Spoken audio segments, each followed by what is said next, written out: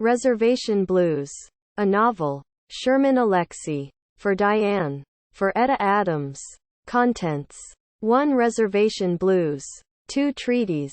3 Indian Boy Love Song. 4 Father and Farther. 5 My God Has Dark Skin. 6 Falling Down and Falling Apart. 7 Big Mom. 8 Urban Indian Blues. 9 Small World. 10 Wake. Acknowledgements. God's Old Lady. She sure is a big chick. Charles Mingus. I went to the crossroad. Fell down on my knees. I went to the crossroad. Fell down on my knees. Robert Johnson. 1. Reservation Blues. Dancing all alone. Feeling nothing good. It's been so long since someone understood. All I've seen is why I weep. And all I had for dinner was some sleep.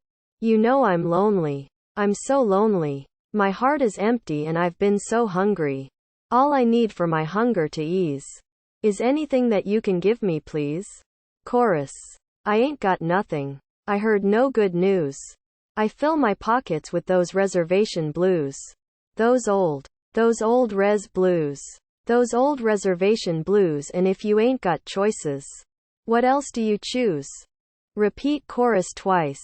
And if you ain't got choices, ain't got much to lose. In the 111 years since the creation of the Spokane Indian Reservation in 1881, not one person, Indian or otherwise, had ever arrived there by accident. Welpinit, the only town on the reservation, did not exist on most maps. So the black stranger surprised the whole tribe when he appeared with nothing more than the suit he wore and the guitar slung over his back. As Simon drove backward into town, he first noticed the black man standing beside the faded welcome to WELLPINIT. Population. Variable sign. Lester Falls Apart slept under that sign and dreamed about the stranger before anyone else had a chance. That black man walked past the Assembly of God Church, the Catholic Church and Cemetery, the Presbyterian Church and Cemetery. He strolled to the crossroads near the softball diamond, with its solitary grave hidden in deep center field. The black man leaned his guitar against a stop sign but stood himself straight and waited. The entire reservation knew about the black man 5 minutes after he showed up at the crossroads.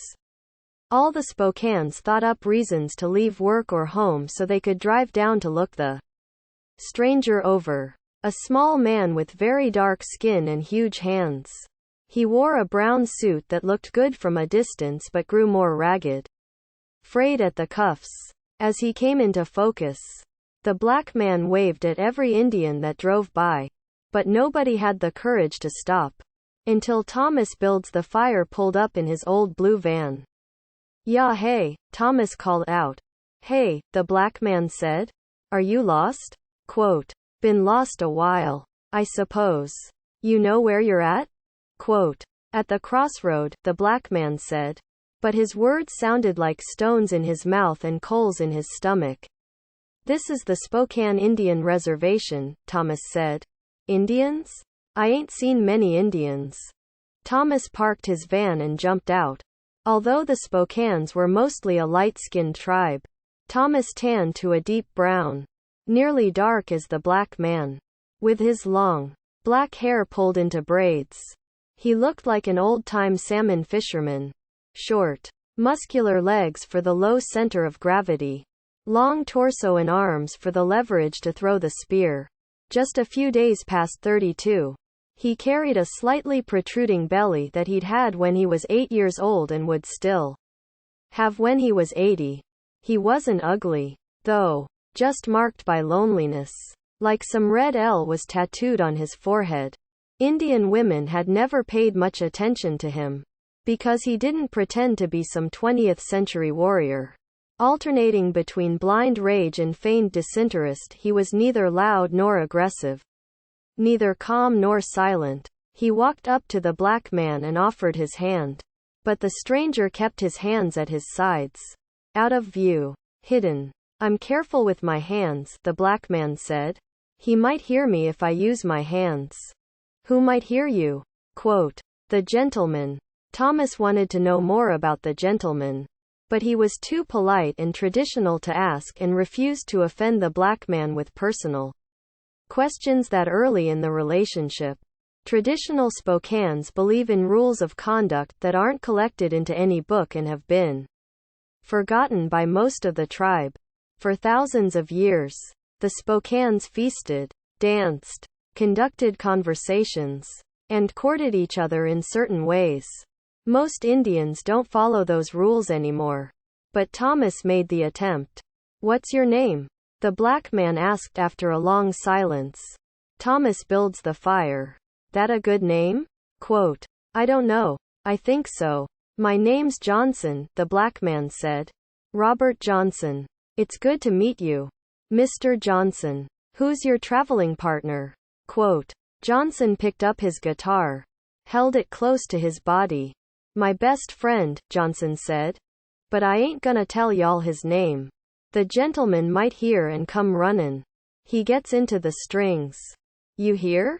Quote, Thomas saw that Robert Johnson looked scared and tired, in need of a shower, a good night's rest, and a few stories to fill his stomach. "How'd you end up here?" Thomas asked. A crowd of Indian kids had gathered. Because crowds of Indian kids are always gathering somewhere to watch Thomas builds the fire. The misfit storyteller of the Spokane tribe talked to a strange black man and his guitar. The whole event required the construction of another historical monument. The reservation had filled with those monuments years ago, but the tribal council still looked to build more, because they received government grants to do exactly that. "Been lookin' for a woman," Johnson said. "I dream 'bout her." "What woman?" Quote, "Old woman lives on a hill. I think she can fix what's wrong with me." "What's wrong with you?" Thomas asked. "Made a bad deal years ago. Caught a sickness I can't get rid of." Thomas knew about sickness. He'd caught some disease in the womb that forced him to tell stories. The weight of those stories bowed his legs and bent his spine a bit. Robert Johnson looked bowed, bent, and more fragile with each word. Those Indian kids were ready to pounce on the black man with questions and requests. The adults wouldn't be too far behind their kids. "Listen," Thomas said. "We should get out of the sun. I'll take you up to my house." Johnson considered his options. Old and tired, he had walked from crossroads to crossroads in search of the woman in his dreams. That woman might save him. A big woman. She arrived in shadows, riding a horse. She rode into his dreams as a shadow on a shadowy horse, with songs that he loved but could not sing because the gentleman might hear. The gentleman held the majority of stock in Robert Johnson's soul and had chased Robert Johnson for decades. Since 1938, the year he faked his death by poisoning and made his escape, Johnson had been running from the gentleman, who narrowly missed him at every stop. "Come on," Thomas said. "Hop in the van. You can crash at my place. Maybe you can play some songs." "I can't play nothin'," Johnson said. "Not ever." Robert Johnson raised his hands, palms open, to Thomas. Burned, scarred. Those hands frightened Thomas. "This is what happens," Johnson said. "This is how it happens sometimes. Things work like this. They really do." Thomas wanted to take Johnson to the Indian Health Service clinic for a checkup and the exact diagnosis of his illness. But he knew that wouldn't work. Indian Health only gave out dental floss and condoms. And Thomas spent his whole life trying to figure out the connection between the two. More than anything, he wanted a story to heal the wounds. But he knew that his stories never healed anything. "I know somebody who might be able to help you," Thomas said. "Who?" Quote, "Big Mom. She lives on top of Wellpinit Mountain." Thomas pointed up through the clouds. Robert Johnson looked toward the peak of Wellpinit Mountain, where Big Mom kept her home. Pine trees blanketed the mountain and the rest of the reservation. The town of Wellpinit sat in a little clearing below the mountain. Cougars strolled through the middle of town. A bear once staggered out of hibernation too early. climbed onto the roof of the Catholic Church, and fell back asleep. A few older Indians still lived out in the deep woods in teepees and shacks, venturing into town for funerals and powwows. Those elders told stories about the gentle Bigfoot and the Stick Indians, banished from the tribe generations ago, who had turned into evil spirits that haunted the forests now. "This is a beautiful place," Johnson said. "But you haven't seen everything," Thomas said. "What else is there?" Quote, Thomas thought about all the dreams that were murdered here, and the bones buried quickly just inches below the surface, all waiting to break through the foundations of those government houses built by the Department of Housing and Urban Development. Thomas still lived in the government HUD house where he had grown up. It was a huge house by reservation standards, with 2 bedrooms, a kitchen, a bathroom, and living room, and 2 more bedrooms and a bathroom in the basement. However, the house had never really been finished because the Bureau of Indian Affairs cut off the building money halfway through construction. The water pipes froze every winter, and windows warped in the hot summer heat. During his childhood, Thomas had slept in the half-finished basement, with 2 blankets for walls and 1 blanket for his bed. "There's a whole lot you haven't seen," Thomas said. "Things you don't want to see. You know? Big Mom could tell you all about it. She's been around a long time." "Take me to Big Mom," Robert Johnson said. "Maybe she's the woman I've been dreamin' about." "Ain't nobody goes up the mountain to see her," Thomas said. "We always wait for her to come down. Only special visitors get to go up the mountain. Nobody has ever seen one of them. We just hear them late at night, sneaking through town. We don't ever get to see them." "She has to be the one," Johnson said. "She has to be. Don't you see? I'm one of those special visitors. I'm supposed to see her. I just come too early." Robert Johnson climbed into the driver's seat of the blue van. Thomas pushed him out of the way and shut the door. A few dozen members of the Spokane tribe had gathered at the crossroads. Some trembled with fear. Most laughed. Only Thomas builds the fire would let this stranger any further into his van and his life. "Take me there," Johnson said. "Take me to Big Mom. Tell me everything," Thomas said. "And I'll take you." Quote, "Mr. Builds the Fire. I sold my soul to the gentleman so I could play this damn guitar better than anybody ever played. Guitar. I'm hoppin' Big Mom can get it back." Thomas put the van in gear and drove Robert Johnson to the base of Wellpinit Mountain. He wanted to go farther, to deliver Johnson to the front door of Big Mom's house. But the van shuddered and died in the middle of the road. "This is as far as I can go," Thomas said.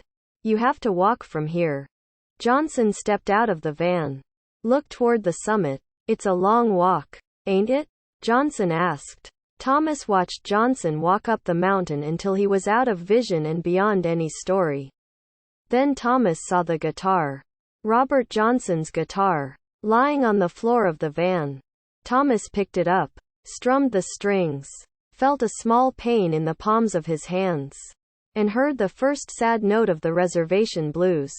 134 years before Robert Johnson walked onto the Spokane Reservation, the Indian horses screamed.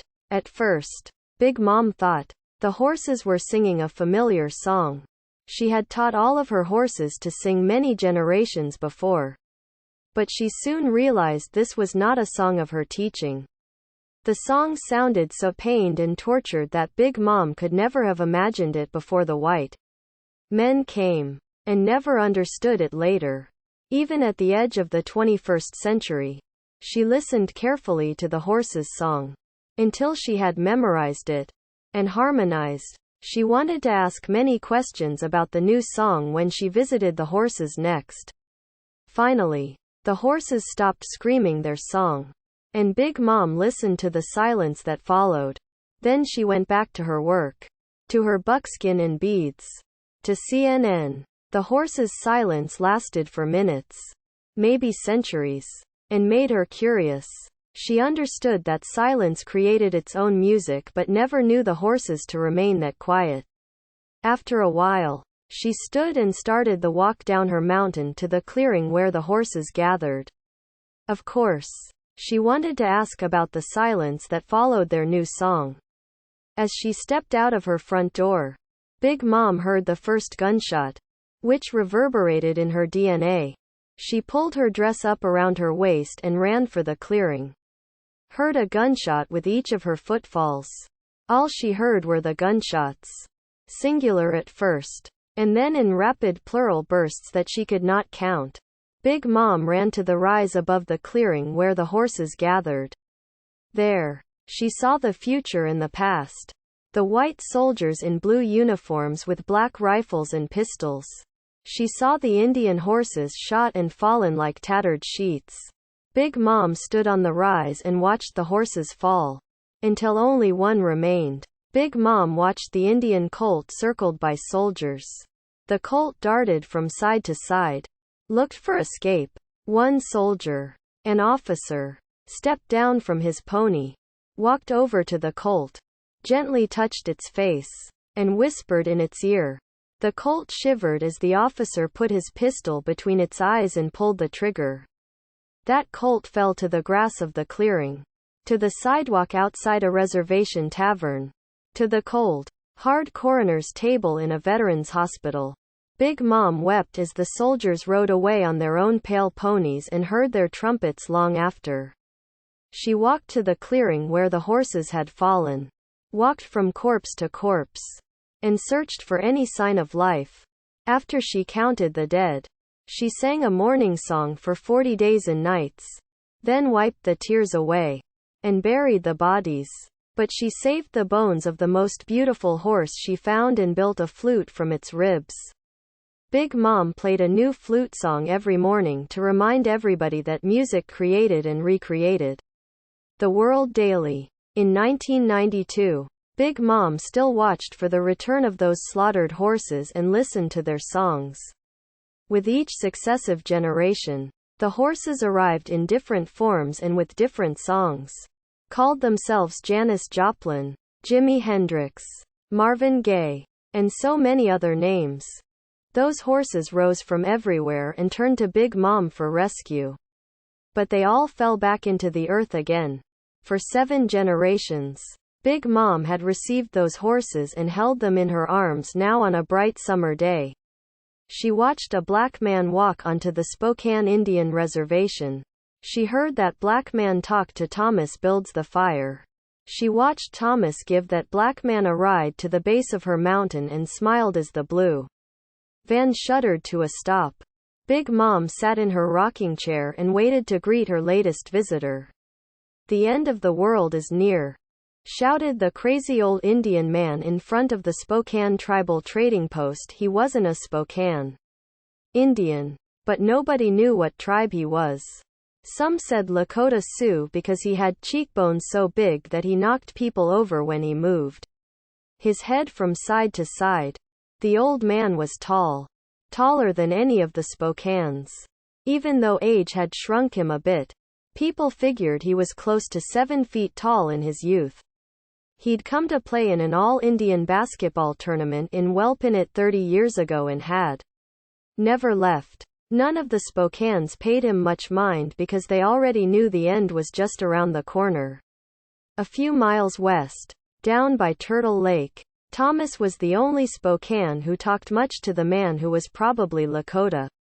But then, most of the Spokanes thought Thomas was pretty goofy, especially after he gave Robert Johnson that ride up to Big Mom's place. Thomas had carried Johnson's guitar around with him ever since then. He so strongly identified with that guitar that he wrapped it in a beautiful quilt and gave it a place of honor in his living room. When he went out for his daily walks, Thomas cradled the guitar like a baby, oblivious to the laughter all around him. But the man who was probably Lakota didn't laugh at Thomas. "Yeah hey," Thomas called out. "Yeah hey, Thomas," the man who was probably Lakota said. "The end of the world is near." "I know it is," Thomas said and dropped a few coins into the old man's hat, which already contained some change and a check from Father Arnold, priest of the Catholic Church. Although the Spokanes ignored the man who was probably Lakota, they weren't going to let him starve. And Father Arnold constantly recruited lost souls. That's a good-looking guitar, the man who was probably Lakota said. I hear you got it from the black man. That I did, Thomas said. You be careful with that music. Ain't it? Music is a dangerous thing. Thomas smiled and walked into the trading post, one of the few lucrative businesses on the reservation. Its shelves were stocked with reservation staples. Diet Pepsi, Spam, Wonder Bread, and a cornucopia of various carbohydrates. None of them complex. One corner of the trading post was devoted to the gambling machines that had become mandatory on every reservation. The tribe had installed a few new slot machines earlier that day, and the Spokanes lined up to play. Dreams of the jackpot. Some Indian won a few $100s every afternoon and fell down broke by the next morning. Thomas didn't gamble with his money, but he did gamble with his stomach when he heated up a microwave burrito. He paid for the burrito and a Pepsi and, carrying his food and guitar, walked back outside to eat. He sat on a curb outside the trading post, hungry and ready to eat, just as Victor Joseph and Junior Palatkin walked up. Victor was the reservation John Travolta because he still wore clothes from the disco era. He had won a few $1,000s in Reno way back in 1979. Just after he graduated from high school, he bought a closet full of silk shirts and polyester pants and had never had any money since then to buy anything new. He hadn't gained any weight in 13 years. But the clothes were tattered and barely held to his body. His wardrobe made him an angry man. "Yeah hey. Builds the shithouse," Victor said. "Yeah hey," Thomas said. "Is that your guitar?" Junior Palatkin asked. "That's his woman," Victor said. Junior Palatkin was Victor's sidekick. But nobody could figure out why. Since Junior was supposed to be smart. A tall, good-looking buck with hair like Indians in the movies. Long, purple-black, and straight. Junior was president of the Native American Hair Club. If there had been a hair bank, like a blood bank or sperm bank, Junior could have donated yards of the stuff and made a fortune. He drove a water truck for the Bureau of Indian Affairs and had even attended college for a semester or two. There were rumors he had fathered a white baby or two at school. A job was hard to come by on the reservation. Even harder to keep. And most figured that Victor used Junior for his regular income.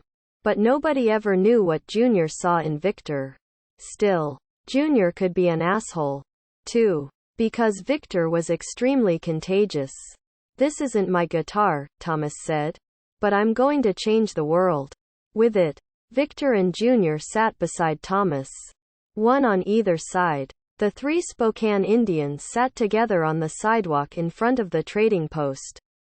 Everybody likes to have a place to think, to meditate, to eat a burrito. And that particular piece of accidental sidewalk mostly belonged to Thomas. He usually sat there alone but now shared it with Victor and Junior, two of the most accomplished bullies of recent Native American history. A few years earlier, after the parking lot for the trading post was built, the BIA contractor had a little bit of cement left over. So he decided to build a sidewalk rather than lug the cement all the way back to the warehouse and fill out complicated, unnecessary, and official government papers. Thomas was watching the BIA workers pour the cement and never saw Victor and Junior sneak up on him.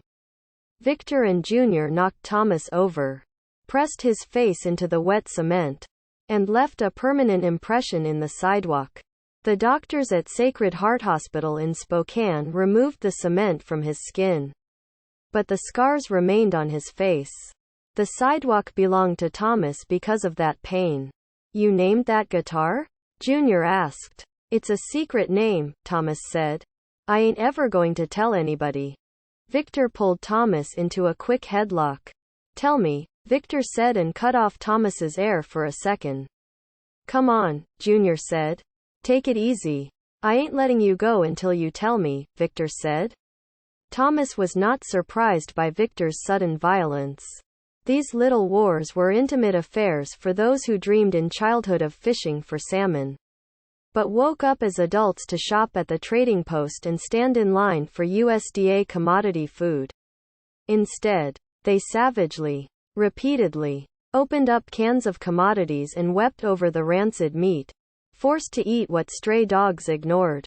Indian men like Victor roared from place to place, set fires, broke windows, and picked on the weaker members of the tribe. Thomas had been the weakest Indian boy on the whole reservation.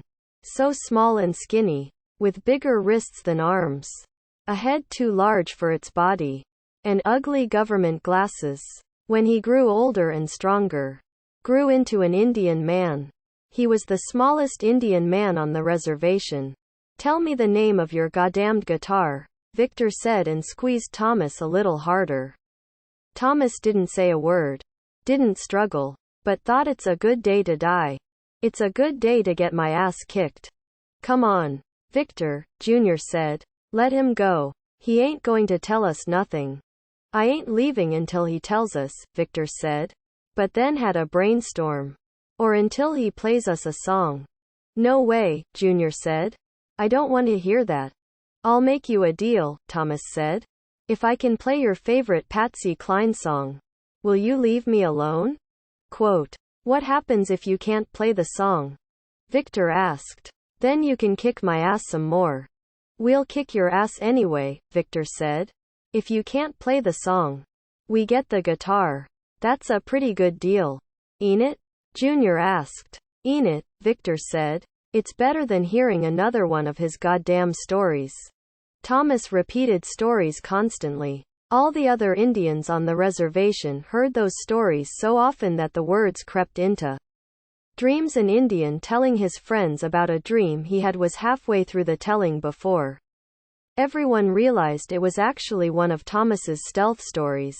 Even the white people on the reservation grew tired of Thomas's stories, but they were more polite when they ran away. Thomas builds the fires stories climbed into your clothes like sand, gave you itches that could not be scratched. If you repeated even a sentence from one of those stories, your throat was never the same again. Those stories hung in your clothes and hair like smoke, and no amount of laundry soap or shampoo washed them out. Victor and Junior often tried to beat those stories out of Thomas, tied him down and taped his mouth shut. They pretended to be friendly and tried to sweet-talk Thomas into temporary silences. Made promises about beautiful Indian women and cases of Diet Pepsi. But none of that stopped Thomas, who talked and talked. "I got a better idea," Victor added. "If you can't play the song, then you have to stop telling all your fucking stories." "Okay," Thomas said, "but you have to let me go first." Victor released Thomas from the headlock but picked up the guitar and smashed it against the sidewalk. Then he handed it to Junior, who shrugged his shoulders and gave it back to Thomas. Indians around the trading post watched this with indifference or ignored it altogether. "There," Victor said. "Now you can play the song." "Oh, yeah. Ain't it?" Junior said. "Play it now." Thomas looked around at the little country he was trying to save. This reservation hidden away in the corner of the world. He knew that Victor and Junior were fragile as eggs. Despite their warrior disguises, he held that cracked guitar tenderly, strummed the first chord, and sang that Patsy Cline song about falling to pieces. Victor looked at Thomas, looked at Junior, sat on the sidewalk again. Thomas managed to sing that song pretty well, but Victor had been looking forward to the silence. He might have to kick Thomas's ass anyway. Victor, fresh from 32 years of fried chicken lunches, ran his hands along his greasy silk shirt and tried to think. "Geez," Junior said, "that was pretty good." "Thomas, where'd you learn to sing?" Quote, "Shut the fuck up," Victor said. "I'm thinking." The man who was probably Lakota watched these events unfold. He walked over to the trio of Spokane Indians on the sidewalk. "The end of the world is near." Quote, "When is that going to happen?" Junior asked. I need to set my alarm clock. Don't mock me, the man who was probably Lakota said. The end of the world is near. Quote, why don't all of you shut up? Victor said. Junior pretended his feelings were hurt so he could storm off. He needed to drive the water truck down to the west end of the reservation anyway, but didn't want Victor to know how much he cared about his job. The west end ran out of water every summer. Indians and pine trees competed for water down there. And the trees usually won. Where you going? Victor asked Junior. To the west end. Wait up.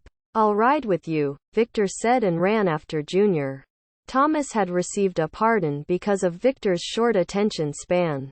Still, Victor never actually hurt him too seriously. Victor's natural father had liked Thomas for some reason. Victor remembered that and seemed to pull back at the last second. Left bruises and cuts but didn't break bones.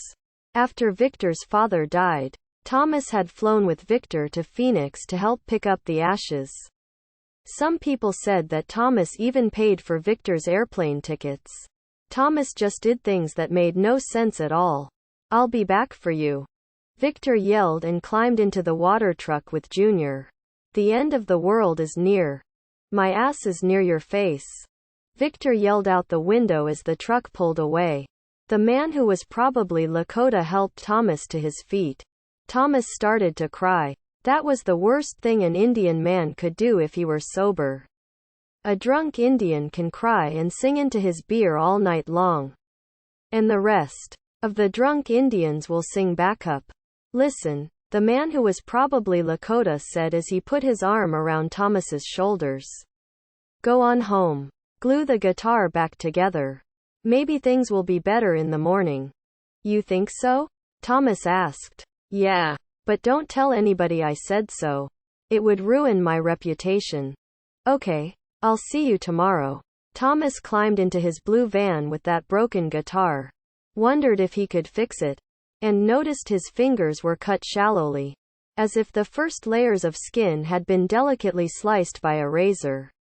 The man who was probably Lakota picked up a hand drum and pounded it in rhythm with his words as Thomas drove away. The end of the world is near. It's near. It's near. The end is near. Quote. Junior was a good driver. He kept that water truck firmly on the road, negotiating the reservation obstacle course of potholes and free-range livestock. As he made his way to the west end, he had been driving trucks since a few days after he had returned from college. Victor had been riding with him all that time, falling asleep as soon as his head fell back against the vinyl seat. On that particular day, as the man who was probably Lakota comforted Thomas, Victor fell asleep before they passed the city limits. At least, his eyes were closed when the nightmare came to him. Victor fought against his nightmare, twisted and moaned in his seat, as Junior drove the water truck. Junior, who had always paid close attention to dreams, wondered which particular nightmare was filling Victor's sleep. He had majored in psychology during his brief time in college and learned a lot about dreams in Psychology 101. Junior had learned from Freud and Jung that dreams decided everything. He figured that Freud and Jung must have been reservation Indians, because dreams decided everything for Indians, too. Junior based all of his decisions on his dreams and visions, which created a lot of problems when awake. He could never stomach the peanut butter and onion sandwiches that tasted so great in his dreams. But Junior always expected his visions to come true. Indians were supposed to have visions and receive messages from their dreams. All the Indians on television had visions that told them exactly what to do. Junior knew how to wake up in the morning, eat breakfast, and go to work. He knew how to drive his water truck. But he didn't know much beyond that. Beyond that and the wanting. He wanted a bigger house, clothes, shoes, and something more. Junior didn't know what Victor wanted. Except money. Victor wanted money so bad that he always spent it too quick. As if the few dollars in his wallet somehow prevented him from getting more money. That's all Victor talked about. Money. Junior didn't know if Victor wanted anything more. But he knew that Victor was dreaming. Victor tossed and turned in his sleep. Pushed against the door. Kicked the dashboard. He spouted random words and phrases that Junior could not understand. Junior glanced over at his best friend. Touched his leg. And Victor quieted a little. Victor slept until Junior pulled up at Simon's house on the West End. Simon stood on his front porch. His pickup, which he only drove in reverse, was parked on the remains of the lawn. "Yeah, hey, Simon," Junior called out as he stepped down from his truck. "Yeah, hey," Simon said. "Bringing me some water?" Quote. "Yeah. Good. I need water. My lawn." Junior looked at the dusty ground and the few struggling grass shoots. "Geez," Simon said. "I really need some water." Junior nodded his head. "Where are we?" Victor asked from inside the truck. "At Simon's." "That crazy backward driving old man?" Victor said. "What are we doing here?" Quote. "Water," Junior said. "Can you help me?" Quote. Victor climbed out of the truck and helped Junior insert the hose into Simon's well. They pumped water for a few minutes. Then removed the hose and made as if to leave. "Wait," Simon said. "Aren't you thirsty? Don't you want something to drink?" Quote. He was a good host. "Yeah," Victor said. "Do you got a beer?" Quote. "He don't drink like that," Junior said. "I don't drink like that," Simon said. "All he has is Pepsi and coffee," Junior said. "All I have is Pepsi and coffee," Simon said. "Ain't it?" Victor asked. "Ain't it? Well," Victor said. "I'm feeling like a beer. What do you think, Junior? Let's knock off early and head for the tavern." Junior ignored him. "Come on," Victor said. "Let's go." "I've got work to do," Junior said. "I need to finish. It's my job." Junior climbed into the water truck. Victor sighed deeply and climbed in, too. They'd had this same conversation for years. Simon waved from the front porch and then ran over to the truck. He stood on the running board and leaned into the truck. "Hey," Simon said. "Did you see that black man the other day?" Quote. Junior nodded. "What do you think?" Quote. "I think it's bullshit," Victor said. "What do you think?" Simon asked Junior, who just shrugged his shoulders and cleared his throat. "Yeah," Simon said, shrugging his shoulders and clearing his throat. "It's just like that, ain't it? That's what I've been thinking, too. Just like that. You know, the whole reservation's been talking. People think that Thomas is goofy." "He is goofy," Victor said. "Now, get down. We're heading out. Got work to do." Simon stepped off the running board. "See you," Junior said. Simon waved again. "Hey," Victor said. "How come you don't walk backwards like you drive?" Quote. "Because I'd bump into things." "Oh," Victor said. "That makes a whole lot of sense. You keep in touch. Okay? We'll do lunch." "Can't," Simon said. "I'm going out of town. Headed to the coast to visit my relatives. Won't be back for a while." Junior smiled at the thought of Simon hurtling backwards down Interstate 90, passing hundreds of cars, and pulling gracefully into rest stops. "Send us a postcard," Victor said. "You take care," Junior said. "Geez," Victor said as they pulled away. "That man is crazy. He's fine. He's fine. Whatever you say. Aren't you thirsty?" Quote. Junior looked at his best friend. "We've got 5 more houses to do. Then we can go to the tavern." "Cool. You're buying, ain't it?" Quote. "Yeah, I'm buying." While Junior and Victor got drunk in the tavern and Thomas slept, Robert Johnson's guitar fixed itself. He had left it outside by the smokehouse because he planned to burn it as firewood. It had held together long enough for the Patsy Cline song but completely fell apart before he got it home. He planned on smoking some salmon anyway and figured the smoke from the burning guitar would make salmon taste like the blues. But the guitar came together overnight and waited for Thomas, who walked outside with salmon in his hands. "Thomas," the guitar said, It sounded almost like Robert Johnson but resonated with a deeper tone. Some other kind of music. Thomas wasn't surprised that the guitar sounded almost like Robert Johnson. "Good morning," Thomas said. "How you feeling this morning?" Quote, "Little sore. Little tired. I know what you mean. Ain't it?" Quote. Thomas tried to hide the salmon behind his back. But the guitar saw it. "We're plannin' on burnin' me up?" The guitar asked. "Yeah," Thomas said. He could not lie. The guitar laughed. "That's all right," the guitar said. "You eat your fish. I'll just play some blues right here." The guitar played itself while Thomas smoked the salmon. Before she died, Thomas's mother, Susan, had draped the salmon across a bare mattress frame, threw the frame over the fire, and smoked it that way. Thomas didn't have the courage to do that, so he cooked salmon in the old smokehouse that Samuel, his father, had built years ago. Susan died of cancer when Thomas was 10 years old. Samuel had been drunk since the day after his wife's wake. "The blues always make us remember," the guitar said. "They do. Ain't it?" Thomas said. "What do the blues make you remember?" Quote, "My mom used to sing," Thomas said. "Her voice sounded like a flute when she was happy, but more like glass breaking when she was in pain." Thomas remembered how she used to hold him late at night, rocking him into sleep with stories and songs. Sometimes she sang traditional Spokane Indian songs. Other times, she sang Broadway show tunes or Catholic hymns, which were quite similar. "Was she pretty?" the guitar asked. "Beautiful, I guess." Thomas and the guitar sat in silence for a long time. Remained quiet until the salmon was cooked. King salmon. Thomas ate it quickly, barely stopping to wipe his face and fingers clean. "Can you play me a sad song?" Thomas asked. The guitar played the same song for hours while Thomas sat by the fire. That guitar sounded like Robert Johnson.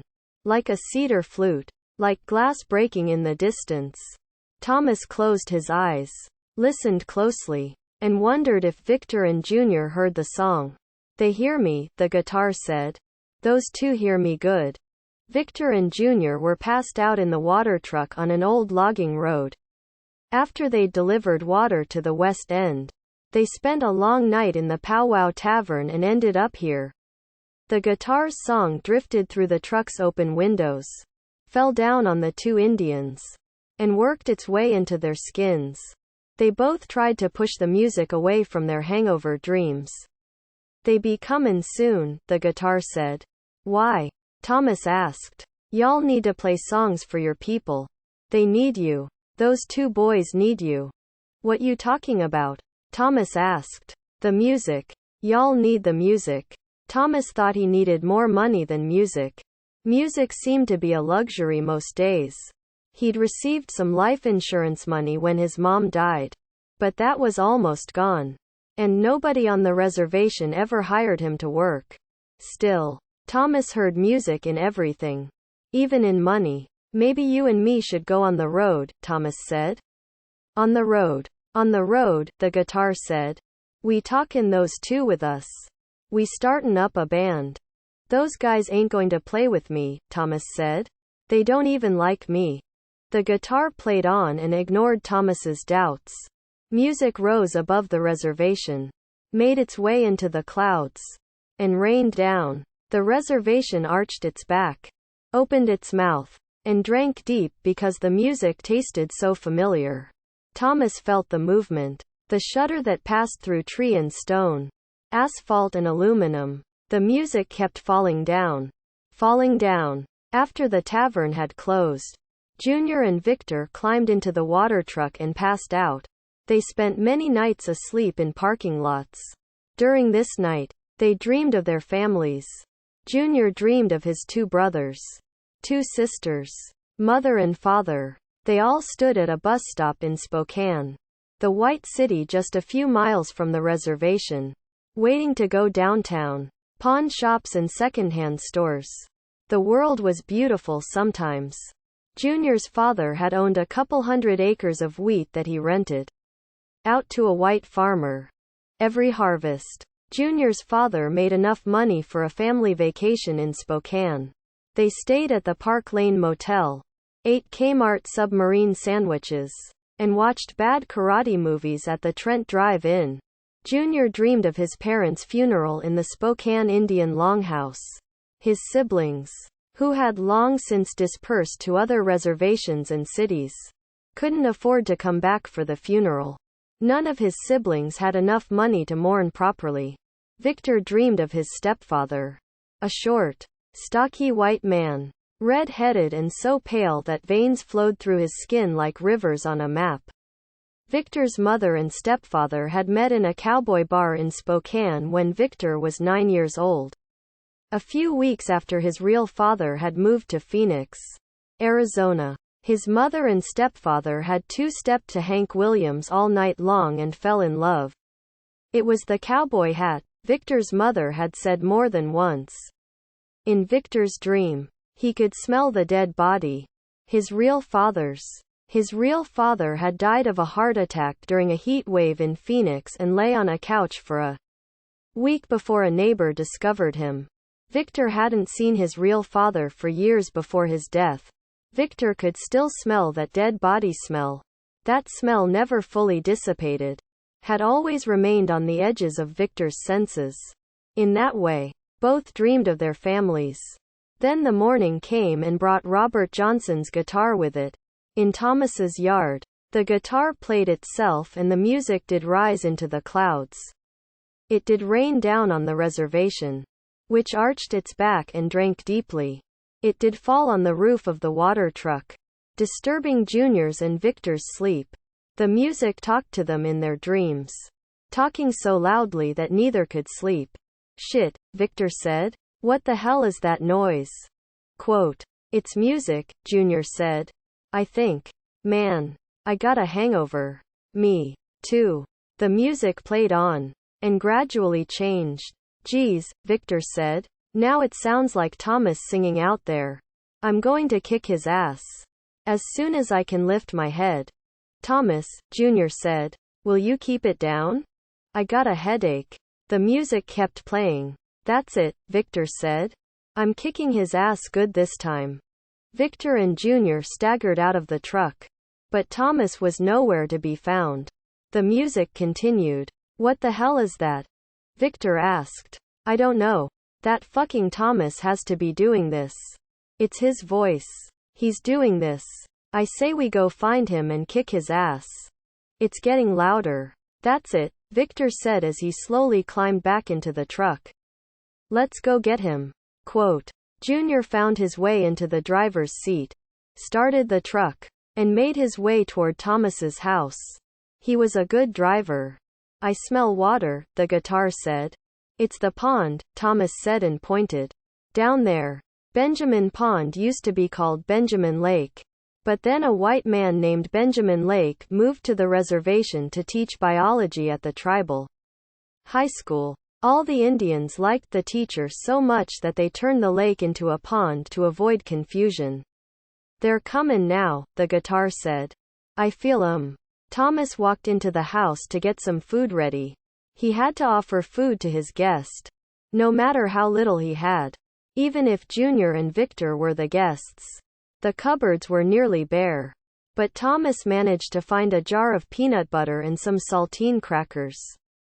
"Tell me a story, 'fore they get here," the guitar said when Thomas came back outside with a plate of reservation appetizers. Thomas sat, closed his eyes, and told this story.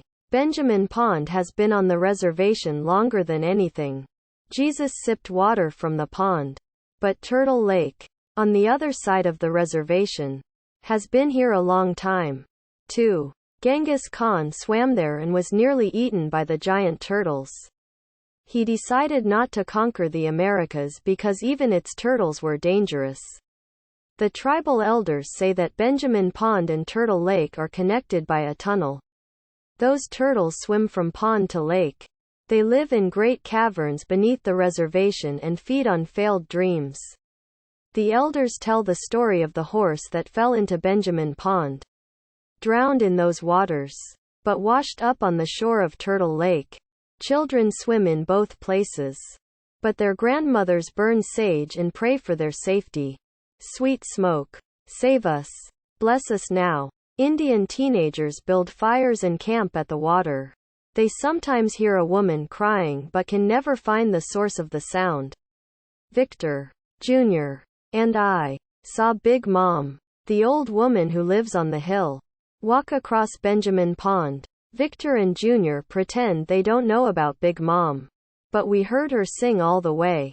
Sweet smoke. Save us. Bless us now. I am in love with water. I am frightened by water. I never learned to swim. Indians have drowned in both Benjamin Pond and Turtle Lake. And I wonder if we can taste them when we drink the water. Sweet smoke. Save us. Bless us now. I watched Victor learn to swim when he was 10 years old. His stepfather threw him in Turtle Lake, which doesn't have a bottom, which used to be a volcano.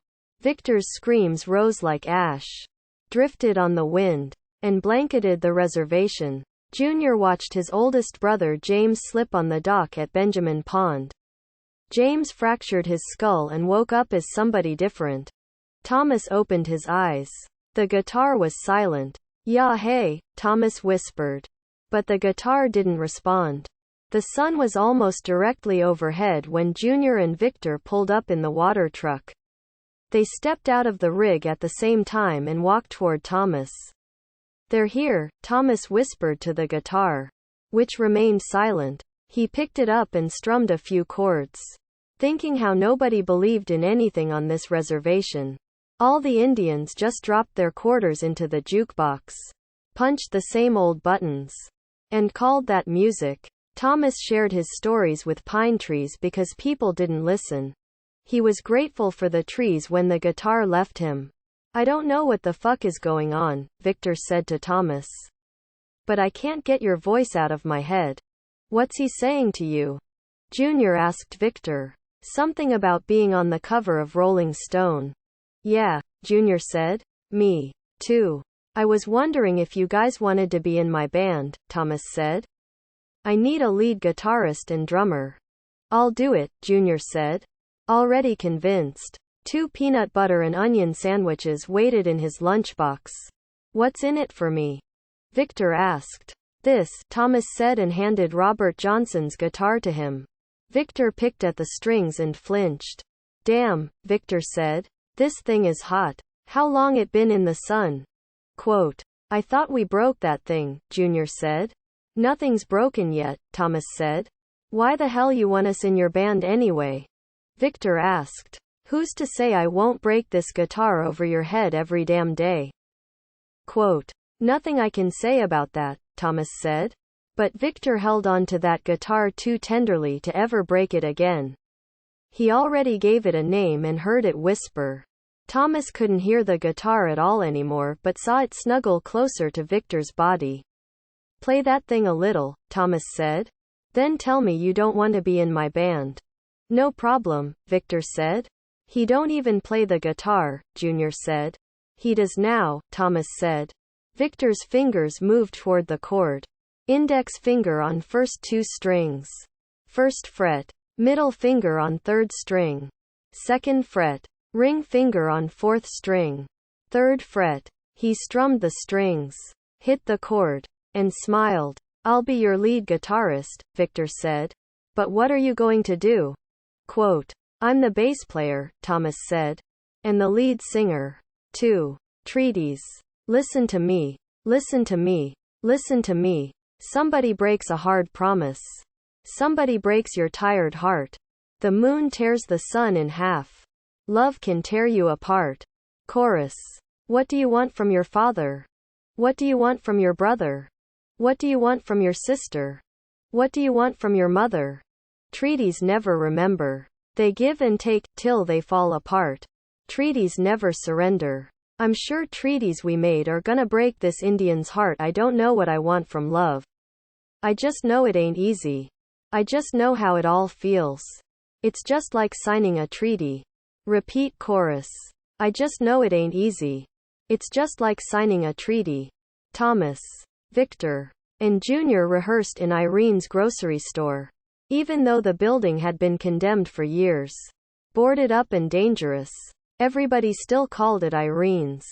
The band crawled through a hole in the back wall and practiced for hours at a time.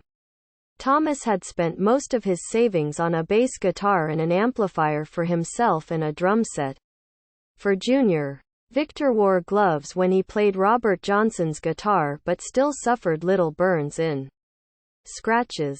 At first, Thomas had worried that his amplified bass and Junior's drums would overwhelm the acoustic lead guitar. But Victor could have kicked the guitar around the floor and it would have sounded good enough, even without an amplifier or microphones. Robert Johnson's guitar filled the room. Pretty soon, the band's practice sessions started to draw a crowd. In the beginning, only Lester Falls Apart materialized, like a reservation magician, and usually knocked somebody or something over, like a reservation clown. After a few days, however, a dozen Spokanes showed up and started to dance. Even in the heat, undercover CIA and FBI agents dressed up like Indians and infiltrated the band practices but didn't fool anybody because they danced like shit. The crowds kept growing and converted the rehearsal into a semi-religious ceremony that made the Assemblies of God, Catholics, and Presbyterians very nervous. United in their outrage, a few of those reservation Indian Christians showed up at rehearsals just to protest the band. "You're damned," shouted an old Catholic Indian woman. "You're sinners. Rock and roll is the devil's music." Quote, "Damn right it is," Victor shouted back and hit an open chord that shook the protesters' fillings out of their teeth. The Indian Health Service dentist spent the next 2 weeks with his hands deep in Christian mouths. No, the dentist had to say more than once to Catholic patients. "I don't think there is a saint of orthodontics." Father Arnold, priest of the Reservation Catholic Church, didn't care much about the band one way or the other.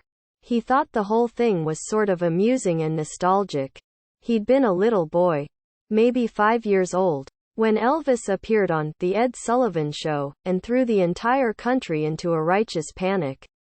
Arnold would never have thought that Indians would be as judgmental as those white people way back when. But he was discovering exactly how Catholic Spokanes could become. "Listen," he said to one of his more rabid parishioners. "I really don't think God is too concerned about this band. I think hunger and world peace are at the top of his list of things to worry about. And rock music is somewhere down near the bottom." Father Arnold had waited tables in a restaurant and sung in a rock band for a few years after he graduated college. Before he received his calling into the priesthood, they'd played mostly 50s songs, like Teen Angel and Rock Around the Clock, with Father Arnold on lead vocals. He'd had a good voice. Still had a good voice. But now the music he sang was in church and was much more important than the stuff he used to sing at American Legion dances and high school proms. Arnold was 28, buying a Big Mac at a McDonald's. When the call came to him, he'd always been a Catholic, alternating between devotion and laziness, but had never thought of himself as a priest. He had always believed, had always been taught, that priests were extraordinary men, nearly heroic. He had never been anything but ordinary. An ordinarily handsome man, with ordinary intelligence and an ordinary car. He'd graduated college with a 3.1 GPA in English. Surely not the makings of a Catholic priest. Even now, when he talked about his calling in that McDonald's, he was embarrassed by how ordinary it all seemed. He had just picked up his order when he heard the voice. At first, he thought the cashier was talking to him. But the cashier was busy with another customer. The voice didn't say anything exactly. It was just a voice. A series of words. Or sounds. He was never quite sure about the voice. But he knew there was no music. No harps. No sudden shaft of light. No shift of the earth. He found a table, ate his Big Mac, and then walked across the street to the Catholic church. "Hello," he had said to the priest there. My name is Robert Arnold. I want to be a priest, but I'm not a virgin. Can you help me? Quote, you don't have to be a virgin, the priest had said. You just have to be celibate from now on. Well, okay, Arnold said, but I really hope you're right about this celibacy thing. You know? Quote, he had quickly gone through seminary, assisted at a few churches, and then was shipped to the Spokane Indian Reservation when the residing priest died. Father, the bishop had said to him just before he left for the reservation. We need you out there. You have youth, a robust faith that is needed to reach these Indians. We have tried discipline. We have tried strength. But they need something different. Someone like you. Father Arnold had never been too concerned about the vagueness of his assignment. He was never sure how faith could be robust and often worried that his prayers were too thin, stretched to the point of breaking. Still, he knew he was a good priest and could deliver a homily with the best of them. Sometimes it was almost like being a lead singer again, on stage, with the audience hanging on his every word. As a lead singer, as a priest, he could change the shape of the world just by changing the shape of a phrase. Amen, Father Arnold often whispered to himself, practicing different pronunciations of the word. Amen.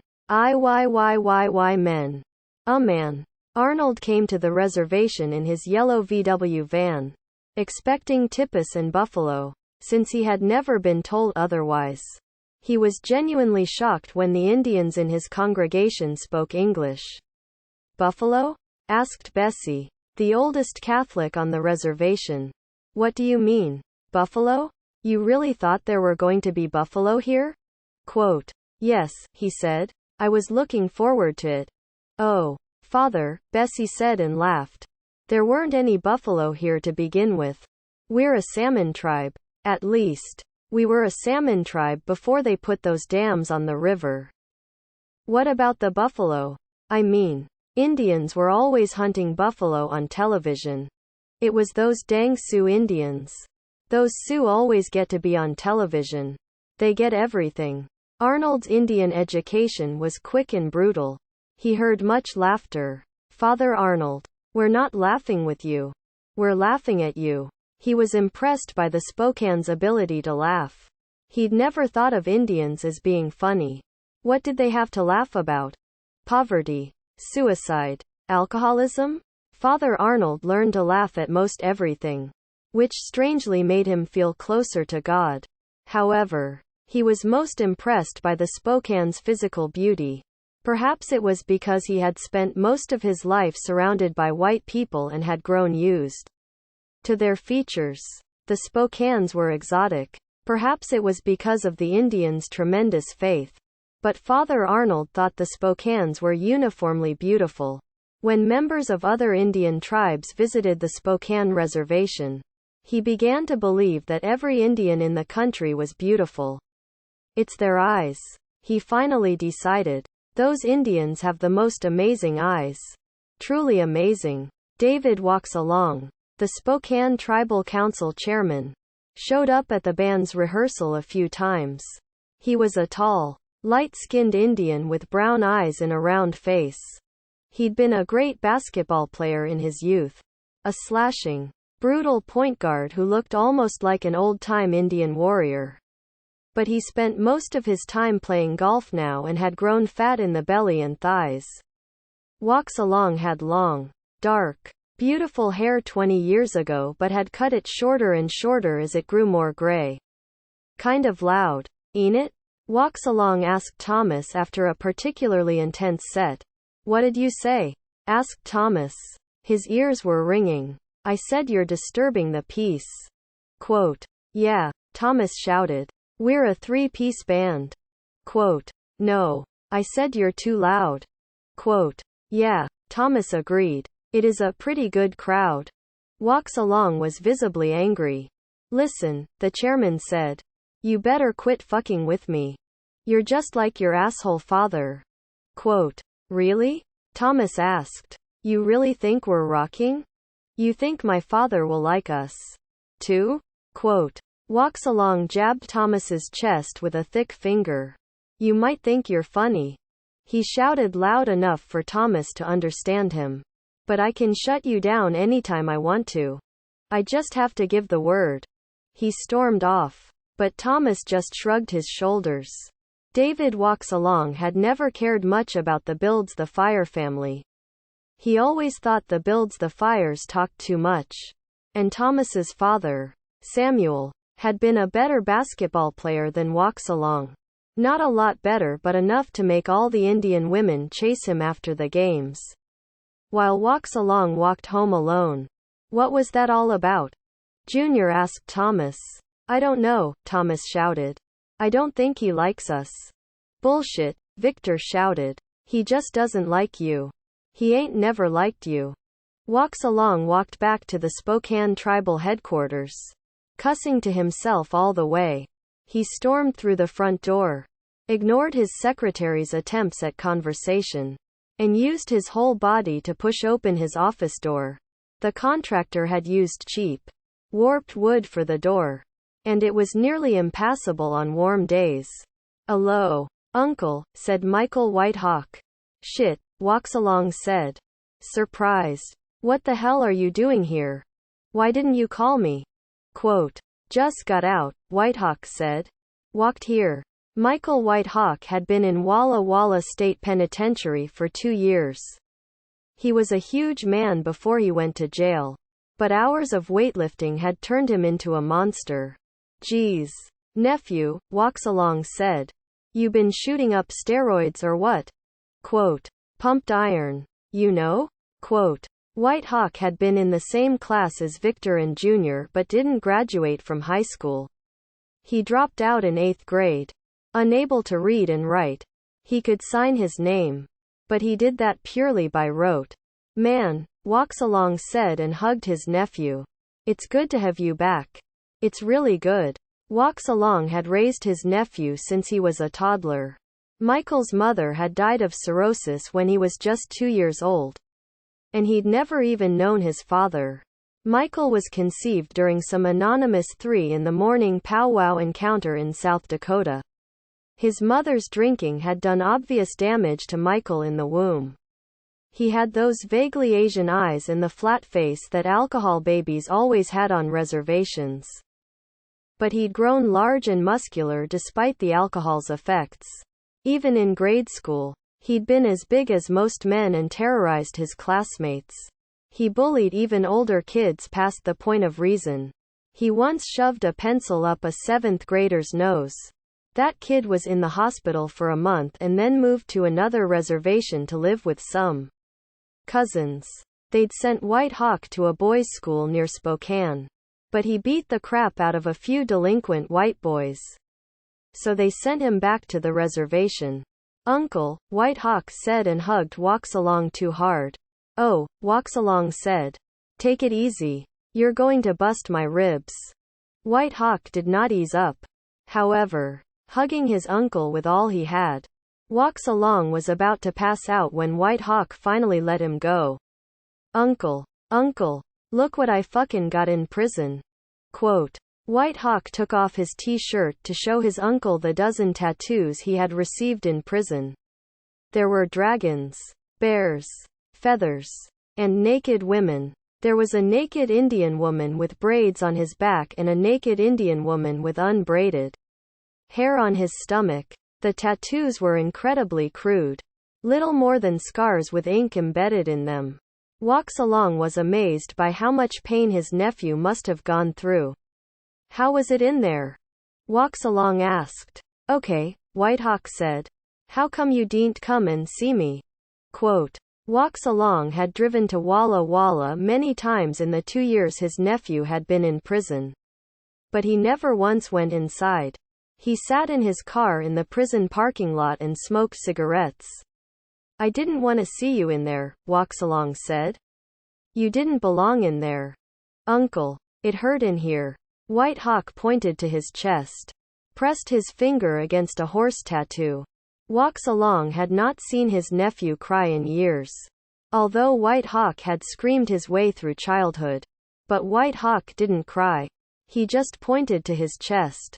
Geez, Walks Along said. We have to celebrate. Let me call the other councilmen. Old Jerry, Buck, and Paula, the other councilman, hastily declined the offer when they heard that Michael Whitehawk was home. David Walksalong's secretary, Kim, had already been on the phone with her sister, Arlene, and the gossip soon spread all over the reservation. Michael Whitehawk was home. The news made it to Irene's grocery. Whitehawk is home, whispered one Indian to another. No shit?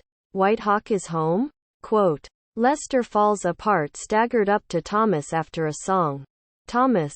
Lester shouted. Whitehawk is home. Quote. Thomas looked back at Junior and Victor. Junior cleared his throat loudly.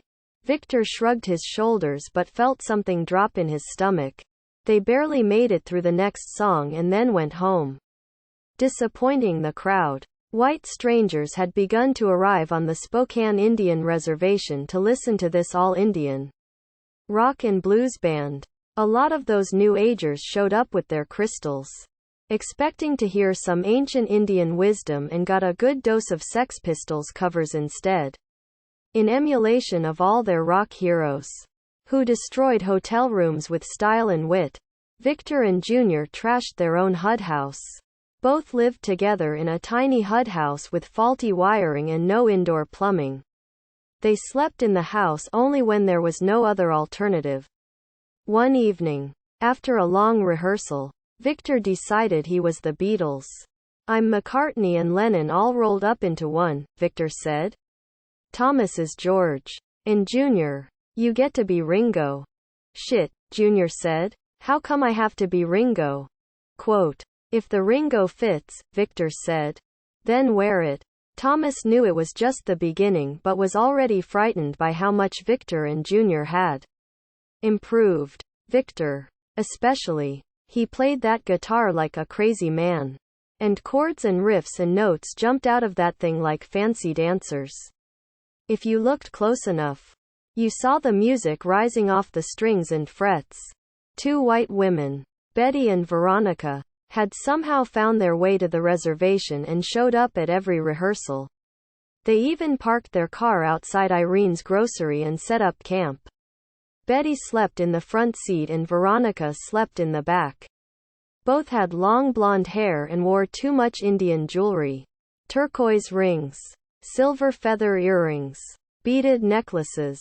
They always appeared in sundresses with matching Birkenstocks. Geez, said one Spokane woman to another. Those New Age princesses like Indian men. Ain't it? Quote. Ain't it? But they don't know what they're getting into. Do they? Quote. Betty and Veronica always stood in the front row and sang along with the band. They had great voices, which could be heard even through the noise that the band created. After the band had quit for the night, Betty and Veronica often entertained the stragglers by playing a few songs themselves. Both played guitar, and they sang duet on their own songs. Indian boy, don't go away. Indian boy, what did you say? Indian boy, I'll turn on the light. Indian boy, come home tonight. Most of the Spokane Indian women wanted to kick Betty and Veronica off the reservation. But the Indian men lined up every night to listen to the white women's songs. David Walks Along had even invited them to his home for dinner. Walks Along was nearly a gourmet cook and could do wondrous things with commodity food. But Betty and Veronica were scared of Michael Whitehawk. They did go home with Junior and Victor one night, and everybody on the reservation knew about it. Little Indian boys crept around the house and tried to peek in the windows. All of them swore they saw the white women naked, then bragged it wasn't the first time they'd seen a naked white woman. None of them had seen a naked Indian woman, let alone a white woman. But the numbers of naked white women who had visited the Spokane Indian Reservation rapidly grew in the boys' imaginations, as if the size of their lies proved they were warriors. Betty and Veronica did not take off their clothes that night, although Betty shared a bed with Junior and Veronica with Victor. Am I your first Indian man? Junior asked Betty. No. How many? Quote. A few. How many is a few? Quote. About 5 or 6. I guess. You guess? Quote. Well, some were only part Indian, Betty said. Geez. Which part? Asked Junior. Betty kissed him then to shut him up. Both fell asleep with their shoes on. In the other bedroom, Victor had his hand down Veronica's pants within a few seconds. She kept pushing it away. But Victor was persistent. Stop, Veronica said. I don't want you to do that. Why you come in here? Then? Victor asked. Because I like you. How much do you like me? Quote. You're the best, I mean. You're an Indian and a guitar player. How much better could you be? Quote. Victor pushed his hand down her pants again. Please stop, she said. I just want a kiss. I'm not ready to do that. Victor removed his hand but pushed Veronica's head down near his crotch. Do that, he said. No. I don't do that. I don't like it. Come on. No. But I'll do it with my hand. Victor unbuttoned his pants and closed his eyes.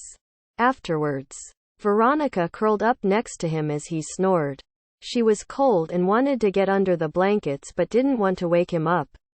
Betty and Veronica left the next morning, before Junior and Victor even woke. But they left a note. Junior read it to Victor. Shit, Victor said. They live where? Quote. Seattle, Junior said.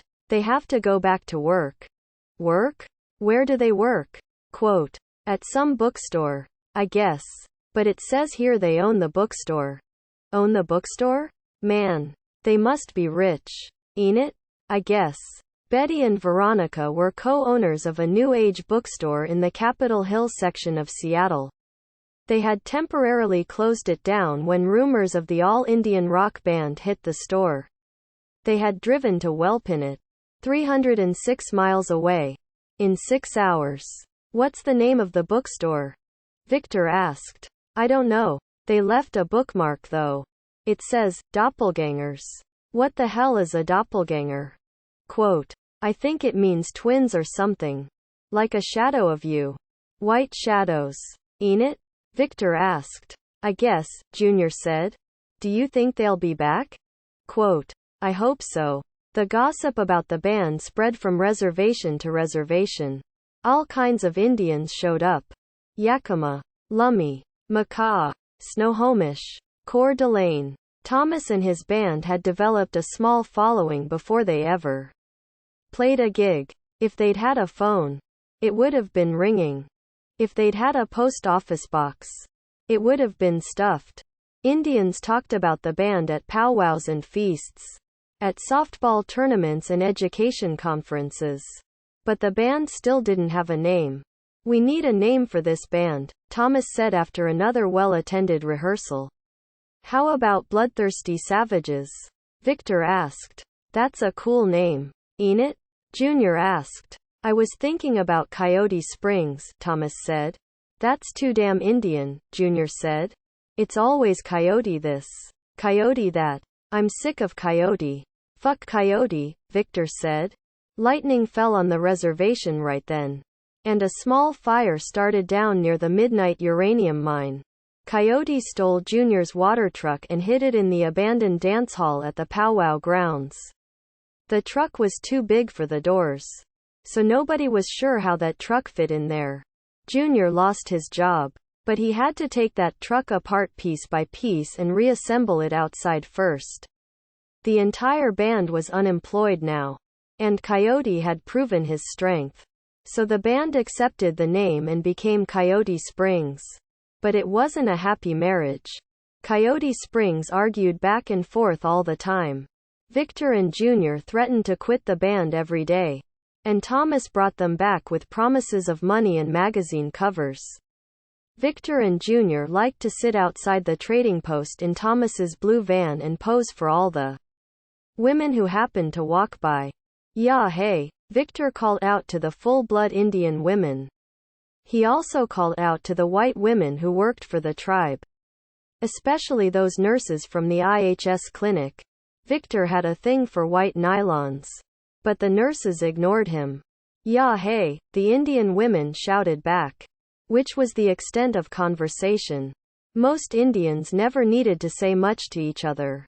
Entire reservation romances began, flourished, and died during the hour-long wait to receive commodity food on the first of each month. At first, Coyote Springs just played covers of other people's songs. They already knew every Hank Williams song intimately because that's all their fathers sang when drunk. They learned the entire Buddy Holly catalog, picked up a few Aerosmith songs, and sang Spokane Indian words in place of the Spanish in Richie Valens's version of La Bamba. You know, Thomas said, I'm going to start writing our own songs. Why? Junior asked. Well, Thomas said, because Buddy Holly wasn't a Spokane Indian. Wait, Junior said, Buddy was my cousin. That's true, Victor said. He was quarter blood, ain't it? Quote. Besides, Victor said, how come you get to write the songs? Quote. Yeah, Junior said. Because I have the money, Thomas said. He had $42 in his pocket and another $50 hidden at home. Much more than Junior and Victor had together. Victor understood the economics of the deal. How money equals power. Especially on a reservation so poor that a dollar bill once changed the outcome of tribal elections. David Walks Along was elected councilman by a single vote because he'd paid Lester Falls Apart $1 to punch the ballot for him. Okay, then. Asshole, Victor said. Write the songs. But I'm still the guitar god. So Thomas went home and tried to write their first song. He sat alone in his house with his bass guitar and waited for the song. He waited and waited. It's nearly impossible to write a song with a bass guitar. But Thomas didn't know that. He'd never written a song before. Please, Thomas prayed. But the song would not come. So Thomas closed his eyes. Tried to find a story with a soundtrack. He turned on the television and watched The Sound of Music on Channel 4. Julie Andrews put him to sleep for the 76th time. And neither story nor song came in his dreams after he woke up. He paced around the room, stood on his porch, and listened to those faint voices that echoed all over the reservation. Everybody heard those voices, but nobody liked to talk about them. They were loudest at night, when Thomas tried to sleep, and he always thought they sounded like horses. For hours, Thomas waited for the song. Then, hungry and tired, he opened his refrigerator for something to eat and discovered that he didn't have any food. So he closed the fridge and opened it again. But it was still empty. In a ceremony that he had practiced since his youth, he opened, closed, and opened the fridge again, expecting an immaculate conception of a jar of pickles. Thomas was hungry on a reservation where there are 97 different ways to say fry bread. Fry bread. Water. Flour. Salt. Rolled and molded into shape. Dropped into hot oil. A traditional food. A simple recipe. But Indians could spend their whole lives looking for the perfect piece of fry bread. The tribe held a fry bread cooking contest every year, and most Spokanes had their own recipe. Contestants gossiped about the latest secret ingredient. Even the little kids dropped their basketballs long enough to roll up their own bread. While Lester Falls Apart mixed his flour with Thunderbird wine. Big Mom came down from her mountain annually and won the contest for 37 straight years. The man who was probably Lakota had taken second place for the last 20 years. Fry bread, Jana Wind had whispered into the ear of Bobby Running Jones as they lay down together. Well, fry bread to you, too, Bobby had said to Jana after he came home late from the bar. Do you want to do the fry bread? Indian boys often asked Indian girls at their very first reservation high school dance. Shit, Victor had said once. I ain't got much fry bread left. How long before we get to play some real music? Quote. As his growling stomach provided the rhythm, Thomas sat again with his bass guitar, wrote the first song, and called it Reservation Blues. Soon after that, the Federal Express showed up at his door with an overnight package. This is for Thomas builds the fire, the FedEx guy said. He was nervous and kept scanning the tree line. I'm him, Thomas said. Sign here, the FedEx guy said. Did you know I was in the war? Quote. Which war? Quote. All of them, the FedEx guy said. Handed the package over. And ran for his van. Thomas waved. The FedEx guy smiled, saluted, and drove away. Thomas figured that Federal Express sent its bravest and craziest couriers out to the reservation. But that made sense. Thomas opened the package. It was a letter from some flathead Indian in Arley, Montana. He said he was the owner of the Tepee Pole Tavern and wanted Coyote Springs to come play that weekend. He would pay. He'll pay, Thomas whispered. Then chanted. Then sang. From Thomas Builds the Fire's journal. Coyote. A small canid. Canis latrans. Native to western North America that is closely related to the American wolf and whose cry has often been compared to that of Sippy Wallace and Janis Joplin, among others. Coyote. A traditional figure in Native American mythology, alternately responsible for the creation of the earth and for some of the more ignorant acts after the fact. Coyote. A trickster whose bag of tricks contains permutations of love, hate, weather, chance, laughter, and tears. E.g. Lucille Ball. Spring. An ultimate source of supply, especially a source of water issuing from the ground. Spring. To issue with speed and force. As in a raging guitar solo. Spring. To make a leap or series of leaps. E.g. From stage to waiting arms of Indian and non-Indian fans. The blue van, tattered and bruised, cruised down an anonymous highway on the Flathead Indian Reservation and searched for the dirt road that led to the Tepee Pole Tavern. Actually, Thomas, Jr., and Victor attempted to drive and navigate. As a result of this partnership, the blue van and its 3 occupants, along with their musical equipment, were lost. Shit. Jr., Victor said. There ain't but 2 or 3 roads on this whole reservation. And you're telling me we're lost? This goddamn map is useless, Jr. said. There are all sorts of roads ain't even on it. This road we're on now ain't on the map. Listen, Thomas said. Maps just give advice anyway. The blue van suddenly stopped at a crossroads. Which way? Thomas asked because he was driving. I don't know, Victor and Jr. said because they weren't driving. Let's decide it the old Indian way, Thomas said because he tried to be as traditional as the 20th century allowed. What's that? Victor and Jr. asked because they were as contemporary as cable television. We'll drive straight, Thomas said and pointed with his lips. Then we find a house and ask somebody for directions. The blue van started again. Shuddered a little bit. Then traveled down the highway for nearly a mile before it came upon a HUD house. Those government houses looked the same from reservation to reservation. The house on the Flathead Reservation looked like Simon's house on the Spokane Reservation. A Flathead woman and her granddaughter stood outside in their near yard. Hands on hips. Waiting. We heard you coming from a long ways off, the Flathead woman said as the blue van pulled into her almost driveway and stopped. Where's the Tepee Pole Tavern? Junior asked. Over there, the woman answered and waved her arm in a random sort of way. Can you be more specific? Victor asked. Irritated. Playing what? The granddaughter asked. Music, Victor said. We're a band. What's your name? The grandmother asked. Coyote Springs, Thomas said. The grandmother walked close to the blue van, picked up her granddaughter so she could see inside, and looked the band over closely. Who's the lead singer? The granddaughter asked. I am, Thomas said. Well, then, the granddaughter said directly to Thomas. Just go back down the way you came.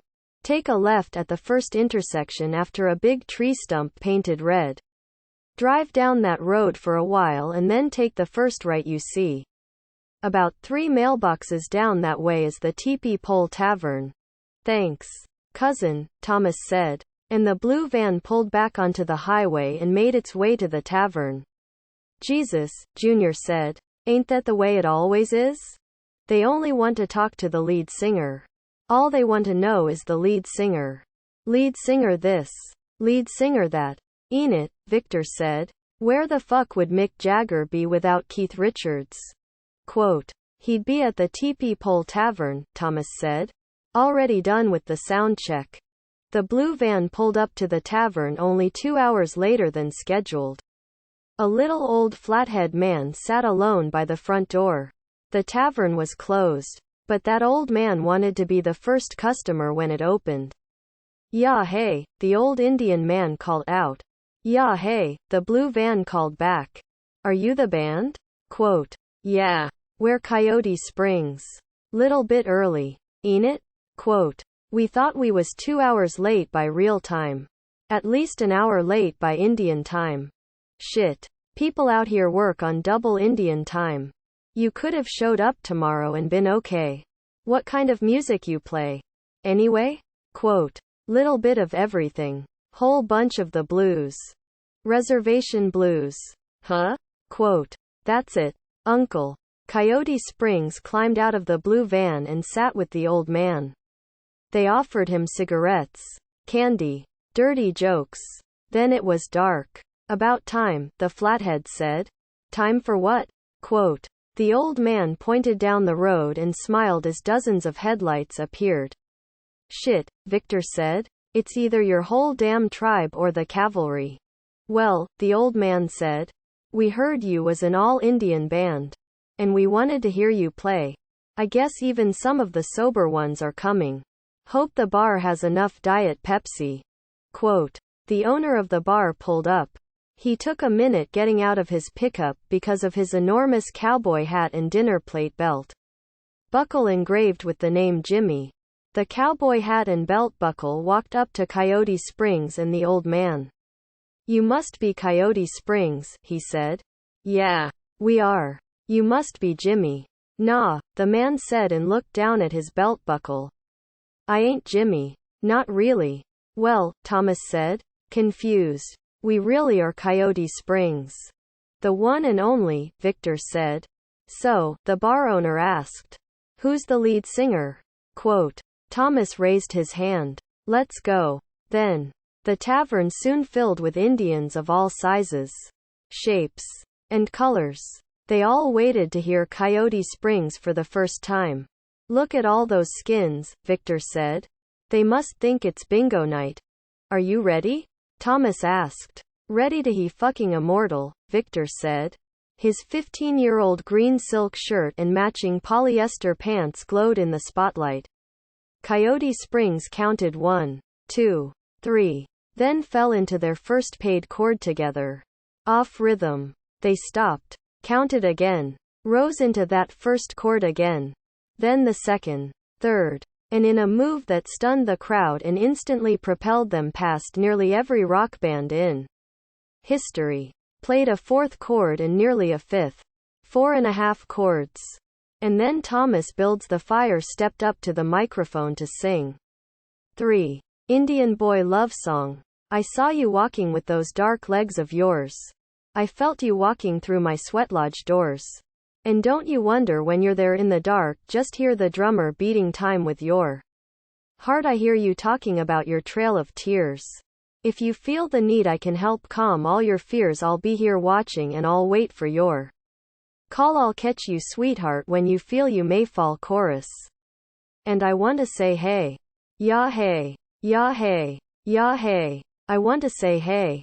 Yeah hey. Yeah hey. And I want to say hey. Yeah hey. Yeah hey. Yeah hey. I want to say hey. Yeah hey. Yeah hey. Yeah hey. I can see you playing stick game all night long. I can see you smiling when you're singing the song. I'll be here guessing which hand holds the bone. I hope I choose right so I won't be alone. Repeat chorus until end. Chess and checkers, warm water. Flathead Indian sisters pushed their way to the front of the crowd in the Tepee Tavern. Both wanted to get a closer look at Coyote Springs. The audience cheered like it was a real concert rather than a low-paying gig in a reservation bar. A few flatheads even raised lighters, flicked their bics, and singed the braids of their friends. For safety, Chess and Checkers tucked their braids under cowboy hats. Chess wore glasses. "They're not too good," Checkers said. A few inches taller than her older sister. Checkers was the most beautiful Indian woman on the Flathead Reservation, and quite possibly in all of Indian country. All the young Flathead men called her Little Miss Native American, but she still refused to listen to their courting songs. She liked the old Indian men and their traditional songs. All the other Flathead women respected Checkers's selective ear, even as they chased the young Indian boys themselves. "Yeah, they ain't too good at all," Chess said of Coyote Springs. "But that lead singer is kind of cute. Ain't it?" Quote, "Cute enough." Chess and Checkers danced in front of the stage. Chess had fancy danced when she was a teenager and shook to Three Dog Night on her childhood radio. She danced well in both the Indian and white ways. Not as obviously pretty as her sister. Chess, living up to her nickname, planned all of her moves in advance. "God," Chess said, "that drummer is awful." Junior and Victor started the evening sober but drank all the free booze offered. Thomas stayed sober but could not stop his bandmates. So they all sounded worse with each beer. Junior nearly fell off his stool when he swung and missed the snare drum completely. Victor strummed an open chord continually because he forgot how to play any other. Still, it was only the sisters who noticed that the band fell apart.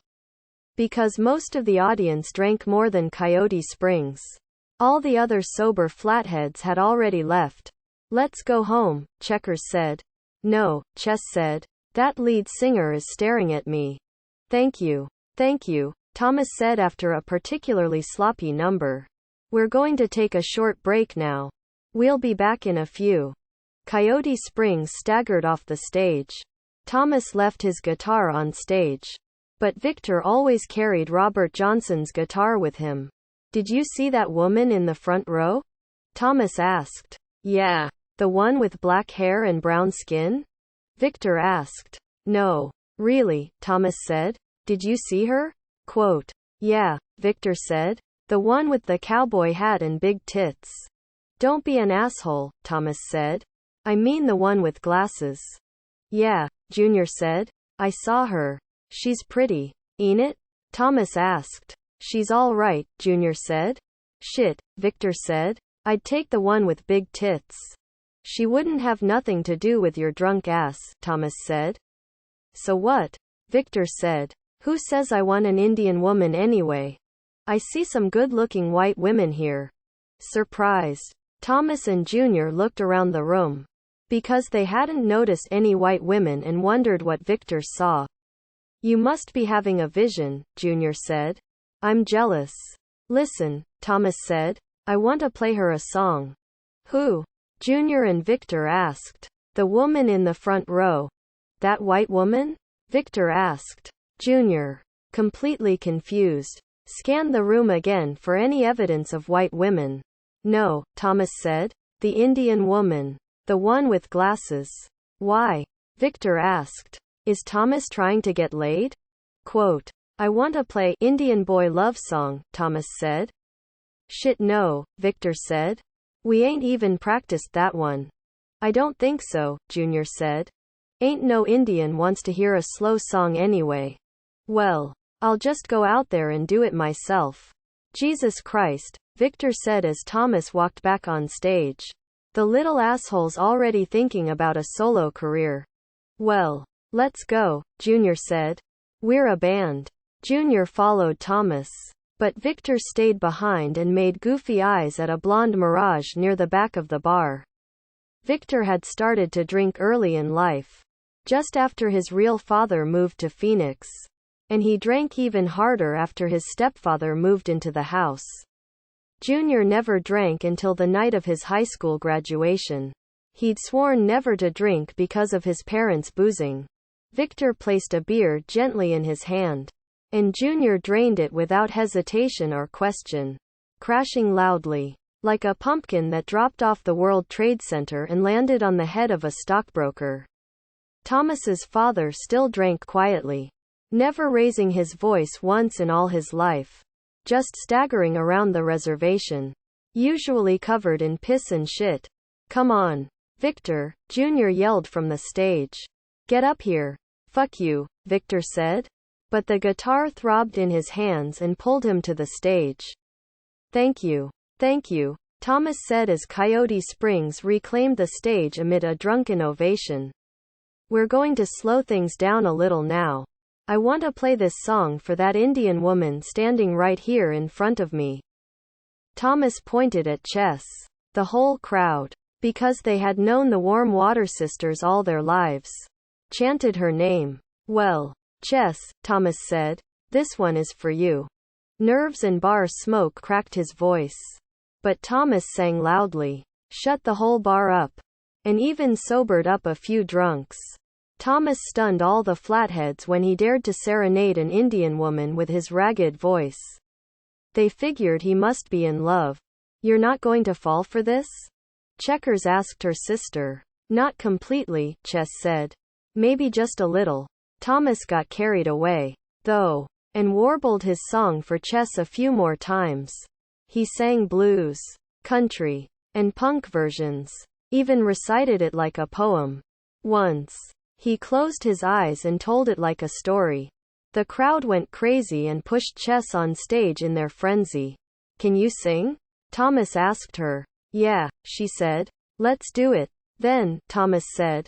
The two launched into a duet. Chess felt like a Flathead Reservation share next to the Spokane Indian version of Sunny. But the music happened, clumsy and terrifying. From the Western Montana alternative bi-weekly, Coyote Springs on Tepee, crushes it flat. A new band, dubbed Coyote Springs and hailing from the Spokane Indian Reservation in Washington state, took its first step toward musical oblivion the other night at the Tepee Pole Tavern on the Flathead Reservation, playing a mix of blues, rock, pop, gospel, rap, and a few unidentifiable musical forms. The band made up in pure volume what it lacked in talent. In fact, Coyote Springs seemed to take the term rock literally and landed hard on all of our eardrums before rolling out the door to their ugly blue tour van, all headed for destinations unknown. It didn't help anything that two of the band members were drunk as skunks. The highlight of the evening came when Chess Warm Water, a local Flathead Indian, was pushed onto the stage for a few duets with Coyote Springs's lead singer. Thomas builds the fire. Warm Water has a voice exactly like her surname, which provided an interesting, if not altogether beautiful, contrast with Builds the Fire's sparkless vocals. The dictionary defines unforgettable as incapable of being forgotten, and Coyote Springs, all considerations aside, was certainly that. Unforgettable and maybe even a little forgivable. After the show at the Tepee Pole, Chess and Checkers helped Coyote Springs pack away all their gear. Actually, Junior and Victor passed out in the back of the van. So Chess and Checkers did most of the work. "So," Thomas said, "how long you two lived out here?" Quote, "Long enough," Checkers said angrily.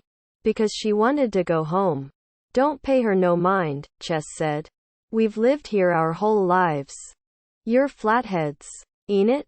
Thomas asked. "Yeah," Chess said. "And you guys are all Spokanes?" Quote, "Yeah," Thomas said and struggled to say more. Montana filled Thomas's mind. He used to think every Indian in the world lived in Montana. Now he had played guitar in Montana and sang duet with a beautiful Indian woman. Chess had never considered herself beautiful, but she liked her face well enough. She had broken her nose in a softball game in high school, which gave her face strange angles.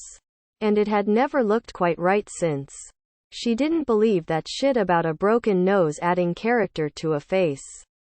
Instead, her broken nose made her feel like her whole life tilted a few degrees from center. She never minded all that much. except that her glasses were continually slipping down her nose. She spent half of her time readjusting them. Still, she had dark eyes that seemed even darker behind her glasses. They were Indian grandmother eyes that stayed clear and focused for generations. So, Thomas said again, "Is Chess your real name?" Quote, "No. What's your real name?" Quote, "I ain't going to tell you," Chess said. "You'd run off if you knew." "It can't be that bad," Thomas said. Checkers watched, surprised that Thomas chose her sister. Checkers usually received all the attention, but she didn't miss it this time. Thomas Builds the Fire looked especially goofy as he stumbled his way through the first stages of courtship. They finished all the packing. Even pretended to pack Junior and Victor into suitcases. The sisters stood with Thomas in the parking lot of the Tepee Pole Tavern. A few stragglers shouted lewd suggestions at Thomas, but he mostly ignored them. "Well," Thomas said, "I hope to see you again." "Maybe you'll play here again," Chess said.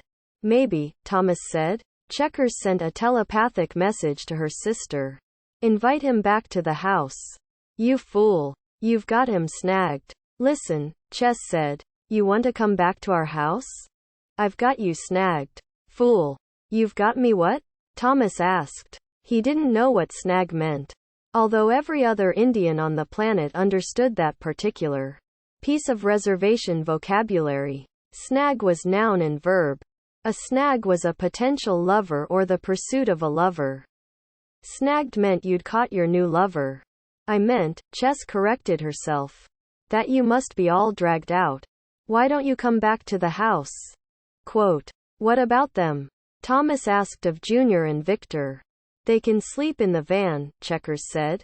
Thomas thought about the offer, but he felt a little shy and knew that Victor and Junior might be pissed if they woke up in the sisters' yard, though they always pretended to be the toughest Indian men in the world. They suffered terrible bouts of homesickness as soon as they crossed the Spokane Indian Reservation border. "I don't know," Thomas said. "We should probably head back." "Kind of crazy, ain't it?" Chess asked. "What if you fall asleep driving?" Quote, "Well," Thomas said, "I'll stay for a little while. Maybe drink some coffee. How does that sound?" Quote, "Sounds good enough." Chess and Checkers jumped into the van with Thomas and directed him to their little hut house on the reservation. All the lights burned brightly. "You live with your parents?" Thomas asked. "No," Chess and Checkers said. "Oh, I was just wondering about the lights." "We leave them on," Chess said. "Just in case." "In case of what?" Thomas asked in his mind but remained silent. "Our parents are gone," Checkers said. The trio walked into the house, left Victor and Junior in the car, and sat down to coffee at the kitchen table. Checkers emptied her cup quickly and said good night but left her bedroom door open a little. "Your sister is nice," Thomas said.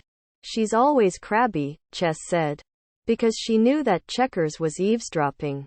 "Oh, I didn't notice," Thomas lied. "Tell me about yourself," Chess said, because she couldn't think of anything else to say, because she wanted to know. "Not much to say," Thomas replied, feeling shy. "What about you?" Quote, "Well, we grew up on the reservation," Chess said. "Way up in the hills in this little shack with our mom and dad. Luke and Linda warm water." "Do you have any brothers or sisters?" Thomas asked. "Yeah. We had a baby brother. Bobby. We called him Backgammon." "What happened to him?" Thomas asked. "You know," Chess said. "Those winters were always awful back then. Ain't no IHS doctor going to come driving through the snowdrifts and ice to save some Indian kid who was half dead anyway." "I don't know. We feel less pain when we're little. Ain't it?" "Bobby was always a sick baby. Born coughing in the middle of a bad winter and died coughing in the middle of a worse winter." "I'm an only kid," Thomas said. "Did you ever get lonely?" Chess asked. "All the time." "Yeah. You must have," Chess said.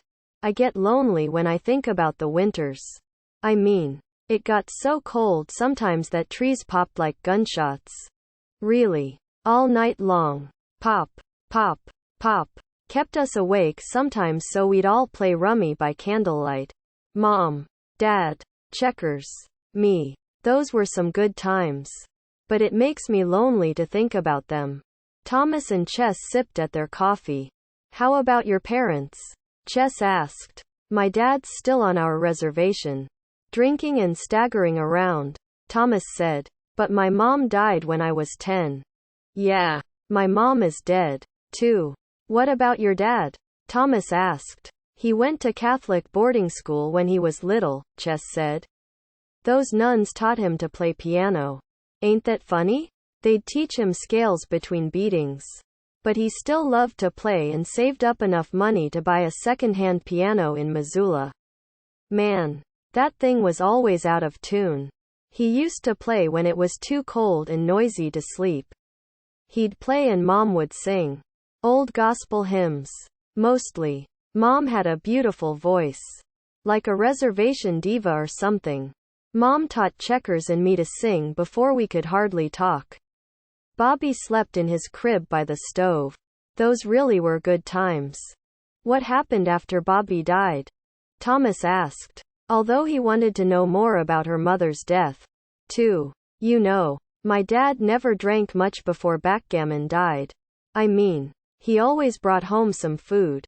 And Mom always managed to make stews from whatever we had in the cupboards and icebox. We didn't starve. No way. Checkers and I were just elbows and collarbones. But we didn't starve. It was dark. Really dark. When backgammon died. I don't know what time it was exactly. But all of us were awake and pretending to be asleep. We just laid there and listened to backgammon struggle to breathe. His lungs were all filled up with stuff. No, that's not true. It was just Mom, Checkers, and me who listened. Dad had tied on his snowshoes a few hours earlier. I'm going for help, he said. And none of us said a word to him.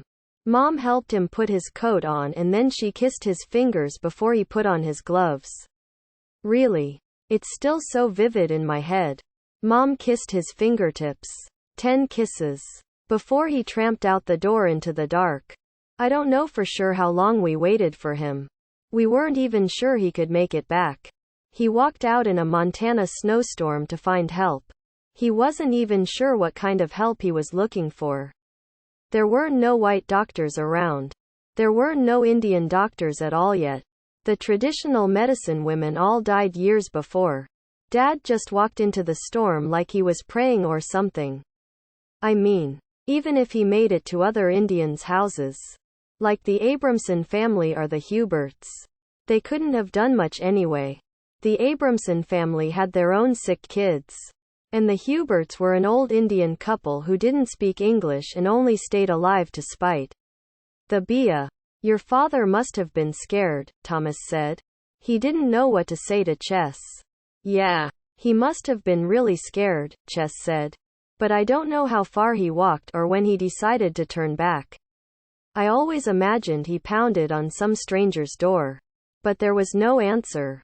As he was walking back home, my mother held onto backgammon and sang to him. Checkers and I lay quietly in the bed we shared. We heard Mom singing and the baby struggling to breathe. I reached across the bed and set my hand on Checkers's chest to make sure she was breathing. She reached across and did the same on my chest. We felt the rise and fall. The rise and fall. We did that until we heard Mom stop singing and the baby stop breathing. Tears welled in Chess's eyes. She breathed deep and looked at Thomas, who kept silent and waited for the rest of the story. Then Chess excused herself and went to the bathroom. So Thomas just sat at the table and looked around the small, clean house. The kitchen sat in the center, while the living room, 2 bedrooms, and bathroom surrounded it. Nothing spectacular, but spotless by reservation standards. A clean house. Your sister left her light on, Thomas said to Chess as she came back to the kitchen. Is she still awake? Quote, she might be, Chess said. But she does sleep with her light on. Just in case. Thomas thought. Geez, Chess said as she sat down at the table. You're probably tired of me babbling. Ain't it? You want some more coffee? Quote, no, thanks. I'll be awake for weeks. In her bed, Checkers listened to the conversation and cried a little. She remembered backgammon. After he died, their mom held him against her chest and cried and cried. Checkers and Chess refused to move from their bed. They knew nothing touched them when they stayed still. Their mom cried even louder after their father stormed back into the room.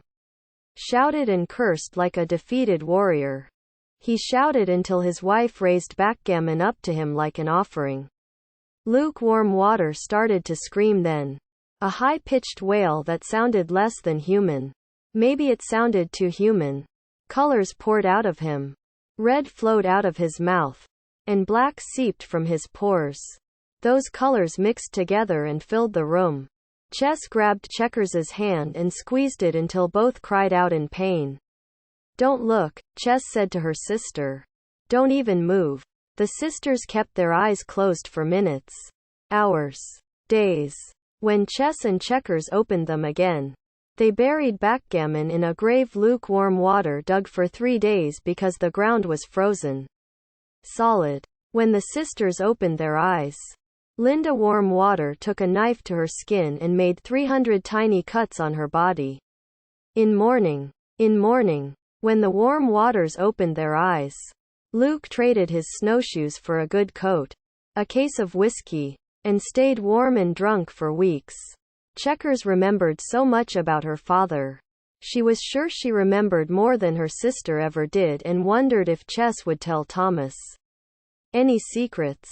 You know, Chess said to Thomas in the kitchen, just as Checkers fell into the sleep and familiar nightmares of her uncomfortable bed. I still miss backgammon. I didn't know him very long. But I miss him. What did you do after he died? Thomas asked. We mostly kept to ourselves, Chess said. We'd wake up before our parents and be out the door into the trees and hills. We'd play outside all day, eat berries and roots, and only come back home when it got too cold and dark. Sometimes we'd climb tall trees and watch the house. We'd watch our father storm out the door and down the road to town. He'd stay away for days at a time. Drinking. Drunk. Passed out on the muddy streets in Arley. Mom played the piano when Dad was gone. And we could hear it. We'd stay close enough to hear it. I used to think her songs drifted across the entire reservation. I imagined they knocked deer over and shook the antlers of moose and elk. Can you believe that? The music crept into the dreams of hibernating bears and turned them into nightmares. Those bears wouldn't ever leave their dens and starved to death as spring grew warmer. Those songs floated up to the clouds, fell back to the earth as rain, and changed the shape of plants and trees. I once bit into a huckleberry, and it tasted like my brother's tears. I used to believe all of that. Thomas smiled at her. He had just met the only Indian who told stories like his. He took a sip of his coffee and never even noticed it was cold. How do you fall in love with a woman who grew up without electricity and running water? Who grew up in such poverty that other poor Indians called her family poor? Geez, Chess said. There I go again. Running at the mouth. You must be tired. Why don't you sleep on the couch? Quote. Thomas stretched in his chair. Rubbed his eyes. I am tired, he said. Do you think it's okay? Quote. Yeah, she said. Why don't you go lay down and I'll bring you a blanket? Okay, but can I use the bathroom? Quote. Sure, Chess said and went to look for bedding. Thomas used the bathroom and marveled at the order. The fancy soaps waited perfectly and patiently in their dishes. But Thomas used a little sliver of ivory soap to wash his hands and face. Are you okay in there? Chess asked through the door. Oh, yeah, Thomas said, unaware of the time he'd spent in the bathroom. Do you have a toothbrush I can borrow? Quote. Yeah. Use mine. It's the red one. Thomas picked up Chess's toothbrush. Unsure if she meant it. She brushed her teeth with this toothbrush. He thought. She had this in her mouth. He hurriedly squeezed Crest onto the bristles and brushed slowly. Geez, Chess said after he came out. I thought you fell in. I had a life preserver, Thomas said. Embarrassed. You can sleep here, Chess said and motioned toward the couch. He lay down and pulled the quilt over himself. She sat beside him and touched his face. You know, she said. My mom made this quilt. Thomas studied the patterns. You think Junior and Victor are okay outside? He asked. They're fine, she said. It's warm. How did your mom die? He asked. Of cancer, she lied. Mine, too. You go to sleep now. I'll see you in the morning. She leaned over quickly and kissed him on the cheek. A powerful kiss. More magical than any kiss on the mouth. She kissed him like he was a warrior. She kissed him like she was a warrior. Good night, he said. Good night, she said and walked to her bedroom. Chess tried to sleep, but the memories crowded and haunted her. The sisters grew strong in those Montana summer days but felt weak when they crawled into their shared bed. Before backgammon died, they had often listened carefully to their parents' lovemaking. The hurried breathing and those wet, mysterious noises shook the sisters' bodies. It was good. After the baby died, those good sounds stopped. The sisters heard their father push at their mom, wanting it, but Linda rolled over and pretended to sleep. She slapped his hands. Luke fought and fought, but eventually he gave up if sober. If drunk. However, he forced himself on his wife. Sometimes, he came home from drinking and woke everybody with his needs. He fell on their mother while Chess and Checkers listened and waited for it to end. Sometimes their mother fought their father off, punched and kicked until he left her alone. Other times he passed out before he did anything. The winters and summers arrived and left, as did the family's seasons. Luke and Linda warm water raged like storms. Lightning in the summer, blizzards in the winter, but sometimes both sat in the house, placid as a lake during spring or an autumn evening. The sisters never knew what to expect. But Checkers grew taller and more frightened with each day. Chess just wanted to be older. To run away from home. She wanted to bury her parents beside backgammon. Find a way to love them in death. Because she forgot how to love them in life. Then it was winter again. And Linda Warm Water walked into the woods like an old dog and found a hiding place to die. Checkers and Chess nearly fell back in love with their father that winter. He quit drinking after his wife disappeared and spent most of his time searching for her. He refused to believe she had dug a hole and buried herself, or climbed into a den and lay down in the bones of a long-dead bear. Because he'd convinced himself that Linda ran away with another man. Luke wandered all over Montana in search of his unfaithful wife. Whenever he returned from his endless searches, Luke brought his daughters little gifts. Ribbons, scraps of material, buttons, pages torn from magazines, even food, candy bars, and bottles of Pepsi. One time, he brought the sisters each a Pepsi from Missoula. Chess and Checkers buried those soft drinks in a snowbank so they would be cold. Cold. Luke sat at his piano then and played for the first time since the baby died. The sisters ran inside and sang with him. They sang for a long time. Where are those Pepsis? Luke asked his daughters. Outside, Chess said and knew they were in trouble. The three rushed outside to the snowbank and discovered the Pepsis had exploded from the cold. The snow was stained brown with Pepsi. Luke grabbed Checkers by the arm and shook her violently. God damn it, he shouted. You've wasted it all. Quote. He shook her harder, then let her go and ran away. The sisters fell to their knees in the snow and wept. I'm sorry, Checkers said. The Pepsi's gone. It's all my fault. No, it's not, Chess said. Scooped up a handful of Pepsi-stained snow and held it in front of her sister. Not everything's your fault. What? Checkers asked. Look, Chess said. The snow was saturated with Pepsi. Chess bit off a mouthful. Tasted the cold, sweet, and dark. Checkers buried both hands in the snowbank, away from the broken glass. and shoved handful after handful of snow into her mouth. The sisters drank that snow and Pepsi until their hands and mouths were sticky and frozen. Soon, they went into the house to build a fire and wait for their father's return. Checkers and Chess lay down together by the stove and held onto each other. They held on as he slept in the warm Waters house. Thomas dreamed about television and hunger. In his dream, he sat, all hungry and lonely, in his house and wanted more. He turned on his little black and white television to watch white people live. White people owned everything: food, houses, clothes, children. Television constantly reminded Thomas of all he never owned. For hours, Thomas searched the television for evidence of Indians. Clicked the remote control until his hands ached. Once on Channel 4, he watched 3 cowboys string telegraph wire across the Great Plains until confronted by the entire Sioux Nation, all on horseback. "We come in friendship," the cowboys said to the Indians. In Thomas's dream, the Indians argued among themselves, whooped like Indians always do in movies and dreams, waved their bows and arrows wildly. 3 Indian warriors dismounted and grabbed hold of the telegraph wire.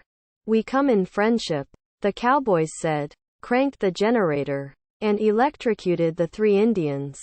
Those 3 Indians danced crazily, unable to release the wire, and the rest of the Sioux Nation rode off in a superstitious panic. In his dream, Thomas watched it all happen on his television until he suddenly returned to the summer when Victor and Junior killed snakes by draping them over an electric fence. "Watch this," Victor said as he dropped a foot-long water snake onto the fence. Thomas nearly choked on the smell. The electric fence belonged to a white family that had homesteaded on the reservation 100 years ago and never left. All the Spokanes liked them because the white family owned a huge herd of cattle and gave away free beef. The homesteaders built the fence to keep the cows away from the forests. But the cows ignored the pine trees anyway. The fence burned on and on. Victor and Junior draped 100 snakes over the fence that summer and dragged Thomas there once or twice a week. "Come on," Victor said to Thomas and put him in yet another headlock. "You're coming with us." "Yeah, hey," Junior said. "Don't you think he's had enough?" "I'll tell you when he's had enough," Victor said. Victor and Junior carried Thomas to the fence, where they kept a rattlesnake in a plastic barrel. "Look," Victor said. And Thomas saw the snake. "Where'd you get that?" he asked, frightened. "From your mama's panties," Victor said. Thomas strained against Victor and Junior, but they pushed him down and held his face close to the barrel. "Grab the fence," Victor said. "Or grab the snake." "No," Thomas said. "Wait a second," Junior said, scared as Thomas. "Fence or snake?" Victor said. Thomas looked down at the rattler, which remained still. No sound. No rattles shaking. Then he reached out as if to grab the fence but grabbed the rattlesnake instead and threw it at Victor. "Oh, shit, shit, shit," Victor said and jumped away from the dead snake. Junior and Thomas laughed. "You think that's funny?" Victor asked as he picked up the rattler. "You think that's funny?" "Yeah," Junior and Thomas said. Victor shoved the snake in Thomas's face while Junior jumped back. "Eat this," Victor said and pushed the snake against Thomas's mouth. Thomas tripped, fell to the ground, and Victor shoved that snake at him until the game grew old. "Jesus," Junior said. "He's had enough." Victor draped the dead snake across the electric fence.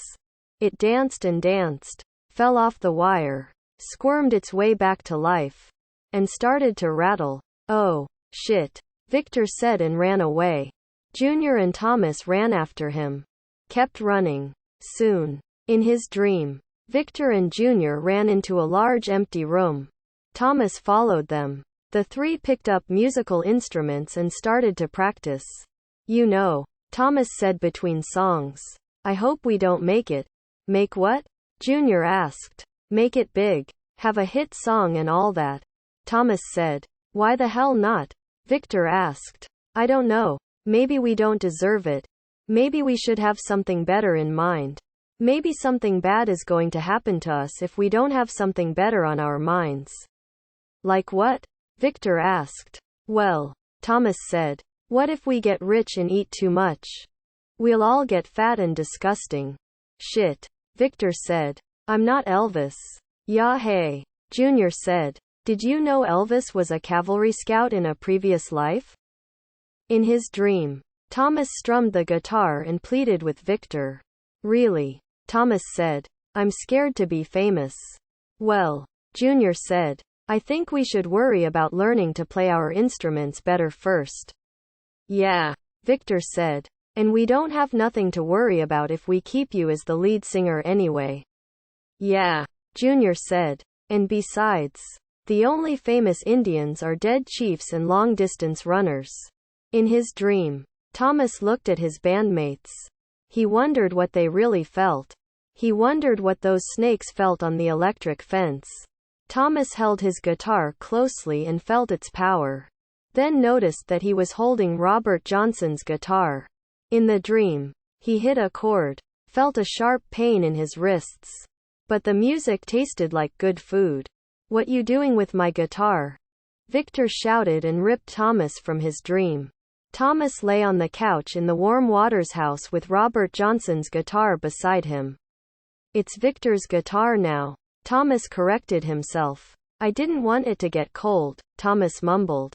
Although he had no idea how the guitar ended up in the house. And handed it over to Victor. Well, thanks for nothing, Victor said.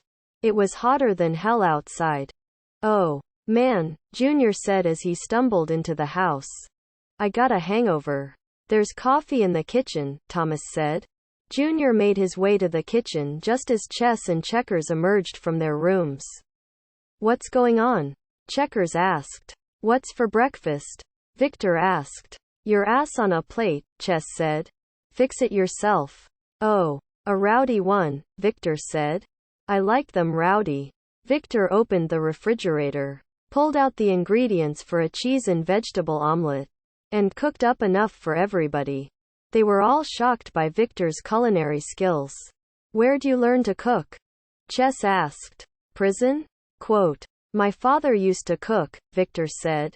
Your stepfather? Junior asked. Yeah. Only thing he was good for. Coyote Springs sat down to breakfast with Chess and Checkers. The omelets tasted great. Victor wanted to say something profound and humorous about eggs but couldn't think of anything. So he farted instead. You're disgusting, Chess said. Picked up her plate, and walked outside to eat. Thomas gave Victor the old Spokane Indian evil eye and followed her. Checkers finished her breakfast, washed her plate and fork in the sink, and then returned to her bedroom.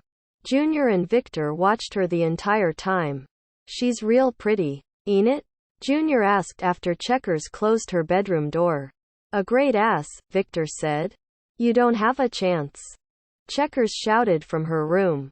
Victor and Junior ate the rest of their omelets in silence. Outside, Chess and Thomas talked between bites. You know, Thomas said. Coyote Springs is better than we sounded last night. I hope so, Chess said. No. Really. Victor and Junior were all drunk. Do you drink? Quote. No, Thomas said. I don't drink. Chess smiled. When Indian women begin the search for an Indian man, they carry a huge list of qualifications. He has to have a job. He has to be kind, intelligent, and funny. He has to dance and sing. He should know how to iron his own clothes. Braids would be nice. But as the screwed-up Indian men stagger through their lives, Indian women are forced to amend their list of qualifications. Eventually, Indian men need only to have their own teeth to get snagged. Chess suffered through an entire tribe of Indian boyfriends. Roscoe, the champion fancy dancer, who passed out in full regalia during the Arlie powwow and was stripped naked during the night. Bobby, the beautiful urban Indian, transferred to the reservation to work for the Bia, who then left chess for a white third-grade teacher at the tribal school. Joseph, the journalist, who wrote a powerful story on the white-owned liquor stores camped on reservation borders and then drank himself into cirrhosis. Carl, the buck from Browning, who stashed away a kid or two on every reservation in the state, until his friends called him the father of our country. Really? Chess asked Thomas again to make sure. Maybe she had snagged the only sober storyteller in the world. You mean, you've never drank? Not even when you were little? Quote, no, Thomas said. I read books. Do you have any kids? Chess asked. Thomas hid his face. Oh, Chess said, disappointed. You do have kids. How many? Quote, she loved kids but placed a limit on the number of children and ex-wives she allowed her potential snags to claim. No, Thomas said. I don't have any kids. You just surprised me. I'm not used to personal questions. Nobody ever asked me any personal questions before. You ever been married? Quote, no. Have you? Quote, no. Any girlfriends? Quote, not really, Thomas said. Yeah, hey. Victor shouted from the kitchen. I think Junior is going to throw up. You know, Chess said. That Victor is a jerk. And his clothes. He looks like he got in a fight with the 70s and got his ass kicked. Well, Thomas said, he doesn't have any money. That's why he's in the band. That's why we're all in the band. You know? Quote, I was wondering why you put up with him, Chess said. She and Checkers fought fires for the Bia during the summers, traveling all over the country, and struggled to make the money last through winter.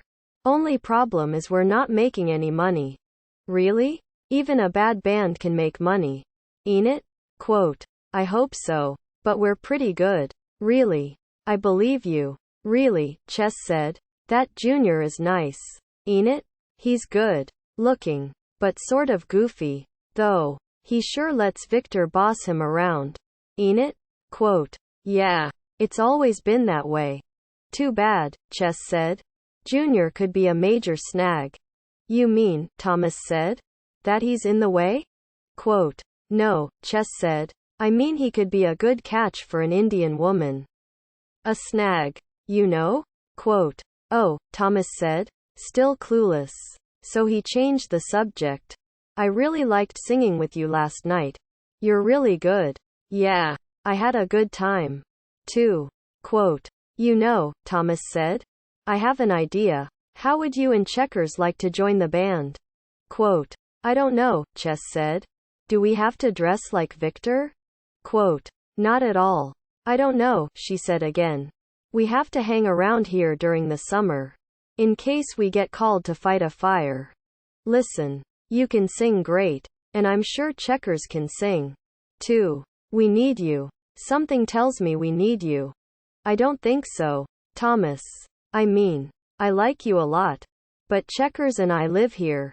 We're from here. We shouldn't leave. You have to think about it, Thomas said. Give us a chance. Chess shook her head. Wait. Thomas shouted. Victor. Junior. Get out here. Let's practice some. Victor and Junior strolled outside, followed by Checkers. What's all the shouting about? Checkers asked. Thomas wants us to join Coyote Springs, Chess said to her sister. No fucking way, Victor said. We're a warrior band. Well, Thomas said, we're a democracy. How about we vote on it? Quote, okay, go for it, Victor said, confident that Junior hated the idea. 2. All those in favor, raise your hand, Thomas said and held his right hand up. Junior raised his hand and smiled weakly at Victor. That does it, Thomas said. The women are in. No way, Victor said again. You agreed to vote, Thomas said. Hey, Chess said. I said we don't want to be in the band. Checkers never liked her sister to speak for her, but she agreed with Chess. Forest fires paid the bills.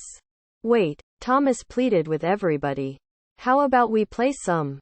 Then you can decide if you want to join. Junior ran to the van, pulled out a hand drum, and beat out a rhythm. He surprised the sisters with his sudden talent. Thomas sang the first bar of a jazzed-up Carpenter's song, while Victor stood sullenly with his guitar at his side. He wanted to resist all of it, but the guitar moved in his hands, whispered his name. Victor closed his eyes and found himself in a dark place. "Don't play for them. Play for me," said a strange voice. Victor opened his eyes and hit the first chord hard. Junior and Thomas let him play alone. Chess and checkers stepped back. Victor grew extra fingers that roared up and down the fingerboard. He bent strings at impossible angles and hit a note so pure that the guitar sparked. The sparks jumped from the guitar to a sapling and started a fire.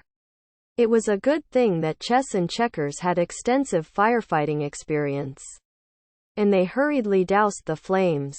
But Victor continued to toss sparks. His hair stood on end. His shirt pitted with burn holes, and his hands blistered. Victor raised his right arm high above the reservation and windmilled the last chord, which echoed for hours. He dropped the guitar, staggered back a few steps, then bowed. "Geez," Chess and Checkers said after a long while.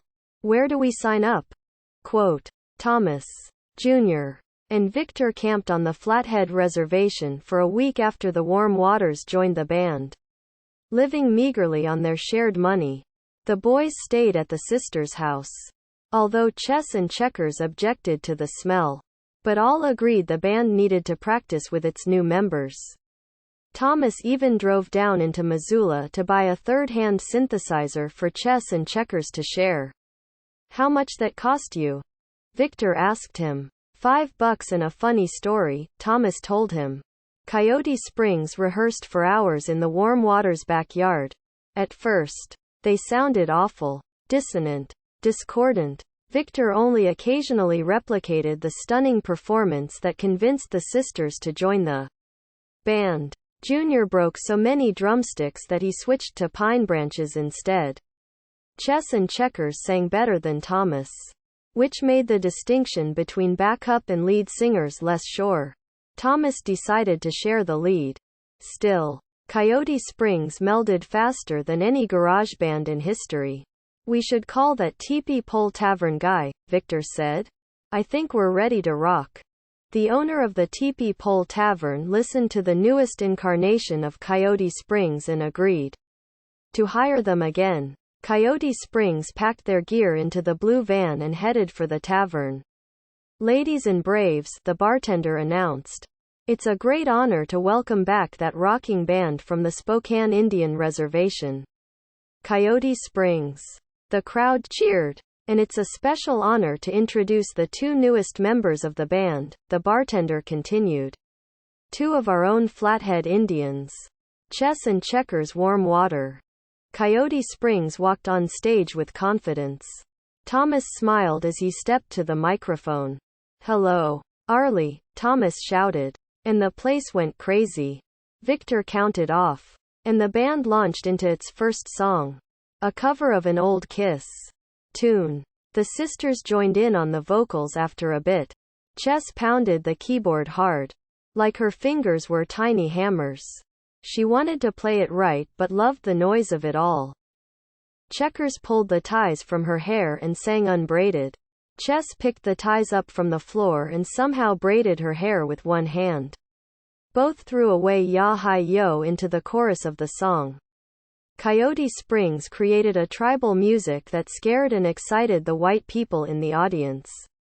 That music might have chased away the Pilgrims 500 years ago. But if they were forced, Indians would have adopted the ancestors of a few whites, like Janis Joplin's great-great-great-great-grandparents, and let them stay in the Americas. The audience reached for Coyote Springs with brown and white hands that begged for more music, hope, and joy. Coyote Springs felt powerful, fell in love with the power, and courted it. Victor stood on the edge of the stage to play his guitar. Despite his clothes, the Indian and white women in the crowd screamed for him and waited outside after the show. After the Tepee Pole Tavern finally closed at 4 a.m., Chess, Checkers, and Thomas sat inside and drank Pepsi, while Junior and Victor grabbed a few beers and disappeared. You sounded great tonight, Thomas said to the sisters. We all sounded great, Chess said. Geez, Checkers said. Even Victor and Junior. Ain't it? Quote. We just got to keep them sober, Chess said. Victor's the best guitar player I ever heard. When he's sober. I'm tired, Thomas said. Where'd Victor and Junior go anyway? Chess asked. Outside, Checkers said. Probably getting drunk in the van. Well, Chess said. I'm tired, too. Let's get them and go home. Thomas and the sisters walked outside to the van. He opened the sliding door of the van and surprised Victor and Junior, who were literally buck naked and drunk. The two naked white women in the van were even drunker and scrambled for their clothes. Thomas just stood there and stared. It was Betty and Veronica. Shut the goddamn door, Victor shouted. Geez, Junior said, reached out, and slid the door shut. Oh, man, Checkers said. That's the last thing I wanted to see. I think I'm going to get sick, Chess said. Thomas just walked away. Checkers looked at Chess, who shrugged her shoulders. Who knew why Thomas did anything? Chess followed him to a picnic bench behind the tavern. Checkers threw her arms up, walked back into the bar, and fell asleep on the pool table. I can't believe they did that, Chess said to Thomas. We have to ride in that van. Yeah, I know, Thomas said. Chess sat beside Thomas at the picnic table, took his hand, studied it for a minute. Beautiful hands. Beautiful hands. Where's Checkers? Thomas asked. I don't know. She's probably beating the crap out of Junior and Victor. Chess and Thomas sat there quietly. Thomas thought about stories and songs. But Chess only thought about those white women in the van. She hated Indian men who chased after white women. She hated white women who chased after Indian men. You know, she said. I really don't like that. I don't like Junior and Victor hanging out with white women. Why? Thomas asked. I don't know. I guess it's about preservation. Ain't it? Ain't very many Indian men to go around. Even fewer good ones. Thomas nodded his head. And you know, Chess said. As traditional as it sounds. I think Indian men need Indian women. I think only Indian women can take care of Indian men. Geez. We give birth to Indian men. We feed them. We hold them when they cry. Then they run off with white women. I'm sick of it. Yeah, Thomas said. I never dated no white woman. Thomas. You never dated nobody. They laughed. Seriously. I think Junior and Victor are traitors, Chess said. I really do. They keep running off with white women and pretty soon. Ain't no Indian women going to touch them. We Indian women talk to each other. You know? We have a network. They're two of the last full-blood Indians on your reservation. Ain't it? Geez. Junior and Victor are betraying their DNA. Well, Thomas, a full-blood Spokane himself, said, do you like me or my DNA? Quote, I like you and your DNA. Thomas agreed with Chess. But he also knew about the shortage of love in the world. He wondered if people should celebrate love wherever it's found, since it is so rare. He worried about the children of mixed blood marriages. The half-breed kids at the reservation school suffered through worse beatings than Thomas ever did. I wonder what it's like, he said. Wonder about what? Chess asked. What's it like to be a half-breed kid? How do you think it feels to have a white mom or dad? It must be weird. My grandmother was a little bit white, Chess said. Really? Thomas said. What kind? Quote. German. I guess. Achtung. What was she like? Quote. She hated to be Indian. Chess said. She didn't look very Indian. That white blood really showed through. She left my grandfather, moved to Butte, and never told anybody she was Indian. She left her son on the reservation, too. Just left him. And they hardly ever heard from her again. Thomas shook his head, closed his eyes, and told a story. A long time ago, two boys lived on a reservation. One was an Indian named Beaver, and the other was a white boy named Wally. Both loved to fancy dance. But the white boy danced a step fancier. When the white boy won contests, all the Indian boys beat him up. But Beaver never beat up on the white boy. No matter how many times he got beat up, that white boy kept dancing. Thomas opened his eyes, smiled, and shrugged his shoulders. Wally and Beaver were half-brothers. "Ain't it?" Chess asked. "You got it. What's that mean?" Quote, "Don't know. Maybe it means drums make everyone feel like an Indian." From the Whelpin' at Rawhide Press. Coyote Springs Home. Coyote Springs, our own little rock band, returned to the reservation late last night, with the addition of 2 Flathead Indians, Chess and Checkers Warm Water. The 2 sisters reportedly sing vocals and play piano. Lester Falls Apart saw the familiar blue van pull in about 3 a.m. Standard Indian Time. They was going the speed limit, said Falls Apart. Father Arnold of the Catholic Church called early this morning to offer a prayer of thanks that the band returned safely. According to an anonymous source, Michael White Hawk, recently released from Walla Walla State Penitentiary, is unhappy with Coyote Springs. They think they're hot manure. White Hawk was rumored to have said, "They play a few shows and they think they're gosh darn stars. Forget them." Coyote Springs could not be reached for comment. After they arrived back at the Spokane Indian Reservation, Chess fell into an uneasy sleep in Thomas's bed with Checkers. While he lay on the floor, Junior and Victor slept in the blue van even though there was plenty of room in the house. Chess dreamed of a small Indian man on a pale horse, with an unpainted body and unbraided brown hair. The small Indian looked unimposing. Even as she dreamed, Chess knew the unpainted Indian in her dream was not Spokane or Flathead. But she had no idea what kind of Indian he was. The unpainted one was unhappy as he rode into a cavalry fort. Many other Indians greeted him, some with pride, others with anger. "Come along." An angry Indian shouted loudly at the unpainted one, who dismounted and walked to an office. A dozen Indians stood in the office while hundreds of other Indians gathered outside. The white soldiers kept rifles at the ready, while the Indians and white civilians gossiped nervously. The unpainted one waited. Soon, a white officer appeared and told the unpainted one it was too late for talk. They all needed to rest. "Ho!" the Indians called out and left the office.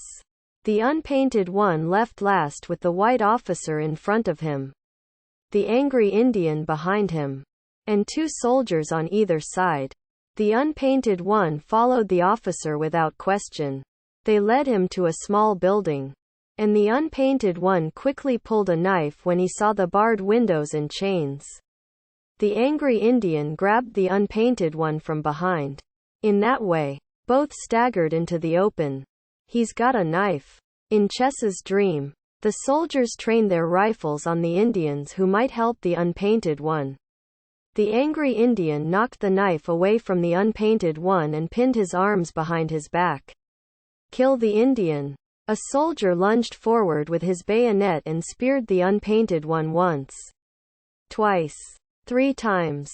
The Indians gasped as the unpainted one fell to the ground, critically wounded. The angry Indian trilled. Nobody stepped forward to help the unpainted one. He lay alone in the dust. "He's dying." Then a very tall Indian man stepped through the crowd and kneeled down beside the unpainted one. "My friend," the tall Indian said, picked up the unpainted one, and carried him to a lodge. Other Indians sang mourning songs. The soldiers shook their heads. Dogs yipped and chased each other. In Chess's dream, the tall Indian sat beside the unpainted one as he bled profusely. The white doctor came and left without song, as did the medicine woman. The unpainted one tried to sing but coughed blood instead. "My father?" the unpainted one asked. "He's coming," the tall one said. The tall one greeted the father when he arrived, and both watched the unpainted one die. Chess woke from her dream with a snap. Unsure of her surroundings, she called out her father's name. Checkers stirred in her sleep. Chess held her breath until she remembered where she was. Thomas? She asked but received no response. He's dead. Chess thought but was not sure whom she meant. Then she heard music, so she crawled from bed and made her way to the kitchen. Thomas sat at the kitchen table and wrote songs. He hummed to himself and scribbled in his little notebook. Thomas? Chess said and startled him. Geez, he said. You about gave me a heart attack. Chess sat beside him. When you coming back to sleep? Chess asked. Pretty soon, he said. I'm sorry if I woke you up. You didn't wake me up. I had a bad dream. It's okay. You're awake now. Is it okay? Really? Quote. Chess smiled at Thomas, reached over and mussed his already messy hair. She took the guitar out of his hands and set it aside. Then kissed him full and hard on the mouth. What was that for? He asked. She kissed him again. Harder. Put her hand on his crotch. Geez, he said and nearly fell over in his chair. Their lovemaking was tender and awkward. Afterwards, in the dark, they held each other. We should have used some protection, Chess said. Yeah. It was kind of stupid. Ain't it? Thomas asked. Are you sure it's okay? Quote. I'm sure. Next time. They lay there quietly for a long time. Chess thought Thomas fell asleep. Listen, he said suddenly and surprised her. To what? She asked. What do you hear? Quote. The wind. No, Thomas said. Beyond that. Chess listened. She heard the Spokane Reservation breathe. An owl hooted in a tree. Some animal scratched its way across the roof.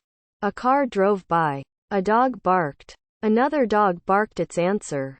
She heard something else, too. Some faint something. Do you hear that? Thomas asked. I hear something, she said. Yeah, Thomas said. That's what I mean. Do you hear it? Quote. Sort of. Chess listened some more and wondered if it was her imagination. Did she hear something just because Thomas wanted her to hear something? She listened until she fell asleep. Coyote Springs scheduled their first non-reservation gig in a cowboy bar in Ellensburg, Washington, of all places, and drove down I-90 to get there. The old blue van rapidly collected the miles. Thomas, Victor yelled from the back. I think it's about time we picked up a new rig. Coyote Springs agreed with Victor. But Thomas wanted no part of it. This van is older than any of us, Thomas said. It has seen more than any of us. This van is our elder. And we should respect it. Besides, we have no money. Coyote Springs laughed. Even Thomas. And kept laughing until something popped under the hood. The van shuddered and stopped in the middle of the freeway. Shit, said Coyote Springs in unison. A few cars honked at the 5 Indians pushing an old blue van down the road. Thomas, Victor said. We need a new rig. Coyote Springs pushed that blue van 20 miles down the road, across a bridge over the Columbia River, into a little town called Vantage. The band sprawled around the van in various positions and barely moved when the cop pulled up. That cop climbed out of his cruiser, pulled on a pair of those mirrored sunglasses that cops always wear. What seems to be the problem? He asked. Our van broke down, Thomas said. The cop walked close to the van and looked inside. Is all of this your equipment? The cop asked. Yes, sir, Thomas said. Are you in a band or what? Quote. Yeah, Thomas said. We're Coyote Springs. The officer studied the band, tapped his foot a little, and took off his sunglasses. Where you guys from? He asked. From Welpinit, up on the Spokane Indian Reservation. How about you girls? Quote. We're Flathead Indians, Chess said. From Arley, Montana. Where you headed to? Quote. Ellensburg, Thomas answered. We're playing a bar called Toadstools. I know that place.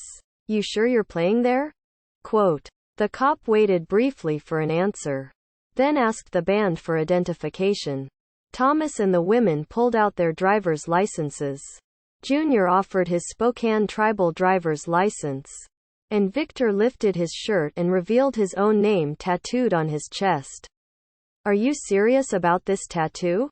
The cop asked. Yeah, Victor said. You all just wait here a second, the cop said and walked back to his cruiser. He talked on his radio, while Coyote Springs counted the money for bail. We can take him, Victor said. He's only one guy. But he's a big guy, Junior said. Shut up, Thomas said. Here he comes. Okay, the cop said when he came back. I called my cousin over in Ellensburg. He's got a tow truck. He's going to come over here and haul your butts to toadstools. Quote. Really? Coyote Springs asked. Yeah, but it'll cost you $100. You got that? Quote. Sure. Well, you can pay my cousin directly. But you're on your own after that. Thanks, officer. You're welcome. By the way, what kind of music you play? Quote. All kinds. The blues. Mostly. Well, good luck. The cop started to walk away. But stopped. Turned back. Hey, he said. Who's the lead singer? Quote. Thomas raised his hand and smiled. The cop smiled back, put his sunglasses on, climbed into his cruiser, and left with a wave. Who the hell was that masked man? Chess asked. I don't know, Junior said. But if I find any silver bullets laying around here, I'm going to pass out. From the Ellensburg Tri-Weekly. Indian musicians play more than drums. An all-Indian rock band from the Spokane Indian Reservation played for the Cowboys in Toadstools Tavern last Saturday night, and nobody was injured. Seriously. The band named Coyote Springs was very professional and played their music with passion and pride. They knew what they was doing, said Toadstool's owner Ernie Lively. I was kind of nervous about hiring Indians and all, Lively added. Worried they might not show up or maybe they'd stir up trouble. On the contrary, Coyote Springs served up a healthy dish of country music, spiced it with a little bit of rock, and even threw in a few old blues tunes for dessert. I think the highlight of the night was when those Indians sang, Mamas, don't let your babies grow up to be cowboys. Everybody sang along with that one, Lively said. The blue van, repaired by an honest mechanic in Ellensburg, and a few stories that Thomas whispered into the engine, traveled down the mostly empty freeway toward home. Coyote Springs rode in a silence interrupted only by the sudden rush of a passing truck or a name whispered by one of those sleeping. Thomas drove the van, and Chess kept him awake. Checkers, Junior, and Victor slept. Why you like freeway driving so much? Chess asked. But don't close your eyes to tell me some story. I don't know. What do you think? Quote. There's a lot of songs out here. I guess. I can hear them. You want me to turn on the radio? Chess asked. Yeah. But keep it low. We don't want to wake the van up. They all need a lot of beauty sleep. Ain't it? Quote. Chess turned on the radio. The Black Lodge singers still drummed away in the cassette player. But she popped that tape out and searched for a radio station. She twisted the tuner back and forth through a short history of American music until she happened upon Hank Williams. Hank Williams is a goddamned Spokane Indian. Samuel Builds the Fire shouted in Thomas's memory. Thomas smiled because so many people visited him in memories. Yeah, hey, Thomas said. Leave it there. Chess played with the radio until Hank sang True and Clear. Coyote Springs and Hank Williams continued down the freeway, past a lonely hitchhiker who heard the music through the open windows. The blue van swept by so quickly all he heard were a few isolated notes. But he heard enough to make everything weigh a little more. His shoes, his backpack, his dreams. The music rose past the hitchhiker up into the sky, banged into the Big Dipper, and bounced off the bright moon. That's exactly what happened. The music howled back into the blue van, kept howling until Coyote Springs became echoes. That's exactly what happened. Thomas, Chess said and wanted to explain what she heard. I know, he said, wide awake, and slowly drove them all the way back home. 4. Farther and farther. Sometimes, Father, you and I are like a three-legged horse who can't get across the finish line, no matter how hard he tries and tries and tries. And sometimes, Father, you and I are like a warrior who can only paint half of his face, while the other half cries and cries and cries. Chorus. Now can I ask you, Father, if you know how much farther we need to go? And can I ask you, Father, if you know how much farther we have to go? Farther and farther, till we know farther and farther, till we know sometimes, Father, you and I are like two old drunks who spend their whole lives in the bars, swallowing down all those lies and lies and lies. Sometimes, Father, you and I are like dirty ghosts who wear the same sheets every day, as one more piece of us just dies and dies and dies. Repeat chorus. Sometimes, Father, you and I are like a three-legged horse who can't get across the finish line, no matter how hard he tries and tries and tries. Coyote Springs returned to the Spokane Indian Reservation without much fanfare. Thomas drove through the late-night quiet, the kind of quiet that frightened visitors from the city. As he pulled up in his driveway, the rest of the band members woke up, and the van's headlights illuminated the old Indian man passed out on the lawn. Who is that? Victor asked. Is it my dad or your dad? Quote, it's not your dad, Junior said. Your dad is dead. Oh, yeah, ain't it? Victor asked. Well, whose dad is it? Quote, it ain't my dad, Junior said. He's dead, too. Coyote Springs climbed out of the van, walked up to the man passed out on the lawn, and rolled him over. That's your dad, ain't it? Junior asked Thomas. Thomas leaned down for a closer look. Yeah, that's him, Victor said. That's old Samuel. Is he breathing? Junior said. Yeah. Well, then leave him there, Victor said. Thomas shook his father a little and said his name a few times. He had lost count of the number of times he'd saved his father. How many times he'd driven to some reservation tavern to pick up his dad, passed out in a back booth. Once a month, he bailed his father out of jail for drunk and disorderly behavior. That had become his father's Indian name. Drunk and disorderly. He's way out of it, Victor said. He's out for the night, Junior said. Junior and Victor shrugged their shoulders, walked into Thomas's house, and looked for somewhere to sleep. Decorated veterans of that war between fathers and sons, Junior and Victor knew the best defense was sleep. They saw too many drunks littering the grass of the reservation. They rolled the drunks over and stole their money. When they were underage, they slapped those drunks awake and pushed them into the trading post to buy beer.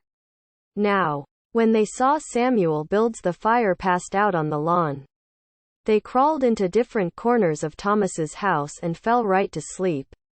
Ain't they going to help?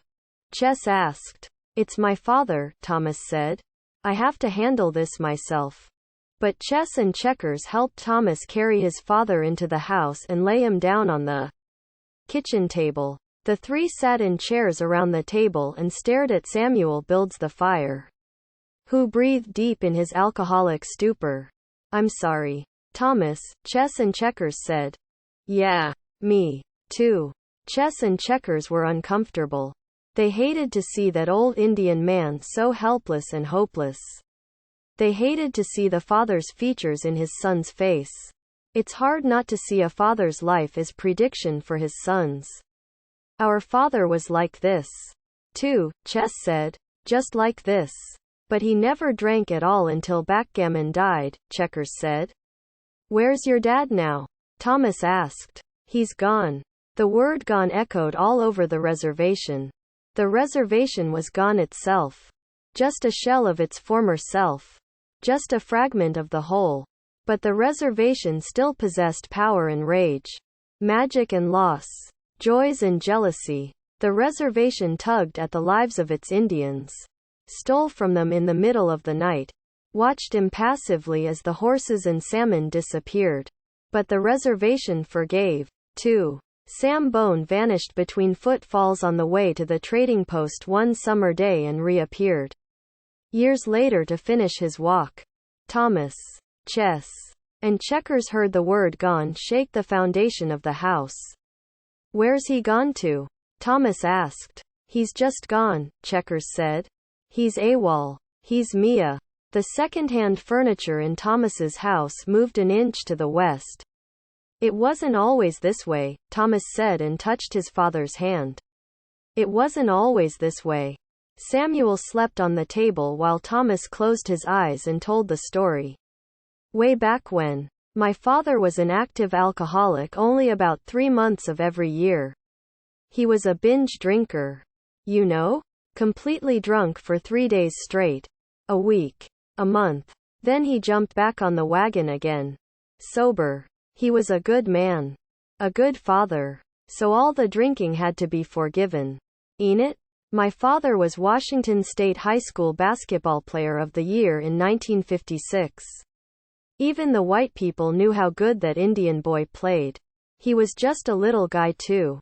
About 5'6" and 150 pounds. Hair in a crew cut. And big old Indian ears sticking out. Walter Cronkite came out to the reservation and interviewed him. Cronkite stood on the free throw line and shouted questions at my father, who dribbled from corner to corner and hit jump shots. He was such a good basketball player that all the Spokanes wanted him to be more. When any Indian shows the slightest hint of talent in any direction, the rest of the tribe starts expecting Jesus. Sometimes they'll stop a reservation hero in the middle of the street, look into his eyes, and ask him to change a can of sardines into a river of salmon. But my father lived up to those expectations. You know? Game after game. He defined himself. He wasn't like some tired old sports hero. Some little white kid. Some Wonder Bread boy. Think about it. Take the basketball in your hands. Fake left. Fake right. Look your defender in the eyes to let him know he won't be stopping you. Take the ball to the rim. The hoop. The goal. The basket. That circle that meant everything in an Indian boy's life. My father wasn't any different. After his basketball days were over, he didn't have much else. If he could have held a basketball in his arms when he cut down trees for the BIA, maybe my father would have kept that job. If he could have drank his own sweat after a basketball game and got drunk off the effort, maybe he would have stayed away from the real booze. Thomas opened his eyes and looked at his father, lying still on the kitchen table, awake for a live man. Thomas tried to smile for the sisters. Checkers looked at the overweight Indian man on the table, saw the dirt under his fingernails, the clogged pores, the darkness around his eyes and at the elbows and knees. I would have never thought he played basketball, Chess said. Me neither, Checkers said. Thomas looked at his father again, studied him, and touched Samuel's big belly. Did you ever play? Chess asked. No, Thomas said. Why not? Quote, well, even Moses only parted the Red Sea once. There are things you just can't do twice.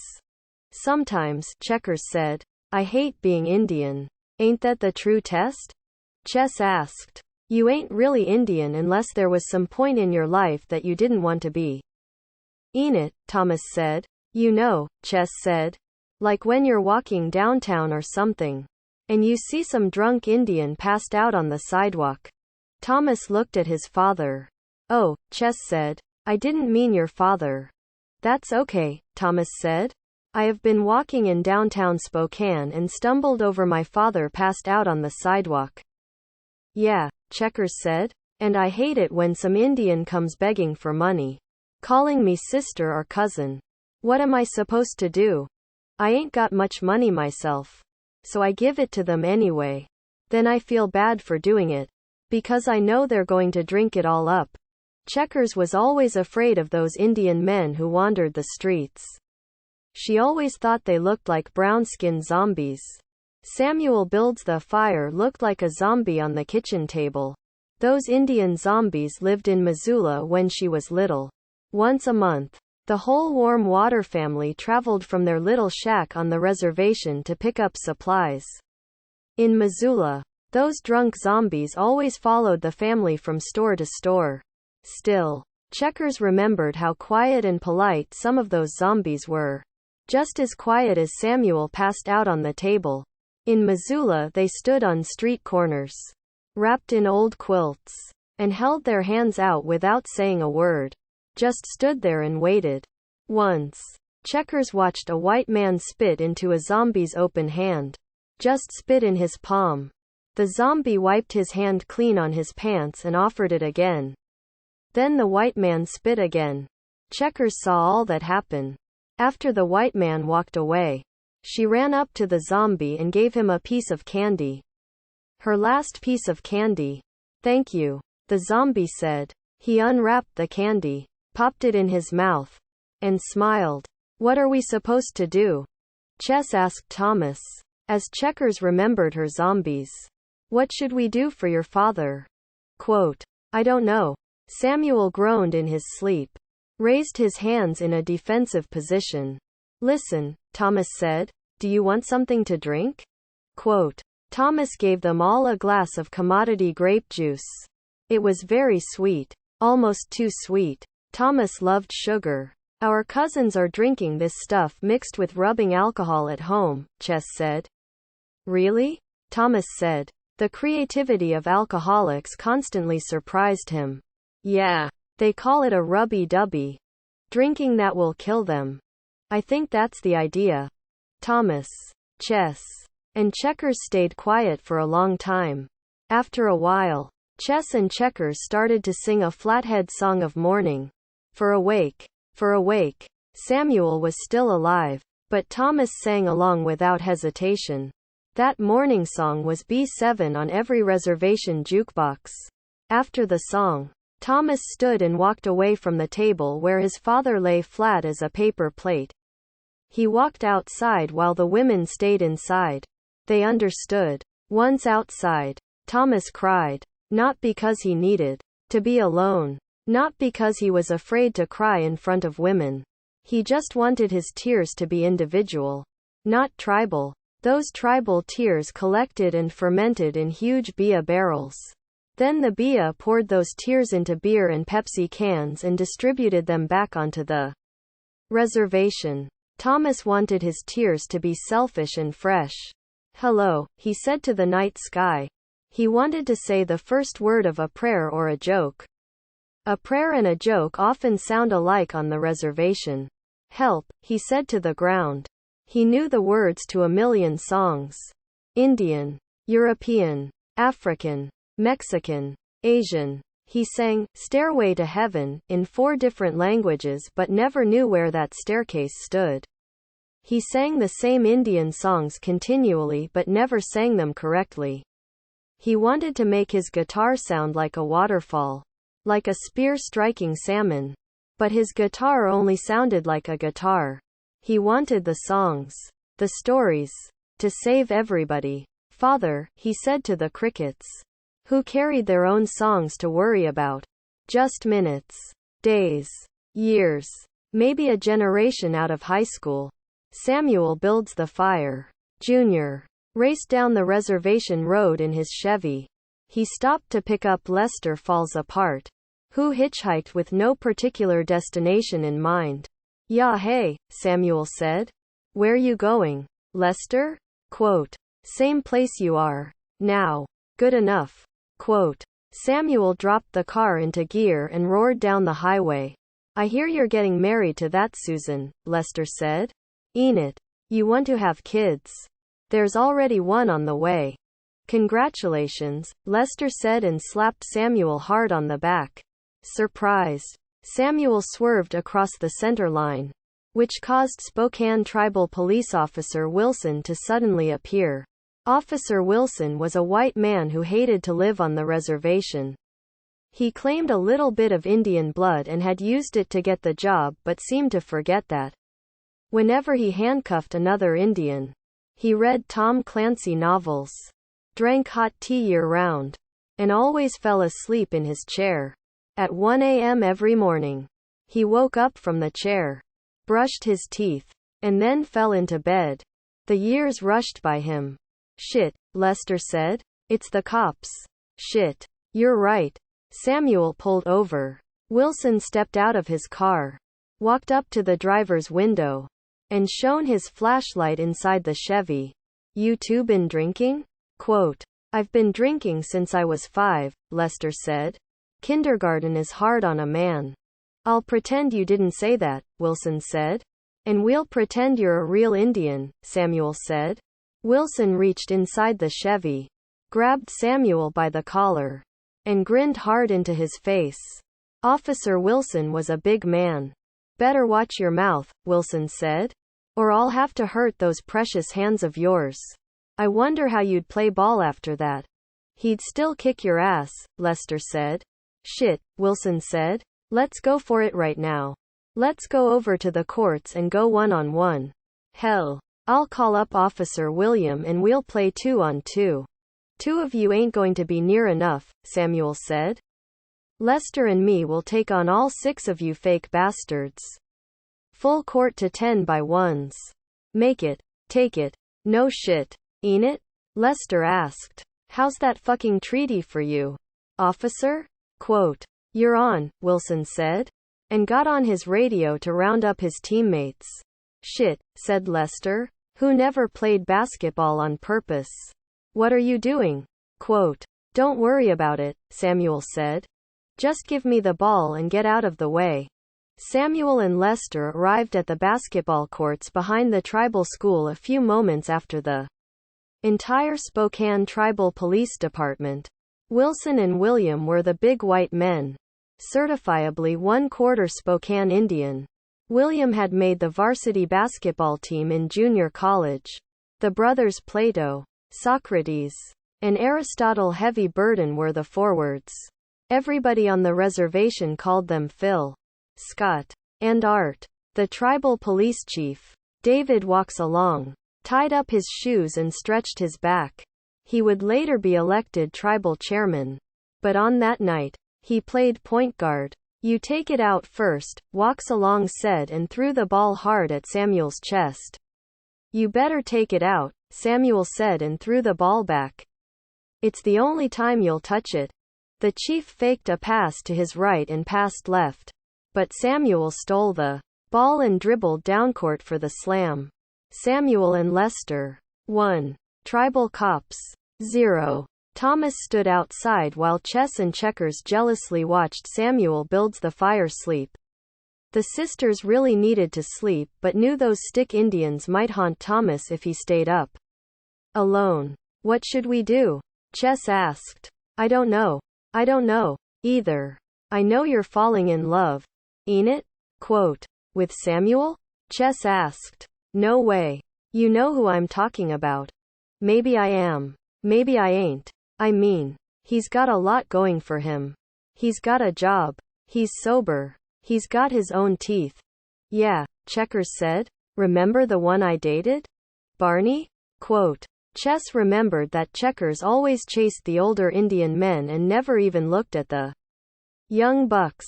Checkers dated Indian men old enough to be her father. Once she went after Barney Pipe, a blood Indian old enough to be her grandfather. Geez, Chess had said after she first met the old man.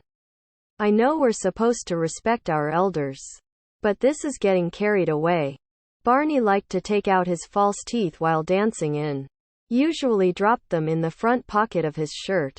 One night, old Barney pulled Checkers really close during a slow dance, and his false teeth bit her. Do you remember Barney's false teeth? Chess asked. Damn right. I remember. I still have a scar. Biggest hickey I ever got. Checkers said. Samuel's about the same age as Barney. Ain't it? Quote, ain't it? Man. Barney had a house, a car, and 3 pairs of cowboy boots. Samuel builds the fire wore a ragged pair of Kmart tennis shoes. The laces had been broken and retied a few times over. Indians would be a lot better off, Chess said. If we took care of our feet. Yeah, Checkers said. And those cavalry soldiers would have been much nicer if the government had given them boots that fit. Ain't nothing worse than a soldier with an ingrown toenail. Quote, Samuel would be all right if he'd gotten a good pair of hiking boots when he was little. Chess tried to fix Samuel's hair with her fingers. Then she took out her brush and went to work. Samuel breathed deeply in his sleep. Chess hummed a song as she brushed. Checkers pulled out her brush and sang along. The song, an old gospel hymn, reminded the sisters of the Catholic Church on the Flathead Reservation. Their hands stayed in Samuel's hair, but their minds traveled back over 20 years. Hurry up, Chess, age 12, shouted at Checkers, who had just turned 11. We're going to be late for church. The warm water sisters struggled into their best dresses, dingy from too many washes but still the best they owned, and hurried to Flathead Reservation Catholic Church. Father James says first get to sing the lead today, Checkers said. Not if I get there first. Chess and Checkers pulled on their shoes and tiptoed into their dad's room, which stank of whiskey and body odor. Lukewarm Water slept alone and dreamed of his missing wife. Hey, Dad, Chess whispered. We're going to church. Is that okay? Quote. Luke snored. Good. I'm glad you agree. Do you want to come this time? Quote. Luke snored. I don't think it's a good idea. Either. Maybe next time? Quote. Luke snored. Don't get mad at me. Geez. If you walked into church, everybody might die of shock. Yeah, Checkers said. The whole roof might fall down. The sisters walked to the church, which was one of those simple buildings. 4 walls, a door, a crucifix, and 20 folding chairs. Those folding chairs were multidimensional. Set them up facing the front, and they served as pews. Circle them around a teacher in the middle, and you had Sunday school. Push them up to card tables, and you feasted on donated food. Fold those chairs, stack them in a corner, and you cleared a dance space. Folding chairs proved the existence of God. Chess and Checkers helped with communion and sang in the church choir. The sisters were the choir, but they sang loud enough to shake the walls. The louder we get, Father James preached, the better God can hear us. Chess and Checkers believed Father James. They sang until their lungs ached. Chess opened her arms wide and looked toward heaven. Checkers opened her arms wide and looked at Father James. Both sisters were in love. Do you remember all those gospel songs we used to sing? Chess asked her sister as they continued to brush Samuel Builds the Fire's hair. I remember. Quote. Chess and Checkers kept singing as they brushed, while Samuel dreamed of beautiful Indian nuns. Lucky fuckers, Chief Walks Along said and threw the ball back to Lester. Samuel cut behind Lester, took a handoff, shrugged off Wilson and William, and launched a 30-foot jumper. For Crazy Horse, Samuel said as he released the ball. Samuel and Lester. 2. Tribal cops. 0. That's traveling, Walks Along said. No way, Samuel said. You can't make that call. I can make any call I want. I'm chief. Yeah. That's the only way you're going to stop me. With a pistol. Lester squared off with the other 5 cops. Danced like a boxer. Flicked a few harmless jabs at the heavy Burden brothers. And sprained his wrist. Our ball, Samuel said. As Thomas stood outside and the warm waters brushed Samuel's hair. Victor dreamed. In his dream, his stepfather was packing the car. Victor had sworn never to say his parents' names again. But his stepfather, Harold, roared to life and threw Victor's mother, Matilda, into the trunk beside the dead body of Victor's real father, Emery. Victor struggled to leave the nightmare, the naming, but his mother's cries pulled him back. Matilda held tightly to Emery's body in the trunk. Where you going? Victor asked Harold. Away. Let me get my stuff. I've already packed your stuff. Your suitcase is in the house. Where we going? You ain't going anywhere with us. You can go any damn place you please. But I don't want no Indian kid hanging around us no more. Harold slammed the trunk shut, and the force knocked Victor to the ground. By the time he had gotten to his feet, Harold was sitting in the driver's seat, turning the ignition. The car whined and whined but would not start. Wait for me, Victor called and ran to the driver's window. He pounded on the glass while Harold turned the key again. Victor ran into the house to find his suitcase. He ran from room to room. When he finally found it stuffed under a bed, he heard the car start outside. Wait for me, Victor shouted and ran outside. Dropping his suitcase, he ran after his stepfather's car, followed him down the road as far as he could. He galloped down the pavement, his suddenly long hair trailing in the wind. He ran until his body lathered with sweat. He ran until he fell on all fours. When he stood again, his head was shaved bald. Huge white men in black robes milled around. What happened to your hair? A black robe asked. It's gone. No, it's not, the black robe said. He took Victor's hand and led him through all the other black robes. The black robe and Victor walked down flights of stairs. Are you tired? The black robe asked. Yes. Do you want me to carry you? No. The black robe lifted him anyway and carried him on his shoulders. Victor felt the hard muscles through the black robe. He knew that man could crush him. But the black robe carried him to the bottom of the stairs and into a large room. Paintings adorned every wall. Look here, the black robe said. This is my favorite one. Victor looked at the painting. A battle scene. 2 armies fighting. Guns. Horses. Men. Flags.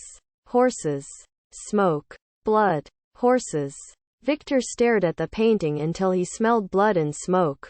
Please, Victor said. Let me down. The black robe set him down. Victor rubbed his head, scratched his head, and looked at his hand.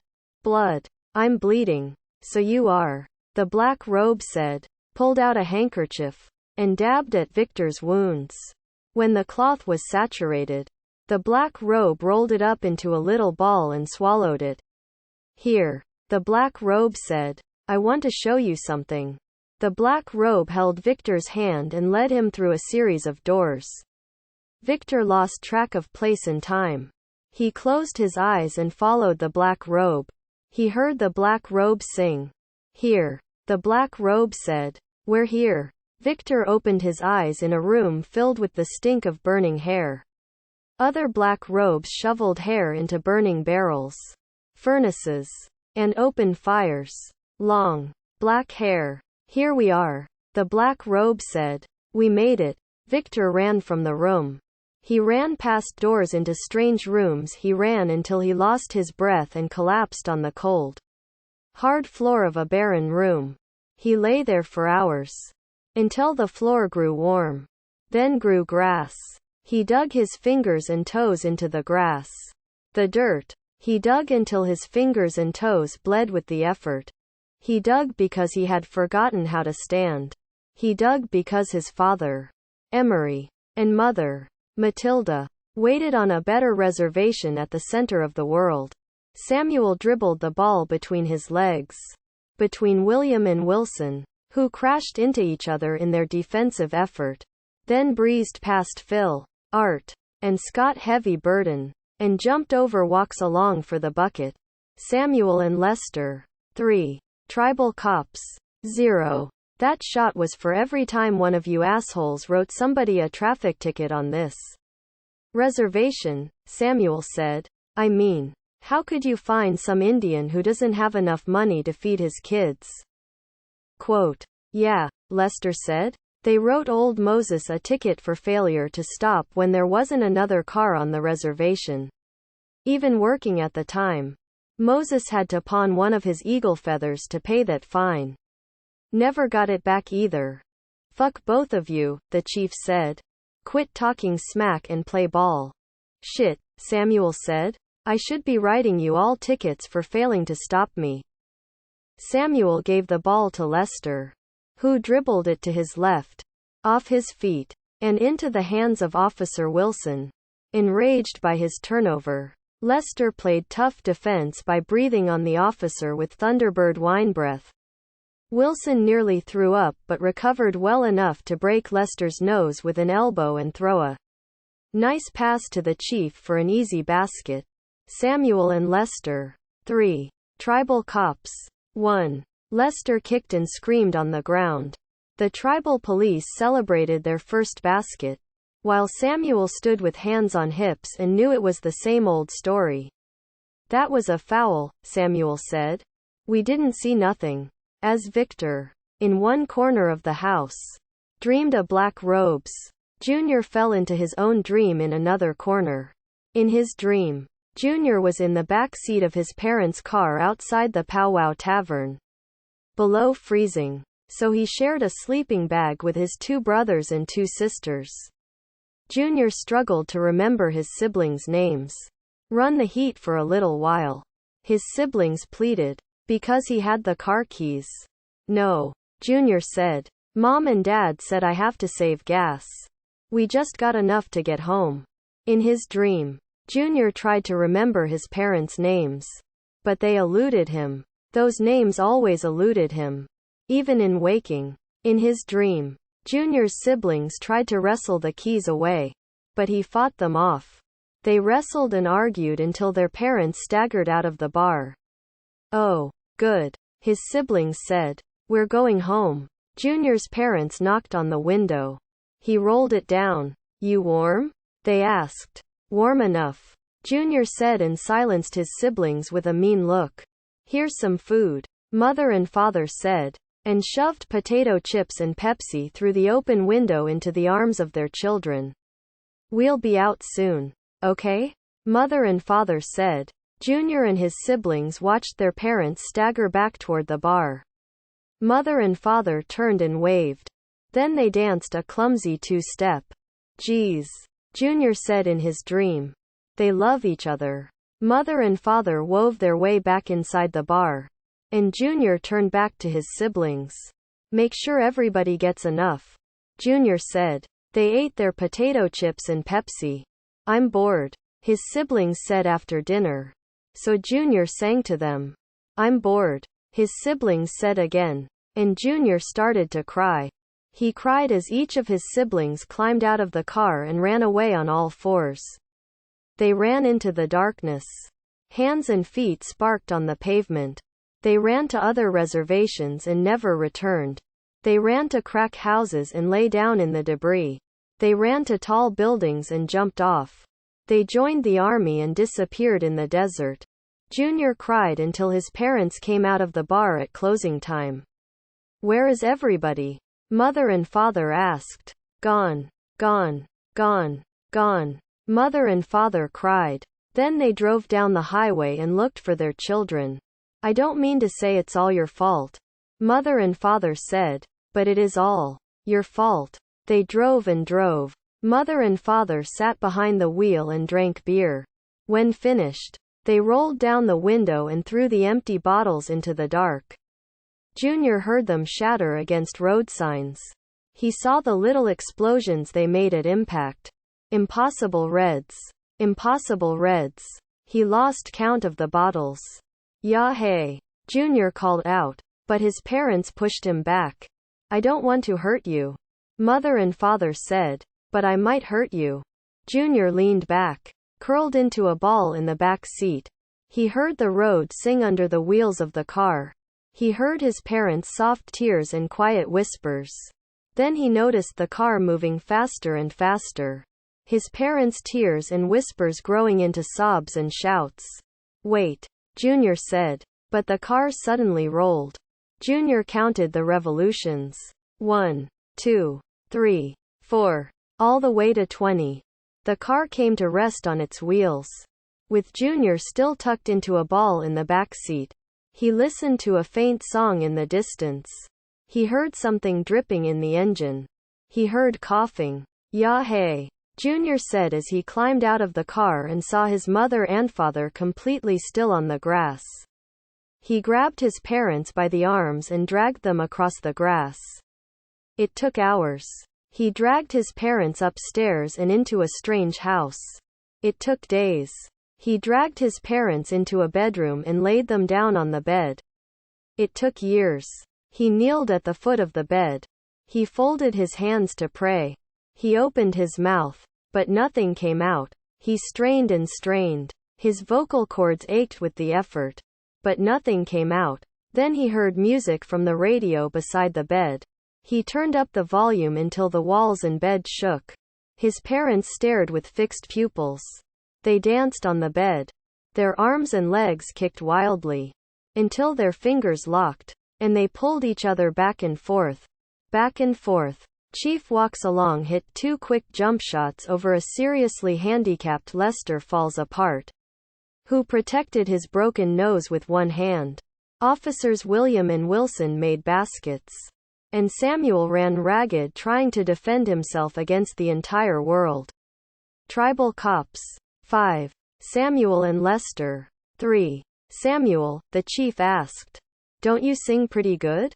I might want to hear a few verses of I Fought the Law and the Law Won after this game." "I don't know that one. But I know how to sing, I Shot the Sheriff."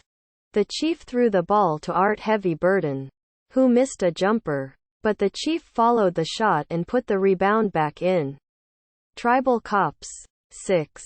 Samuel and Lester. 3. "That shot was for every time one of you drunk-ass Indians told me I wasn't real," the chief said. "That was for every time you little fuckers think pissing your pants is a ceremonial act."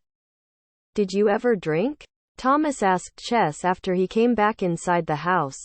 His father still snored on the table. "No. Not ever?" Quote, "Neither of us ever drank," Chess said. "We were afraid of it," Checkers said. "Even when we wanted to drink. We were too scared. Ain't it?" Quote, Thomas looked at his father on the table. "Look what it did to my father," he said. Chess looked at Thomas. At his father. At both. She saw her father, Luke, in their faces. She missed her father, even after all he had done. Checkers also saw her father in Samuel's face. In Thomas's eyes. She saw that warrior desperation and the need to be superhuman in the poverty of a reservation. She hated all of it. "I'm super Indian man," those pseudo-warriors always shouted on the reservation. Able to leap tall HUD houses in a single bound. Faster than a BIA pickup. Stronger than a block of commodity cheese. Checkers tried to ignore them. But the Indian men visited her dreams. "Look at my big cowboy hat. Look at my big boots. Look at my big belt buckle." Those men, those ghosts, crawled into her bed at night, lifted her nightgown, and forced her legs apart. After they finished with her, those Indian men sat on the edge of the bed and cried, "Ha-oh, ha-oh, ha-oh, I lost my cowboy hat.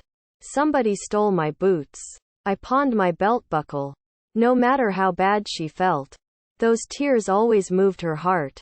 She reached for the Indian men in her dreams and held them tightly. Her stomach turned, and she swallowed bile, but she held on. "I hate this," Thomas said. "I hate my father." "You don't hate him," Chess said. "You're just upset." "I hate him," Thomas said again and squeezed his hands into fists. A few days earlier, Chess and Thomas had driven to Spokane for a cheap hamburger. They walked in downtown Spokane and stumbled onto a drunk couple arguing. "Get the fuck away from me," the drunk woman yelled at her drunk husband, who squeezed his hand into a fist like he meant to hit her.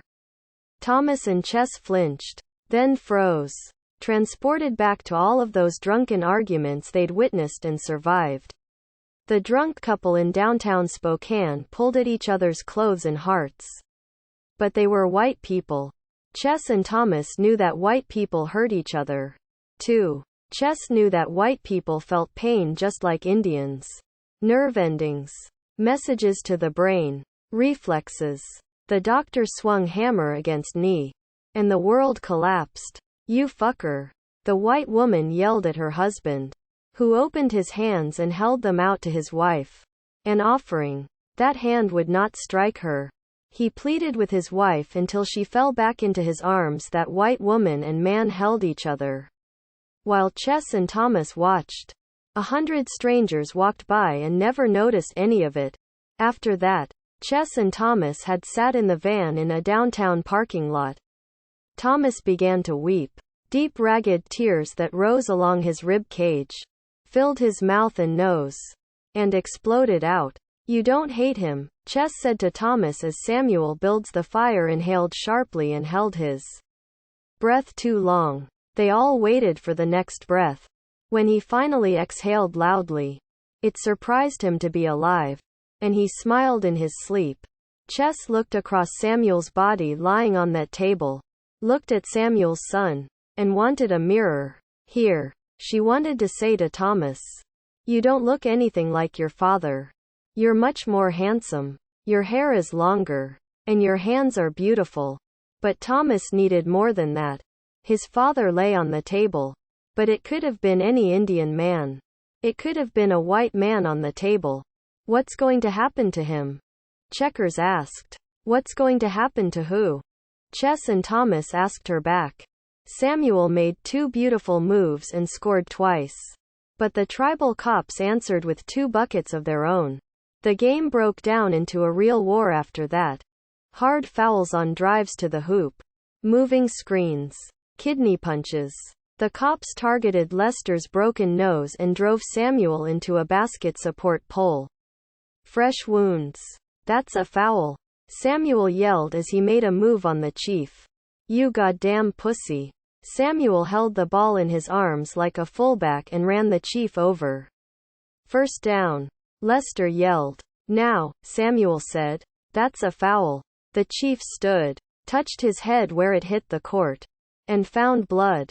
"That's assaulting an officer," he said. "Good for a year in tribal jail." "This is a game," Samuel said. "It don't count. Everything counts." The chief took the ball from Samuel, passed it to Phil Heavy Burden, took a pass right back, and popped a jumper. Tribal cops. 9. Samuel and Lester. 5. Game point. "Shitheads," the chief said. "You two best be getting ready for jail." "Fuck you," Samuel said as he stole the ball, drove down the court, and went in for a 2-handed. Rattle the foundations. Ratify a treaty. Abolish income tax. Close the uranium mines. Monster dunk. "That was for every one of you Indians like you tribal cops," Samuel said. "That was for all those Indian scouts who helped the U.S. cavalry. That was for Wounded Knee and 2. For Sand Creek. Hell, that was for both the Kennedys, Martin Luther King, and Malcolm X." "Yeah," Lester said. "That was for Leonard Peltier, too. And for Marilyn Monroe. And for Jimi Hendrix." "Yeah, for Jimmy." "What about Jim Morrison?" Wilson and William asked. "White guys obsessed on Jim Morrison." "You can have Jim Morrison," Samuel said. "We'll take the ball." Lester took the pass from Samuel, faked a pass back, dribbled once, and threw up a prayer that banked in. It was the first and last basket of Lester Falsipert's basketball career. Tribal cops. 9. Samuel and Lester. 7. Thomas, Chess, and Checkers never slept that night. They talked stories around the table where Samuel builds the fire. Snored. "Your mom died of cancer, ain't it?" Chess asked. "Yeah. Stomach cancer," Thomas said. "I'm sorry. It ain't your fault. She died a long time ago." Quote. Checkers shivered at the thought of cancer. Cancer rose from the bodies of dead Indians and walked down the hallways of hospitals. "Did she drink?"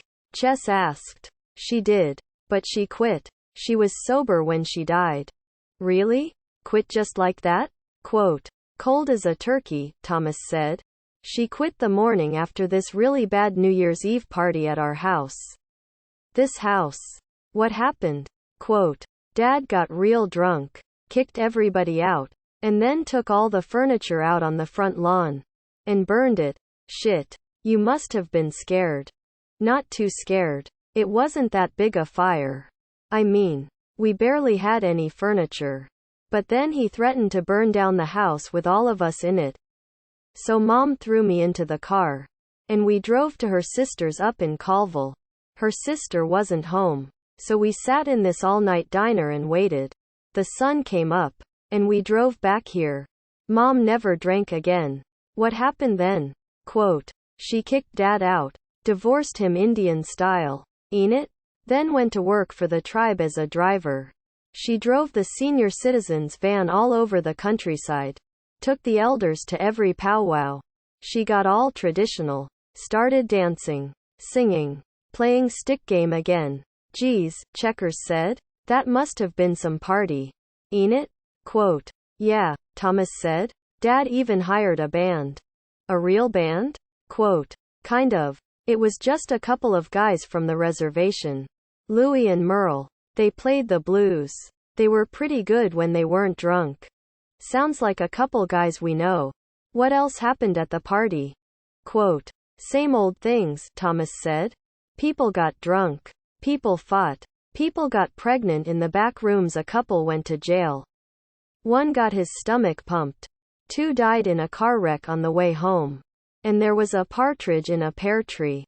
Who died? Quote, Junior's parents. Quote, geez, Chess said. He must have been really young. Yeah, Thomas said. He was the oldest, too. Had a bunch of brothers and sisters. Their auntie took them in and raised them. She died a few years ago. What about Victor's parents? Quote, they're all gone. Geez, Checkers said. Samuel is the only one who made it. Samuel rolled over on the table and coughed. He curled into a fetal position and mumbled something. Hard to believe. Ain't it? Quote, yeah, Thomas said. The only things that will survive a nuclear war are cockroaches and my father.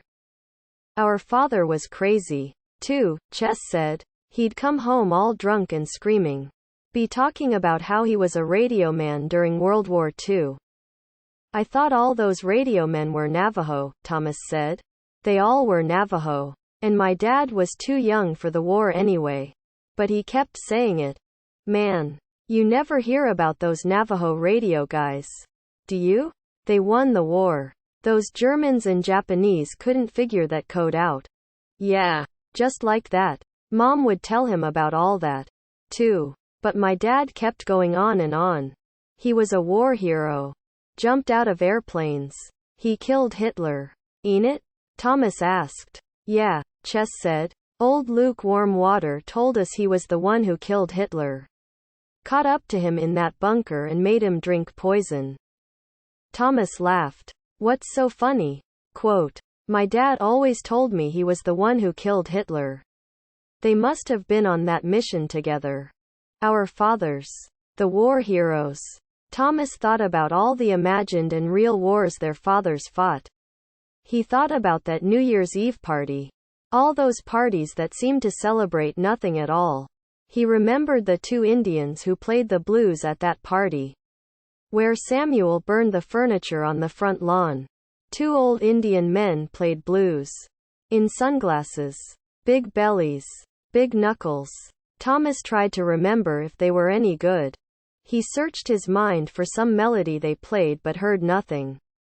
You know, Chess said. I heard beer bottles breaking so much that I got used to it. I kind of miss them sometimes. Exhausted. Samuel took the ball out. His body ached. Once.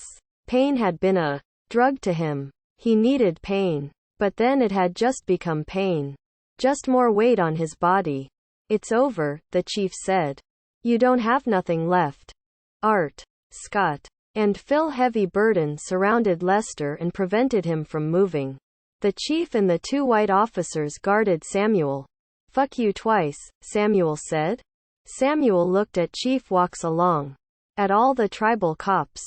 At Lester. He shifted the ball from his left hip to his right. He spun the ball in his hands.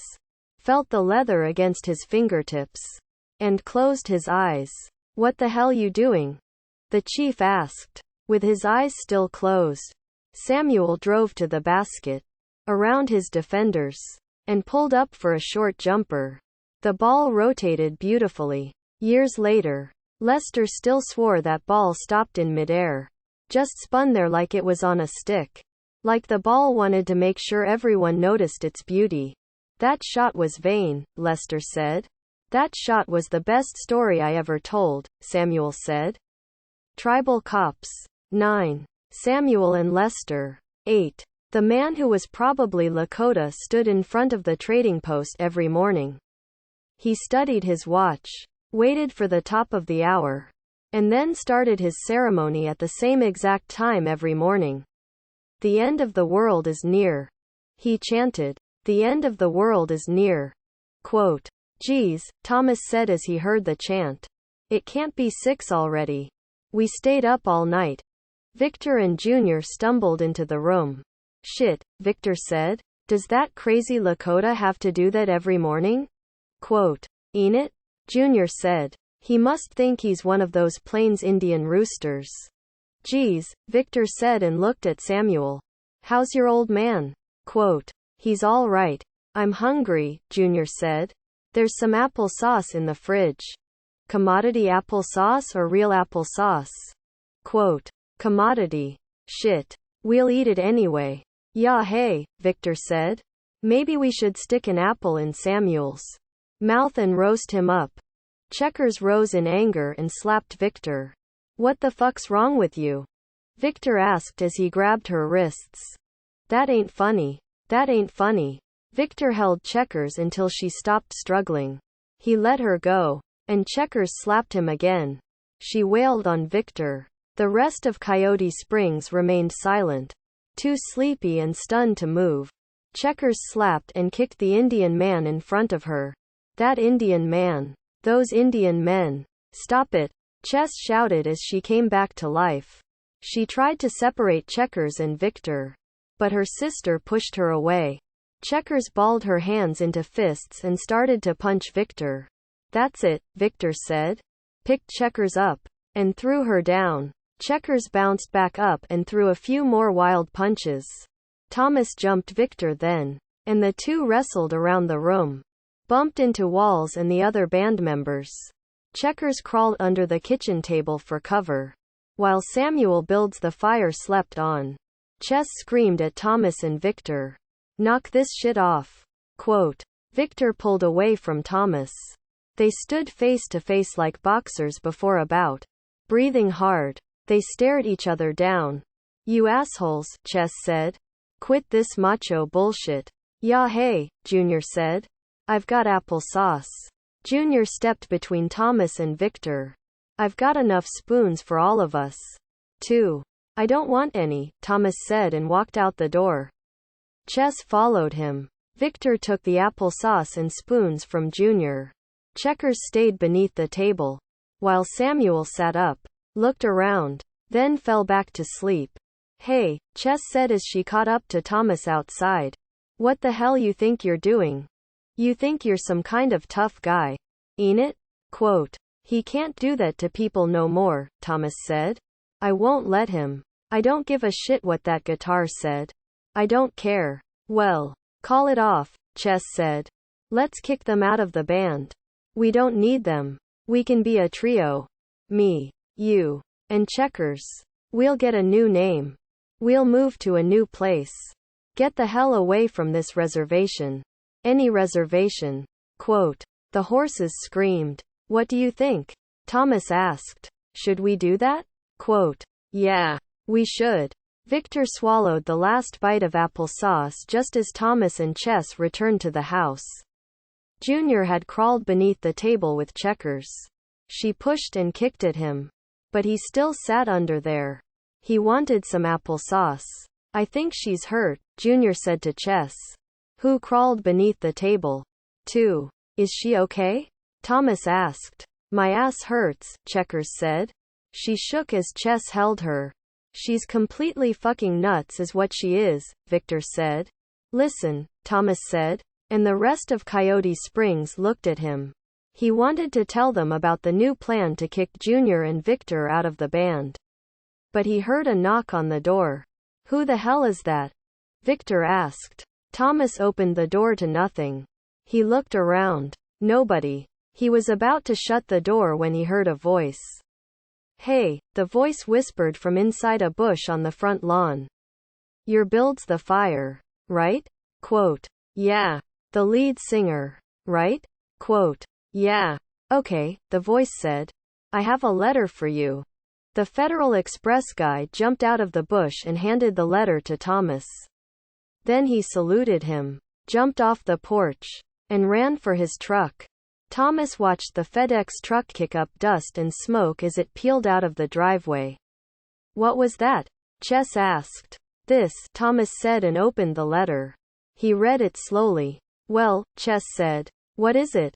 Quote. We got an offer to play at this place in Seattle. The backboard. I guess they saw us play in Ellensburg. They'll pay us $1,000. No shit. Victor yelled and started to dance with Junior. They tangoed up and down the floor. Junior picked up a stray feather and stuck it in his teeth. It's our chance, Thomas said. Chance for what? Chess asked. The money. We need the money, don't we? Quote. Chess knew that Coyote Springs needed the money. She needed the money. The forest fire season was nearly over. Nobody hired Flathead Indians on the Spokane Indian Reservation. $200 a head. Checkers and Chess would have $400 together. With Thomas and his share, they would have enough money to dump Victor and Junior. What do you think? Chess asked her sister. I ain't going anywhere with that asshole, Checkers said. Besides, how the hell do these people know who we are? They couldn't have seen us in Ellensburg. That was just last night. I don't trust them. I don't trust any of this. We don't need you, Victor said. You can't sing anyway. Checkers, Chess, and Junior climbed out from under the table. Victor stepped behind Thomas because Checkers knew how to punch. I think we all need to sleep on this, Chess said. Geez. Checkers and I ain't got any sleep at all. You neither. Thomas. We ain't got time to sleep on it, Thomas said. They want us to be there tomorrow night for sound check. Are you serious? Serious enough. Geez, Chess asked her sister again. What do you want to do? Quote. I told you. I ain't going anywhere with that caveman. I'm going, Victor said. Me too, Junior said. This ain't enough time to decide anything, Chess said. That's not fair. How could they do that to us? Quote. Strangers ask us to sing for them. And they'll pay us $1,000. Victor said. And you think they're being assholes? We should be grateful. Will you shut up? I'm trying to think. I'm going, Thomas said. I have to go. Victor whooped. Junior hugged Thomas. Checkers, Chess said. Are you sure you don't want to go? Quote. I'm sure. Okay. She's not going. But she still gets her share of the money. No fucking way, Victor said. Okay, Thomas said. We're a democracy. We'll take a vote. Not this voting shit again, Victor said. Who pays attention to voting in this goddamn country anyway? Quote. All those in favor of Checkers getting a full share if she stays home. Raise your hand. Thomas, Chess, and Checkers voted for full share. Junior abstained. Victor was pissed. She stays home, Thomas said. And she gets full share. Lord. I'm sorry. Chess said to herself. We need the money. Well. Jesus, Victor said. More worried about his share. So she gets the money. But we got to get packed. We got to get going. Seattle. Seattle. The city waited. Samuel flew. He had dreamed of flying before. But there he was. Flying for real. Flying true. Flying 4 feet above the basketball court. He flew over the tribal cops.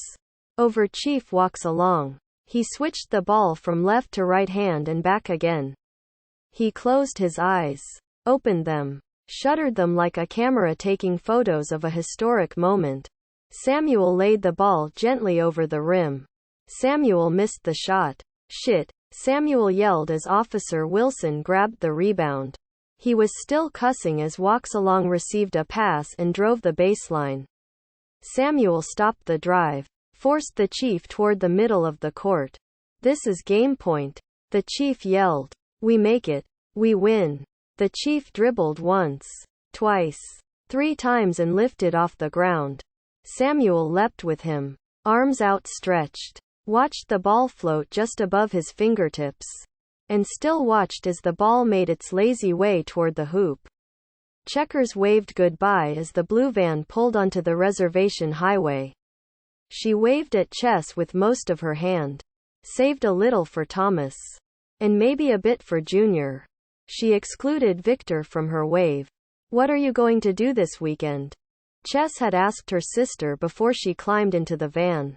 "I think I'll go to church. It's been a while." "Yeah. The Catholic church is down by the crossroads. Ain't it?"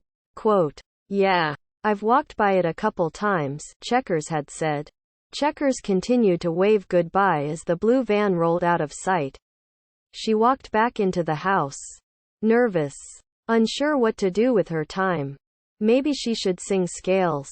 Ready her voice for the Sunday hymns. Father Arnold was the priest down there. She had read his name on the greeting board when she walked by the church. Father Arnold. She wondered about Father Arnold's favorite song. "You think Checkers will be all right?" Thomas asked as he drove the van off the reservation. "She's a grown woman," Chess said. "She makes me groan," Victor said. Everybody ignored Victor. In a unanimous vote taken just before they left, Coyote Springs had decided that was the best policy. Even Victor raised his hand for that one. "What's Seattle like?" Junior asked. "It rains there," Chess said. "It rains a lot." The blue van rolled through the wheat fields of eastern Washington, across the central desert, and into the foothills of the Cascades. They climbed Snoqualmie Pass and stopped at the Indian John rest area. "Who is this Indian John?" Victor asked as they parked the van. "I'm Indian John," Junior said. Chess and Thomas sat on the grass and shared a warm Pepsi. Victor and Junior walked to the bathroom. Inside, a little white boy stared at them. "Hello there," Junior said. "Hello," the boy said. "What's your name?" Quote. "Jason. Are you an Indian?" Quote. "Yes, I am." "Hey, Daddy. There's a real Indian out here." A huge white man stepped out of a stall. "Who you talking to?"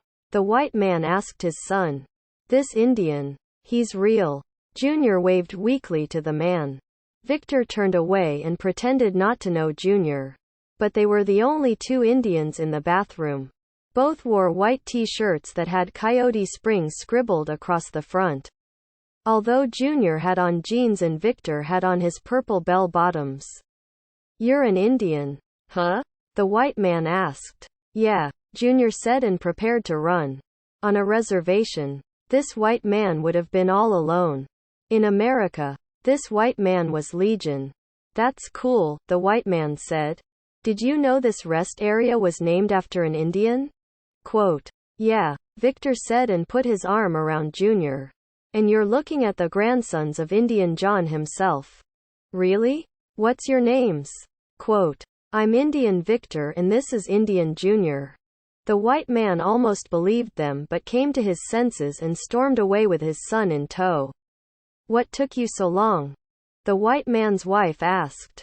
"Just some Indians," the white man said. "Just some Indians," the little boy repeated. Victor and Junior grabbed a free cup of coffee from the stand outside the bathroom. The veterans of war offered free coffee and donuts in return for donations. Junior dropped $1 into the box. Victor dropped sugar into his coffee. Both knew it was too warm for coffee, but they drank it anyway and talked about the price of guitar strings and drumsticks. They stood near the coffee stand and dreamed about Seattle. Chess and Thomas sat on the grass for a long time.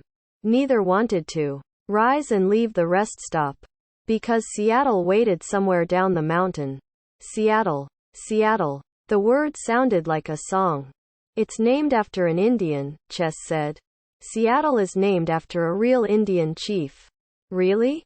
Quote. "Really. But I guess it was something like Self. Chief Stealth. Or Shelf. Or something like that. Something different.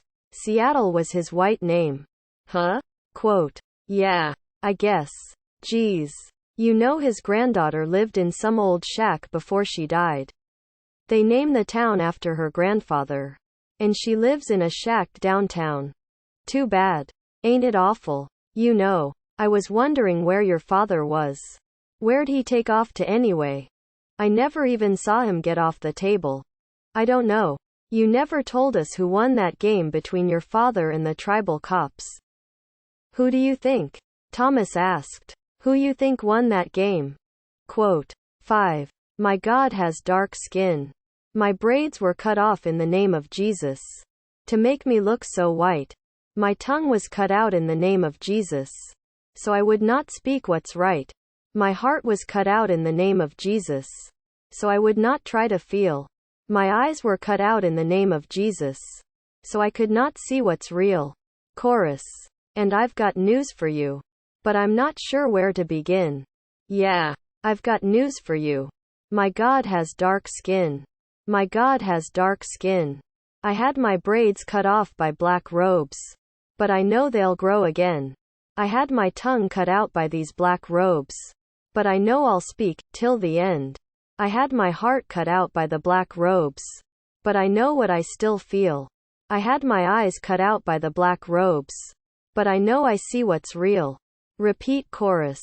Chess wondered which member of Coyote Springs most closely resembled the cowardly lion as they pulled into the Emerald City, Seattle. The drive from Indian John Rest area to downtown Seattle took 6 hours. Because the blue van refused to go more than 40 miles per hour. This van don't want to go to Seattle, ain't it? Junior asked. Van might be the only smart one, Chess said. The van drove into downtown and found a Super 8 motel. Right next to the Pink Elephant car wash. Coyote Springs all strained their necks to look at everything. The Space Needle. The Olympic and Cascade Mountains. The ocean. None of them had ever visited Seattle before. So the sheer number of people frightened them. Especially the number of white people. Geez, Victor said. No wonder the Indians lost look at all these whites. Thomas parked the van at the motel. And the band climbed out. How many rooms should we get? Chess? Thomas asked. How much money we got? Quote. Not much. Shit, Victor said. Shouldn't those guys at the backboard be paying for all of this anyway? Quote. Yeah, they probably should, Chess said. Forced to agree with Victor for the very first time.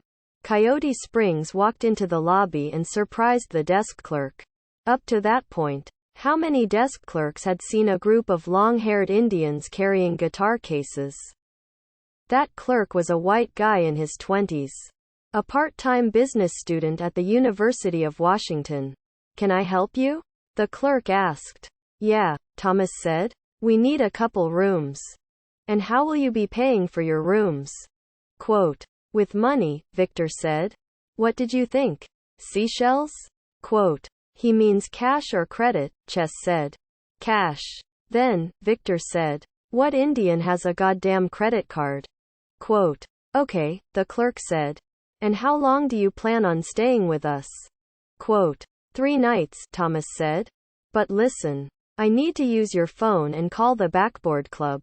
They'll be paying for our rooms. The Backboard? The clerk asked. Are you guys in a band? Quote. Damn right, Victor said. What do you think we have in these cases? Machine guns? Bows and arrows? Quote. What's your name? The clerk asked. Already learning to ignore Victor. Coyote Springs, Thomas said. Coyote Springs? I haven't heard of you. Got any CDs out? Quote. Not yet, Victor said. That's why we're in Seattle. We're here to take over the whole goddamn city. Oh, the clerk said. Well, here's the phone. Which one of you is the lead singer? Quote. I am, Thomas said. And the clerk handed the phone to him. As Thomas dialed the number, the rest of Coyote Springs wandered around the lobby. Junior and Chess sat on couches and watched a huge television set in one corner. Victor bought a Pepsi from a vending machine. Chess watched him. She knew that kind of stuff tickled Victor. He looked like a little kid. counted out his quarters for pop and hoped he had enough change for a Snickers bar. He just stared at all the selections like the machines offered white women and beer. Hey, Victor, Chess shouted. That's a vending machine. You savage. It works on electricity. Hello, Thomas said into the phone. This is Thomas Builds the Fire, lead singer of Coyote Springs. Yeah, Coyote Springs. We're here for the gig tomorrow night. Yeah, that's right. We're the Indian band. Thomas smiled at Chess to let her know everything was cool.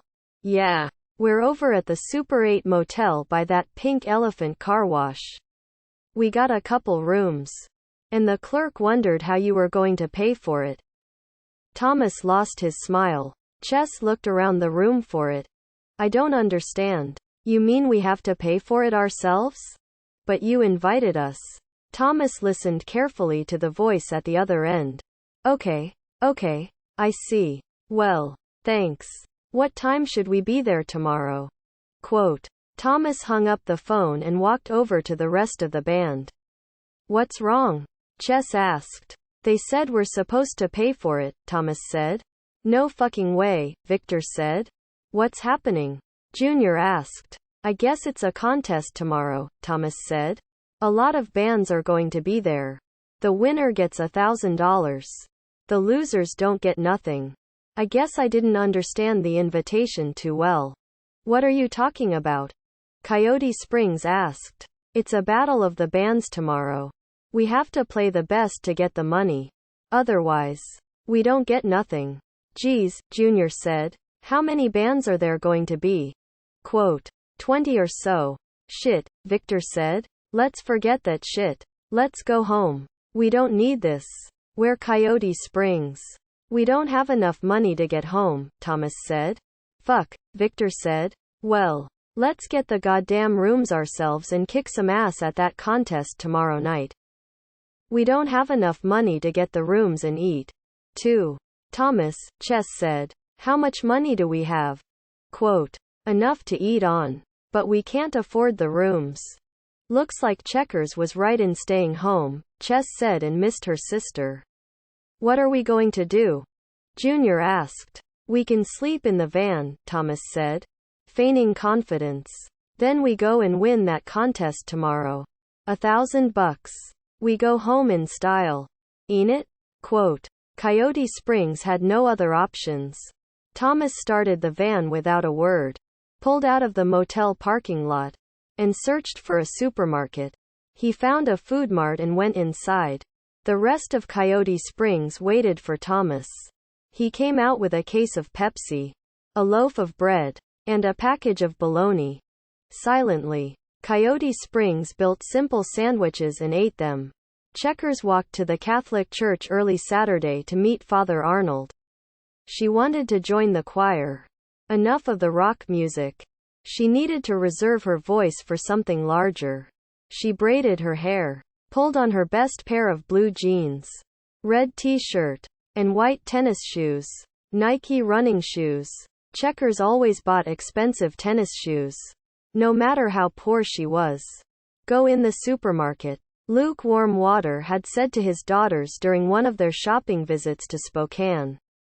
And get some eggs, milk, and butter. Oh, and get yourselves some tennis shoes. They're in that third aisle. Try them on first. Checkers and Chess slumped into the store, sat in the third aisle, and tried on tennis shoes. Those supermarket shoes constructed of cheap canvas and plastic.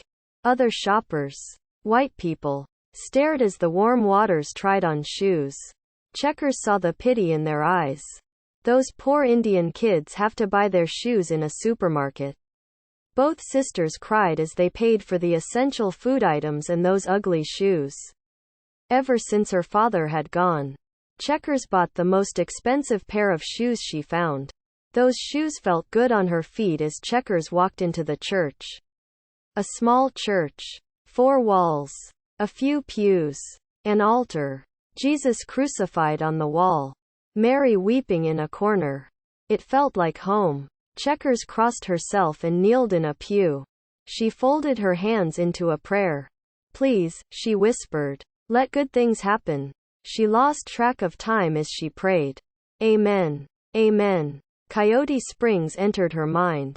And she thought of her sister.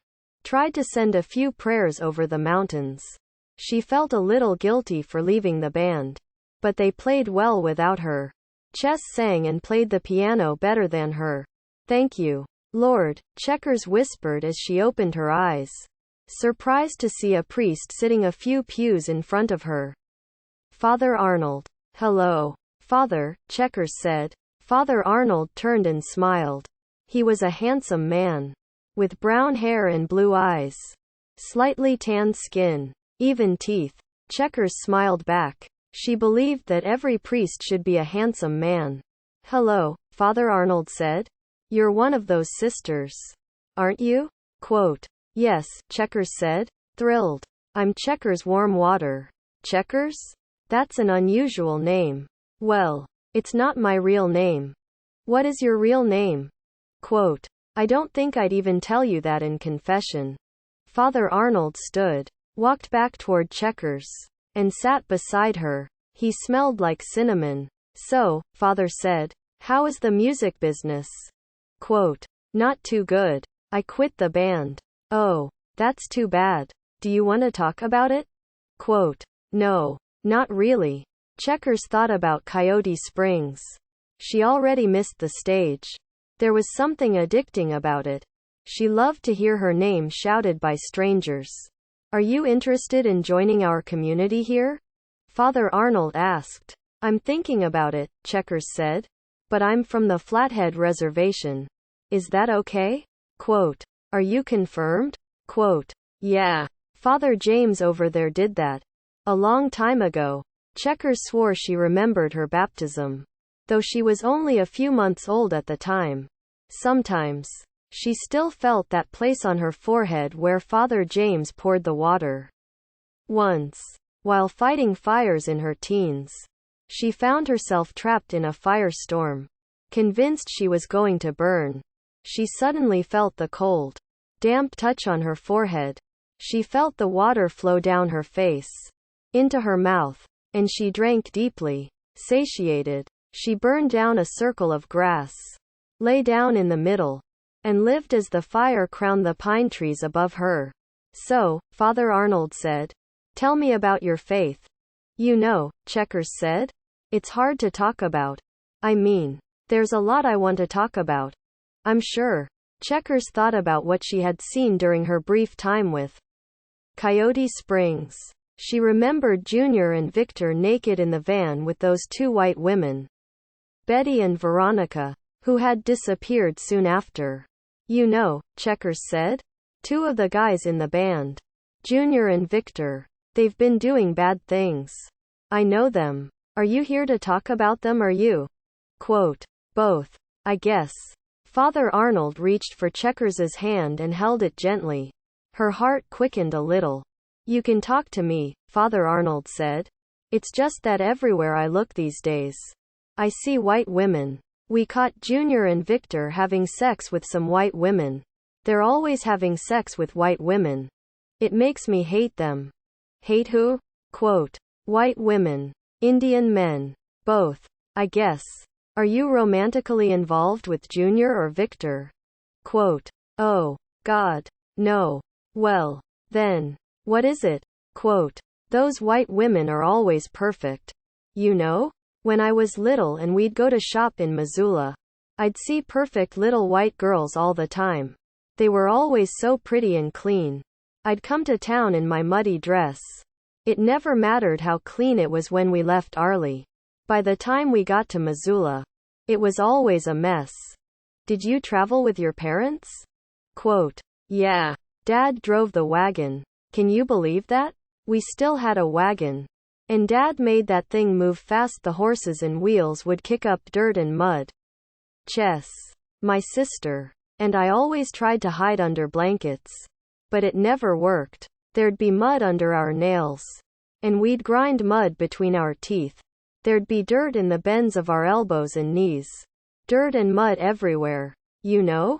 Quote. Father Arnold nodded his head. Anyway, all those little white girls would be so perfect. So pretty. And so white. White skin and white dresses. I'd be all brown-skinned in my muddy brown dress. I used to get so dark that white people thought I was a black girl. I wanted to be just like them. Those white girls. And I'd follow them around town while Mom and Dad shopped. Chess was always telling me I was stupid for doing it. Chess said we were better than those white girls any day. But I never believed her. How does that make you feel now? Father Arnold asked. I don't know. I just looked at that blonde hair and blue eyes and knew I wanted to look like that. I wanted to be just like one of those white girls. You know. Father James even brought his little white nieces out to visit the reservation. And that was a crazy time. What happened? Quote, oh, Father James wanted us all to be friends. Chess, me, and his little nieces. So we all sat together in our folding chairs and knelt down on the floor to pray. We even got to help with the candles at Mass. I remember I always held onto my candle tight. Because I didn't want to drop it. I always thought flames were beautiful. You know? All four of us helped with communion once. It all worked great. It was the best communion. Then we carried the bread and wine back to the storage closet. While we were in there, those nieces pushed me over. And I dropped the wine and it spilled all over everything. On the floor. On my best dress. Everywhere. Those nieces started laughing. Me and Chess tried to clean it up.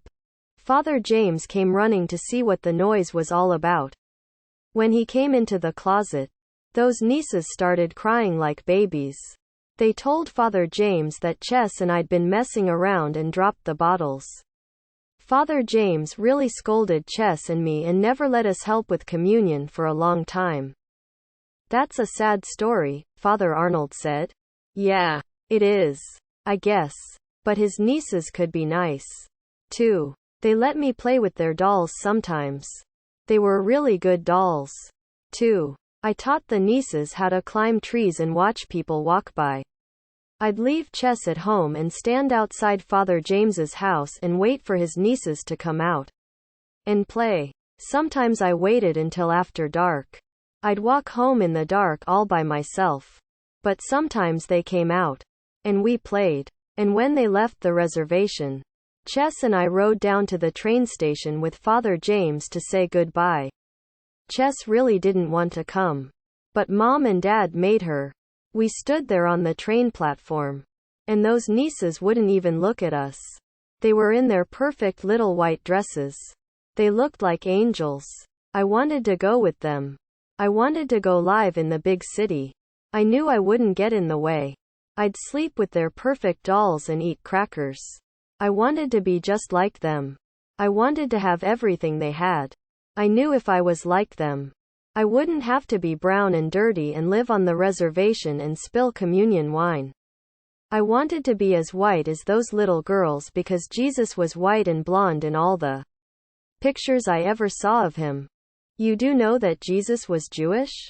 Father Arnold asked. He probably had dark skin and hair. That's what they say, Checkers said. But I never saw him painted like that. I still never see him painted like that. You know, we had to hug those little white nieces, too. We're standing there on the platform. And Father James tells us to hug each other. Chess refuses to hug anybody. But I hug those nieces. And the big one pinches my breast. My little nipple. Nobody sees it at all. It hurts so bad. And I start to cry. The nieces get on the train and leave. Father James hugs me because I'm crying. He says it will be all right. He knows how much I'll miss his nieces. I stood there in Father James's arms and cried and cried. Checkers cried in the little Catholic church in Welpinit. Father Arnold put his arms around her. And she cried into his shoulder. The soft fabric of his cassock. She put her arms around his waist. Wanted to look into his eyes. But kept her face hidden. Checkers, he whispered. What's going on? There must be something more. You can talk to me. Checkers squeezed Father Arnold tighter. Until her grip became uncomfortable. But he would not release her. Coyote Springs slept fitfully in the blue van. The city frightened them, especially since the thin walls of the van barely protected them. Chess never slept much at all. Hadn't slept well for 2 nights in a row. She sat in the driver's seat and listened to the men stir and moan in their sleep. She recognized the sounds of nightmares but only guessed at the specifics. Junior dreamed about horses. He rode a horse along a rise above the Columbia River, leading a large group of warriors. They all wanted to attack a steamship, but the boat remained anchored beyond their range. The Indians watched it jealously.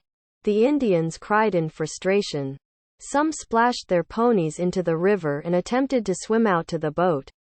Others fell off their horses and wept violently. Junior slumped, hugged his horse's neck, and closed his eyes. In his dream, he listened for the music. He heard bugles. Cavalry bugles. From where? A young Indian boy asked Junior.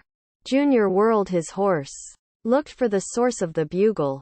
Everywhere. Junior heard a gunshot, and the young Indian fell dead from his mount.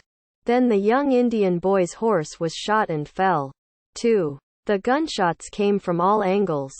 The bugles increased. Where are they? The Indian men screamed as the bullets cut them down. They fell. All of them. Until only Junior remained. Cease fire. A white voice shouted. That voice sounded so close that Junior knew he should have seen the source. But there was nothing in the dust and sunlight. Drop your rifle. The white voice shouted. Where are you? Junior asked. Drop your rifle. The voice shouted again. Louder. So loud that Junior dropped his rifle and clapped his hands to his ears in pain. Suddenly he was dragged from his horse by unseen hands. Thrown to the ground. Kicked and beaten. Junior heard the labored breathing of the men who were beating him. He could not see anybody. Where are you?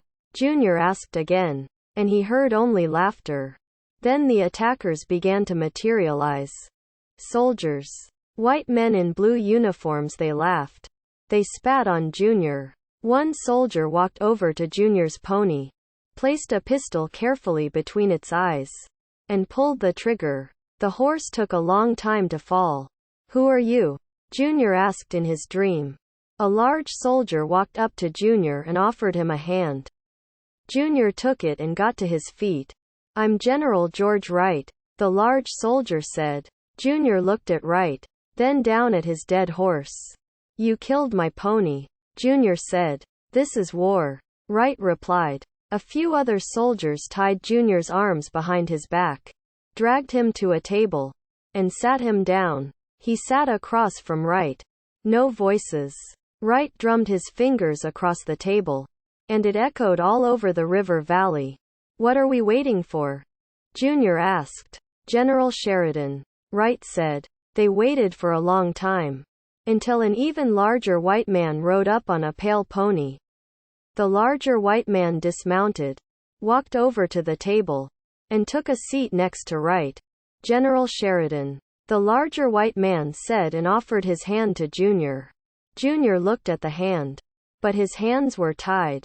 Sheridan smiled at his mistake and pulled out a sheet of parchment.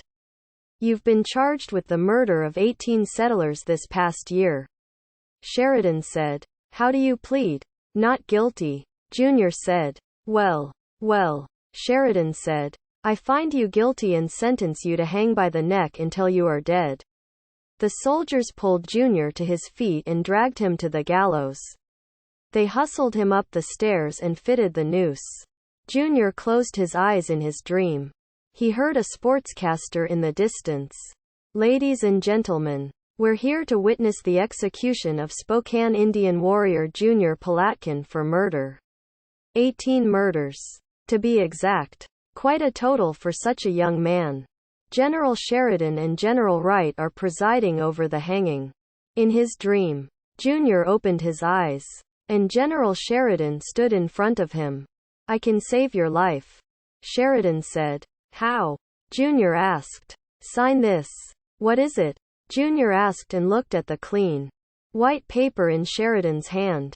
Just sign it, Sheridan said. What am I signing? Just sign it, and God will help you. Okay. Sheridan untied Junior's hands and gave him the pen. Junior looked at the pen and threw it away. The pen revolved and revolved. The sun rose and set. Snow fell and melted. Salmon leapt 20 feet above the surface of the Columbia River. Just feet from the hanging. Do you want to say a prayer? Sheridan asked. I don't pray like that. Junior said. What do you do? I sing. Well, I think it's time for you to sing. In his dream, Junior started his death song and was barely past the first verse when the platform dropped from under him and the rope snapped tightly. Shit! Junior shouted as he woke suddenly from his dream. Victor rolled over. But Thomas woke up, too. What's going on? Thomas asked. Confused. Junior's dreaming, Chess said. Both of you go back to sleep. Junior flopped over and quickly snored. But Thomas rubbed his eyes and looked at Chess. You can't sleep, ain't it? Thomas asked. No. I'm thinking too much, Chess said. About what? Quote. About checkers. About church. What about church? Quote. Are you a Christian, Thomas? Quote. No. Not really. Are these two Christian? Quote. Junior and Victor? No way. All they know about religion they saw in Dances with Wolves. Do you pray? Chess asked but wasn't sure what she wanted to hear. Of course Thomas prayed. Everybody prayed. Everybody lied about it. Even atheists prayed on airplanes and bingo nights. Yeah. I pray, Thomas said and made the sign of the cross. What was that? Quote. I'm a recovering Catholic. Get out of here. No. Really. I was baptized Catholic. Like most of us on the Spokane Reservation. I think even Junior and Victor are baptized Catholic. Those two need a whole shower of the stuff.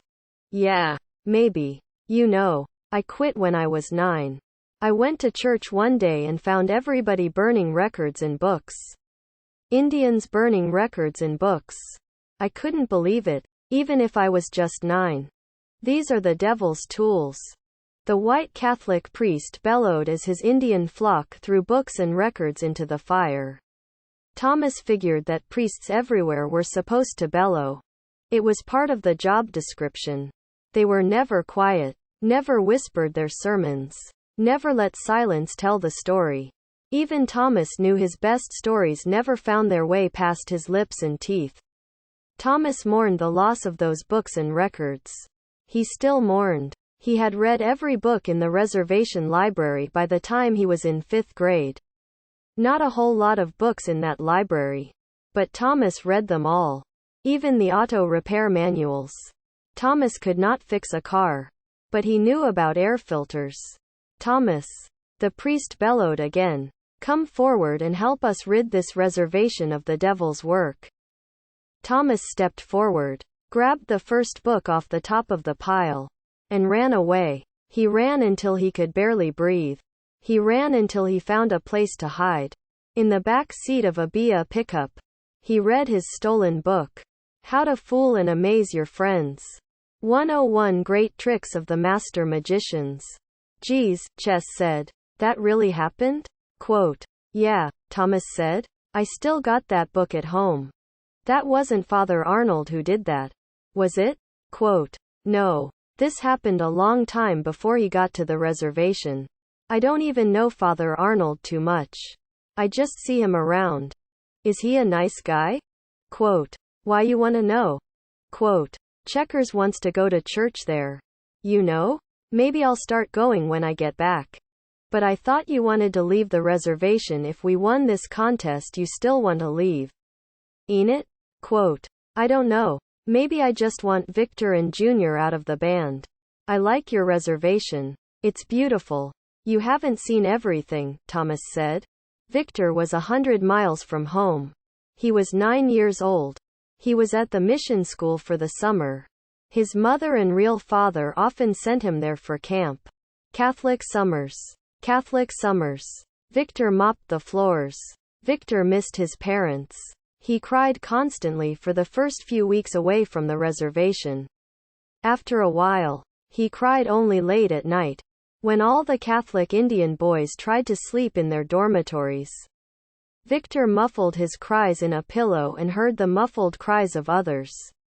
But on that day when Victor was 9 years old and mopped the floors, he lost himself in other thoughts.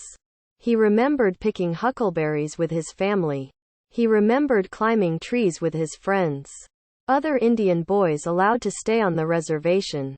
Those Indian boys climbed the limbs off the trees every summer.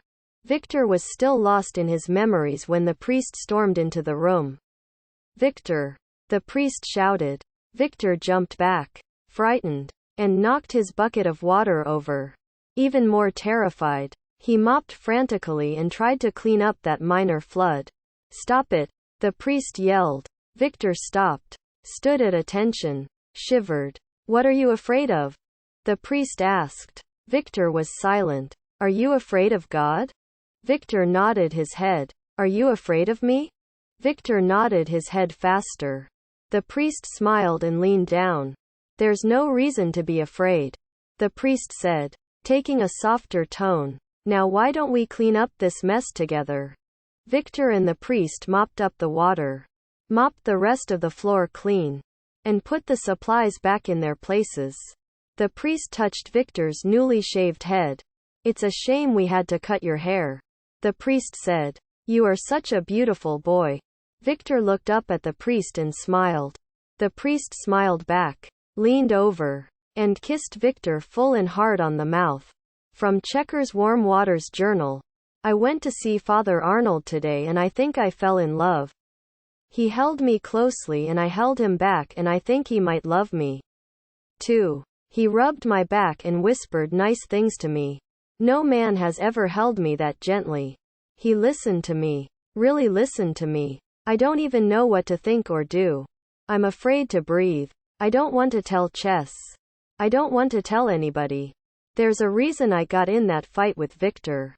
I didn't know why I got so crazy at Victor. Couldn't figure out what made me so mad. But now I know there's a reason. God made me stay home so I could meet Father Arnold. God threw those punches at Victor. God wanted me to meet Father Arnold. But did God want me to fall in love with his priest? I don't know what to do. All I know is, I still smell Father Arnold when I close my eyes. He smells like smoke and candles." Coyote Springs woke, cramped and smelly, in a strange parking lot in downtown Seattle. The blue van groaned as the band stumbled out to stretch their backs in the cool morning mist. "Geez," Junior said. "What's that smell?" Quote, "It's the ocean," Chess said. "It's wonderful, isn't it?" Quote, "Yeah," Junior said and tried to hide his excitement. "It's all right." Thomas breathed deep.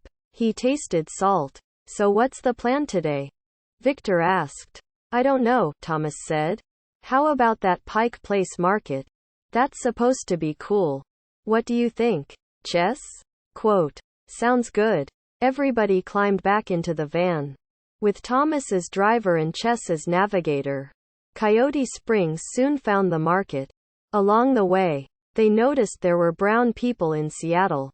Not everybody was white. They watched, dumbfounded, as two men held hands and walked down the street. "Geez," Junior said. "Look at that. Those men are two-spirited," Thomas said. "They're two something or other," Victor said. Coyote Springs parked the van and walked around the market, surprised by all of it. The market was old and beautiful, built by wood that had aged and warped. No amount of paint could change the way it looked now. There were flowers and fishmongers, old shops filled with vintage clothing and rare books. The whole market smelled like the ocean, which was just a few blocks away. Coyote Springs was even more surprised by the old Indian men there. Old drunks. Victor kept talking to them. Junior, too. Chess figured drunks talked to drunks like it was a secret club. An Indian liked to talk to anybody, especially another Indian. Chess knew those old Indians were a long way from home, trapped by this city and its freeway entrances and exits. She thought a few of those drunks looked familiar. "Hey, nephew," one of those old Indians called to Victor. "What tribe you are?" Quote, Indians always addressed each other intimately, even when they were strangers. I'm Spokane Indian, Uncle, Victor said. Oh, yeah. Huh? Had a buddy who was Spokane long time ago. Who was that? Quote. Amos Joseph. That was my grandfather. No shit. Who you? Quote. Victor Joseph. Hey, grandson. I'm Eddie Tapwater. Used to be spring water. But I'm urban Indian now. Good to meet you, grandfather. Yeah. You, too. Where'd you get that shirt anyway? Think your grandfather wore one like that when we was dancing. The rest of Coyote Springs listened as Victor and Eddie traded stories. But nobody was all that surprised. The Indian world is tiny. Every other Indian dancing just a powwow away. Every Indian is a potential lover, friend, or relative dancing over the horizon. Only a little beyond sight. Indians need each other that much. They need to be that close. Tying themselves to each other and closing their eyes against the storms. Goodbye, grandfather, Victor said and gave him $1. Victor talked to most every drunk at the market. He spent all of his time with those old Indians. While the other band members roamed together, Junior left Victor to the drunks. Chess thought those drunks scared Junior. He might have seen himself in their faces. Junior wondered if their disease was contagious. A fall asleep on a heating grate disease. Junior was frightened. Victor should have been frightened. Drunks had always caused him to shake before. But some voice whispered in his ear and pushed him to the old Indians in the market. As a child, each member of Coyote Springs had run from drunks. They all still ran from drunks. All Indians grow up with drunks.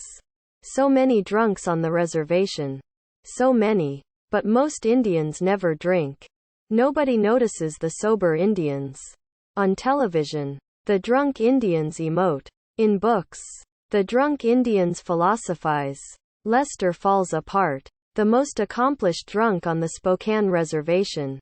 Was a tribal hero. Indians run from those tough and angry drunks. But they always flock to the kindest alcoholic on the reservation. One on every reservation. One on every reservation. Everybody on the Spokane Indian Reservation loved Lester so much they showed up at his dog's wake and funeral. A couple hundred Spokanes mourned with Lester. The market had entranced Coyote Springs and they forgot the time. The little curiosity stores and restaurants pulled them in and refused to let go. Thomas got all wrapped up in the magic store and practiced a few coin tricks. Geez, Thomas said suddenly. What time is it? Quote. About 5, Chess said. Oh, man. We're going to be late for that soundcheck at the backboard. Where's Victor? Quote. Shit, Junior said. I don't know. Hanging out with those drunks somewhere. Man, Thomas said. We have to find him quick. We can't be late. They'll kick us out of the contest. Okay, Chess said. Let's split up. Thomas and I will look in the market. And Junior, look outside. We got to find him, Thomas said again and looked desperate. Coyote Springs was about to break up to search for Victor when the music started. Wait, Junior said. Listen to that. Coyote Springs listened. They heard the city, the ocean, but something else, too. They heard a beautiful voice. Just barely audible. The band couldn't hear the lyrics but picked up the rhythm. Who is that? Chess asked. That's the most beautiful voice I ever heard. Coyote Springs walked without talking. Searched for the source of that voice. As they got closer, they also heard a guitar accompanying the voice. A nice, simple chord progression. But something hid behind it. Something painful and perfect. Shit, Chess said. I don't believe it. As Coyote Springs turned a corner, they discovered the magical duo. An old Indian man singer and Victor, the guitar player, in a filthy brown corduroy suit and white t-shirt. The singer looked older than dirt. But his voice. A huge crowd gathered. Look at all the people, Junior said. Tourists and office workers stopped to listen to this ragged Indian version of Simon and Garfunkel. Those people who usually ignored street people threw money into the old Indian man's hat. Chess noticed Victor was playing some shoestring guitar and figured it had to be the old man's instrument. Bandaged and bloody, the old man's hands fascinated Chess. "Why's Victor playing with that guy?" Chess asked. Thomas also noticed the old man's bandages. That old man could not play the guitar anymore, because he'd played it until his hands were useless. Thomas remembered Robert Johnson's hands.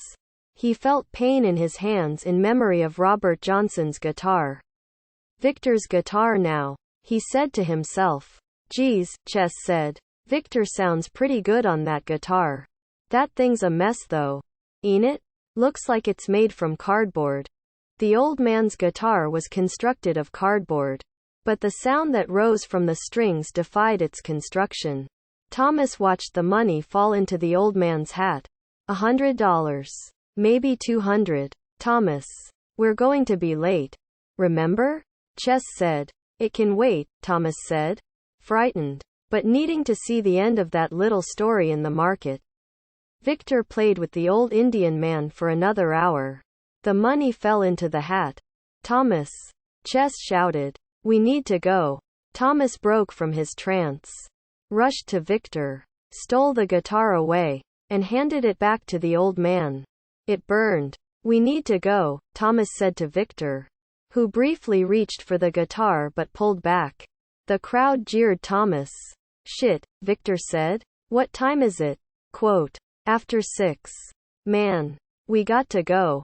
Coyote Springs ran from the market, but Thomas looked back. The old Indian man picked up the hat full of money and smiled. "We should have asked that old man to join the band. Ain't it?" Junior asked. "Maybe," Victor said. And then he smiled at Chess. He really smiled. Chess was frightened. She wanted to go home. She wanted her sister. The blue van rolled down Mercer Street, beneath the Space Needle, and found the Backboard Club. Victor strapped on his guitar, cracked his knuckles, and led the band inside. From Thomas Builds the Fire's journal. The Reservation's 10 Commandments is given by the United States of America to the Spokane Indians. 1. You shall have no other forms of government before me. 2. You shall not make for yourself an independent and self-sufficient government. For I am a jealous bureaucracy and will punish the Indian children for the sins of their fathers to the 7th generation of those who hate me. 3. You shall not misuse my name or my symbols, for I will impale you on my flagpole. 4. Remember the first of each month by keeping it holy. The rest of the month you shall go hungry, but the first day of each month is a tribute to me. And you shall receive welfare checks and commodity food in exchange for your continued dependence. 5. Honor your Indian father and Indian mother because I have stripped them of their land, language, and hearts, and they need your compassion, which is a commodity I do not supply. 6. You shall not murder, but I will bring FBI and CIA agents to your reservations and into your homes. And the most intelligent, vocal, and angriest members of your tribes will vanish quietly. 7. You shall not commit adultery, but I will impregnate your women with illegitimate dreams. 8. You shall not steal back what I have already stolen from you. 9. You shall not give false testimony against any white men, but they will tell lies about you, and I will believe them and convict you. 10. You shall not covet the white man's house. You shall not covet the white man's wife, or his hopes and opportunities, his cars or VCRs, or anything that belongs to the white man. Back on the reservation, Checkers fell asleep on the couch in Thomas's house. She always slept on couches when houses were empty. She dreamed of Father Arnold. In her dream, Father Arnold came into her bedroom in the shack in Arley. Checkers lay under the covers, naked. "Let me see," Father Arnold said. So Checkers pulled back her covers. "You're such a pretty girl," Father said. Father dropped his robe to the floor. Naked, Checkers studied him. His penis was huge. "Can I lie with you?" Father asked. Checkers patted the sheet beside her, and Father lay down close to her. She felt his heat, his smell. He smelled like smoke and communion wine. You know I love you, father said. Checkers felt his penis brush against her thigh. It was so big she knew it would hurt her. Father touched her breasts, squeezed her nipples, moved his hand down her stomach. I won't hurt you, father said. Not ever. Father kissed Checkers gently, flicked his tongue between her teeth. Her jaw ached as he forced her mouth open wider and wider. He tasted strange, old, musty. She cried out as he forced her legs apart.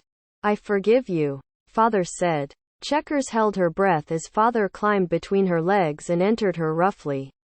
Yes, I forgive you, father whispered inside her. From a live interview on Croc, Seattle's best rock. Hello, this is Adam the Original, your favorite DJ in Seattle for 6 years straight, coming to you live from the backboard in the shadow of the Space Needle. Tonight, as you all know, was the 10th annual Battle of the Bands. After 30 acts, the judges chose a winner.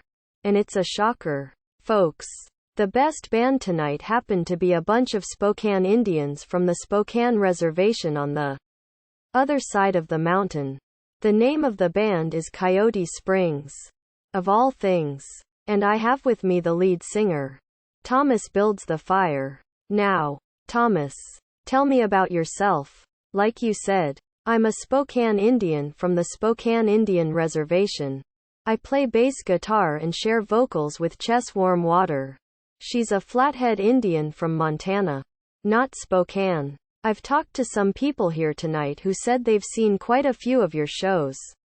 They were really impressed. You're not just a cover band, are you? When did you make the decision to play original material? And who writes your songs? Well, we started out as a cover band. But it was sort of weird, ain't it? We covered great stuff, like Aretha Franklin and Alex Chilton. But none of those songs were Indian. You know? I mean, some of those songs we covered should have been written by Indians. But they weren't. So I decided to write some songs myself. I write all the songs now. But I was wondering who heard of us before. We mostly played on the reservations.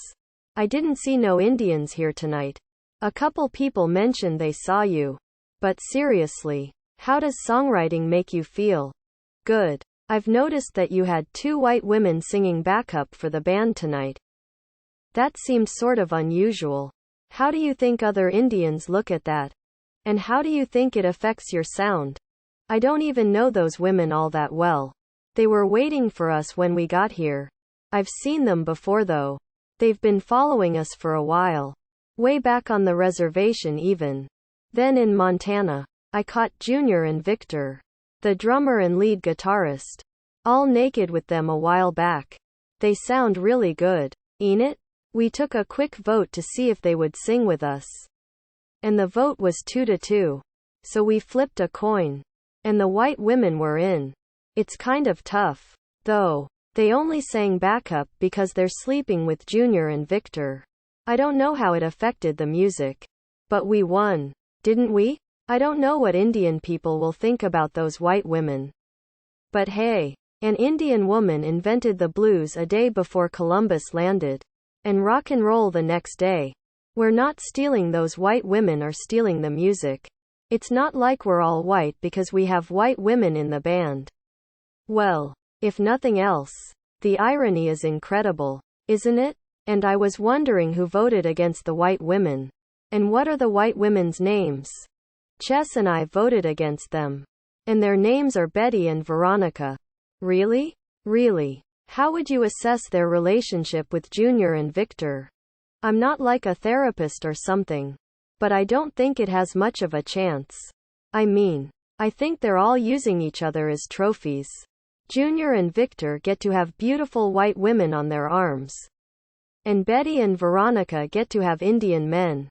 Do you think you could elaborate on that? Our listeners out there in the rock world would love to know. Geez, I just realized. Them two are the ones who saw us play before. They must really be following us around. That Betty and Veronica. Man, they are beautiful, ain't it? Yes. They are. But what do Betty and Veronica have to gain in all of this? Look at them. They got more Indian jewelry and junk on than any dozen Indians. The spotlights hit the crystals on their necks and nearly blinded me once. All they talk about is coyote this and coyote that. Sweat lodge this and sweat lodge that. They think Indians got all the answers. How long do you think that relationship will last? Until the next slow song. Well, I don't know when that's going to be. That Victor plays a wicked guitar. I've never actually seen a guitar set a table on fire. Though, it's a good thing that Chess had fire safety training. Isn't it? We almost lost the whole damn thing because Victor got drunk. How did you know Chess had fire experience? An amateur would never have put a fire out that quickly. Forgive me for asking. But I noticed that you and Chess seem to have a close relationship. Geez. Getting personal. Ain't it? She's my partner. We're in love. I guess. No. We are in love. She's pretty amazing. I write songs for her. You know. She's the first Indian woman who ever paid me much attention. That's something special. Well, I think you'll be getting a lot of attention from all kinds of women.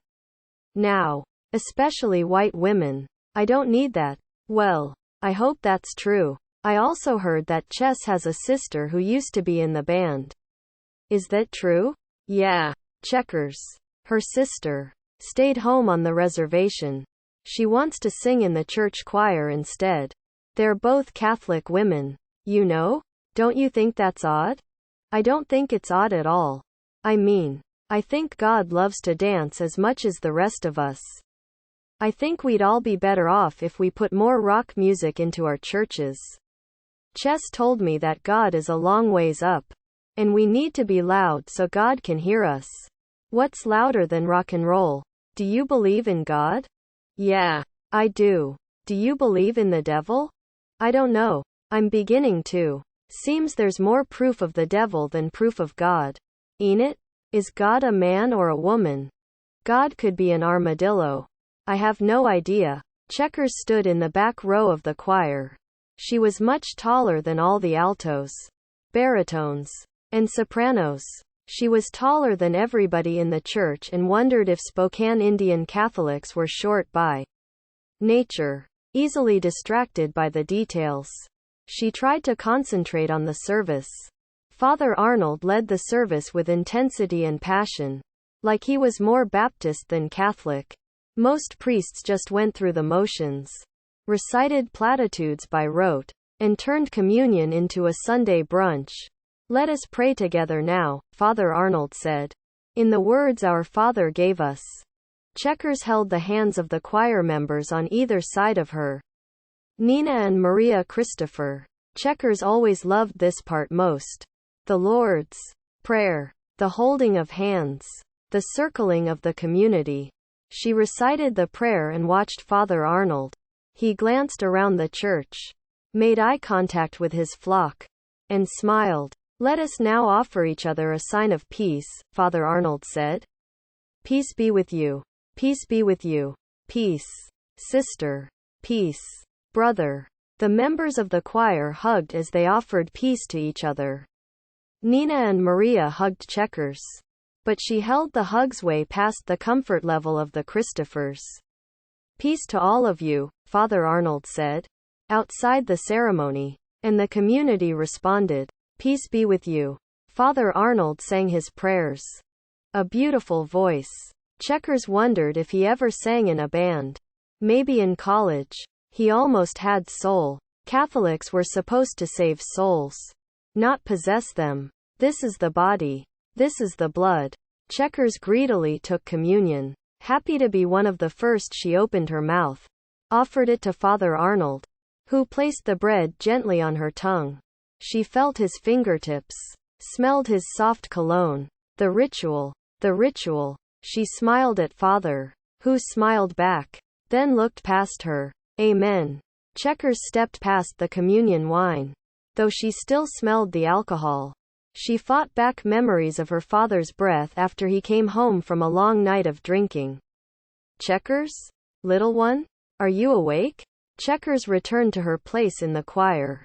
She hummed the hymn softly because she had forgotten the words. Beautiful. She felt beautiful in her 20-year-old robe. The fringe was gone. The colors faded. But she knew how beautiful she was. Father Arnold had complimented her before Mass. Checkers, he said. You look very nice. She held those words in her pocket, hidden beneath her robe, and often reached under to touch them. She closed her eyes and let the music enter her body. The organ was older than the church itself and sounded like a train. But that made no difference to Checkers. She just wanted the music to be loud. Before we go today, I wanted to make a few announcements, Father Arnold said.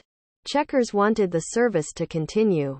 We have a new member of the congregation, Father Arnold said. She's a new arrival on our reservation. Checkers warm water. Some of you may know her as a member of Coyote Springs. But now she's the newest member of our choir. Father Arnold motioned for Checkers to raise her hand. She waved to the church. And they all waved back. Polite applause and a few shouted greetings. Embarrassed, Checkers ducked her head and closed her eyes. She thought the Catholics were celebrating a new member. But they were actually relieved that she had been saved from the hell called Coyote Springs.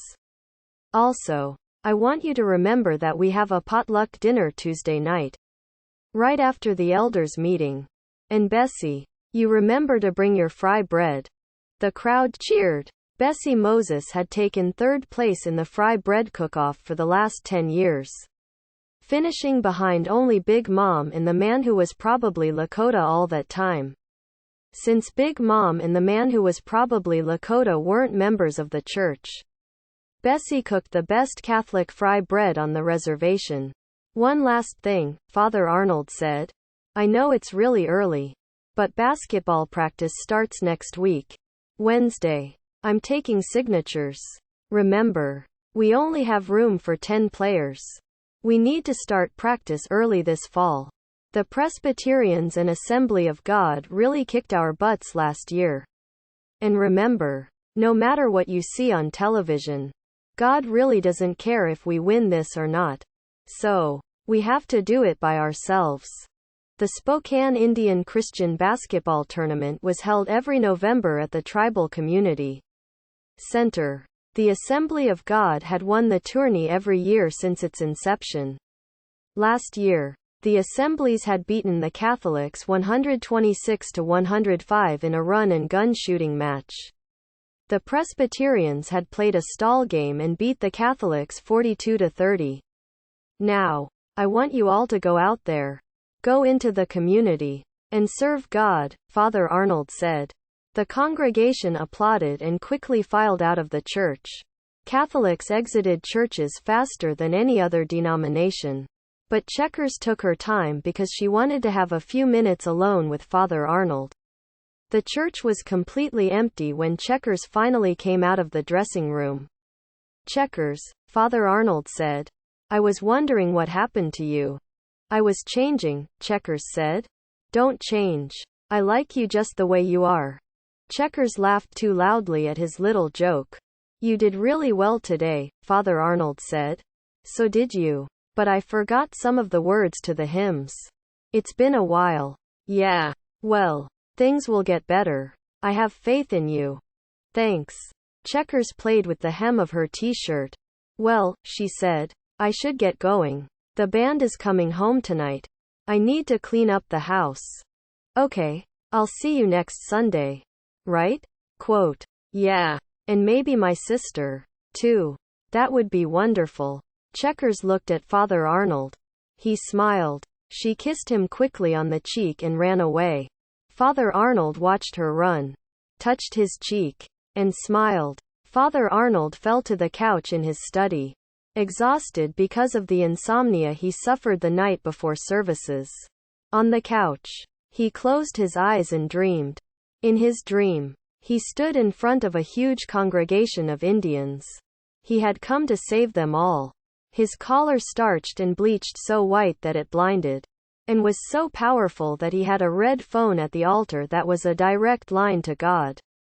Listen to me, Father Arnold said. But the Indians ignored him. They talked among themselves, laughed at secret jokes. Some even prayed in their own languages, in their own ways. Eagle feathers raised to the ceiling.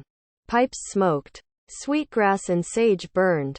Please, Father Arnold said. But the Indians continued to ignore him. He preached for hours without effect. He eventually tired and sat in a pew beside an old Indian woman. Suddenly, the church doors opened, and the local missionaries, Marcus and Narcissa Whitman, walked in with black boxes in their arms. The Indians were silent. The Whitmans walked to the front of the church, bowed to Father Arnold, then turned to the congregation. Children, the Whitmans said, you shall listen to Father and believe. Each placed a hand on a black box, and the Indians sat at attention. You may continue with your sermon, the Whitmans said to Father Arnold. Father Arnold hesitated, then stood and preached. The Indians' emotions swayed with his words. Whenever an Indian's mind wandered, Marcus and Narcissa threatened to open the black boxes, and the rebellious calmed. Father Arnold loved his newfound power. Although it was the Protestant missionaries who were responsible for it, he delivered the best sermon ever. And he heard God's cash register ring as it added up all the Indian souls saved. But those black boxes distracted Father Arnold. They kept the Indians quiet. But he wondered why. He was curious about them and jealous of the Whitmans' secret power over the Indians. Amen. After the sermon ended, the Indians left quietly and respectfully. Father Arnold turned to the Whitmans. What's in those black boxes? Faith. Show me. The Whitmans opened the boxes.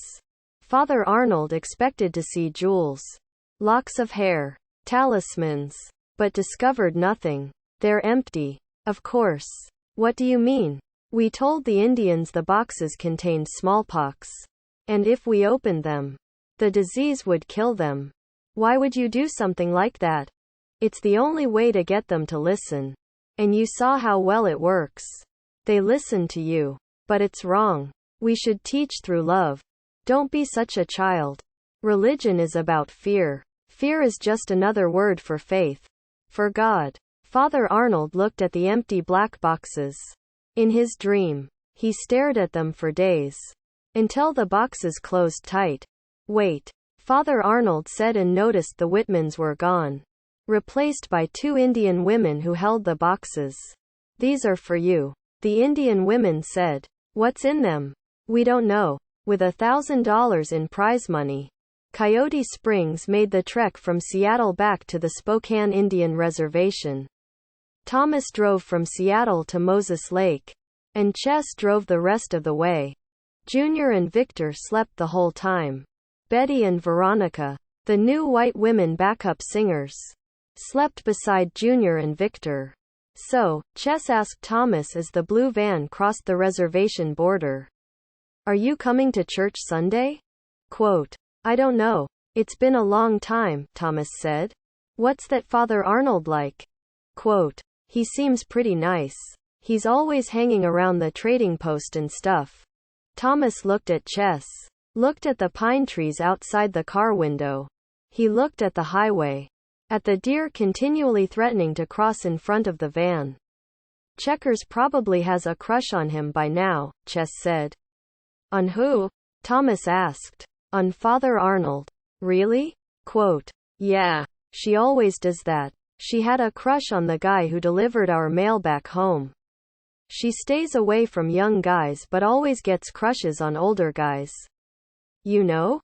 Quote, they drove for a while in silence. You haven't answered my question, Chess said. Which question? Thomas asked. Will you go to church with me Sunday? Quote, Thomas closed his eyes, searched for the answer, and opened them again. How can you go to a church that killed so many Indians? Thomas asked. The church does have a lot to atone for, Chess said. When's that going to happen? At the Tepee flap to heaven. I guess.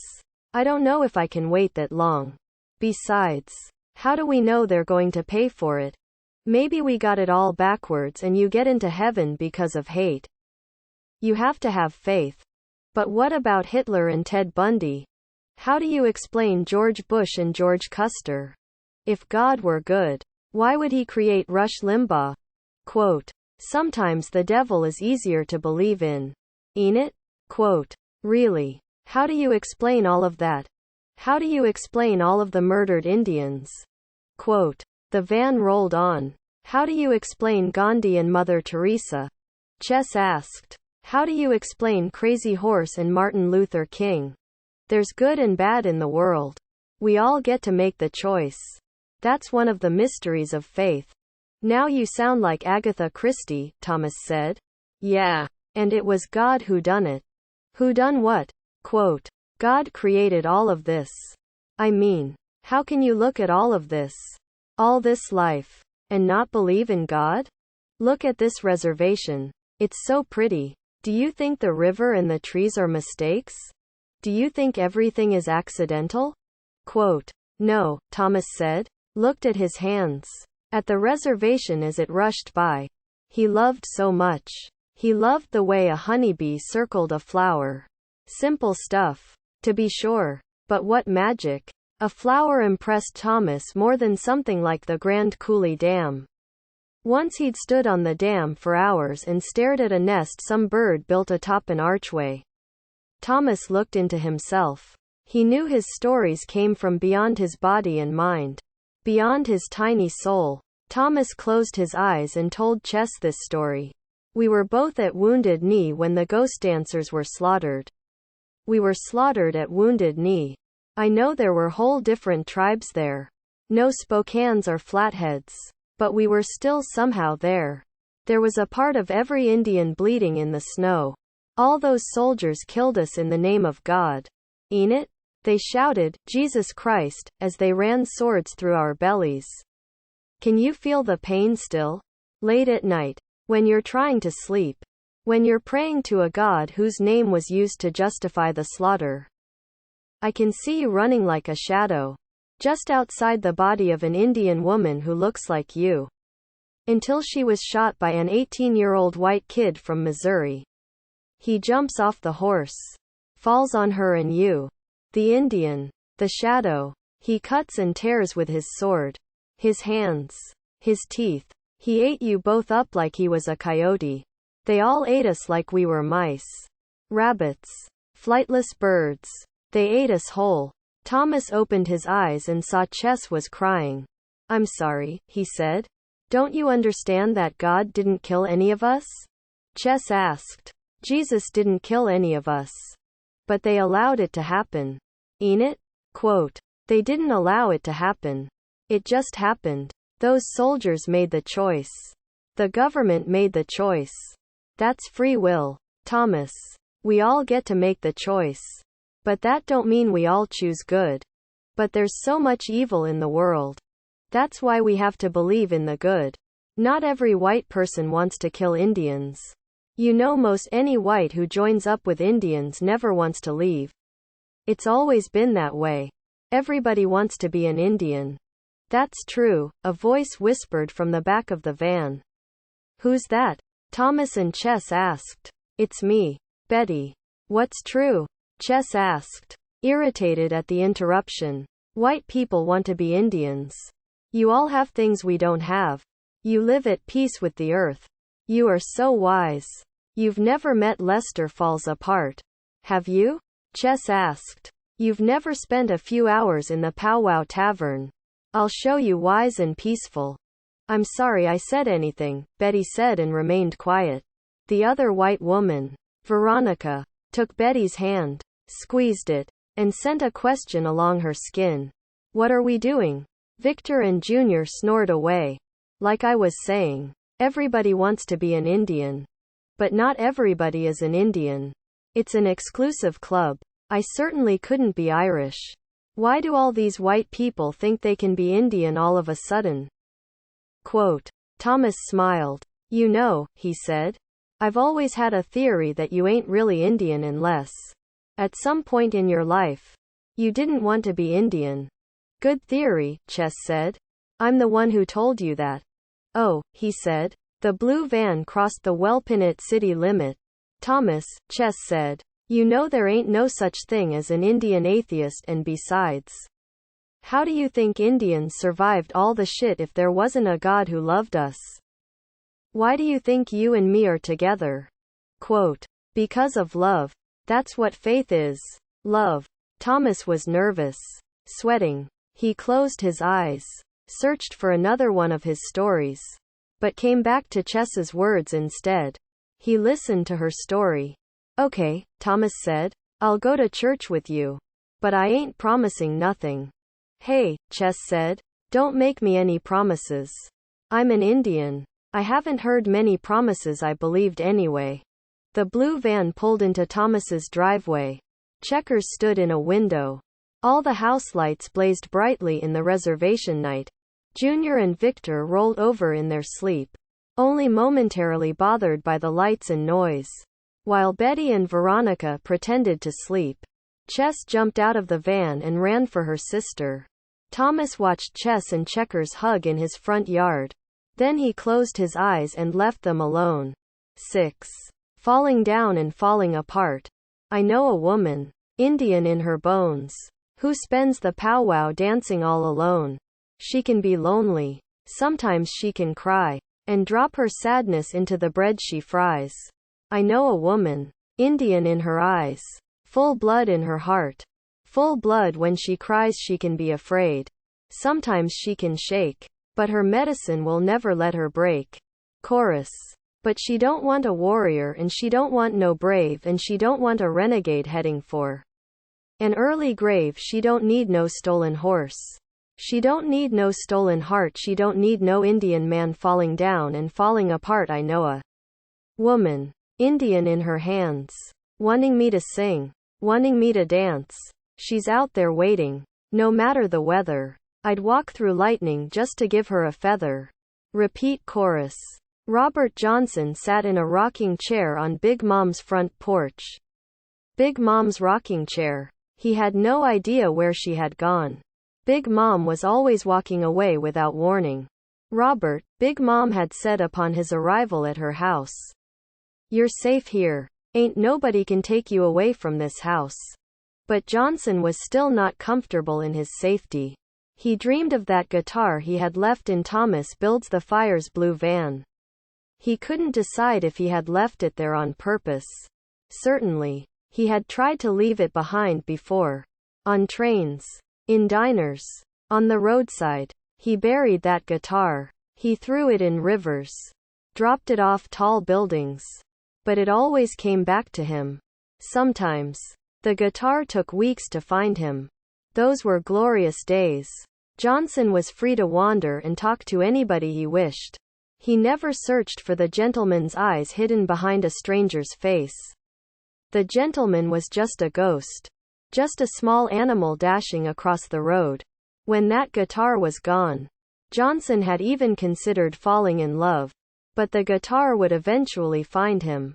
It always found him. Johnson had to work the minimum jobs. Washing dishes. Sweeping floors. Delivering pizzas. Because he could never play music for money. Never again. And just when he began to allow himself hope, he would come home from his latest job to find that guitar. All shiny and new. On the bed in his cheap downtown apartment. Johnson had wept every time. He had considered burying himself. Throwing himself into the river. Jumping off a tall building. That guitar made him crazy. But he didn't know what would be waiting on the other side. What if he woke up on the other side with that guitar wrapped in his arms? What if it weighed him down like an anchor as he sank to the bottom? A single chord echoing in his head over and over again? That guitar would never let Johnson go. Until he left it in Thomas Builds the Fire's blue van. Johnson felt free and guilty at the same time. The guitar would never let go of those Indians now. It held onto Victor even harder than it ever held Johnson. Robert Johnson rocked in Big Mom's chair and studied his hands. Scarred and misshapen. All the wounds had healed. But he could still feel the itching deep down. The itch that can never be scratched. Sometimes he missed the guitar. Johnson closed his eyes against the tears and opened his mouth to sing. I's up this mornin'. Ah. Blues walkin' like a man. I's up this mornin'. Ah. Blues walkin' like a man. Worried blues. Give me your right hand. Then the music stopped. The reservation exhaled. Those blues created memories for the Spokanes. But they refused to claim them. Those blues lit up a new road. But the Spokanes pulled out their old maps. Those blues churned up generations of anger and pain. Car wrecks. Suicides. Murders. Those blues were ancient. Aboriginal. Indigenous. In his bed, Thomas builds the fire had recognized Robert Johnson's voice as those blues drifted down from Big Mom's Mountain. But Thomas also heard something hidden behind the words. He heard Robert Johnson's grandmother singing backup. Thomas closed his eyes and saw that grandmother in some tattered cabin. No windows. Blanket for a door. Acrid smoke. Johnson's grandmother was not alone in that cabin. Other black men, women, and children sang with her. The smell of sweat, blood, and cotton filled the room. Cotton, cotton. Those black people sang for their God. They sang with joy and sorrow. The white men in their big houses heard those songs and smiled. Those niggers singin' and dancin' again. Those white men thought, damn music don't make sense. Thomas listened closely. But the other Spokanes slowly stretched their arms and legs, walked outside, and would not speak about any of it. They buried all of their pain and anger deep inside. And it festered, then blossomed, and the bloom grew quickly. From the Wellpinit Rawhide Press. Open letter to the Spokane tribe. Dear tribal members, as you all know, Coyote Springs, our local rock band, has just returned from Seattle with 2 white women. They are named Betty and Veronica. Of all things, I'm beginning to seriously wonder about Coyote Springs' ability to represent the Spokane tribe. First of all, they are drunks. Victor and Junior are such drunks that even Lester Falls Apart thinks they drink too much. Second, the 2 Indian women in the band are not Spokanes. They are Flathead. I've always liked our Flathead cousins. But Coyote Springs is supposedly a Spokane Indian band. We don't even have to talk about the problems caused by the white women. I know the band was great when it started. I even went to a couple of their practices in Irene's grocery. But things have gotten out of hand. We have to remember that Coyote Springs travels to a lot of places as a representative of the Spokane tribe. Do we really want other people to think we are like this band? Do we really want people to think that the Spokanes are a crazy storyteller? A couple of irresponsible drunks? A pair of Flathead Indians? And 2 white women? I don't think so. Rumor has it that Checkers Warm Water has quit the band and joined the Catholic Church choir. We can only hope the rest of the band follows her. They could all use God. Sincerely, David walks along. Spokane Tribal Council Chairman. Nervous and frightened. Thomas walked with Chess and Checkers to church early Sunday morning. He wondered if the Catholics had installed a faith detector at the door. Like one of those metal detectors in an airport. The alarms would ring when he walked through the church doors. Thanks for coming, Chess said. Thomas smiled but said nothing and fought the urge to run away. Yeah, Checkers said. This will be great. When the trio came within sight of the Catholic Church, Thomas was suddenly angry. He remembered how all those Indians bowed down to a little white man in Rome. Chess, Thomas said. No matter what, I ain't ever going to listen to that Pope character. Why should you? I don't. Father Arnold greeted Thomas, Chess, and Checkers at the door. He shook their hands, touched their shoulders, made eye contact that felt like a spiritual strip search. Checkers, Father Arnold said. I'm so happy to see you again. And this must be your sister. Chess. And Thomas. Of course. Welcome. Thomas waved weakly. Well, Father Arnold said. I'm so glad you've all come. I certainly hope you're considering joining our little community. Maybe you'll even sing in the choir? Quote. Maybe, Thomas said and looked to Chess and Checkers for help. Checkers stared at Father Arnold and failed to notice Thomas's distress. Chess smiled back at Thomas and grabbed his hand. She held it tightly as they made their way into the church and found seats. Checkers went to the dressing room to change into her choir robe. Father Arnold shook hands up to the front of the church. "Are you okay?" Chess asked. Thomas nodded his head and pulled at the collar of his shirt. The church was hot, and he grew dizzier by the second. He nearly fainted as Father Arnold began the service. After all those years, Thomas still remembered the words to all the prayers and whispered along. More by habit than faith. Chess whispered beside him, and he loved the sound of their harmony. "Lord, hear our prayer." Checkers sang loudly in the choir. Thomas watched her closely. She watched Father Arnold. "You're right about her," Thomas whispered to Chess. "She's nuts about him. Ain't it?" Chess said. "I told you so." Thomas wished for a glass of water as Father Arnold began the homily. At first, Thomas followed the words. Something about redemption. But his vision soon faded. He had never felt this way before. When he opened his eyes again, he was in a different, darker place. "Thomas," Father Arnold said, although Thomas knew the priest was still back in the church. "Thomas, why are you here?"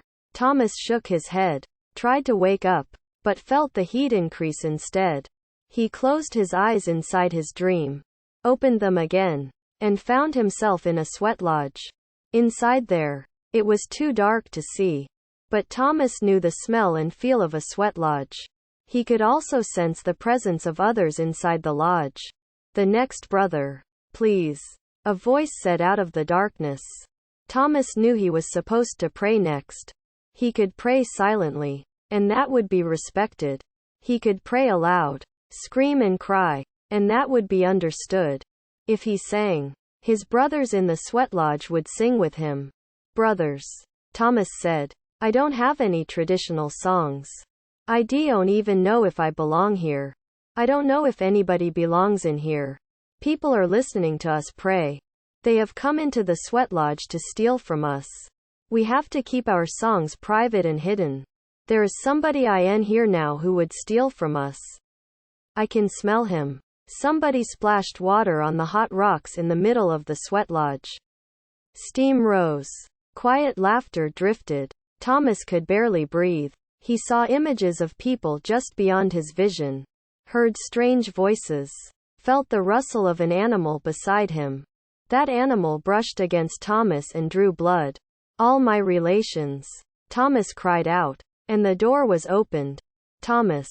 A feral voice cried out as Thomas escaped from the sweat lodge. He ran past the campfire. Heard the animal crashing through the underbrush behind him. The smell. He tripped, fell for an immeasurable time, and woke up suddenly in the Catholic church in Welpinit. "Welcome back," Chess said to Thomas as he opened his eyes. "I didn't think Catholics were that boring." Thomas shook his head, shrugged his shoulders. "Peace," Chess said as she left the pew. "Peace," Thomas said at her back. "Peace be with you," an old Indian woman said to Thomas.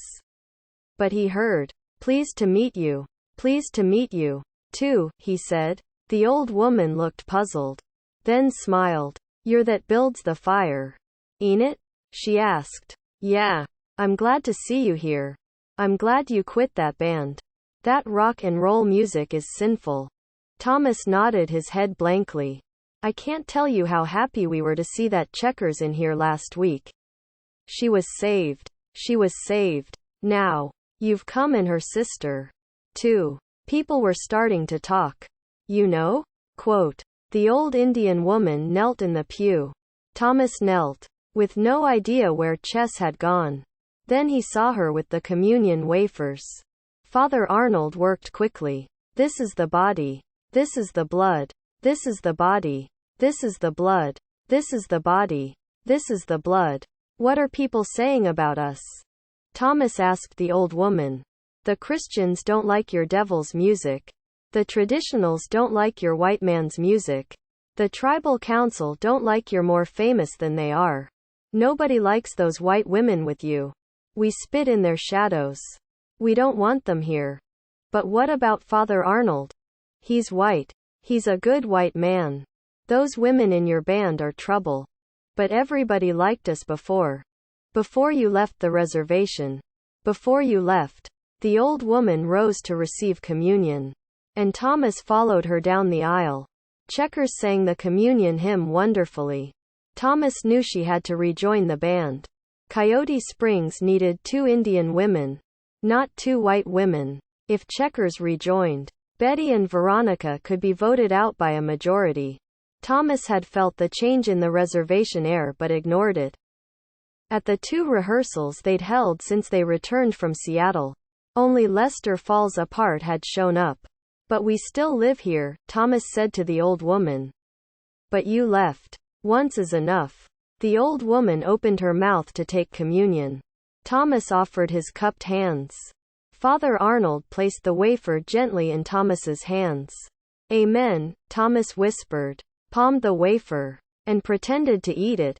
He walked back to his pew but discovered that the old Indian woman had gone. He searched for some evidence of her but found nothing. He knelt in the pew again, made a quick sign of the cross. Then he ran outside, crumbled the wafer into pieces, and let it fall to the earth. The reservation swallowed those pieces hungrily. Not sure why he even took the communion wafer in the first place. Thomas felt the weight of God, the reservation, and all the stories between. Victor and Junior staggered into the trading post just a few minutes after the Catholic Church. Bells rang for the second time that morning. Both had been continually drunk since they returned from Seattle, spending their $200 prize money quickly and efficiently. They were rapidly depleting Betty's and Veronica's cash, too. The man who was probably Lakota watched Junior and Victor and shook his head. He also noticed the 2 white women and offered them a silent prayer. Ladies and gentlemen, Victor shouted, Elvis is dead. Long live me. Quote. Victor and Junior stumbled around the trading post and searched for the beer cooler. Betty and Veronica gave up and walked back outside. What the hell are we doing here? Veronica asked Betty. I don't know. The white women had left their car in a garage in Seattle. They knew the price to get out rose a little higher with every hour that passed. The end of the world is near, shouted the man who was probably Lakota. We know, Betty and Veronica said. Inside the trading post, Michael Whitehawk watched Victor and Junior stumble up and down the aisles. Dose fuckers think they cool, Whitehawk said to a loaf of bread as Victor and Junior finally found the beer cooler. They celebrated their discovery and pulled out a case of cheap beer. Do we got enough? Junior asked. Enough's enough, Victor said. What the hell's that mean? Quote. Don't know. Junior and Victor pooled their change and carried their beer to the cashier. We got enough. Ain't it? Victor asked. No sales tax. Remember? Junior said. They paid for their booze, made their way outside, and shielded their eyes against the sudden sunlight. Michael Whitehawk followed them, took advantage of the opportunity, and knocked the beer from Junior's and Victor's arms. A few cans split open and beer fountained out. Shit, Victor said. What's wrong with you? Quote. Fuckers. Whitehawk screamed. Thinkin' you better than us 'cause you fucking white women. You ain't shit. I ain't shit? Victor said. You ain't shit. Junior picked up a beer can and popped it open. Geez, Michael, Junior said and offered him the can. If you want a beer, just ask for one. Don't want shit from you, Michael said and knocked the beer from Junior. A crowd gathered suddenly, because people always circle around a potential fight quickly. Betty and Veronica joined the circle, frightened and excited. Make them stop, Betty shouted. But nobody paid much attention to her. Come on, Whitehawk said. Go and kick your ass. Fuck you. Junior and Victor harmonized. Whitehawk rushed them and knocked both to the ground. He kicked and stomped on Junior and Victor, who were too drunk to fight back. They just curled into fetal balls and waited for it to end. The crowd cheered. A few rooted openly for White Hawk. Most celebrated the general violence of it all. Betty and Veronica attacked White Hawk. Clawed and punched. But he fought them off. He threw Betty against the phone booth. He backhanded Veronica and broke her nose. White Hawk was blind with rage. He might have beat the shit out of everybody. But the man who was probably Lakota stepped through a gap in the crowd and cold-cocked him with a stray 2x4. Geez, said one of the android brothers to the man who was probably Lakota. The end of the world is upside White Hawk's head. Ain't it? Quote. The end of the world wasn't supposed to start here. Not with me. The tribal police and emergency medical technicians showed up an hour later. The Indian EMTs stuffed Victor Jr. and White Hawk into the same ambulance and transported them to Spokane for medical attention. All three were unconscious and had concussions. Betty and Veronica were treated on the spot. Betty held a cold pack to her bruised back, while Veronica had 2 Kleenexes stuffed up her nostrils. She refused to let anybody take her anywhere. What the fuck are we doing here? Veronica asked Betty. I don't know, Betty said.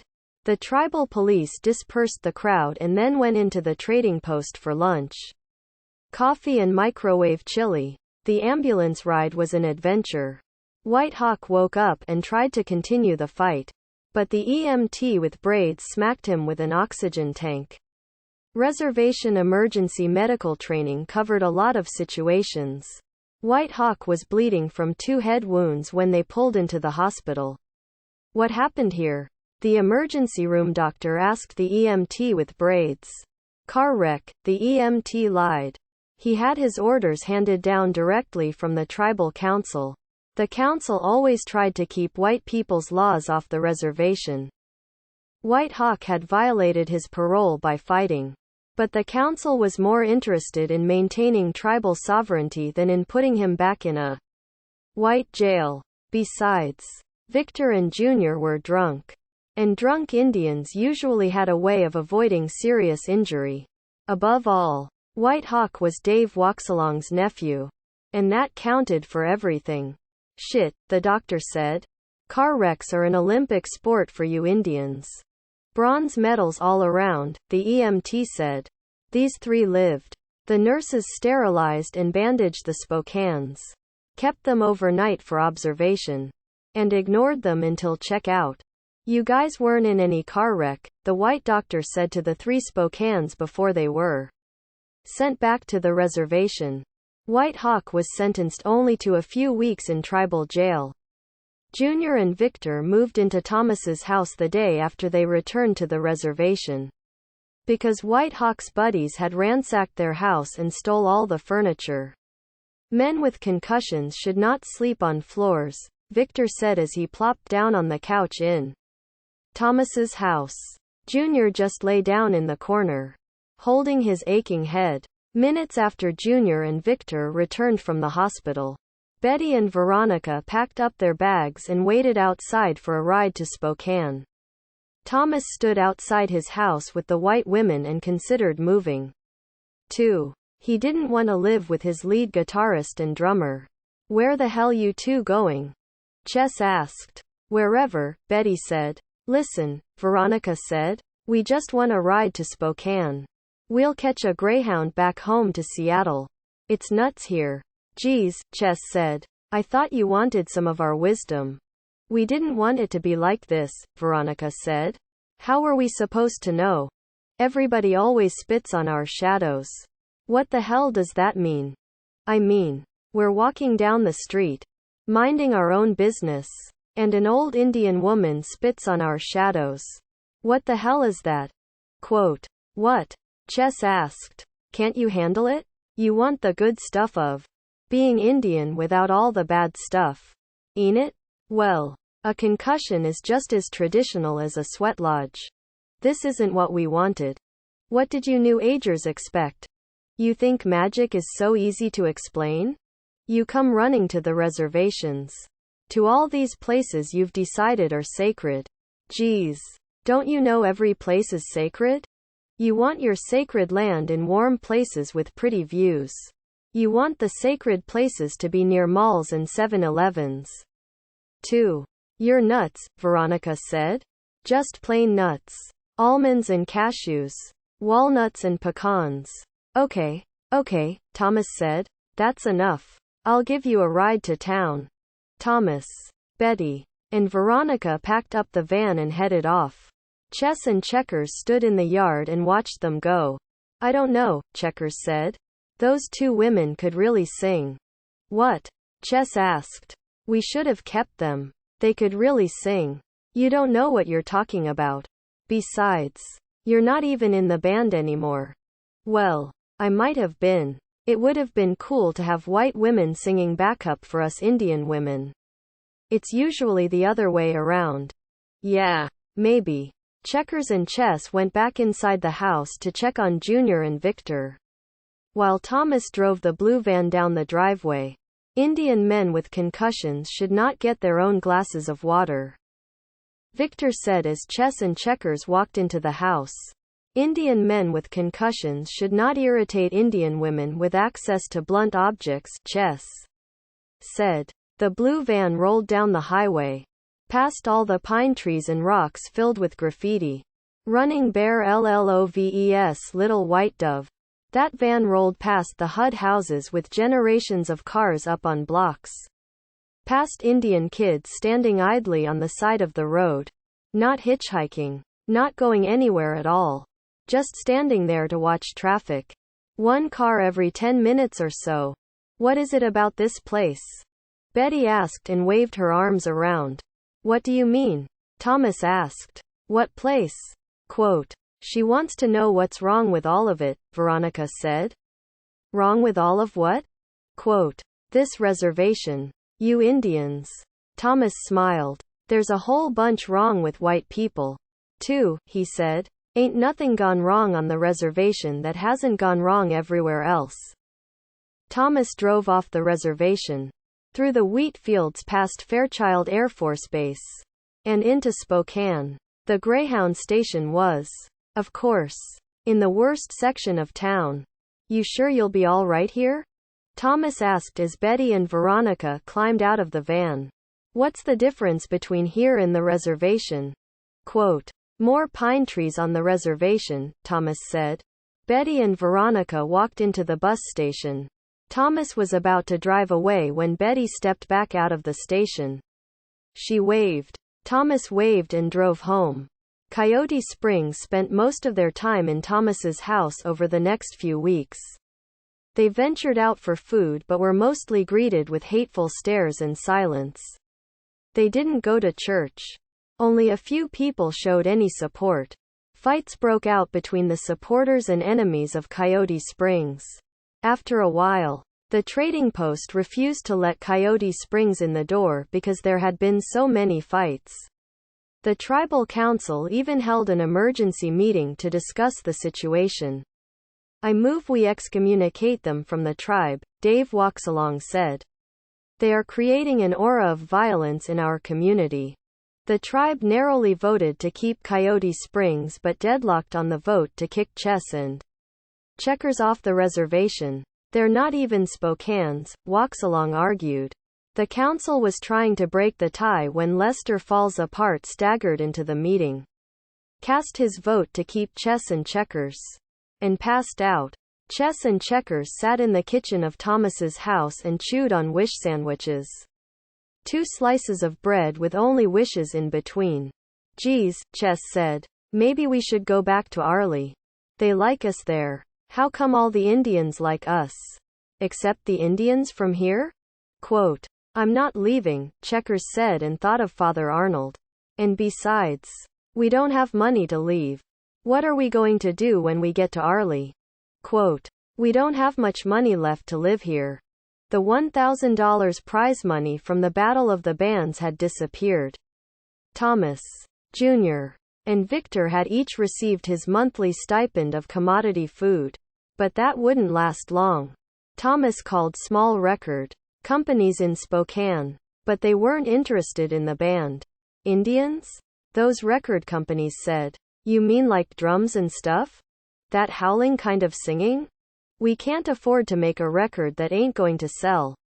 Sorry. He even called a few companies in Seattle. Like Sub Pop. Sub Pop discovered Nirvana and a lot of other bands. But they never returned Thomas's phone calls. They just mailed form rejections. Black letters on white paper. Just like commodity cans. USDA pork. Sorry, we are unable to use this. Just add water. We don't listen to unsolicited demos. Powdered milk. Thank you for your interest. Heat and serve. The taverns refused to hire Coyote Springs. We heard you was causing some trouble, the tavern said. We don't need any more trouble than we already got. Coyote Springs shivered with fear. Shit, Junior said as he ate another mouthful of commodity peanut butter. The only source of protein in reservation diets. Victor strummed his guitar a little. His fingers had long since calloused over. He barely felt the burning. Thomas snuck out of the house to make frantic calls at the pay phone outside the trading post. Chess and checkers sat beside each other on the couch, holding hands. The television didn't work. Coyote Springs might have sat there in Thomas's house for years, silent and still, until their shadows could have been used to tell the time. But that Cadillac rolled onto the reservation and changed everything. All the Spokanes saw it but just assumed it was the FBI, CIA, or Jehovah's Witnesses. That Cadillac pulled up in front of the trading post. The rear window rolled down. Hey, you, a voice called out from the Cadillac. Me? The man who was probably Lakota asked. Yeah, you. Do you know where we can find Coyote Springs? Quote. Sure. You go down to the dirt road over there. Turn left. Follow that for a little while. Then go right. Then left at Old Bessie's house. You'll recognize her house by the smell of her fry bread. Third best on the reservation. Then right again. Wait, the voice said. Why don't you just get in here and show us the way?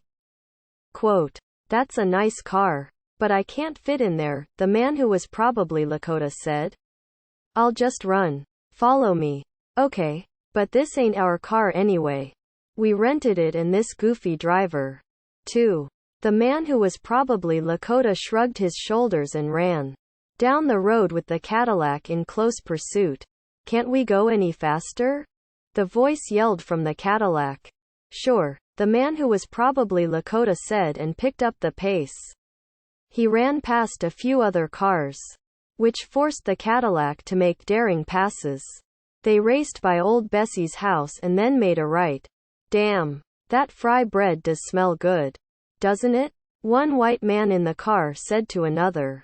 Thomas's house sat in a little depression beside the road. That's where you'll find Coyote Springs, the man who was probably Lakota said. He leaned down to look inside the car. You sure, Chief? The voice asked. I'm sure. Did you know the end of the world is near? Quote. We've been there and back, Chief. The man who was probably Lakota saw two pasty white men sitting in the back seat. They looked small inside the car, but the smell of cigar smoke and whiskey was huge. The driver was some skinny white guy in a cheap suit. Curious. The man who was probably Lakota watched for a while, then ran back toward the trading post. He had work to do. The driver stayed in the Cadillac. But the two other white men climbed out of the back of the Cadillac. Both were short and stocky, dark-haired, with mustaches that threatened to take over their faces. Those short white men walked to the front door and knocked. They knocked again. Thomas opened the door wide. Hello, the white men said. We're Phil Sheridan and George Wright from Cavalry Records in New York City. We've come to talk to you about a recording contract. From a fax transmitted from Welpinit to Manhattan. Dear Mr. Armstrong, we just met with that Indian band we heard about. Coyote Springs. They played a little for us and quite frankly, we're impressed. The lead singer, Thomas Builds the Fire, is good. But his female singers, Chess and Checkers Warm Water, are outstanding. There may be a little dissension in the group because Checkers apparently quit the band earlier. She rejoined when we showed up. I think that shows ambition. Checkers is quite striking. Beautiful. In fact, while Chess is pretty, both would attract men. I think. Sort of that exotic animalistic woman thing. We had the band play a few sets for us in their home. And we feel confident in their abilities. Builds the Fire plays a competent bass guitar, while Victor Joseph is really quite extraordinary on the lead guitar. He is original and powerful. A genuine talent. Junior Palatkin is only average on drums but is a very good-looking man. Very ethnically handsome. He should bring in the teenage girls, which will make up for the looks of Builds the Fire and Joseph. Builds the Fire is just sort of goofy looking, with Buddy Holly glasses and crooked teeth. Victor Joseph looks like a train ran him over in 1976. Perhaps we can focus on the grunge, punk angle for him. Overall, this band looks and sounds Indian. They all have dark skin. Chess, Checkers, and Junior all have long hair. Thomas has a big nose. And Victor has many scars. We're looking at some genuine crossover appeal. We can really dress this group up. Give them war paint, feathers, etc. And really play up the Indian angle. I think this band could prove to be very lucrative for Cavalry Records. We should fly the band out to New York to do a little studio work perhaps. To see what they can do outside their home environment. Peace.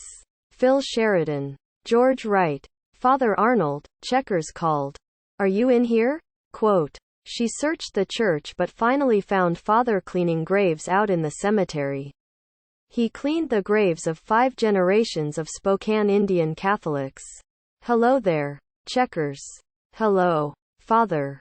I'm really sorry to hear about Victor and Junior. Are they okay? Quote. Yeah. They just got their heads bumped a little. A few bruises here and there. Sore ribs. Might knock some sense into them. It might, Father Arnold said and laughed. He leaned against his rake. Checkers studied the rings on his fingers. A college ring. A gold ring. She wanted to kiss his hands. What about those 2 white women? Quote. They left. I guess we were too Indian for them. Yeah. I know how that is. Quote. Checkers looked around at all the graves. She didn't know anybody buried there. So, Father said, I heard there was some fancy car out at Thomas's place. Yeah. And? Quote. It was some record company guys from New York. They really liked us. And? Quote. And I rejoined the band. Just like that? Quote. Yeah. I'm sorry. Father Arnold dropped the rake. Took Checkers's hands.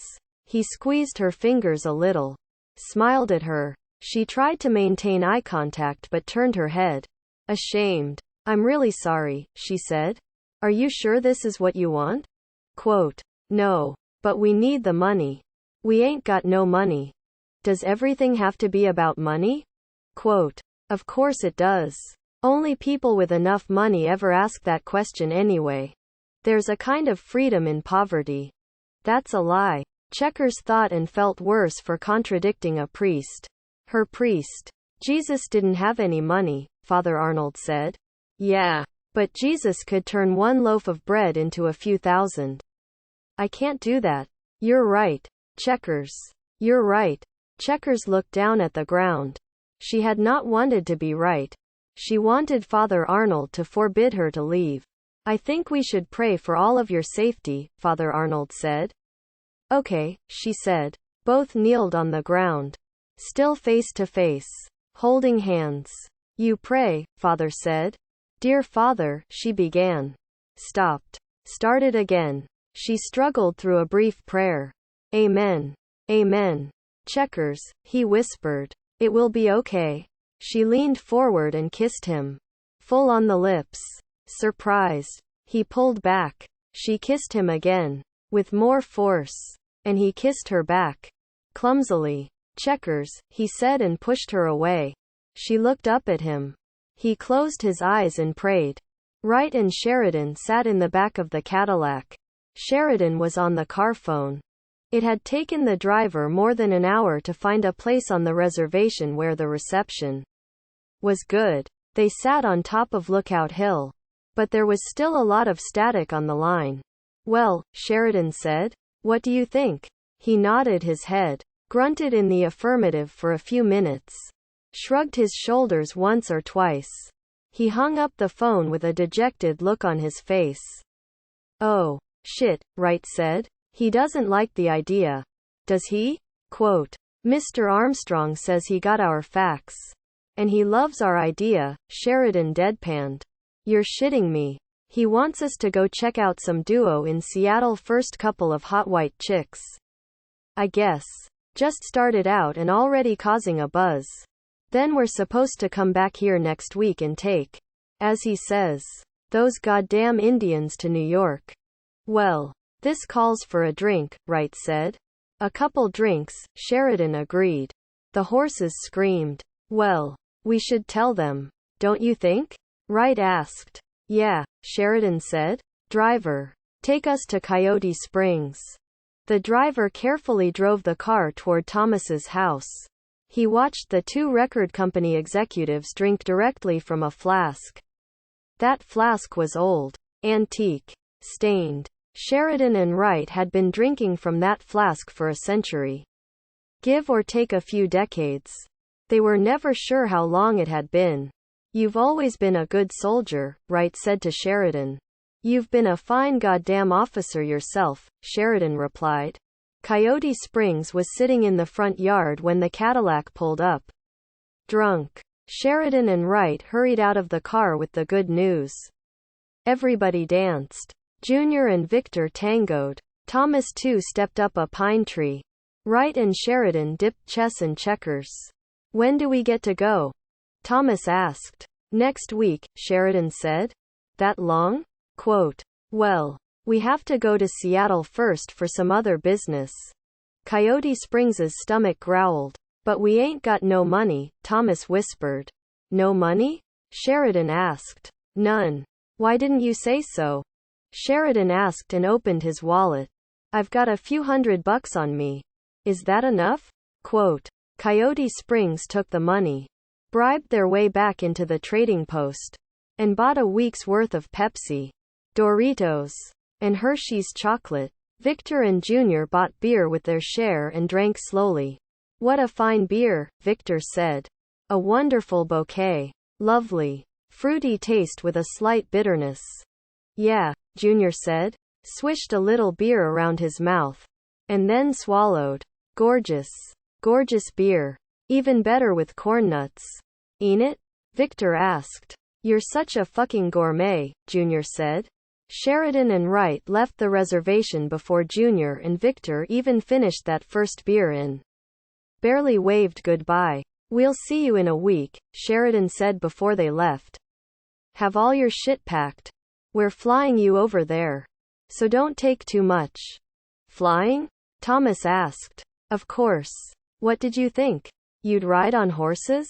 Quote, Thomas knew there was no good reason for Indians to fly. Indians could barely stay on the road when they were in cars. "Well," Chess said after the record company executives had gone.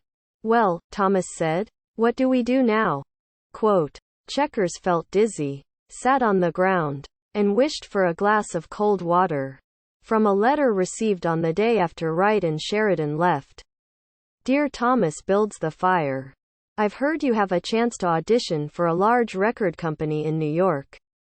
I don't think you have a chance at landing a contract without my help. In fact, there are many other complications involved in all of this. Your friend, Robert Johnson, is here. He's been praying and singing for you. Please come see me at my home and bring the entire band. I'm looking forward to your visit. Sincerely, Big Mom. 7. Big Mom. There's a grandmother talking to me. There's a grandmother talking to you. There's a grandmother singing for me. There's a grandmother singing for you. And if you stop and listen, you might hear what you've been missing. And if you stop and listen, you might hear what you've been missing. And I hear Big Mom telling me another story. And I hear Big Mom singing me another song. And she says, I'll be coming back. I'll be coming back. I'll be coming back for you. I'll be coming back. I'll be coming back. I'll be coming back for you. I'll always come back for you. Repeat. Coyote Springs carried 2 guitars, a drum set, and a keyboard up the hill toward Big Mom's house. She lived in a blue house on the top of Wellpinit Mountain. She was a Spokane Indian with a little bit of Flathead blood thrown in for good measure. But she was more than that. She was a part of every tribe. There were a million stories about Big Mom. But no matter how many stories were told, some Indians still refused to believe in her. Even though she lived on the reservation, some Spokane still doubted her. Junior and Victor once saw Big Mom walk across Benjamin Pond but quickly erased it from memory. Junior and Victor had limited skills, but they were damn good at denial. Who the hell is Big Mom? Victor had asked. You know who she is, Thomas said. You're just pretending you don't know about her. You're just scared. I ain't scared of nothing. Especially somebody named Big Mom.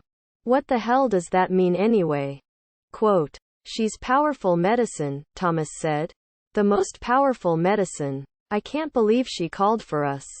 Oh, Victor said. Don't tell me she's some medicine woman or something. That's all a bunch of crap. It don't work. Quote, Big Mom works. And besides, why did she address that letter to Thomas? We're a band. You know?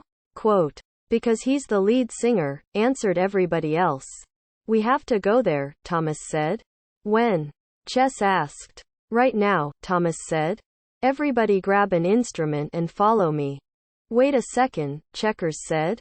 Can't I say goodbye to Father Arnold? Quote, Father Arnold can wait, Thomas said. Now, Victor asked again as Coyote Springs climbed up the hill. Who the hell is this Big Mom? Quote, I told you. Big Mom can help us. And she's helped us before, Thomas said. That's all you need to know. Coyote Springs walked the rest of the way in silence. They all thought about the help they needed and heard the word faith echo in the trees. They all heard the same music in their heads. This is spooky shit, Victor said. Way spooky, Junior said. There were stories about Big Mom that stretched back more than 100 years. There were 100 stories about every day of Big Mom's life. Yeah, hey, Indians whispered to each other at powwows, at basketball games, at education conferences. Did you know Big Mom taught Elvis to sing? Quote, no way, said the incredulous. What? You don't believe me? Well, then, listen to this. Indians all over the country would play a scratched record of Elvis, Diana Ross, Chuck Berry, and strain to hear the name Big Mom hidden in the mix. Didn't you hear it? Elvis whispers thank you. Big Mom just as the last note of the song fades. Yeah, maybe I heard it, but maybe Elvis was singing to his own mama. He really did love his mama. But the faithful played record after record and heard singer after singer thank Big Mom for her help. Those thanks were barely audible, of course, but they were there. Big Mom was a musical genius. She was the teacher of all those great musicians who shaped the 20th century. There were photographs, they said, of Les Paul leaving Big Mom's house with the original blueprint for the electric guitar. There were home movies, they said, of Big Mom choreographing the Andrews sisters' latest dance steps. There were even cheap recordings, they said, of Big Mom teaching Paul McCartney how to sing. Yesterday, musicians from all over the world traveled to Big Mom's house in the hope she would teach them how to play. Like any good teacher, Big Mom was very selective with her students. She never answered the door when the live Jim Morrison came knocking. She won't even answer the door when the dead Jim Morrison comes knocking now. Still, Big Mom had her heart broken by many of her students who couldn't cope with the incredible gifts she had given them. Jimi Hendrix, Janis Joplin, Elvis.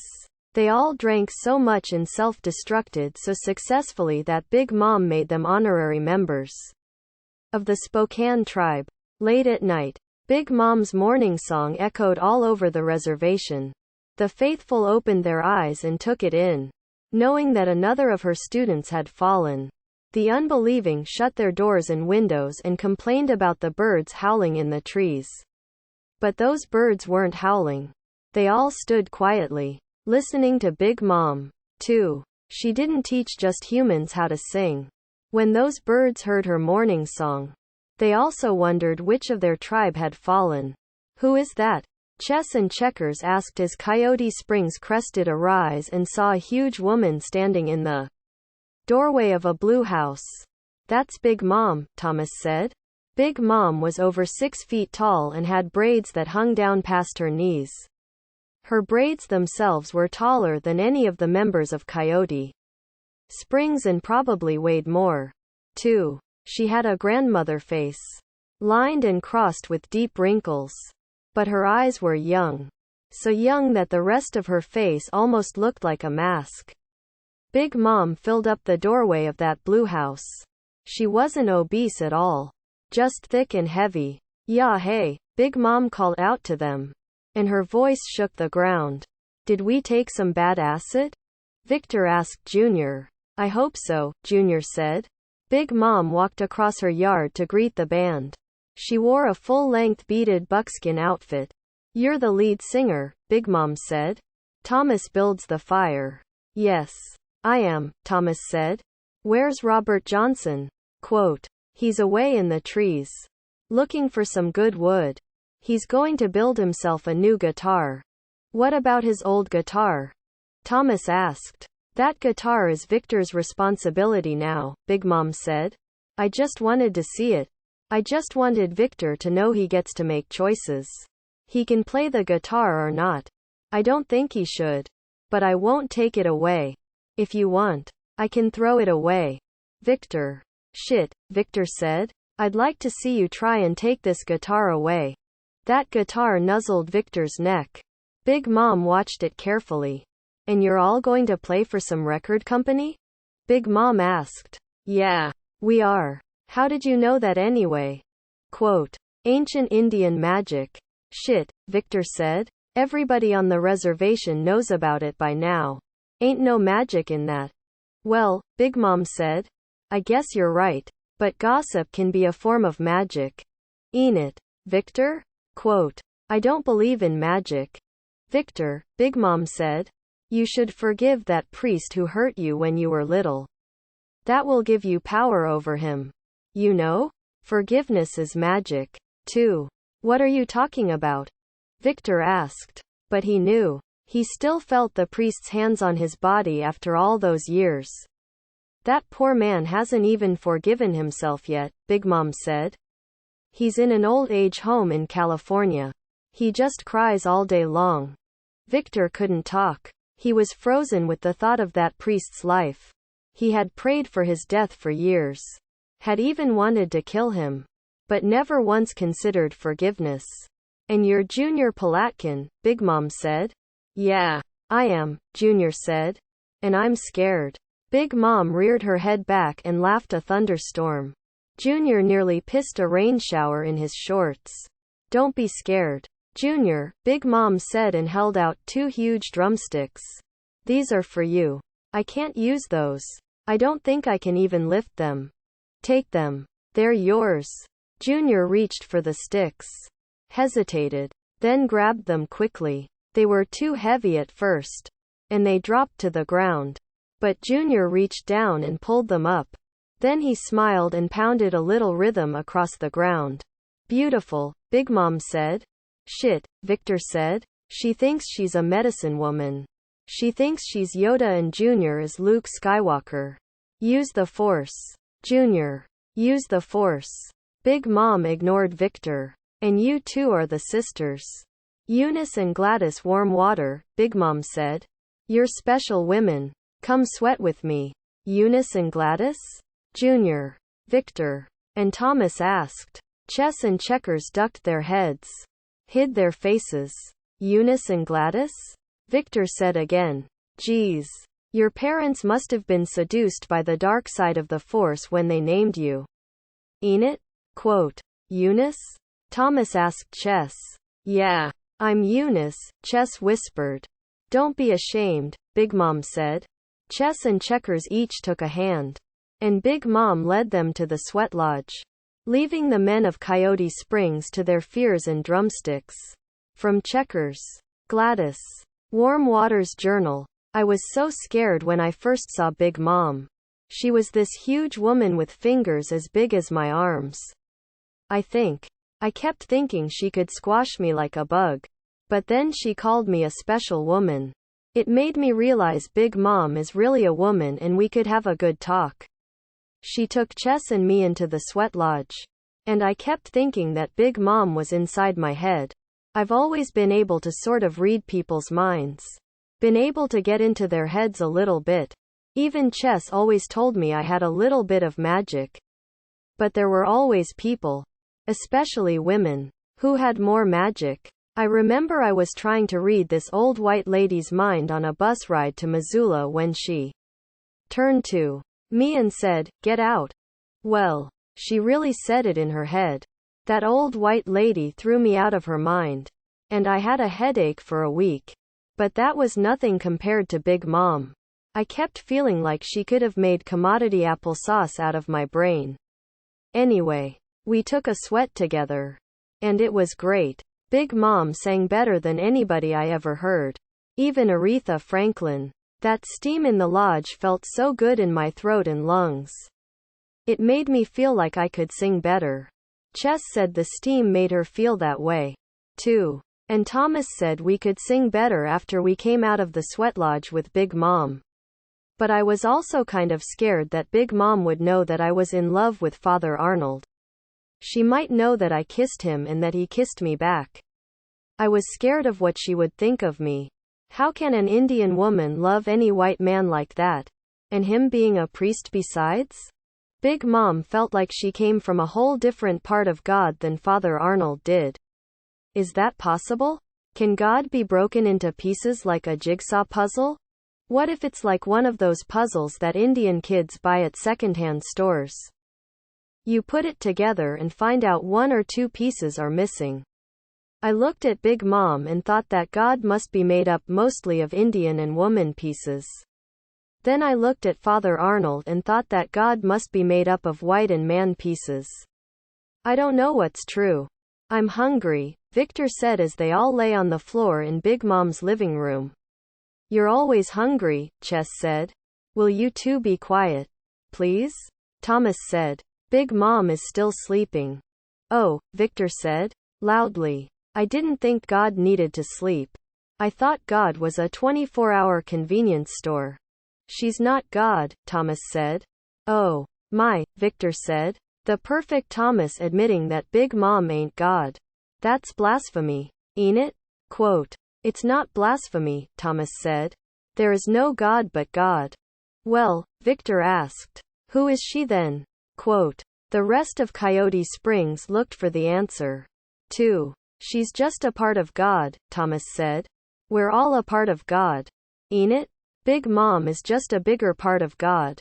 Literally, Victor said. She's going to teach us how to play better, Thomas said. She's going to teach us new chords and stuff. Quote. How? Victor said. She's just some old Indian woman. Just then, Big Mom played the loneliest chord that the band had ever heard. It drifted out of her bedroom, floated across the room, and landed at the feet of Coyote Springs. It crawled up their clothes and into their ears. Junior fainted. What in the hell was that? Victor asked. Big Mom walked out of the bedroom carrying a guitar made of a 1965 Malibu and the blood of a child killed at Wounded Knee in 1890. Listen, Thomas said. Big Mom hit the chord again with more force. And it knocked everybody to the ground.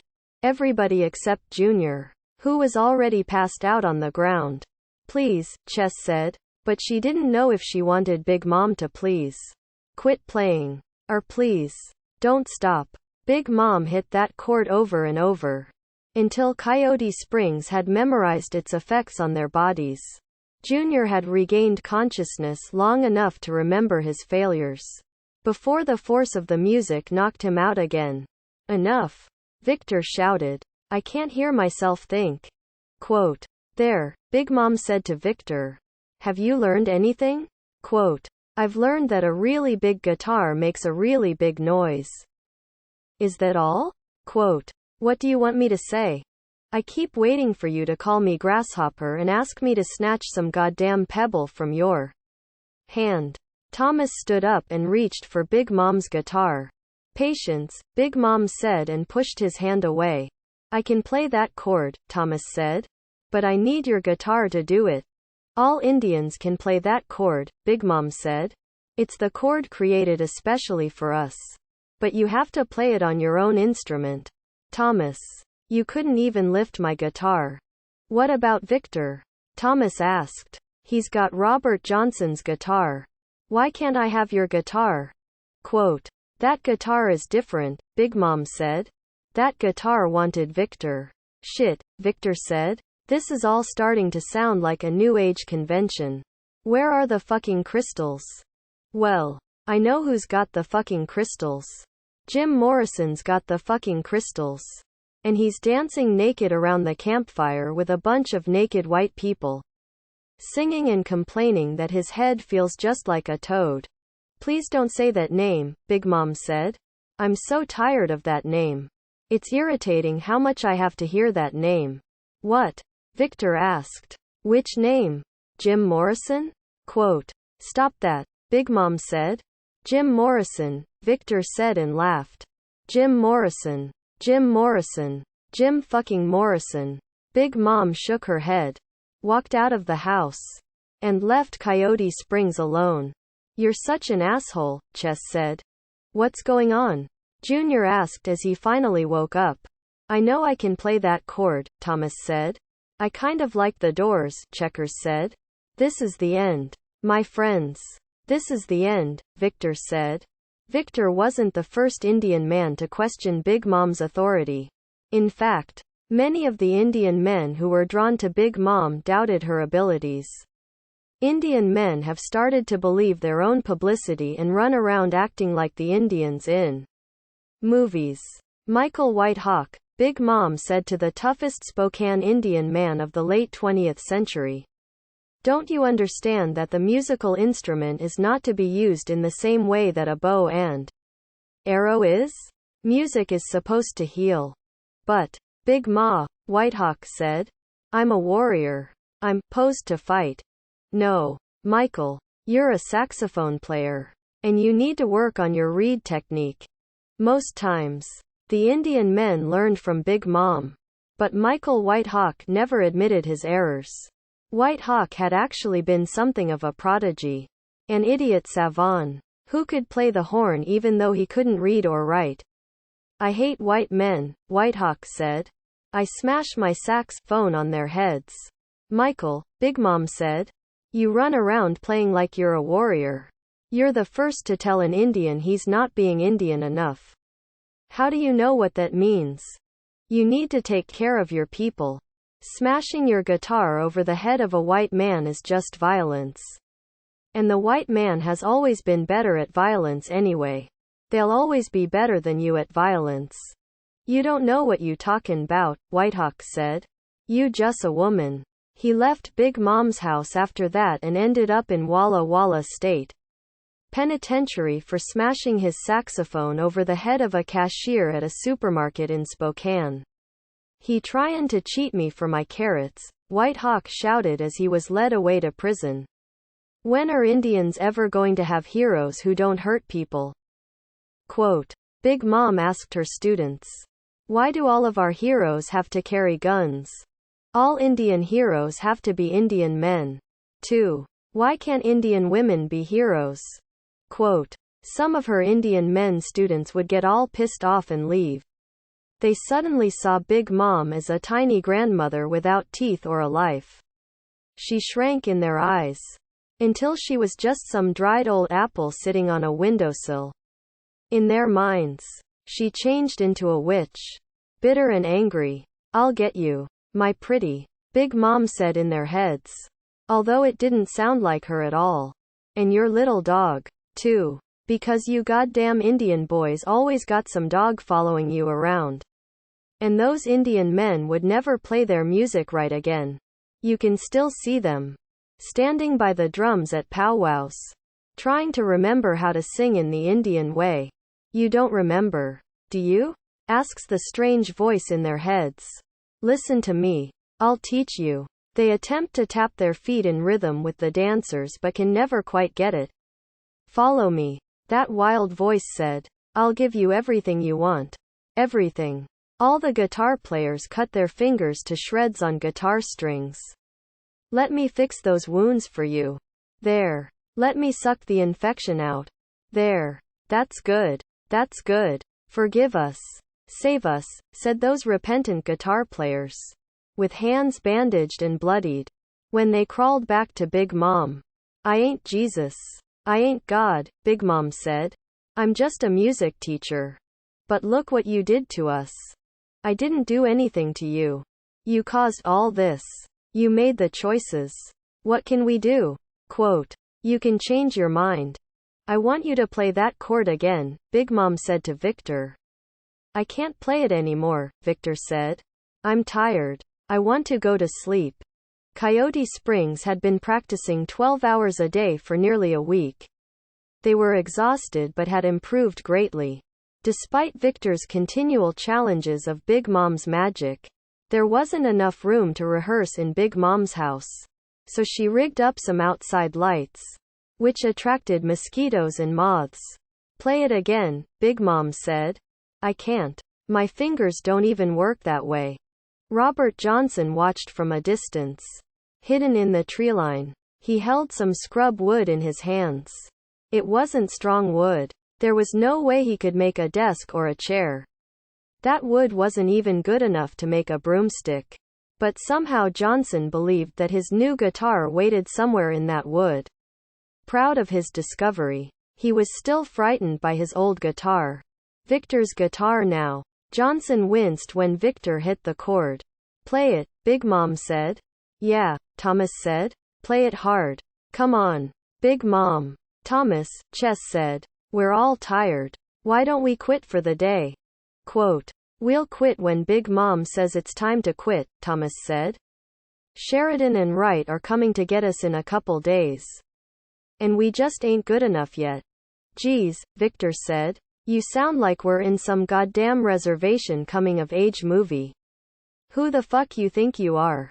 Billy Jack? Who's writing your dialogue? Quote. Big Mom looked at Thomas as Victor tried once again to play the chord she had requested. Will you play that chord again? Please? Big Mom asked again. Just a few more times. And then we'll all go to sleep. Victor flipped Thomas off. He needed a drink. He had been up on that goddamn mountain for a week without a drink. He was starting to see snakes crawling around. There were snakes up there. But Victor saw a few too many. Victor breathed deep, flexed his tired hands, and hit the chord a few more times. The rest of the band joined in, and they ran off a respectable version of a new song. Thomas and Chess whispered in their sleeping bag. After everyone else had fallen asleep, they stayed up to talk. I'm scared, Thomas said. Scared of what? Quote. I'm scared to be good. I'm scared to be bad. This band could make us rock stars. It could kill us. Shit. Thomas. That would scare anybody. Thomas closed his eyes and told this story. Coyote Springs opens a show for Aerosmith at Madison Square Garden. We get up on stage and start to play. At first, the crowd chants for Aerosmith, heckles us. But gradually we win them over. By the time our set is over, the crowd is chanting our name. Coyote Springs. Coyote Springs. Coyote Springs. They chant over and over. They keep chanting our name when Aerosmith comes out. They boo Aerosmith until we come back out. For the rest of our lives, all we can hear are our names, chanted over and over, until we are deaf to everything else. Thomas opened his eyes and stared into the dark. Listen, Chess, Thomas said. I've spent my whole life being ignored. I'm used to it. If people want to hear us now, come to hear us play. Come to listen. Just think how many will come if we get famous. Chess was just as scared as Thomas. Maybe more so. She was scared of the band. Scared of Victor and Junior. And of Thomas, too. All her life, she had been measured by men. Her father, her priest, her lovers, her employers, her God. Men decided where she would go, how she would talk, even what clothes she was supposed to wear. Now they decided how and where she was supposed to sing. Now, even sweet, gentle Thomas covered her with his shadow. Even in his dreams and stories, Thomas covered her. She sang his songs. She played his music. She played for Phil Sheridan and George Wright and hoped for their approval. And Thomas still there with his shadow. Chess didn't know whether she should run from that shadow or curl up inside it. She wanted to do both. I get scared, Thomas, Chess said, when I'm up there singing. And I look out at the crowd. Sometimes I see 1,000 different lovers. All those men. It's not like I love all of them like I love you.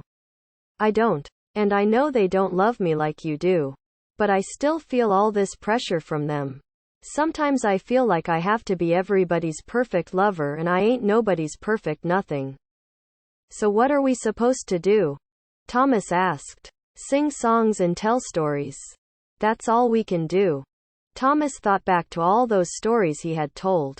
He had whispered his stories into the ears of drunks passed out behind the trading post. He had written his stories down on paper and mailed them to congressmen and game show hosts. He had climbed up trees and told his stories to bird eggs. He had always shared his stories with a passive audience and complained that nobody actively listened. Thomas, Chess said, if you don't want to be famous and have your stories heard, then why'd you start the band up? Quote, I heard voices, Thomas said. I guess I heard voices. I mean, I'm sort of a liar. Ain't it? I like the attention. I want strangers to love me. I don't even know why. But I want all kinds of strangers to love me. The Indian horses screamed. Big Mom sat in her favorite chair on the porch while Coyote Springs rehearsed for the last time in her yard. You know, Big Mom said, this is the first time I've ever actually worked with a whole band. I mean, Benny Goodman eventually brought most of his band up here. But that was one at a time. Coyote Springs played an entirely original set of music now. Thomas still wrote most of the lyrics. But the whole band shaped the songs. I think you're as good as you're going to get, Big Mom said. You have to leave for New York tomorrow. Ain't it? Quote, don't you know? Victor asked. I thought you knew everything. I know you're a jerk, Big Mom said and surprised everybody. Yeah, hey, Chess said. Good one, Big Mom. The band ran through a few more songs before they packed everything up. Thomas wanted to practice even more.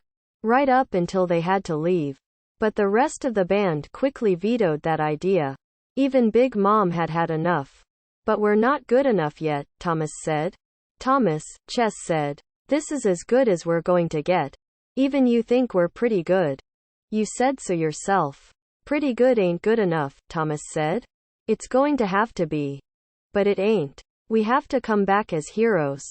They won't let us back on this reservation if we ain't heroes. Unless we're rock stars. We already left once. And all the Spokanes hate us for it. Shit. Michael White Hawk wants to kill all of us.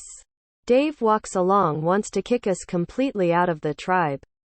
What if we screw up in New York and every Indian everywhere hates us? What if they won't let us on any reservation in the country? Quote, Coyote Springs and Big Mom stared at Thomas. He stared back. Don't look at me like that, Thomas said.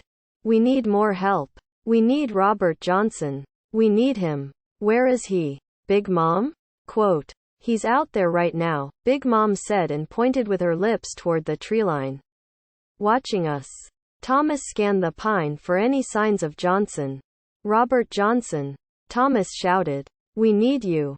Quote, Johnson cowered behind a pine tree, covered his ears with his hands, and cried. He wanted to help. He wanted to take back that guitar. Coyote Springs was messing with things they didn't understand. Big Mom couldn't teach them everything. Big Mom couldn't stop them if they were going to sign their lives away. Johnson wondered briefly if he should build his new guitar quickly, hop on the plane with Coyote Springs, and play music with them. A black man and 5 Indians. It had to work, didn't it? But all Robert Johnson could do was burrow a little deeper into himself. He can't help you, Big Mom said. He's still trying to help himself. I mean, Thomas shouted at everybody. Look at all of us. What are any of us going to do if this doesn't work? Robert Johnson's hiding in the woods. What are you going to do? Victor? You and Junior will end up drunk in the powwow tavern. You'll go back to ignoring me or beating the crap out of me. Checkers will join some convent. And what happens to us? Chess? What happens if people don't listen? Quote. Chess took Thomas's hands in hers, and the silence wrapped around them like a familiar quilt. From a note left by Junior. Dear Big Mom, I just wanted to thank you for your drumsticks and for teaching us how to play better. I know you're probably mad at Victor. He can be a jerk, but he's a good guy, too. He's always taken care of me. I was kind of small and sick when I was little, but I was really smart, too. Nobody liked me, except Victor. He was my bodyguard. If anybody beat me up, then Victor would get even for me. He taught me how to fight, too. Once, a bunch of Colville Indians beat me up at a powwow. Victor spent the rest of the powwow finding and fighting all those guys. He beat them up one by one. Really kicked the crap out of them. He was 9 years old. He didn't even drink at all during that powwow. He just wanted to get me revenge. Victor's tough that way. It seems like Victor's always been there for me.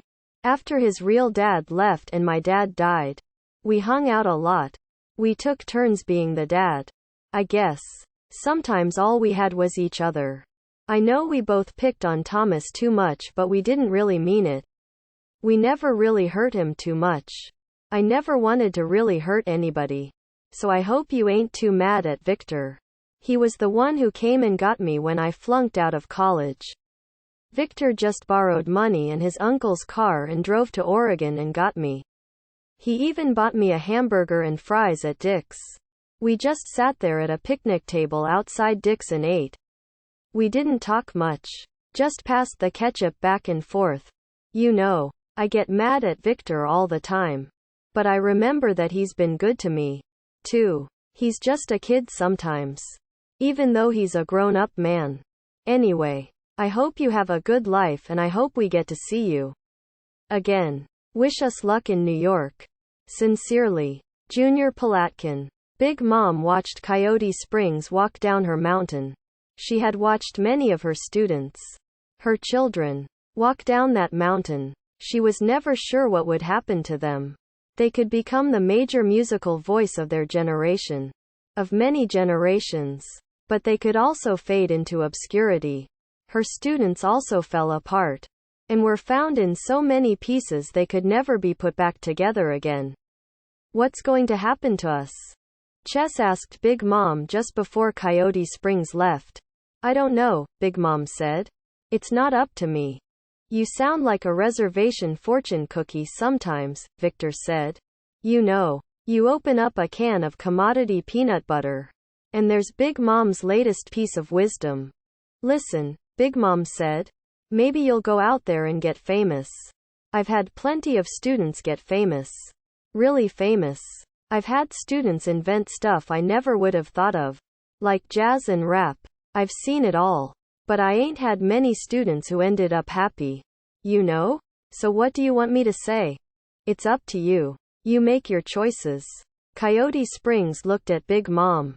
They sort of felt like baby turtles left to crawl from birth nest to ocean all by themselves. While predators of all varieties came to be part of the baby turtle beach buffet. They sort of felt like Indian children of Indian parents. Thank you, Big Mom, Chess and Checkers said. And Big Mom took them in her arms. Thomas hugged Big Mom. Junior managed a shy smile and wave. Then everybody turned to Victor. What? Victor said. What do you want? I ain't going to say I had a great time. I ain't going to say you were a tough teacher. Big Mom. And I know we had our differences. But aw shucks. I love you anyway. I was a great guitar player when I came in here and I'm a great guitar player as I walk out. You taught me a few new tricks. That's it. Well, Big Mom said. That may be all I taught you. But you should still thank me for it. Fine, Victor said. Thank you. You be careful with that guitar, Big Mom said. Coyote Springs walked down the hill. Big Mom watched them. For years it seemed. Watched them over and over. She watched them walk into Welpinit, meet up with Sheridan and Wright. She watched them all climb into a limousine and drive off the reservation and arrive suddenly at the Spokane International Airport. Coyote Springs waited in the Spokane International Airport for their flight. Wright and Sheridan had already boarded because they were in first class. The flight attendant called for their rows. And Coyote Springs made their way toward the gate. Wait a second, Victor said. Suddenly understanding that he was getting on an airplane. I ain't flying in that fucking thing. Been in a little bit of denial. Ain't it? Chess asked him. Victor refused to board the plane. Come on. You chicken, Chess said. Get on the plane. Damn right I'm a chicken, Victor said. Because chickens don't fly. It'll be cool, Junior said. Don't be scared. I ain't scared. I'm being smart. Everybody looked to Thomas for help. Victor, Thomas said. I brought an eagle feather for protection. You can have it. Get that Indian bullshit away from me. Quote. The crowd at the gate stared at Coyote Springs. They worried those loud dark-skinned people might be hijackers.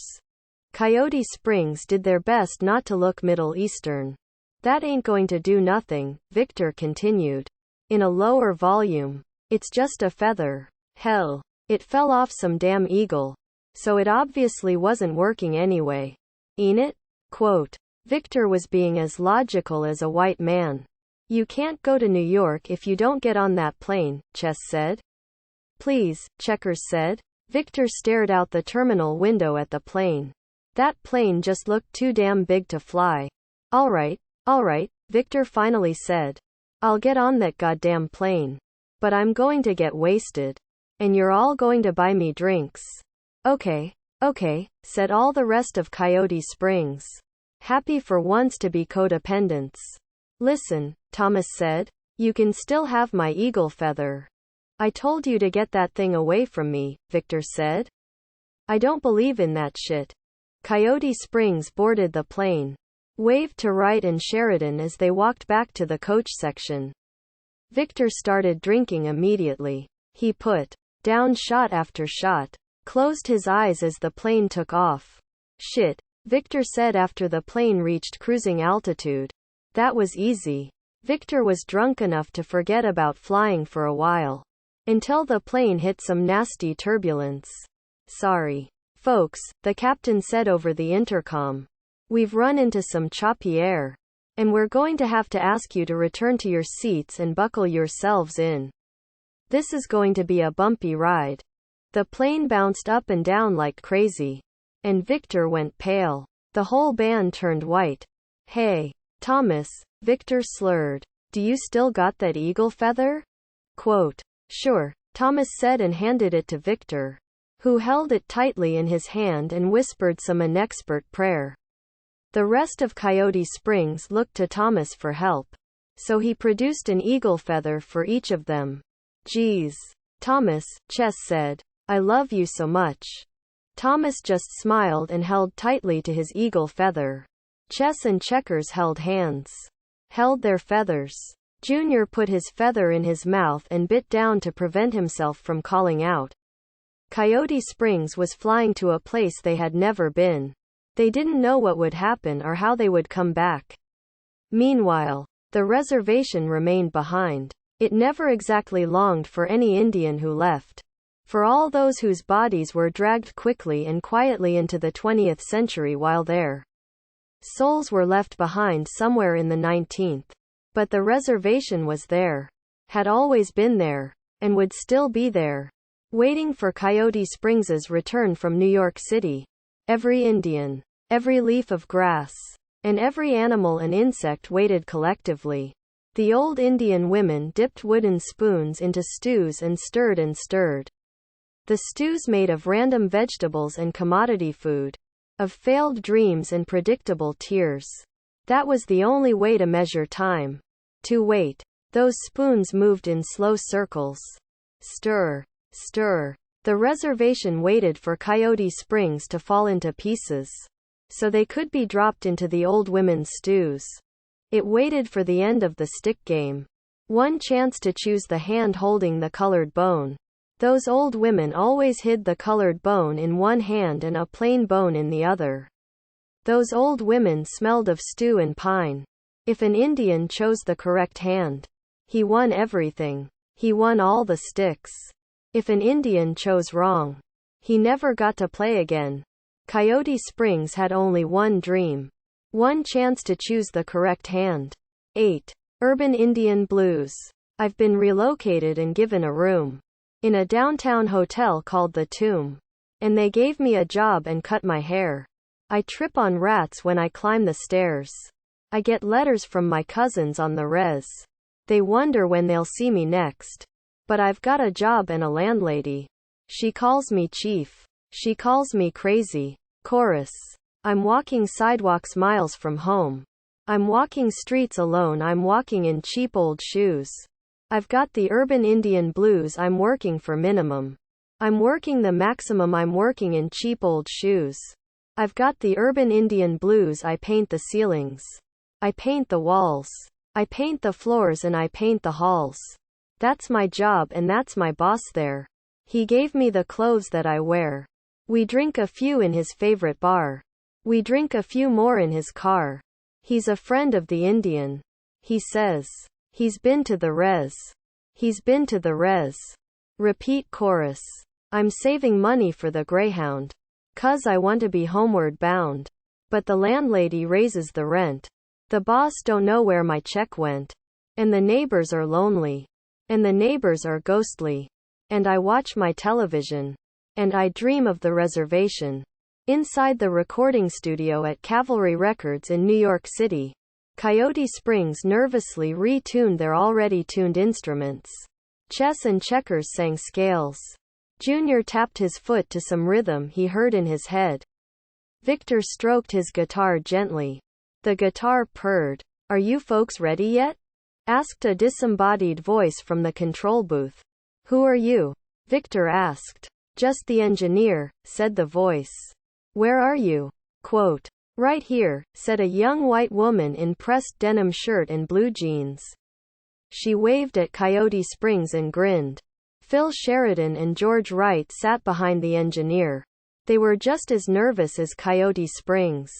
"What if Mr. Armstrong doesn't like them?" Sheridan asked Wright. Thomas watched Sheridan and Wright talk. Although he couldn't hear them through the glass. "He'll like them," Wright said. "He signed that duo from Seattle on just our word. Right? He's got to like these guys.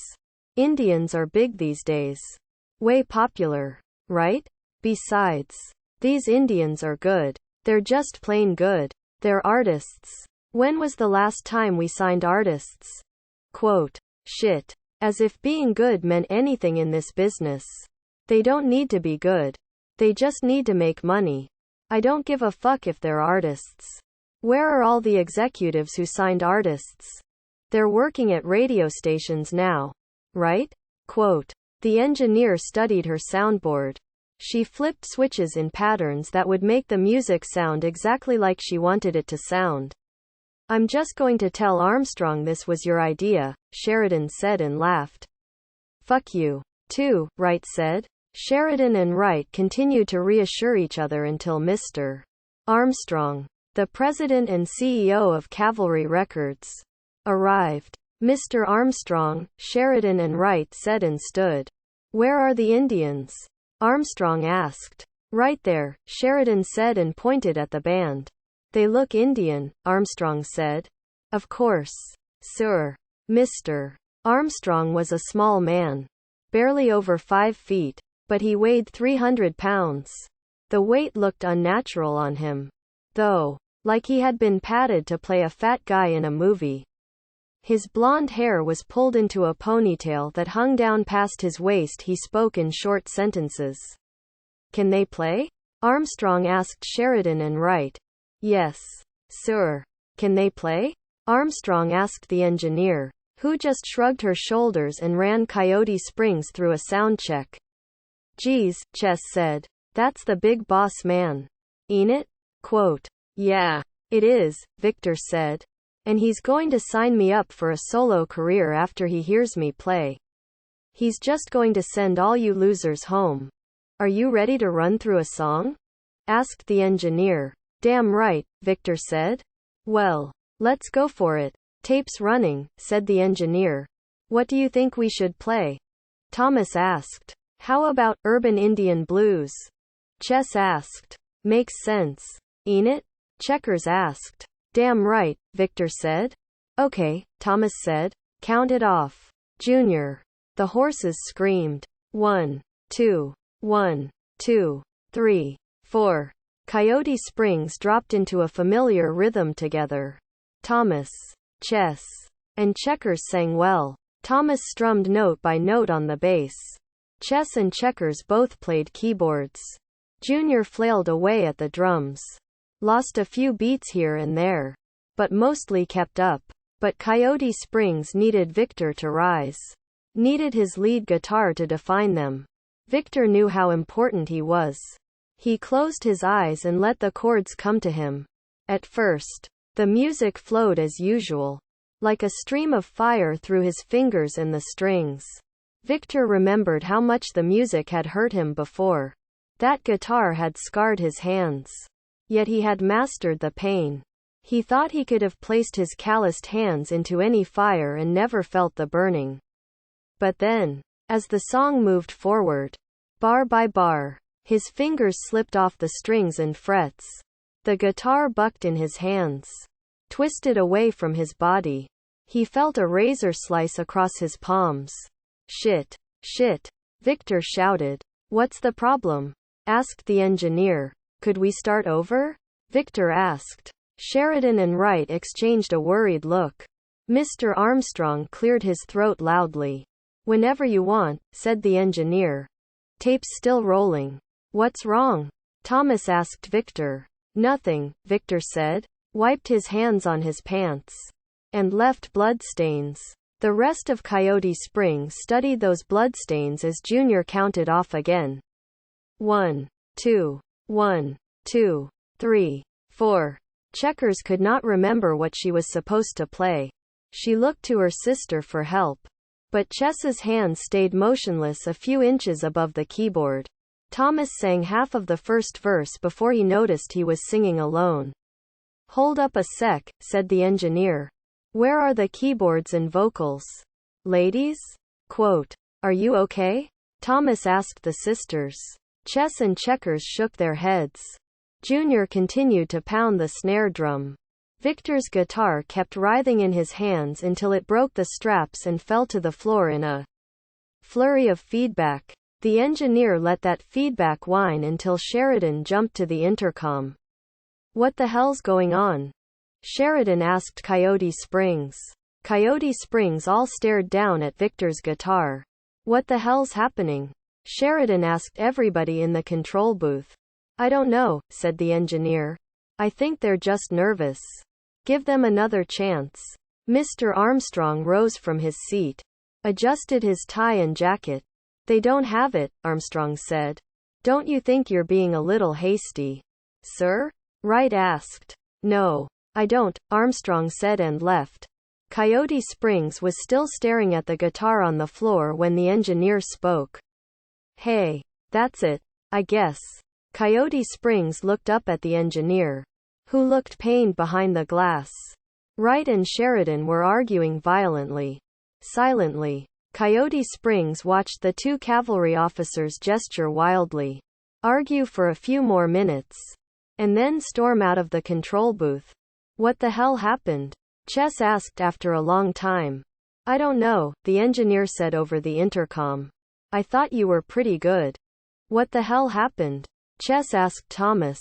I don't know, Thomas said. From the Whelpin' Rawhide Press. Local skins may lose their shirts.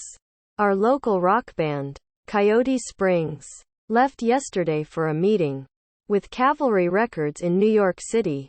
Although they've been the center of much controversy on the Spokane Indian Reservation, it seems that white people are still interested in the band. We're going to be rock stars, Victor Joseph said before the band left. And we won't have to come back to this reservation ever again. We'll just leave all of you jerks to your awful lives. Lead singer Thomas Builds the Fire, however, was a little more guarded about the purpose of the meeting. It's an audition, he said. They haven't promised us anything. You tell everybody that. We ain't been promised anything. Tribal chairman David Walks Along was even more pessimistic about the future of Coyote Springs. Listen, he said over lunch at the tribal cafe. Those skins ain't got a chance in New York City. I've been to New York City. And I know what it's like. My grandfather always told me you can take a boy off the reservation. But you can't take the reservation off the boy. Coyote Springs is done for. I'm happy about that. But the other members of Coyote Springs seem to take all the controversy in stride. I just want to be good at something, Junior Palatkin said. I messed up at everything else. I'm not mad at anybody who talked bad about us. I just want them to like us. Chess and Checkers Warm Water simply gave the thumbs up as they left the reservation. Although some Spokanes thought it was a different finger they raised. Listen, Palatkin added. If we make it big, it just means we won't have to eat commodity food anymore. Coyote Springs was still standing in the dark studio when Sheridan and Wright came back. The engineer had already left. So the two record company executives fiddled with the knobs and dials until they found the lights and power. Listen, Sheridan said over the intercom. I don't know what happened to you. But Mr. Armstrong doesn't want to have anything to do with you right now. What the fuck are you talking about? Victor asked. Now, you listen closely, Sheridan said. My ass is on the line here. Too. I brought you little shits here. You screwed me over. Now, I'm going to try and fix this. Mr. Armstrong can be a little bit emotional. Maybe he didn't get his coffee or something this morning. Why don't you just head over to your hotel and wait this out? We'll fly you back to the reservation in the morning. No fucking way. Victor shouted. We can't go back there. Not like this. Calm your ass down, Sheridan said. We'll give Mr. Armstrong a couple months. And then we'll try it again. We don't have a couple months, Thomas whispered. Wright slumped into a chair and wiped his face with a handkerchief just as Victor picked up his guitar and threw it across the studio. Chess and Checkers ducked. Junior continued to beat a quiet rhythm on the drum. God damn it, Sheridan shouted over the intercom. That's fucking studio equipment. Fuck you, Victor shouted. Your studio equipment. Hey, Sheridan said. I'm trying to help you. I didn't screw this up. I'm not the goddamn guitar player. Maybe you just aren't ready. Maybe next time. But if you don't calm down, I'll call security. Victor kicked a music stand over, picked up a studio saxophone and threw it at Sheridan. Sheridan ducked behind the control panel. But the sax just rebounded off the glass and fell to the floor. Angry, Sheridan and Wright stormed into the studio. That's it, Sheridan said to Wright. I'm out of here. I tried to help these goddamn Indians. But they don't want help. They don't want anything. I think they want the same things we do, Wright said. Victor went after Sheridan and Wright then and might have strangled them. But Thomas and Junior tackled him. They pinned Victor to the floor as Sheridan looked down. Jesus, Sheridan said. It isn't that bad. You got a free trip to New York. You aren't leaving until tomorrow. You've got a whole night in Manhattan to yourselves. I'll even treat you to a nice evening. Some dinner. Dancing. The sights. Sheridan pulled out his wallet and dropped a few bills on the floor near Victor.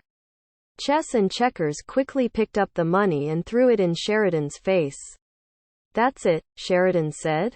"You're out of here." "Wait," Wright said. But the security guards arrived quickly and roughly escorted Coyote Springs out of the building. Coyote Springs cried. But no crowd gathered to watch them. Coyote Springs stood in the middle of the sidewalk. And hundreds of people just flowed impassively around them. "What are we supposed to do?" Chess asked. "Let's just go home," Thomas said. It was all he knew to say. "Big Mom will know what to do." "She's just an old woman," Victor shouted. "She ain't magic. And even if she was, she's a million miles away. What the fuck can she do? Everything is a million miles away. It's all lies. Lies. Lies. All the whites ever done was tell us lies." Victor roared against his whole life. If he could have been hooked up to a power line, he would have lit up Times Square. He had enough anger inside to guide every salmon over Grand Coulee Dam. He wanted to steal a New York cop's horse and go on the warpath. He wanted to scalp stockbrokers and kidnap supermodels. He wanted to shoot flaming arrows into the Museum of Modern Art. He wanted to lay siege to Radio City Music Hall. Victor wanted to win. Victor wanted to get drunk. "Let's get the fuck out of here," Victor said to Junior. And they ran off into the crowd. "Come back," Checkers shouted after them. But they were already gone. Swallowed by the river of people.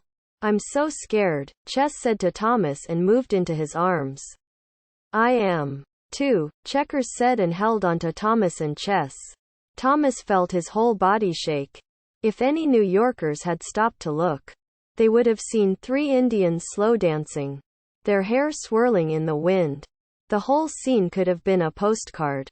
"Wish you were here." It could have been on the cover of the New York Times Sunday magazine.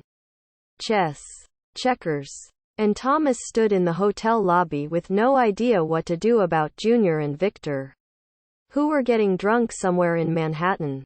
But there were thousands of bars, taverns, lounges, and dives in New York. Thousands and thousands. Victor and Junior could be anywhere. "Geez," Checkers said. "What are we going to do?" Quote, "I don't know," said Thomas. "A reservation storyteller without answers or stories." "Well," Chess said, "we have to find those too. It's dangerous here, especially for them." Thomas was truly frightened. He felt totally out of control. He could only think about the instruments they left in the studio. "Our stuff," Thomas said. "What stuff?" Chess asked. "Our guitars and stuff. They're still in the studio." "Forget them. It's all over now. Anyways, can't you feel it?" Quote. Thomas touched his body and felt the absence. Like some unnamed part of him had been cut away. "What are we going to do?" Checkers pleaded. She dropped into a chair and held her head between her knees. "I think I'm going to pass out." Chess watched Thomas and Checkers collapse. She knew Victor and Junior had to be found. There was no time for drama. Victor and Junior, 2 small-town reservation hicks, were out drunk somewhere in New York City. There were only a few ways to the on the reservation, but a few thousand new and exciting ways in Manhattan. All of it felt like a 3 in the morning movie on television. Some punks would kill Victor and Junior for their shoes and dump their bodies in the Hudson River. And Kojak would never find them. "Listen," Chess said. But Thomas and Checkers stared off into space. "Listen. God damn it," Chess shouted. Thomas and Checkers looked at her. "Thomas and I will grab a phone book and hit all the bars in this whole town. Checkers, you stay here in case they come back. How does that sound?" Quote, "That's crazy," Thomas said. "There are thousands of bars." "I know it's crazy," Chess said. "But what else are we going to do? Who knows what Victor and Junior are going to do? They might get themselves killed. Where do we start?" Quote, "With the A's," Chess said. "And work our way from there." Chess hugged her sister. Checkers wouldn't let her go. "I've got to go," Chess said. "Don't," Checkers whispered.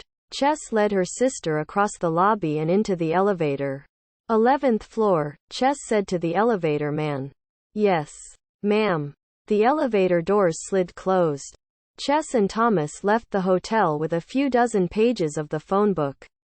Victor and Junior sat in a smoky lounge with a half-dozen empty glasses in front of them.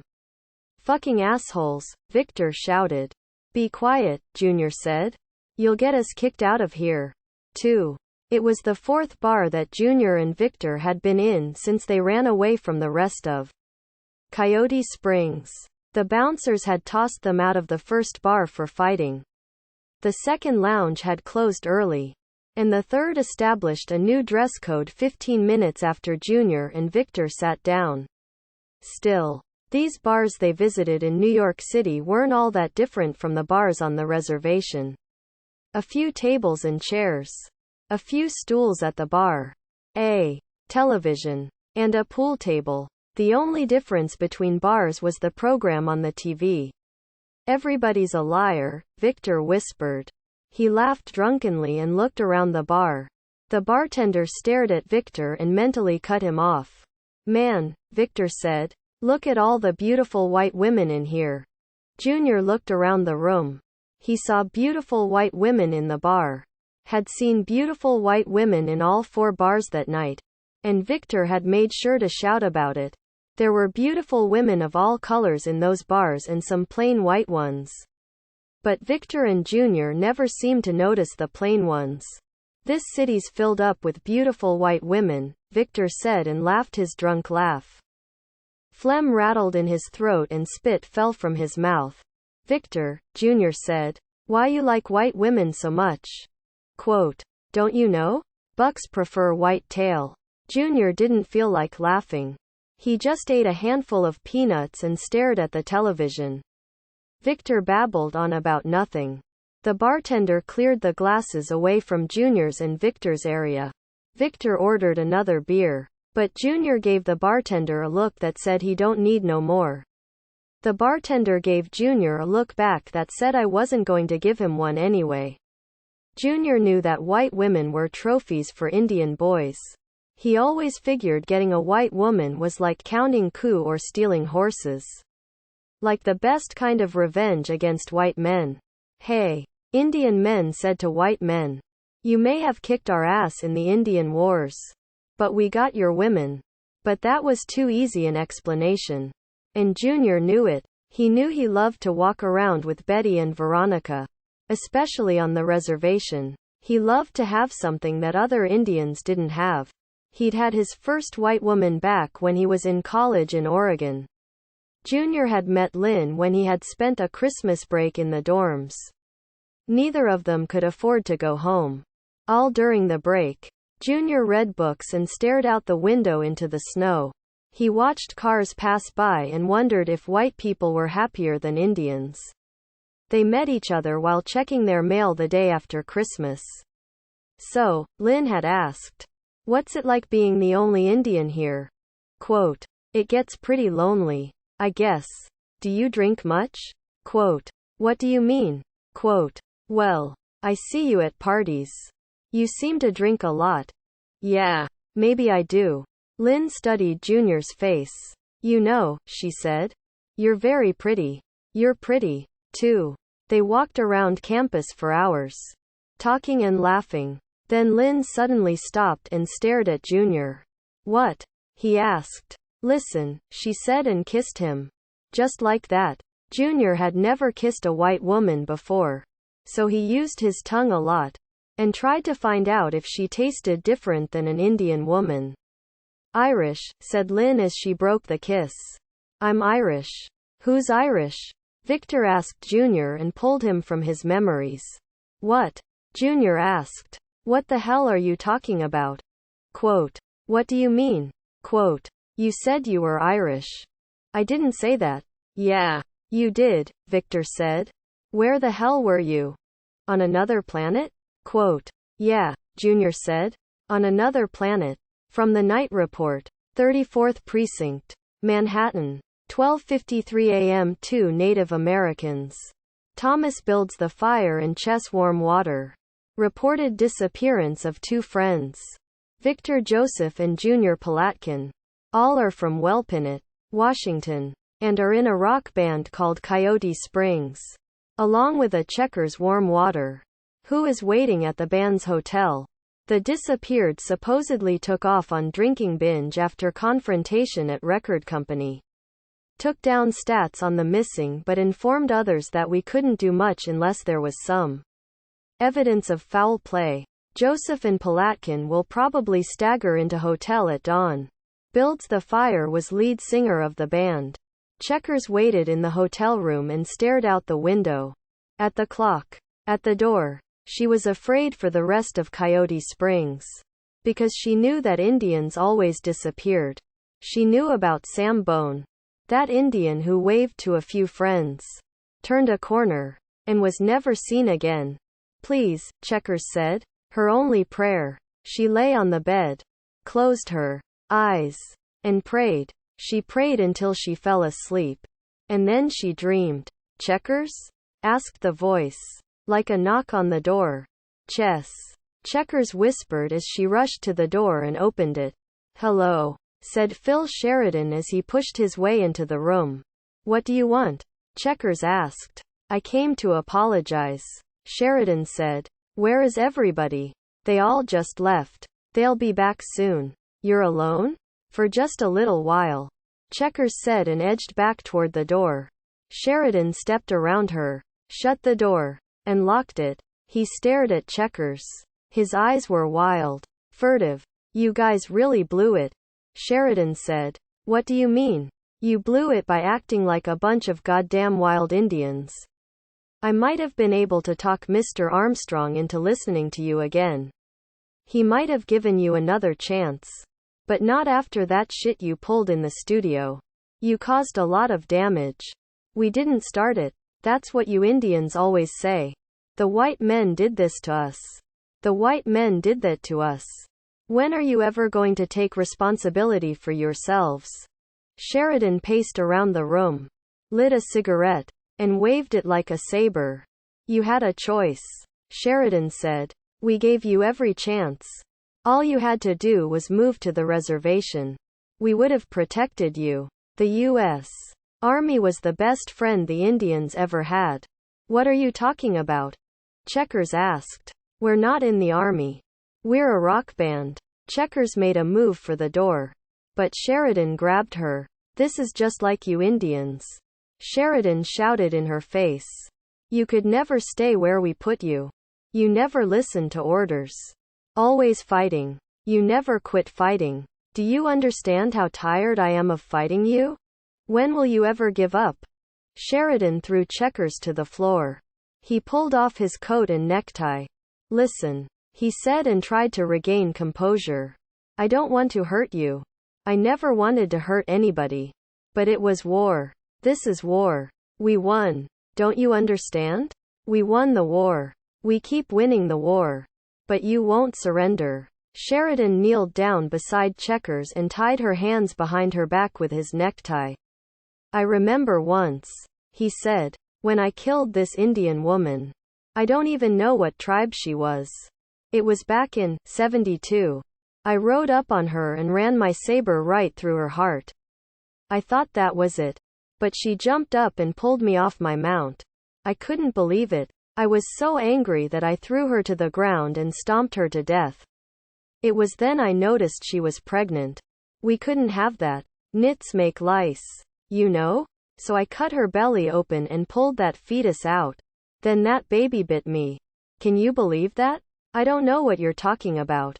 Checkers said. You know exactly what I'm talking about. You Indians always knew how to play dumb. But you were never dumb. You talked like Tonto. But you had brains like fucking Einstein. Had us whites all figured out. But we still kept trying to change you. Tried to make you white. It never worked. Mr. Sheridan. What are you going to do to me? I don't know. Sheridan said and sat on the floor beside Checkers. I never know what to do with you. Sheridan studied Checkers. He had watched her during the last few centuries. She was beautiful. But she was Indian beautiful with tribal features. She didn't look anything at all like a white woman. She was tall with narrow hips and muscular legs. Large breasts. She had arms strong as any man's. And black hair that hung down past her shoulders. Sheridan wanted to touch it. He had always been that way about Indian women's hair. You know, Sheridan said, you're more beautiful than your sister. She didn't listen. She didn't really care one way or the other. She just wanted help. I don't care what you think. Checkers said. I don't believe in you. What? I don't believe in you. I'm just dreaming. You're a ghost. A dream. A piece of dust. A foul-smelling wind. Go away. Sheridan reached across the years and took Checkers's face in his hands. He squeezed until she cried out and saw white flashes of light. Do you believe in me now? He asked. Thomas and Chess walked into Carson's all-night restaurant on the Lower East Side. They had been lost on the subway for hours. Sure, they were going to be mugged at any time. Why aren't we dead? Chess asked Thomas as they sat in a booth. Probably because we looked too pathetic to mug, Thomas said. What do you want? Asked the waitress who came to the table. She had an unusually beautiful voice for a waitress. But it was New York. That waitress had been blonde at several different points during her lifetime. Even though she was currently redheaded. Still, she was pretty and had even been called back for a few television commercials.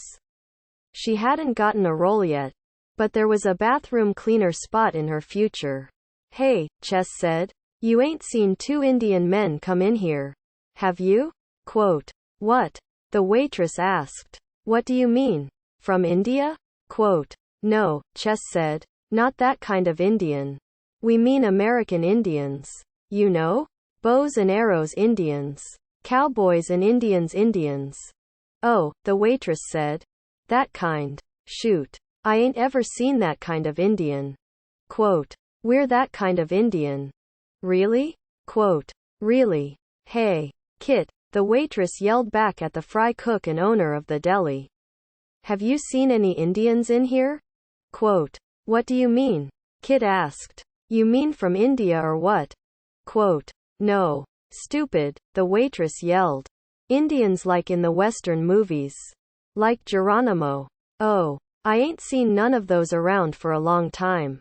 I saw a few in a book once. You sure there are still Indians around at all? Quote. These two right here say they're Indian. Kit the fry cook came out to look at the two potential Indians. Chess and Thomas saw a fat man in a dirty white t-shirt. Although they weren't sure where the shirt ended and the man began. Shit, Kit said. They don't look nothing like those Indians in the movies. They look Puerto Rican to me. Yeah, the waitress said. They kind of do. Do you speak English? Kit asked. Let's get out of here, Chess said to Thomas. Yeah. Let's go home, Thomas said. Hey. You speak good English, Kit yelled after Chess and Thomas. Have a good trip back to Puerto Rico. I'm pregnant. Lynn had told Junior after they dated for a few months during that first year in college. I'm pregnant, Junior said aloud as he sat with Victor in their sixth bar of the night. After hours. Victor would have been falling down drunk if he had been standing up. Who's the father? Victor asked and laughed. What do you want to do? Junior had asked Lynn after she told him. Am I the father? Victor asked and laughed some more. Lynn had just shrugged her shoulders. Do you want to get married? Junior had asked her then. Do you want to get married? He said aloud in the bar. I ain't going to marry you if I ain't the father, Victor said. I can't marry you, Lynn had said. You're Indian. Junior had turned and walked away from Lynn. He always wondered why they had been together at all. Everybody on campus stared at them. The Indian boy and the white girl walking hand in hand. Lynn's parents wouldn't even talk to him when they came to campus for visits. Junior walked away from Lynn and never looked back. No, that wasn't true. He did turn back once. And she was still standing there. An explosion of white skin and blonde hair. She waved. And Junior felt himself break into small pieces that blew away uselessly in the wind. Nothing as white as the white girl an Indian boy loves, Junior said aloud. What the fuck you talking about? Victor asked. I ain't white. I'm lower sub-chief of the Spokane tribe. Junior walked away from his memories of Lynn and looked Victor square in the face. You know, Junior said. The end of the world is near. Shit. I know that. Don't you think I know that? I'm a fatalist. Spittle hung from Victor's mouth. His eyes were glazed over, and his hair was plastered wetly to his forehead. He smiled a little. A single tear ran down his face. And then he passed out face first onto the table. It's time to take you home, Junior said. Junior picked him up and carried him out the door. The bartender watched them leave, cleaned the glasses they had drunk from, and erased their presence from that part of the world. Do you know how many times I've dreamed about you? Sheridan asked Checkers. It couldn't have been very many. Checkers said. You haven't known me very long. I've known you for centuries. Geez. Now you're starting to sound like Dracula. And I don't believe in monsters. I want to kiss you. Sheridan said. No. Checkers said. I don't believe in you. Sheridan slapped Checkers hard. Drew a little blood. A little is more than enough. Do you believe in me now? He asked. You ain't nothing. You ain't nothing. I'm everything. You ain't much at all. You're just another white guy telling lies. I don't believe in you. All you want to do is fight and fuck. You never tell a story that's true. I don't believe in you. Sheridan kissed Checkers. Bit down hard on her lips. He was pulling at her clothes when there was a knock on the door. George Wright knocked on the door of Coyote Springs' hotel room. He couldn't sleep at all. He had tossed and turned, worrying about the band. So he jumped into a taxi and came over. He wasn't even sure why. He knocked on the door again. He heard a woman's voice inside and then her scream. Shit, Wright said and threw his shoulder against the door. He was surprised when the unlocked door flew wide open and sent him sprawling. From a letter Junior kept hidden in his wallet. Dear Junior, it's over. I went to the free clinic and it's over. My parents will never know about it. You don't have to worry about it. I'm okay. I barely even felt anything. I just closed my eyes and then it was over. I hummed a little song to myself so I couldn't hear anything and then it was over. My parents will never even know it happened. You don't have to think about it anymore. Just remember that I love you. But that's all over now. Love. Lynn. Just before sunrise, Thomas and Chess walked into the lobby of their hotel and discovered America. No. They actually discovered Victor and Junior sleeping on couches in the lobby. No. They actually discovered Victor passed out on a couch while Junior read USA Today. Where've you two been? Chess asked. We've been looking for you all damn night. We've been here a couple hours, Junior said. Thomas and Chess looked at each other. Didn't the hotel hassle you for being here? Thomas asked. No, Junior said. I think they figured we was rock stars and didn't want to piss us off. Well, Chess said. We certainly ain't rock stars. Why didn't you go up to the room? Thomas asked. I couldn't carry him any farther, Junior said. And those damn bellboys wanted $5 to help me. Where's Checkers? Chess asked. I don't know, Junior said. Where is she supposed to be? Quote. In the room, Chess said. Well, then, Junior said. She's probably upstairs. You want to help me carry Victor up? Quote. Yeah, Thomas said. And all three of them carried Victor into the elevator. Oh, man. He stinks, Chess said. And they all agreed. Chess looked closely at Junior. His eyes were bloodshot, but they weren't glossed over. He didn't even smell like booze. He just smelled like day-old clothes. Don't you have a hangover? Chess asked. Nope, Junior said. I didn't drink none. Just orange juice. How come?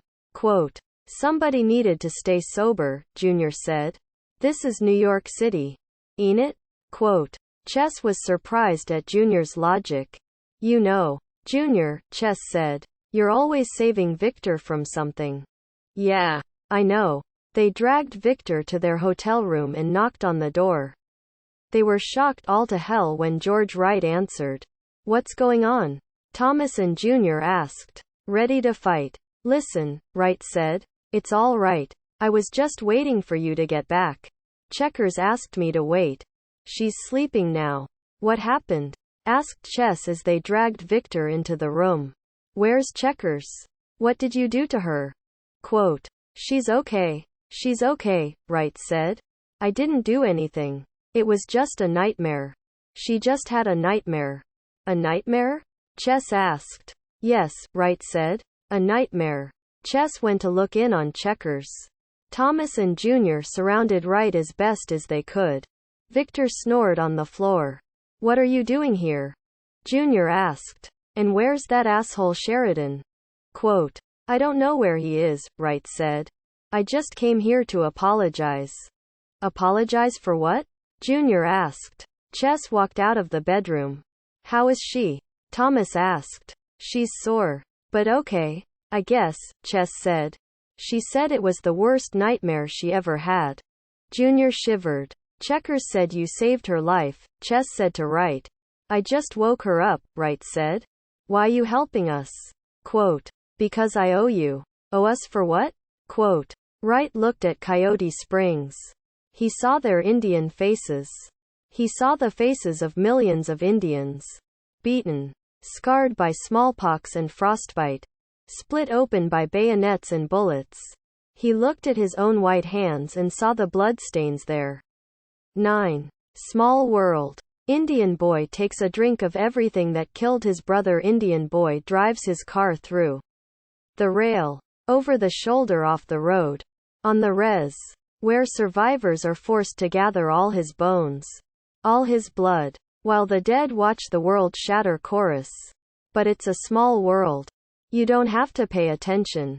It's the reservation. The news don't give it a mention. Yeah. It's a small world. Getting smaller and smaller and smaller. Indian girl disappeared while hitchhiking on the old highway. Indian girl left the road and some white wolf ate her heart away. Indian girl found naked by the river. Shot twice in the head. One more gone. One more gone. And our world fills with all of our dead. Repeat chorus.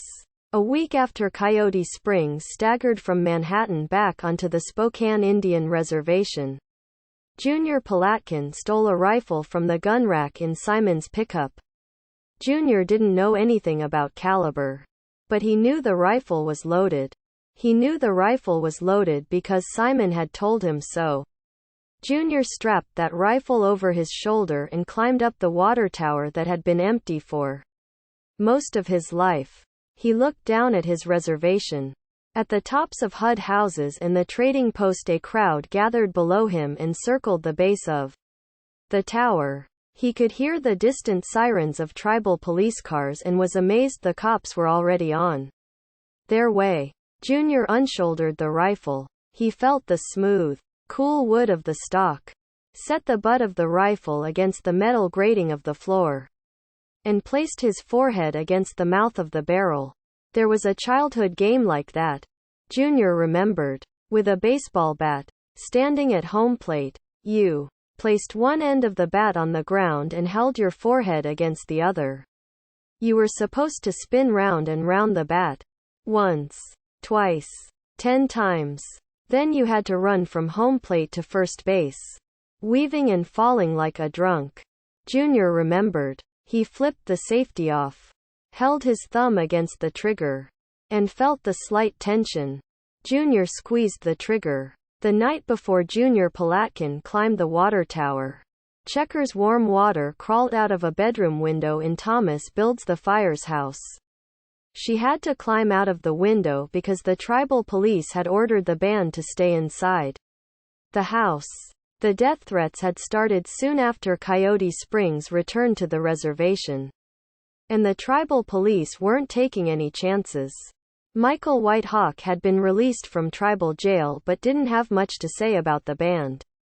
He just walked blankly around the softball field with his huge head still wrapped in bandages. Like some carnival psychic. The tribal cops kept suggesting that he should go to Indian Health Service. But White Hawk refused to go and just stood for hours at the softball field. He wouldn't say anything at all. But then he would burst into sudden frenetic conversations with himself. He swung his fists at the air and tried to dig up that grave in center field before the tribal police calmed him down. White Hawk had been crazy and dangerous before he was knocked twice on the head. Now he had become crazy, dangerous, and unpredictable. Even White Hawk's buddies were afraid. He's just acting, White Hawk's friends reassured each other. He's just trying to fool everybody into thinking he's goofy. White Hawk was asleep on third base when Checkers slipped out of the window in Thomas's house. Thomas didn't even move. But Chess stirred in bed as Checkers slipped away. Even sound asleep, Chess reached out for her sister. Checkers had not slept well since her return from New York. Phil Sheridan had come back again and again. Sometimes he threatened her. Other times he remained on the edge of her dreams no matter what she dreamed about. Sheridan sat in a corner with a cup of coffee in his hands. He wore a wool suit or his cavalry dress blues. Sheridan had eventually forced Checkers to abandon her own room and sleep on the floor beside the bed that Thomas and Chess shared.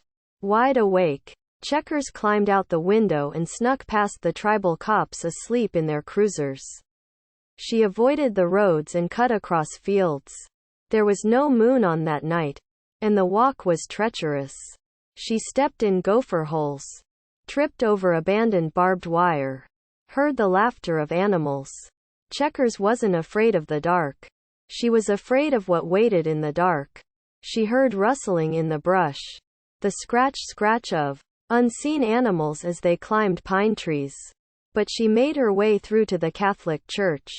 She saw its lights in the distance, and it grew larger and brighter as she approached. Checkers wasn't sure how long the walk had taken, but the church was still lit up, bright as God. She walked boldly through the front door and stepped inside. Father Arnold kneeled at the front of the church. His whole body rocked and shook. From Checkers's viewpoint, she couldn't tell if he was laughing or crying. "Father?" Checkers whispered, but he didn't respond. "Father?"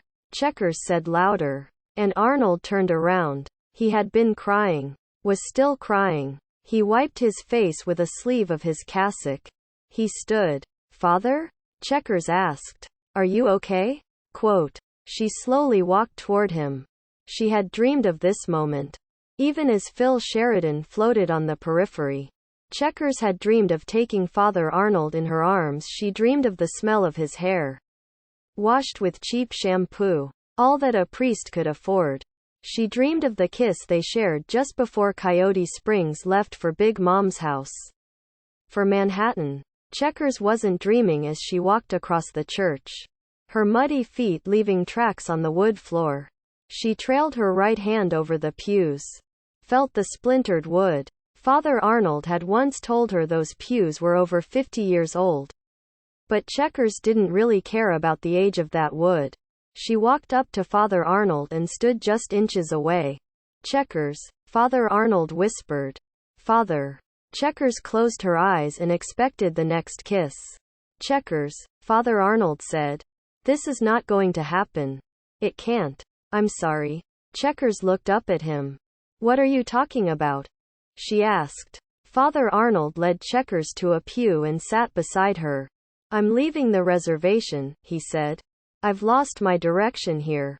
Father Arnold had served the Spokane Indian Reservation for 5 years and ministered with self-conscious kindness. He effusively praised even the smallest signs of an Indian's faith. He had cried at his first service when Bessie, the oldest Spokane Indian Catholic, presented him with a dreamcatcher. Other priests would have dismissed the dreamcatcher as Indian mysticism or mythological arts and crafts. But Father Arnold was genuinely thrilled by its intricate system of threads and beads. He had laughed out loud when he noticed the dreamcatcher was actually decorated with rosary beads. "Hang this over your bed," Bessie had said. And it will catch those Protestant nightmares before they can sneak into your sleep. But what about Catholic nightmares? Father Arnold had asked. Protestants are a good Catholic's worst nightmare. Father Arnold had rushed home and hung it over his bed. Later that night, he stared up at the dreamcatcher over his head. He willed himself to think of the worst possible things. Murders. Rapes. Loss of faith. Father Arnold imagined that he was nailed to the cross. He heard the dull thud of hammer on nail. Come on. Nightmares, Arnold had whispered. You can't touch me now. Where are you going? Checkers asked Father Arnold. Where are they sending you? Quote, they aren't sending me anywhere, Arnold said. I'm leaving the church. I'm letting it all go. Checkers leaned back in the pew. She felt some winged thing bump against the interior of her rib cage. She felt the slight brush of wingtips as it struggled between her ribs and left her body. She had no name for it. Checkers heard that winged thing flutter against the stained glass windows. Then it flew so close that she felt a slight breeze. She closed her eyes. And the winged thing was gone. But I love you, Checkers said. I love you, too, Father Arnold said. But not like that. It can't work that way. But you kissed me. I know I kissed you. It was wrong. You can't do this. You can't. Not now, Checkers said. She didn't know how much she had left. Coyote Springs had failed. Had not even bothered to bring their instruments home from Manhattan. Checkers could see the guitars and keyboards strewn around the studio. Victor's guitar was smashed into pieces. But everything else was just as useless. Would you like some headphones? The attendant had asked Checkers during the flight home from Manhattan. Checkers just shook her head. The rest of Coyote Springs refused the headphones. 2. Checkers sat next to the window. Chess in the middle. And Thomas in the aisle seat. Junior and Victor sat directly across the aisle. One on either side of an empty seat. It was the only empty seat on the plane. Coyote Springs didn't have much to say on the way home. They all drank their complimentary Pepsis and ate their roasted peanuts. Junior and Victor didn't order any booze. They didn't have the money. They might not have drank anyway, even if given the chance.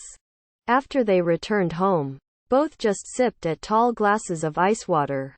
Thomas and I had a talk, Chess whispered to Checkers somewhere over Iowa. We're going to move back to Arlie. We want you to come with us. Why Arlie? Checkers asked. What do you mean? Those are our people. We don't have anywhere else to go anyway. We can go anywhere. We can stay on the Spokane Reservation. Geez. Checkers. Will you get your head out of your ass? They don't want us there anymore. How do you know that?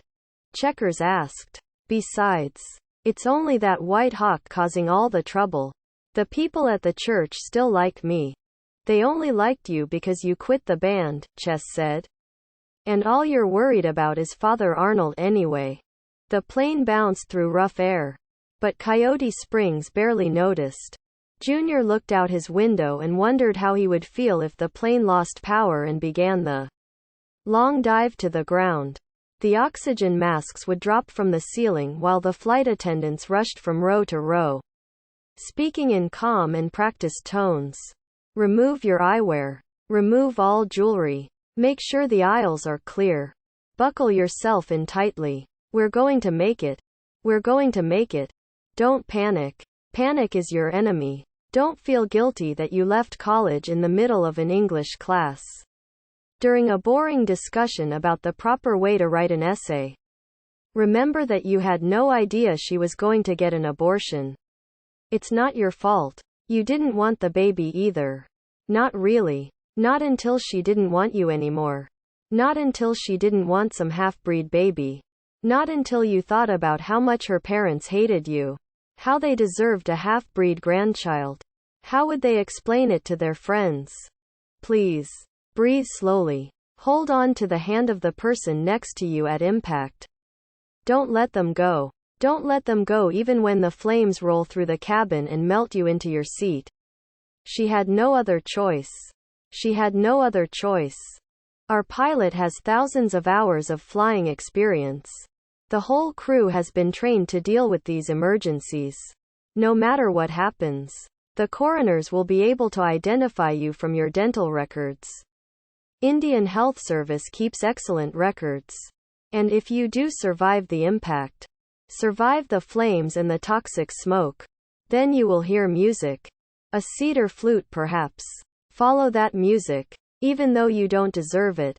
Follow that thin music. Junior closed his eyes and listened for the music. He didn't hear anything. He looked over at Victor, who was fighting back tears. Chess. Checkers. And Thomas could not have seen Victor from where they sat. Nobody could have known exactly why he was in mourning. The rest of Coyote Springs might have assumed it was because he had lost his chance to be a rock star. But he mourned for the loss of that guitar. Junior watched his best friend mourn. But he wanted to reach across the seat, touch Victor's arms, and point out the exits. You can't leave, Checkers said to Father Arnold. You can't leave me, us, alone. The bishop will send another priest, Father Arnold said. They won't have any other option. They can't leave the community alone. I'm sure the new priest will be here soon. They can arrange for a few visitors to conduct the services until he arrives. That's not what I mean. You know that's not what I mean. Father Arnold searched his soul for the right words. The right prayer. He had always had them before. God. He had been sure of the answers. Self-deprecating and modest. He had still believed he was a great priest. He knew he was a great priest. In a quietly arrogant way. On some spiritual scoreboard in his head. He had kept count of the people he was saving. Checkers had taken all that away. No. That wasn't fair to Checkers. She didn't love him any more than other parishioners had. Father Arnold had resisted advances before. It happened to priests often enough to warrant a few good-natured jokes in the seminary. But Checkers had truly shaken Father Arnold in his vows. He dreamed about her every night. In those dreams, she led him into a tepee, lay down with him on a robe, and touched him. Frightened and aroused, Father Arnold woke and prayed that his dreamcatcher would work. He prayed that his dreams of Checkers would be trapped in the dreamcatcher's web. I dream about you, Father Arnold said to Checkers. I dream about you, too. No, Arnold said. I don't want to dream about you. I'm a man of God. I belong to God. Checkers reached for Father Arnold. But he stood and stepped away. He had always loved how his flock kept a respectable distance away, coming closer only with his permission. I'm sorry, he said. But you need to leave. I need to leave. Father Arnold reached out to Checkers, reconsidered, and then quickly walked out of the church. Checkers didn't follow him. She leaned back in the pew and stared at the crucifix nailed to the wall.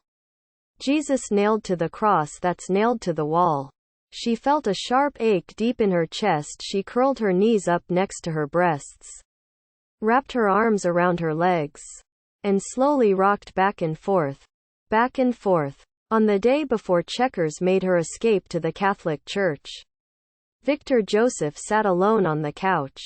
The rest of Coyote Springs was out on the front lawn, talking to the tribal cops. Victor had no use for tribal cops, even if they were supposedly protecting him. Victor stared at the space in the room where the television used to sit. Upon their arrival home, Coyote Springs had thrown out the television, which didn't work anyway, 3 radios, and a pair of squeaky cowboy boots. They didn't want to hear any kind of music. Victor stared at that space until he fell asleep. In his dream, Victor sat alone in the house and heard a soft noise in the distance. At first, he thought it was the conversation outside. But the noise took shape and became a C chord. Then a D, F, and G. He clapped his hands to his ears. But the music would not stop. He stood and looked out the window at his bandmates and the cops.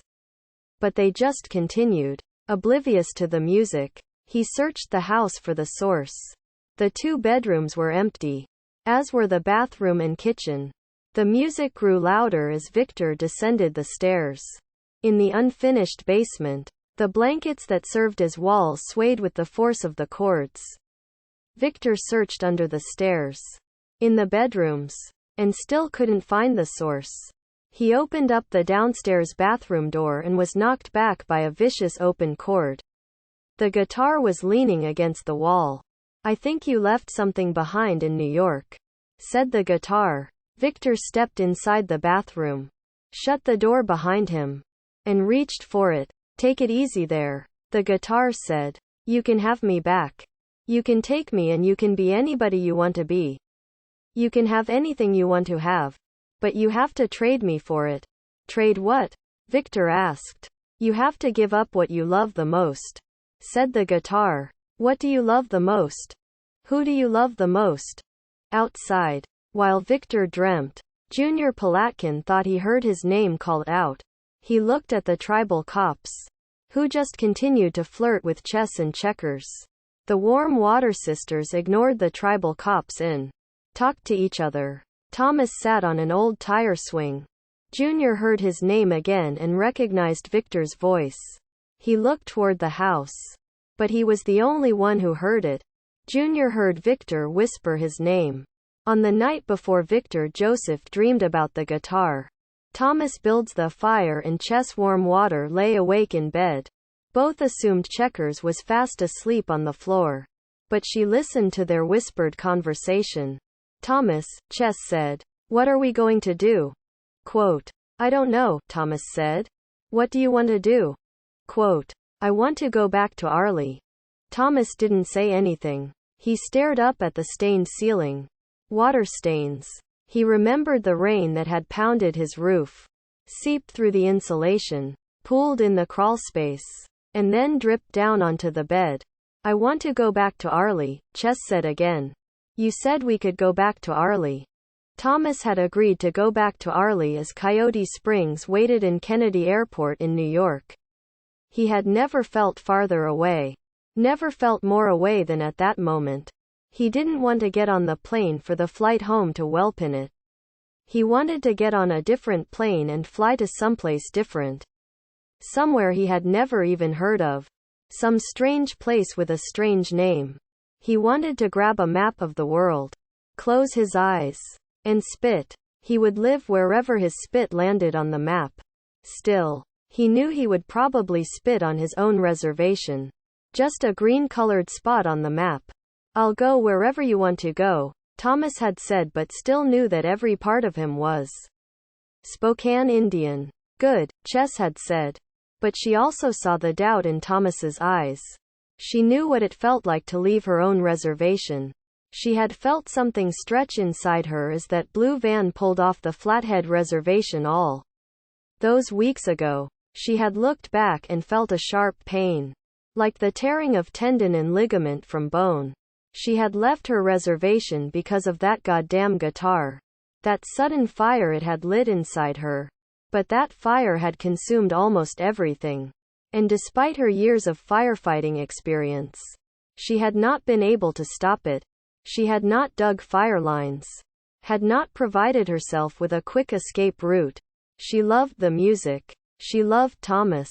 She loved the fire. But Thomas was all that she had left. And the Spokane Indian Reservation was threatening to keep him. "Thomas," she had said just before their flight number was called. "What?" he asked. She had taken his hand in hers, studied the way their fingers fit together, and almost wanted to stay there in the airport forever. She had almost wanted to stay suspended between here and there, between location and destination. She squeezed Thomas's hand and waited. "There's nothing left here for us," Chess said to Thomas in bed. "There's nothing left here for you." Quote, "I know," Thomas said. "But they're my people. They're my tribe." "Of course. But the Flatheads are my people. And they ain't threatening to kill us. Not everybody wants to kill us. Nobody wants to kill us. They're just talking. We just let them down. Don't make excuses for them. You don't need to make excuses for them." Checkers rolled over on the floor. She knew her movement would make Thomas and Chess stop talking. She didn't want to go back to the Flathead Reservation. And she didn't want Chess to convince Thomas to move. Even if Chess and Thomas left, Checkers knew she would remain behind. Indians were always switching reservations anyway. For love, for money, to escape jail time. Checkers was still thinking of Father Arnold. Thomas, Chess said after a long silence. Are you still awake? Quote, yeah. We don't have to go to Arlie. I mean, I really want to go home. But mostly, I just want to leave here. I don't want to be here anymore. Where would we go? Quote, I don't know. Anywhere but here. Maybe we should go west. All the white people did and look what they got. What's west of here? Quote, everything's west of here. Thomas, everything. We could move to Spokane. Is that west enough? Quote, Spokane, a mostly white city, sat on the banks of the Spokane River. Spokane the city was named after the tribe that had been forcibly removed from the river. Spokane was only 60 miles from the reservation. But Thomas figured it was no closer than the moon.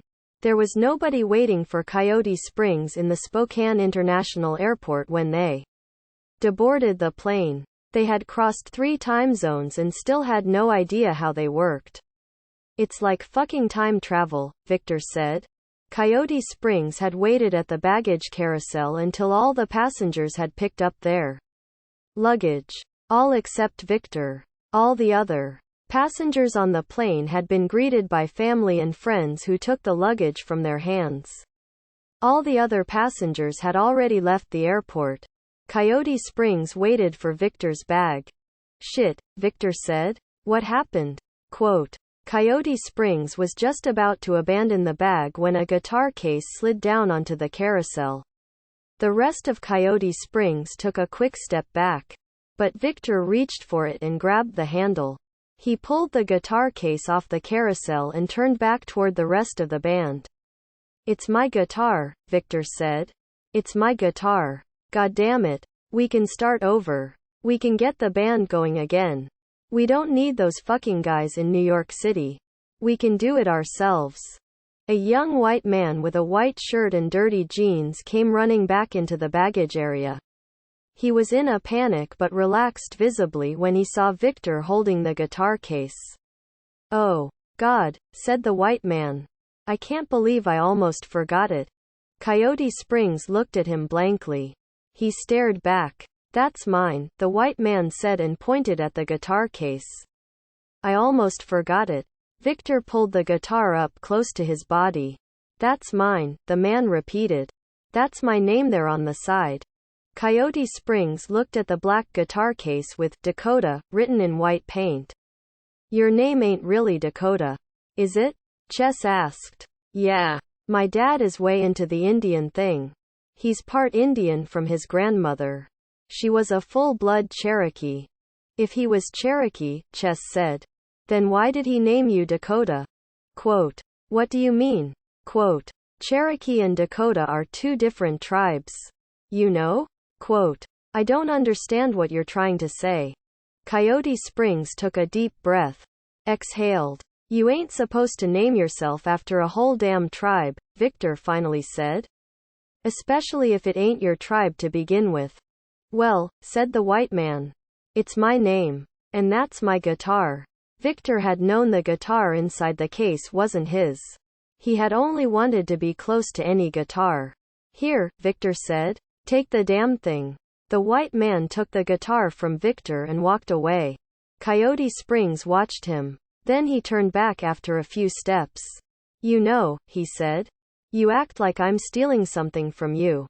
This is my guitar. This is my name. I didn't steal anything. Quote, Chess and Thomas finally agreed to leave the Spokane Indian Reservation for anywhere else. There was no doubt that Checkers would come with them. But she lay on the floor, fuming. She didn't want to leave. She was still angry when she fell asleep. After Thomas had fallen asleep too.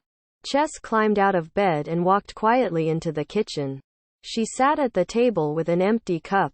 She kept bringing the cup to her lips. Forgetting it contained nothing. She rubbed her eyes. Brought the cup to her lips again.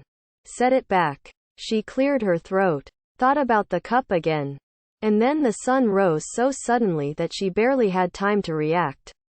"Good morning," Thomas said when he walked into the kitchen. "You're up early." Checkers shuffled in a few minutes later, while Victor and Junior slept on. Those two found it was easier to just sleep, rather than wake up and face the day. "Morning," Checkers mumbled. She poured powdered commodity milk into a plastic jug and added water. She stirred and stirred. She stirred for 10 minutes. Because that powdered milk refused to mix completely. No matter how long an Indian stirred her commodity milk, it always came out with those lumps of coagulated powder. There was nothing worse. Those lumps were like bombs. Moist on the outside with an inner core of dry powdered milk.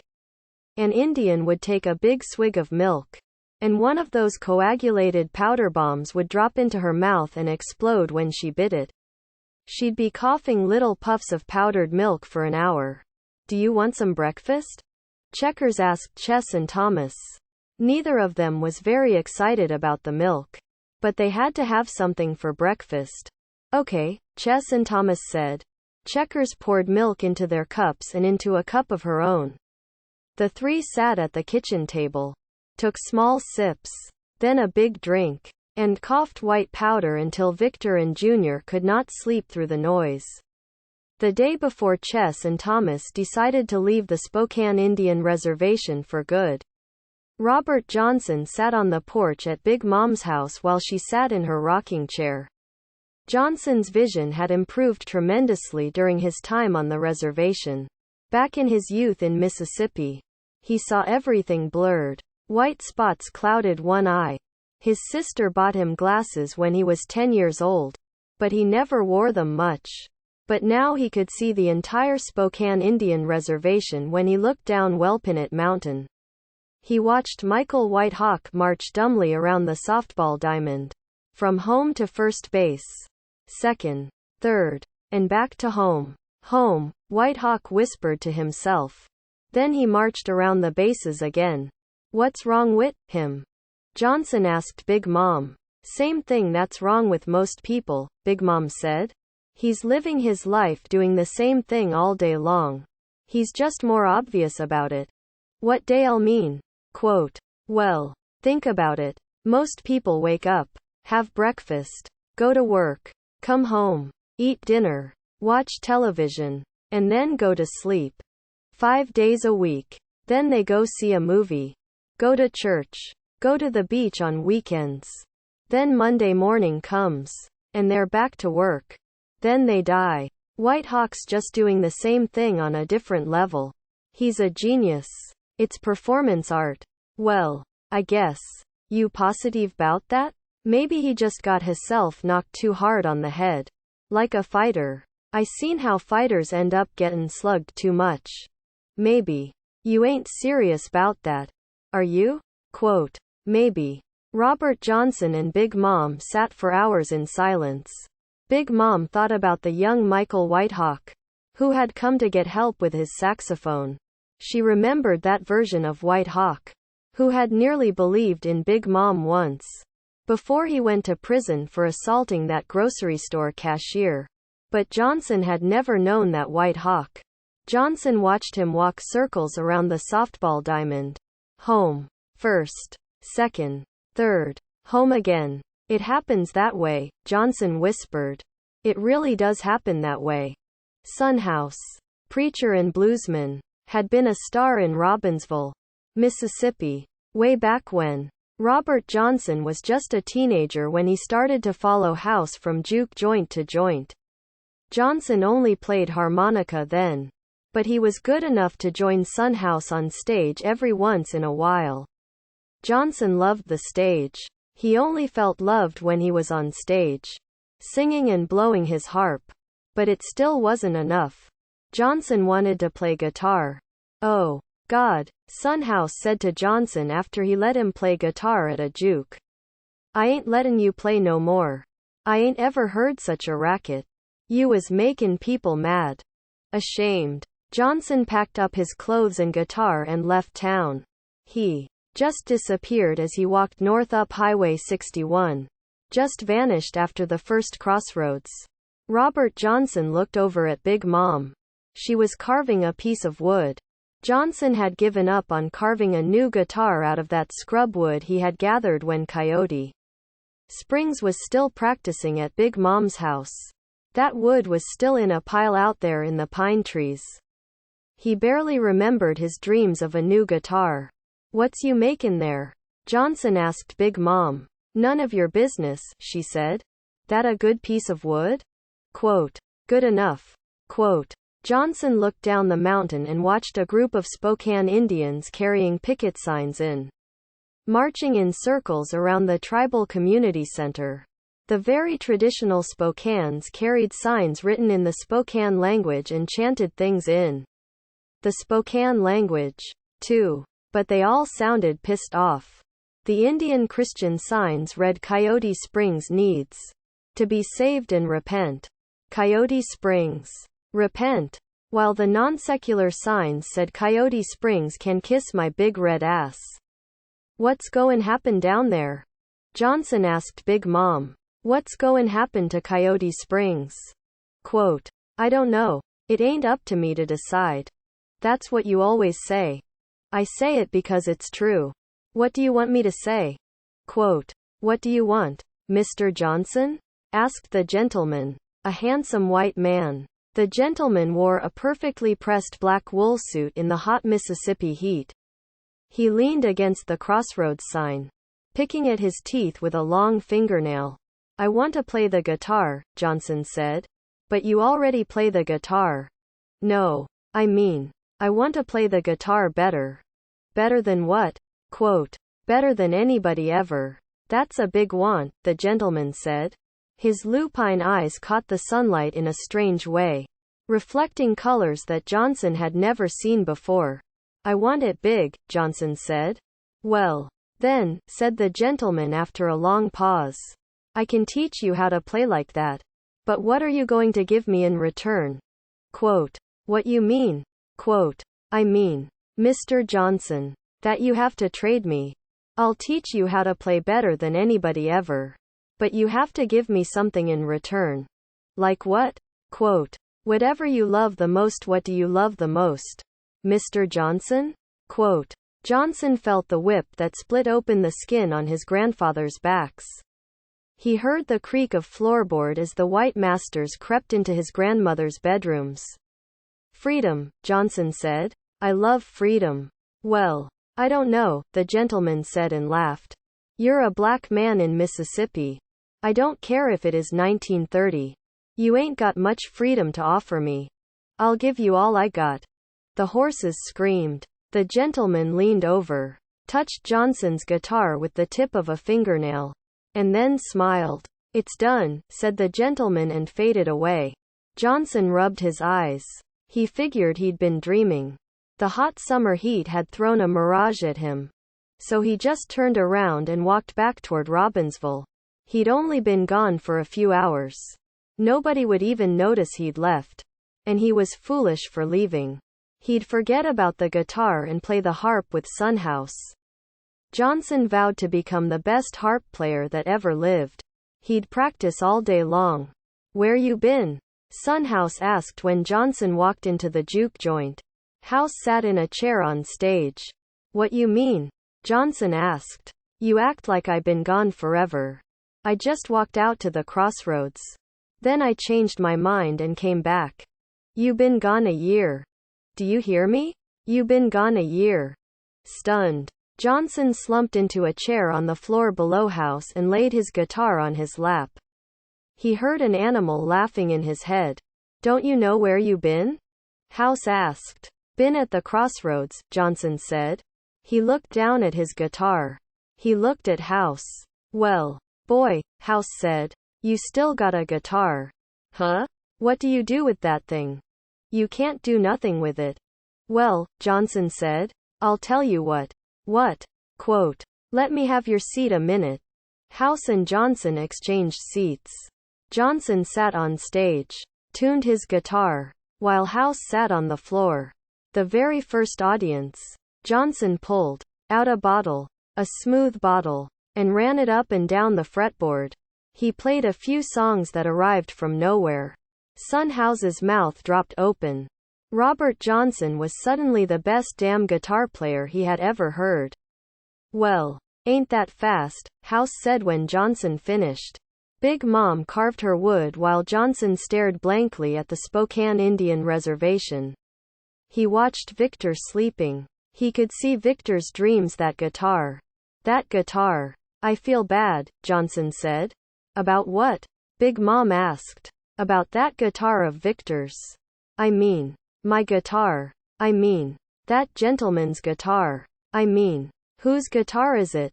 Quote, it belongs to whoever wants it the most.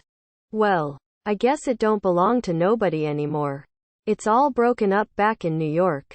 Ain't it? Quote, if you say so. Johnson knew the guitar had always come back to him. Sometimes it had taken weeks. But it always found its way back into his arms and wanted more from him at every reunion. That guitar pulled him at him. Like gravity. Even though Victor had owned it for months now, Johnson could still feel the pull. Johnson wondered if he'd ever really be free again. The day before, Big Mom carved a good piece of wood into a cedar harmonica while Robert Johnson watched the reservation. Father Arnold stood in the phone booth just outside the trading post. He had dialed the bishop's phone number a dozen times but hung up before it rang. Father Arnold just held the phone to his mouth and pretended to talk as Spokane Indians walked in and out of the trading post. The end of the world is near, shouted the man who was probably Lakota as he stood in his usual spot. Father Arnold dialed the bishop's number again. Hello, answered the bishop. Father Arnold held his breath. Hello, said the bishop. Is there anybody there? Quote, hello, Father, Father Arnold said. It's Father Arnold, out on the Spokane Indian Reservation. Father Arnold?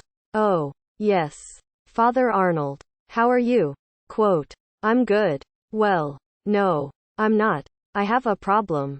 Whatever could that be? Quote, I don't think I'm strong enough for this place. I'm having some doubts. Really? Tell me about them.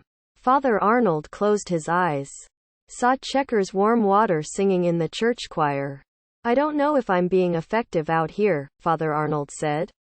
I think we might need a fresh perspective. Somebody younger perhaps. Maybe somebody with more experience. Silence. Are you there? Father Arnold asked. His favorite prayer. Father Arnold, the bishop said. I know it's never easy ministering to such a people as the Indians. They are a lost people. God knows. But they need you out there. We need you out there. Please. Father. We have no one to send out there. We have a shortage of priests as it is. Let alone priests to serve the Indian reservations. Father John has to serve 3 separate reservations. Did you know? He has to drive from reservation to reservation for services. No matter the weather. Did you know that, Father? Quote, no, I didn't. If Father John can serve 3 communities, I think you can serve just one. Yes. For better or worse. You and those Indians are stuck together. Do you understand? Quote, yes. Well, perhaps you need some more time in study. More prayer. Ask for strength and guidance. Quit worrying so much about the basketball out there and worry more about your commitment to God. Yes. Well, then, is there anything else? Quote, no, Father Arnold lied. Okay, then, I'll talk to you soon. Dial tone. Father Arnold felt the connection break. Hung up the phone and opened the phone booth. He couldn't face Checkers again. He was ashamed and had to leave the reservation. No matter what the bishop said. I'm leaving, Father Arnold said. I'm leaving. The end of the world is near. It's near. The end of the world is near. Quote, on the day after Coyote Springs returned to the reservation, just a day before, Father Arnold decided to leave the Catholic Church entirely. Betty and Veronica sat in Cavalry Records' recording studio in Manhattan. Betty and Veronica had already heard the story of Coyote Springs' disaster in the studio and weren't all that surprised. The white women had been truly shocked when Wright and Sheridan showed up at their very first show in Seattle. What a coincidence. Veronica had said to Sheridan, I can't believe you're going to sign Coyote Springs. We just left them. Did they tell you about us? Is that how you heard about us? No. Coyote Springs doesn't know anything about this. Sheridan had said. And we'd like to keep it that way. A little bird landed on my shoulder and told me about you. Told me to bring you to New York City. What do you think? These the girls from Seattle? Armstrong asked Wright and Sheridan in the control booth. Betty and Veronica shifted nervously on their stools in the studio. Yes, sir. They are, Sheridan said. We think you're going to love them. They have a unique sound. Sort of a folk sound. Folk doesn't sell shit. Yes, sir. Folk hasn't been much of a seller for us, Sheridan said. But I think these girls might change all of that. What do you think? Armstrong asked Wright. They're talented, Wright said. He felt sick. You said those Indians were talented. Too, Armstrong said. Listen, Sheridan said to Armstrong. These two women here are part Indian. What do you mean? Armstrong asked. I mean, they had some grandmothers or something that were Indian. Really? We can still sell that Indian idea. We don't need any goddamn just off the reservation Indians. We can use these women. They've been on the reservations. They even played a few gigs with Coyote Springs. Don't you see? These women have got the Indian experience down. They really understand what it means to be Indian. They've been there. Explain. Can't you see the possibilities? We dress them up a little. Get them into the tanning booth. Darken them up a bit. Maybe a little plastic surgery on those cheekbones. Get them a little higher. You know? Dye their hair black. Then we'd have Indians. People want to hear Indians. What do you think? Armstrong asked Wright. I don't have to have anything to do with it, Wright said and left the room. Wright walked out of Cavalry Records and hailed a cab. The driver was an old white woman. She had beautiful blue eyes. Where you going? Asked the driver. I just want to get home, Wright said. The driver laughed and took Wright to a cemetery in Sacramento, California. How much I owe you? Wright asked when he climbed out of the cab. You don't owe me anything, the woman said. Just go on home now. Just go on home. The cab pulled away. Wright watched it disappear in the distance. Then he walked through the cemetery to a large monument. He studied the monument, remembering the ship that went down in the Pacific and the water rushing into his lungs. He read the monument. George Wright, USA, and his wife, died July 30, 1865. Lovely and pleasant in their lives. And in their death they were not divided. Margaret, Wright said as he lay down on top of his grave. I'm home. I'm home. I'm so sorry. I'm home. Margaret Wright rose wetly from her place and took her husband in her arms. She patted his head as he wept and remembered all those horses who had screamed in that field so long ago. He remembered shooting that last colt while Big Mom watched from the rise. I was the one, Wright said to his wife. I was the one. I was the one who killed them all. I gave the orders. The horses screamed in his head. Shish, Margaret whispered. It's okay. I forgive you. Wright closed his eyes and saw the colt standing still in that field. He remembered that he had taken a pistol from a private. This is how it's done, he had said as he dismounted from his own horse. He pressed the pistol between the colt's eyes, pulled the trigger, and watched it fall. Oh, God, Wright sobbed to his wife on their graves. The grief rushed into his lungs. I'm a killer. I'm a killer. You've come home, Margaret whispered. You're home now. Betty and Veronica watched Armstrong and Sheridan talking in the control booth. What do you think they're talking about? Betty asked. The assholes are probably wondering how our asses will look on MTV, Veronica said. Hey, girls, Sheridan said over the intercom. Yeah, Betty and Veronica said.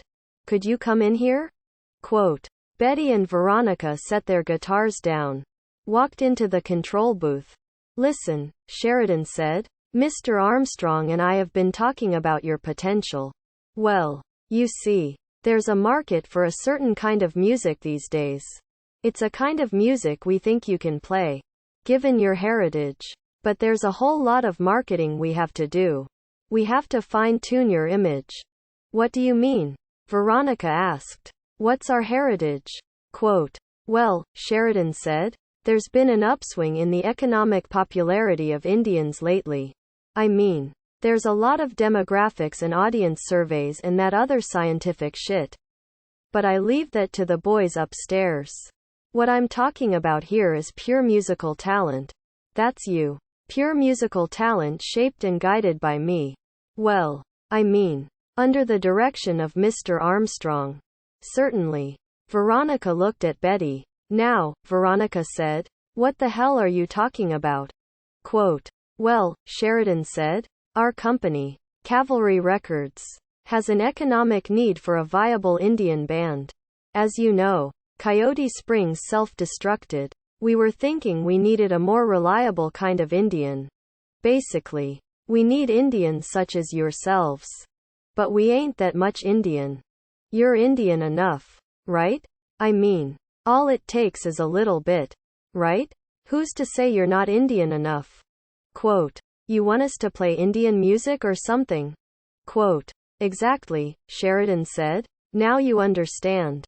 Mr. Armstrong shifted in his seat. He was bored. Cut to the chase, Armstrong said. Okay, Sheridan said. What it comes down to is this. You play for this company as Indians. Or you don't play at all. I mean, who needs another white girl folk group?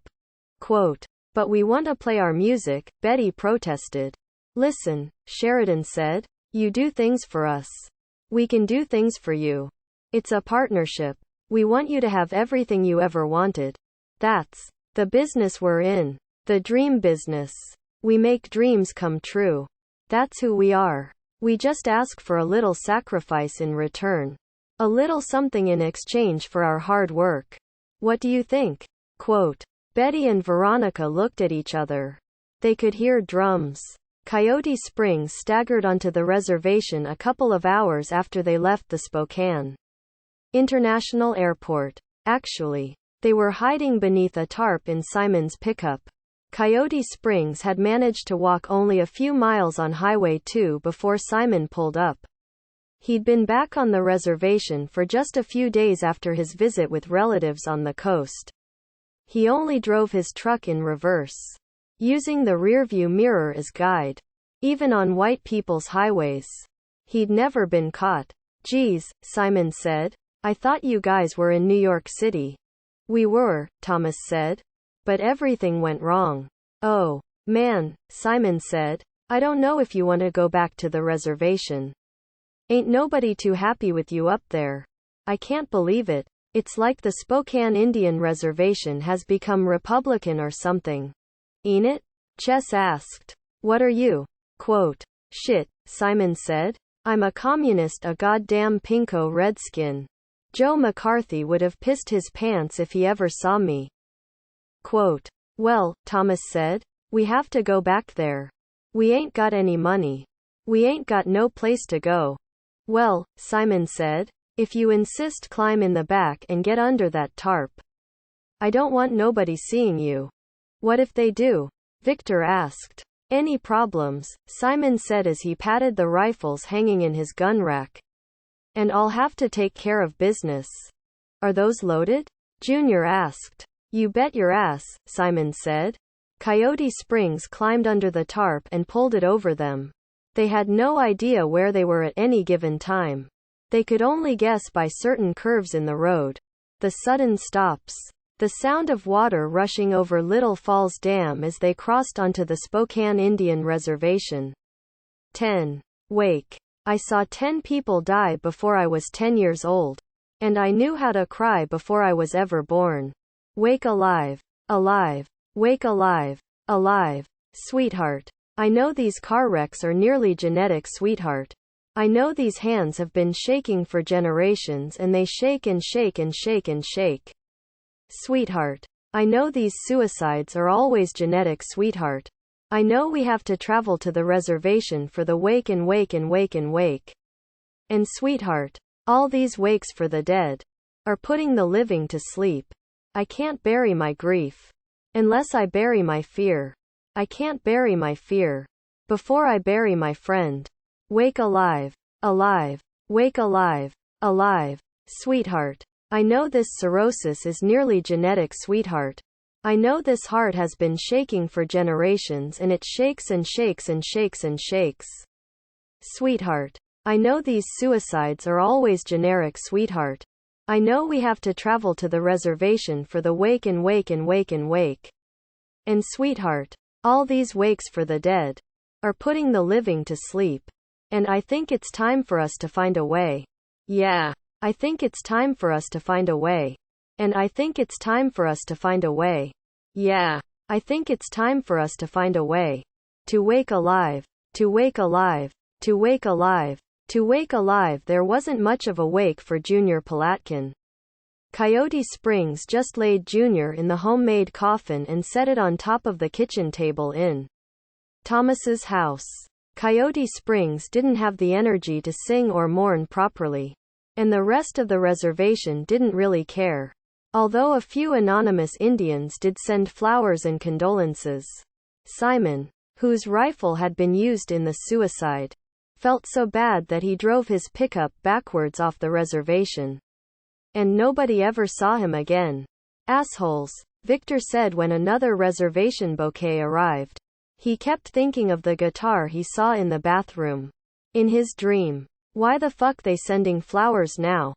Quote. Well, Chess said. At least they sent something. Yeah, Victor said, holding his hands close to his body, trying to hide the scars. But nobody gave a shit when he was blowing his brains out. They were all cheering him on. That ain't true, Chess said. Nobody cheered. Lester Falls Apart showed up then and gave Coyote Springs 3 dogs. It was an unusual gift at a wake. But Lester didn't have anything else to offer. He owned a dozen dogs. That's to say, a dozen dogs followed him all over the reservation. Thomas wanted to name those 3 dogs Larry, Mo, and Curly. Chess wanted to name them John, Paul, and Peter. Checkers didn't care what they were named. But Lester said he'd already named them the Father, the Son, and the Holy Ghost. Those dogs sniffed at Junior's coffin and began to howl. On top of Wellpinit Mountain, Big Mom sat on her porch and cried. She could hear the dogs howling down below. She'd had no idea that Junior was going to kill himself, but still felt like she could have saved him. If she had only known. If she had only paid attention. Big Mom, Robert Johnson said. What you goin' to do? You're scarrin' me. Big Mom felt a weakness in her stomach. In her knees. She didn't know if she could even stand, let alone walk down her mountain. Another one of her students had fallen. And Big Mom had felt something fall inside her, too. Maybe all those bodies, those musicians, those horses had been stacked too high inside her. I don't know if I can do this anymore, Big Mom said. I just don't know. They need you, Johnson said. We all need you. Big Mom looked at Robert Johnson, noticing how he had changed since his arrival. He had gained weight. His eyes were clear. His hands had healed. I saved you, Big Mom said. Yes, you did. Big Mom stood, breathed deep, and began the walk down her mountain. She turned back, dug through her purse, and threw a small object back at Robert Johnson. He caught it gently in his hands. What is this? Johnson asked. It's yours, Big Mom said. Johnson held a cedar harmonica. He could feel a movement inside the wood. Something familiar. Why this? Johnson asked. You don't need that guitar anymore, Big Mom said. You were supposed to be a harp player. You're a good harp player. All by yourself. You can play a mean harp. Thank you. You're welcome, Big Mom said and walked down the mountain. Father Arnold, wearing a t-shirt and jeans, had just loaded his last box into his yellow VW when Big Mom walked up to him. Holy cow, Arnold said. You scared me. I'm sorry, Big Mom said and then noticed the boxes. So, you really are leaving then? Quote, I have to, Arnold said. The bishop reassigned me. That's not true. Father Arnold was ashamed. He pulled at the neck of his t-shirt. You're right, he said. It's because of Checkers. Do you love her? Quote, yes. No. I mean, I love her. But it's not like that. Father Arnold leaned heavily against the VW. Listen, he said. I don't know what to do. I think about her. I dream about her. Sometimes I want to give it all up for her. But I don't even know why. I haven't known her very long. I mean, she's beautiful and smart and funny. She's got a tremendous faith.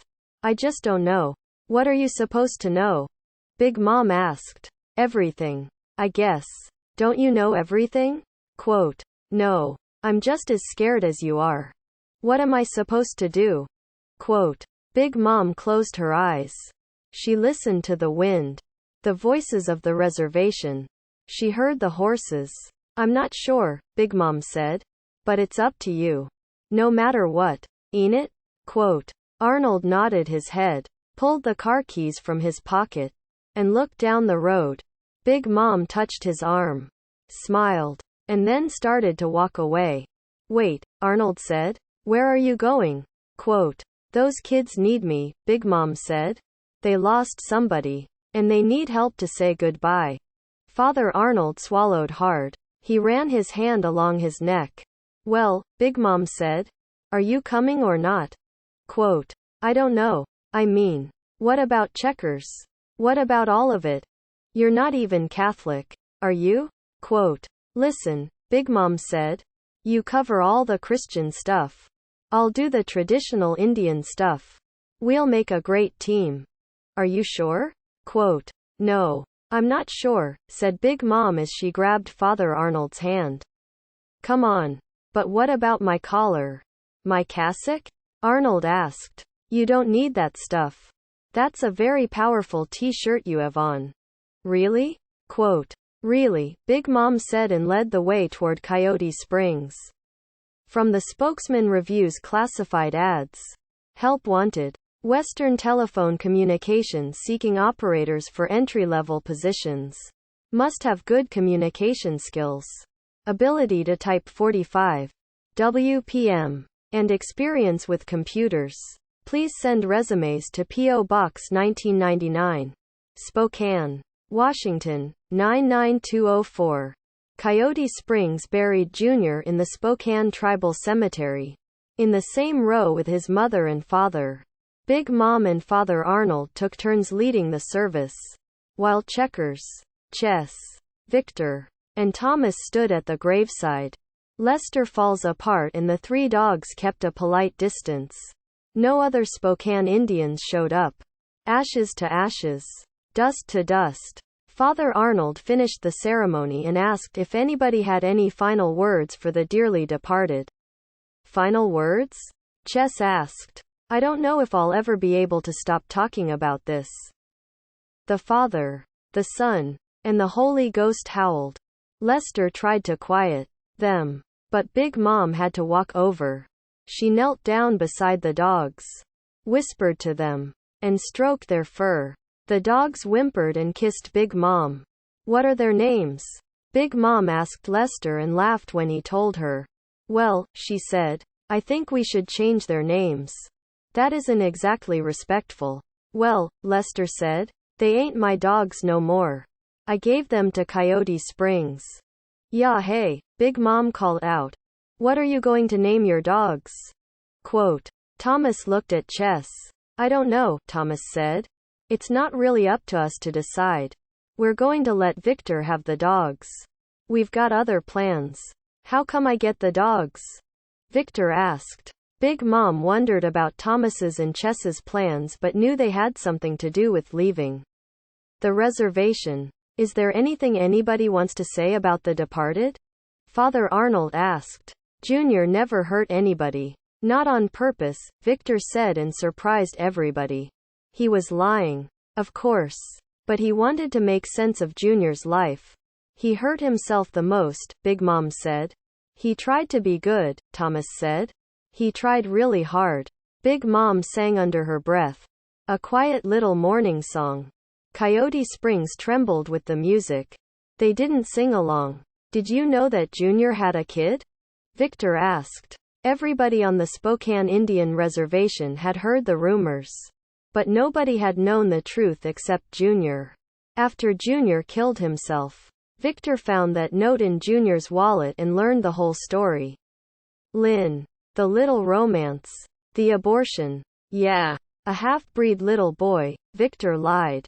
Trying to make more significance out of his best friend's life and death. How old is the kid? Chess asked. Almost 10 years old now. Named him Charles. Wow, Chess said. Where did all this happen? Quote. When Junior was in college, Victor said. In Oregon. It was a white woman. Ain't it? Chess asked. Yeah. What about it? Victor said and continued the lie. Feeling the guilt that he was responsible for the suicide. That he'd sold his best friend's life. Her parents didn't like it either. And sent that baby away. Junior never saw him. Just heard about him once in a while. Big Mom sang another morning song. A little louder this time. Geez, Chess said. Now I know why he never talked about it. Quote. Checkers whispered a prayer to herself. Chess looked around the graveyard. At all the graves of Indians killed by white people's cars. Alcohol. Uranium. All those Indians who had killed themselves. She saw the pine trees that surrounded the graveyard and the road that led back to the rest of the reservation. That road was dirt and gravel. Had been a trail for a few centuries before. A few years from now, it would be paved. Paid for by one more government grant. She looked down the road and thought she saw a car. A mirage shimmering in the distance. A blonde woman and a child standing beside the car. Both dressed in black. Look. Chess said and ran down the road toward the woman and child. She had so many questions. Why did you love him? That broken Indian man? Chess asked the white woman. Why did you conceive him a son? Chess wanted to tell the white woman that her child was always going to be halfway.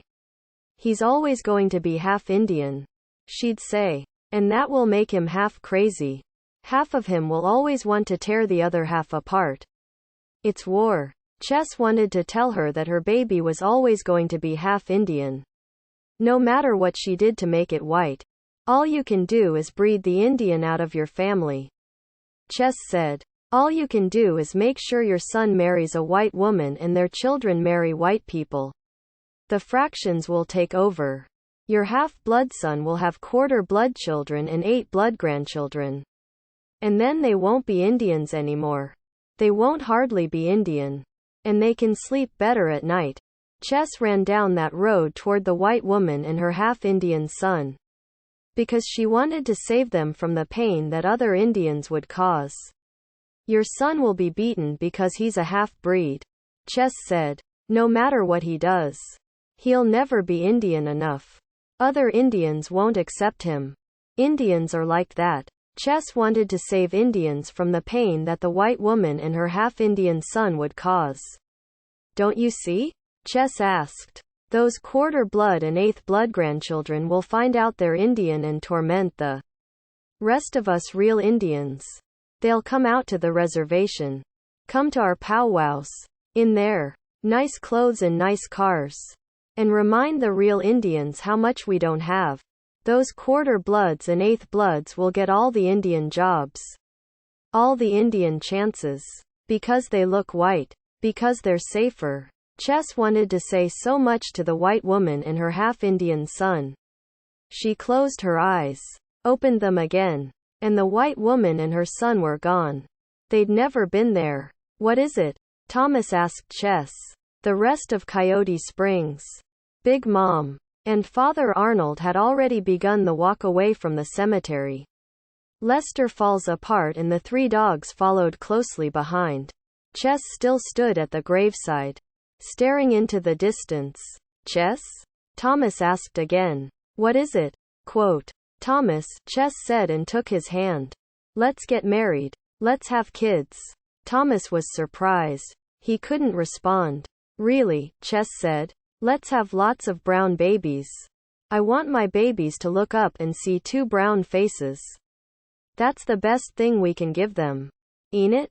Two brown faces. Do you want to? Quote. Thomas smiled. Okay, he said. Checkers went straight to bed when they returned to Thomas's house after the burial. Thomas and Big Mom sat in the kitchen and talked about making lunch. Victor jumped in the blue van and drove away. Father Arnold stood alone outside on the front lawn, feeling unwelcome. Checkers? Chess asked her sister. Are you okay? Quote. Yeah, Checkers said. I'm just tired. I haven't been sleeping well. Those nightmares. Ain't it? Does Sheridan keep coming back for you? Quote. It ain't Sheridan anymore. It's Dad who comes every night now. What? Chess asked. Lukewarm water rarely entered her dreams. Yeah, Checkers said. He stands in the doorway of the bedroom. Just like he used to. He's been drinking. I can smell him. He doesn't say nothing. He just stands there in the doorway, holding his arms out to me. Then I wake up. Do you think it's really him? Chess asked. Yeah, it's him. How do you know? Quote. Because he's crying the whole time. The sisters sat for a long while in silence. They held hands. They cried. We're leaving soon. You know, Chess said after a while. Thomas and I are leaving for Spokane. Are you coming or not? Quote. What are we going to do about money? Checkers asked. I got a job. At the phone company. As an operator. Ain't it? Quote. Ain't it? It'll hold us over until you and Thomas find jobs. Does Victor know? Quote. No. Does Big Mom know? Quote. Probably. You should tell Father Arnold. I don't want to talk to him. Checkers said. I don't care what he does. A knock on the door. Who is it? Chess asked. It's me. Big Mom. Come in. Big Mom stepped in. And Father Arnold was right behind her. He wants to talk to you, Big Mom said to Checkers. Alone. Checkers shook her head. Okay, Big Mom said. How about if Chess stays? Quote. Checkers looked at her sister. Chess nodded in the affirmative. Good, Big Mom said and left the room. I've got some lunch to make. Arnold closed the door, sat in a chair at the foot of the bed. Hello, he said. Checkers looked at Chess. Hello, Checkers said to Arnold. How are you? He asked. He looked scared. I'm okay. Arnold looked at Chess, then back at Checkers. Can we talk? He asked. About what? Checkers asked. About us. Yeah, I guess so. The three all looked uncomfortable. Exchanged glances. Stared at the floor, walls, and ceiling. I'm sorry for everything, Arnold said. You should be. This is all my fault. I led you on.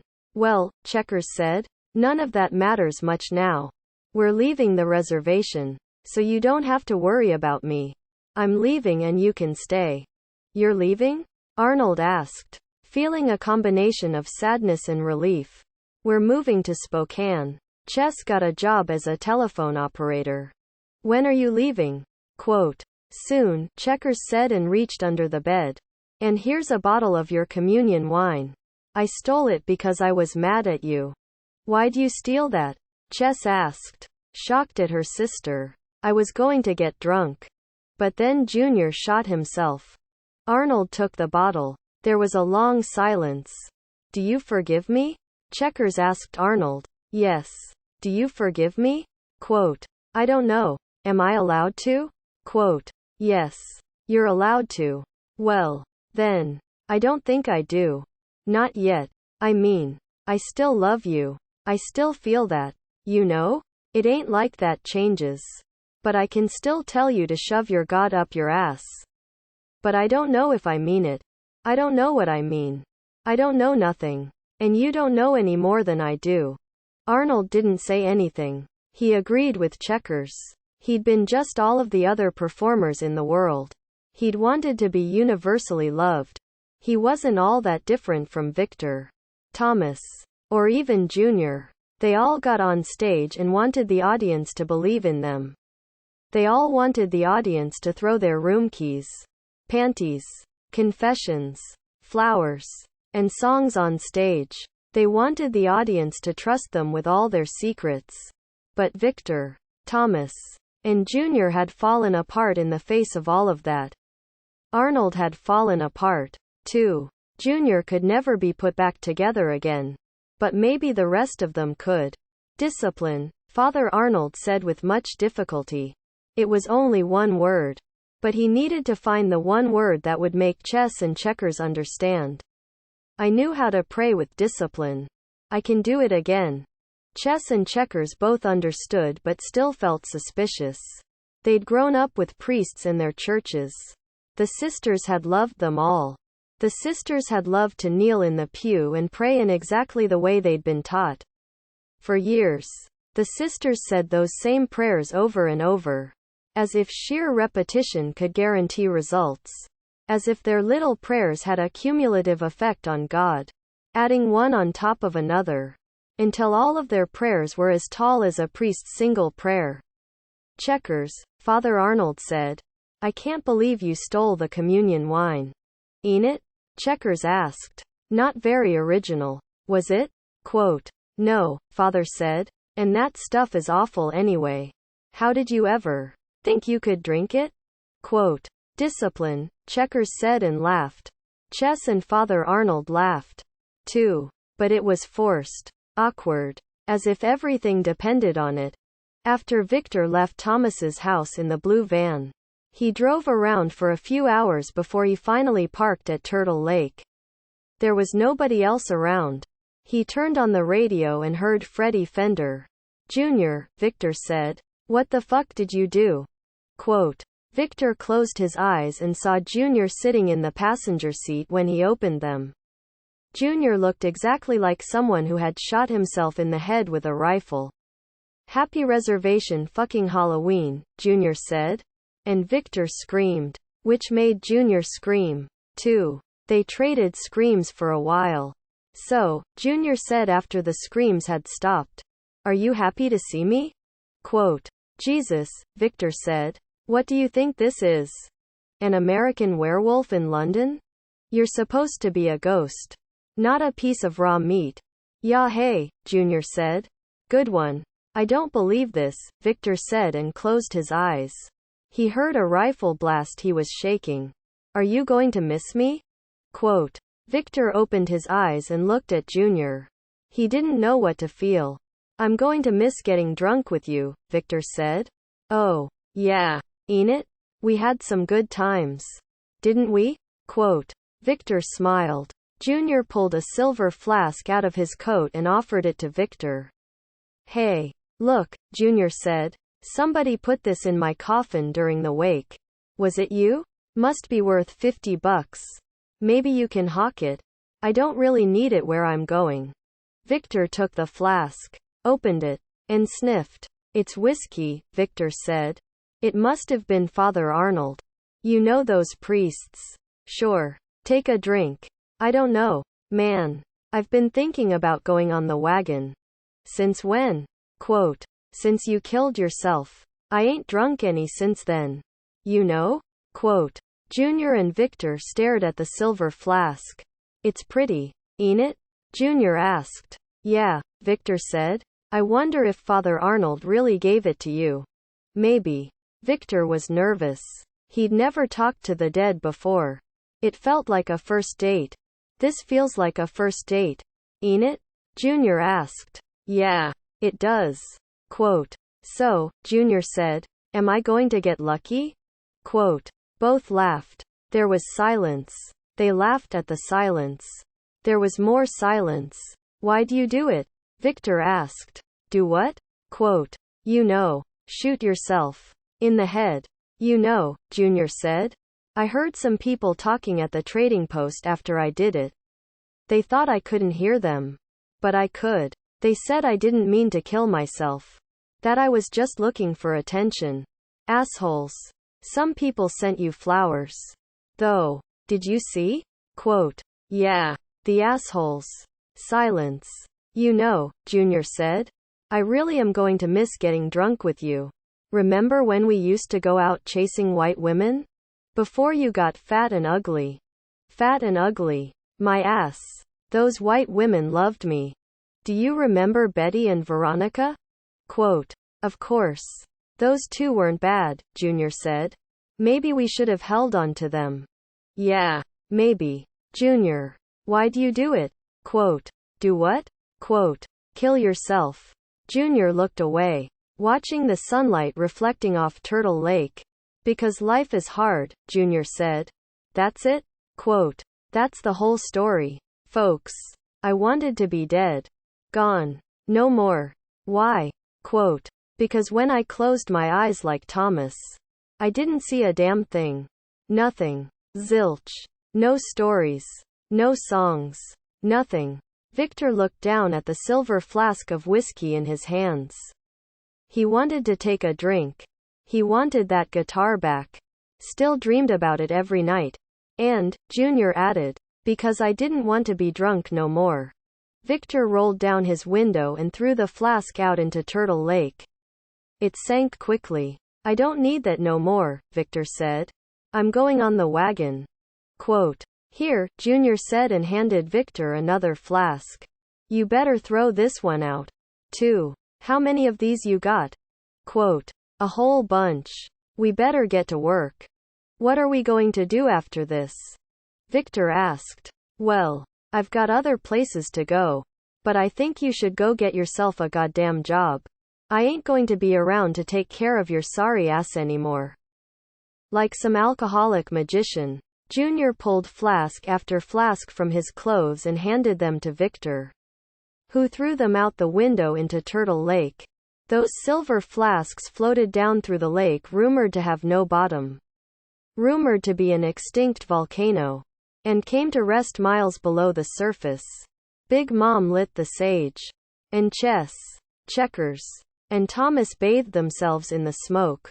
They pulled the smoke through their hair, over their legs and arms, into their open mouths. Who do you want to pray for? Big Mom asked. Everybody. Big Mom picked up a 45 record with her huge hands and gently placed it on the turntable. She placed needle to vinyl, and they all waited together for the music. Spokane Tribal Chairman David Walksalong sat in his office, thinking about his nephew Michael Whitehawk. When Victor came looking for a job, his nephew had been getting progressively worse, going from wandering around the football field in confused circles to drinking sterno with the android brothers behind the trading post. All those half-crazy sterno drunks talked some kind of gibberish to each other that only they understood. Walksalong was wondering if he should just shoot his nephew in the head and end his misery, just like that Junior Palatkin ended his own misery. What the fuck do you want? Walksalong asked Victor when he walked into the office, pushing open that warped door. Victor'd worked up all the courage in the world to come to Walksalong. They said you're the one who decides who gets to work. I want a job. Victor said. Please. Look what you did to the reservation. And you want me to give you a job? Quote. I'm sorry about your nephew, Victor said. But he wanted to tell Walksalong that his nephew never had a chance. Well, Walksalong said. What the hell can you do? Quote. Victor handed him a piece of paper. What the hell is this?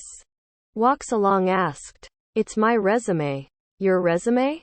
Walksalong asked, in complete disbelief. What do you think this is? Wall Street? Quote. I thought this was the way it worked, Victor said. Ain't it? Quote. Walksalong read the resume, crumpled it up, and threw it at Victor.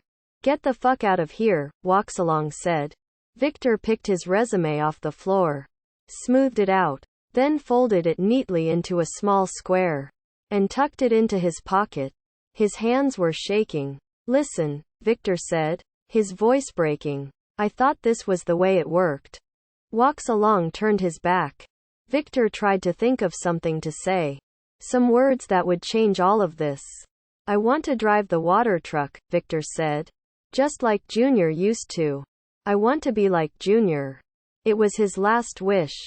Quote, walks along didn't respond. And Victor left the office, feeling something slip inside him. He stole $5 from Walksalong's secretary's purse and bought a 6-pack of cheap beer at the trading post. Fuck it. I can do it, too, Victor whispered to himself and opened the first can. That little explosion of the beer can opening sounded exactly like a smaller, slower version of the explosion that Junior's rifle made on the water tower. From the Welpinit Rawhide Press. Father Arnold leads Catholics to championship. Father Arnold scored 33 points Tuesday night, including the game-winning free throws with no time left on the clock, to lead the Catholic Church to a thrilling come-from-behind 111-110 win over the Assembly of God in the championship game of the Spokane Indian Christian basketball tournament. I wasn't sure those free throws were going in, Father Arnold said. But I sure prayed for them. Who knows? Maybe God was listening this time. Randy Pione, minister of the Assembly of God, had no official comment about the game, but was reported to have said that Father Arnold had probably spent more time away from the church than with his church. And that explained all the time he had to practice. He just didn't play like a Catholic, one spectator said. Especially not like a Catholic priest. Hey, responded Bessie, the oldest Catholic on the reservation. What the hell do any of you know about being Catholic? You have no idea how hard it is. A few days after Junior's burial, while chess and checkers were taking a sweat with Big Mom, Thomas Builds the Fire heard a scratching on his roof. At first, he wondered which ghost had come to haunt him. But then he heard a knock on the back door. Who is it? Thomas asked. He was still worried about Michael Whitehawk. Package, the voice said. Thomas opened the door just a bit and saw the FedEx guy standing on the back porch with rappelling gear. Geez, Thomas said. It's just you. Mr. Builds the Fire. I presume, said the FedEx guy. You know who I am. We can never be too sure. Sign here. Thomas signed the form. The FedEx guy handed him a package and then climbed back onto the roof and scampered away. Thomas closed the door, took the package inside, and set it on the kitchen table. It was a small package.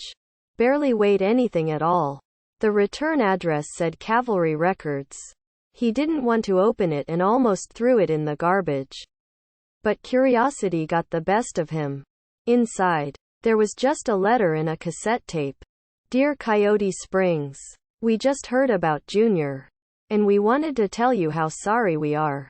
We'll miss him. Things are going well for us. We signed a deal with Cavalry Records. Thanks to your help. And we're currently working on our debut CD, which will be out next summer. We recorded our first song the other day. And there's a copy on the tape enclosed. We both think that Junior is in a better place now. Sincerely, Betty and Veronica. Thomas read the letter over a few times. He held the cassette tape in his hands. He didn't know what to do and was shocked that Betty and Veronica had signed with Cavalry Records. Should he throw that cassette away and never listen to it? That wouldn't do any good. Because the CD would be all over the place next summer. He'd hear it played on the radio.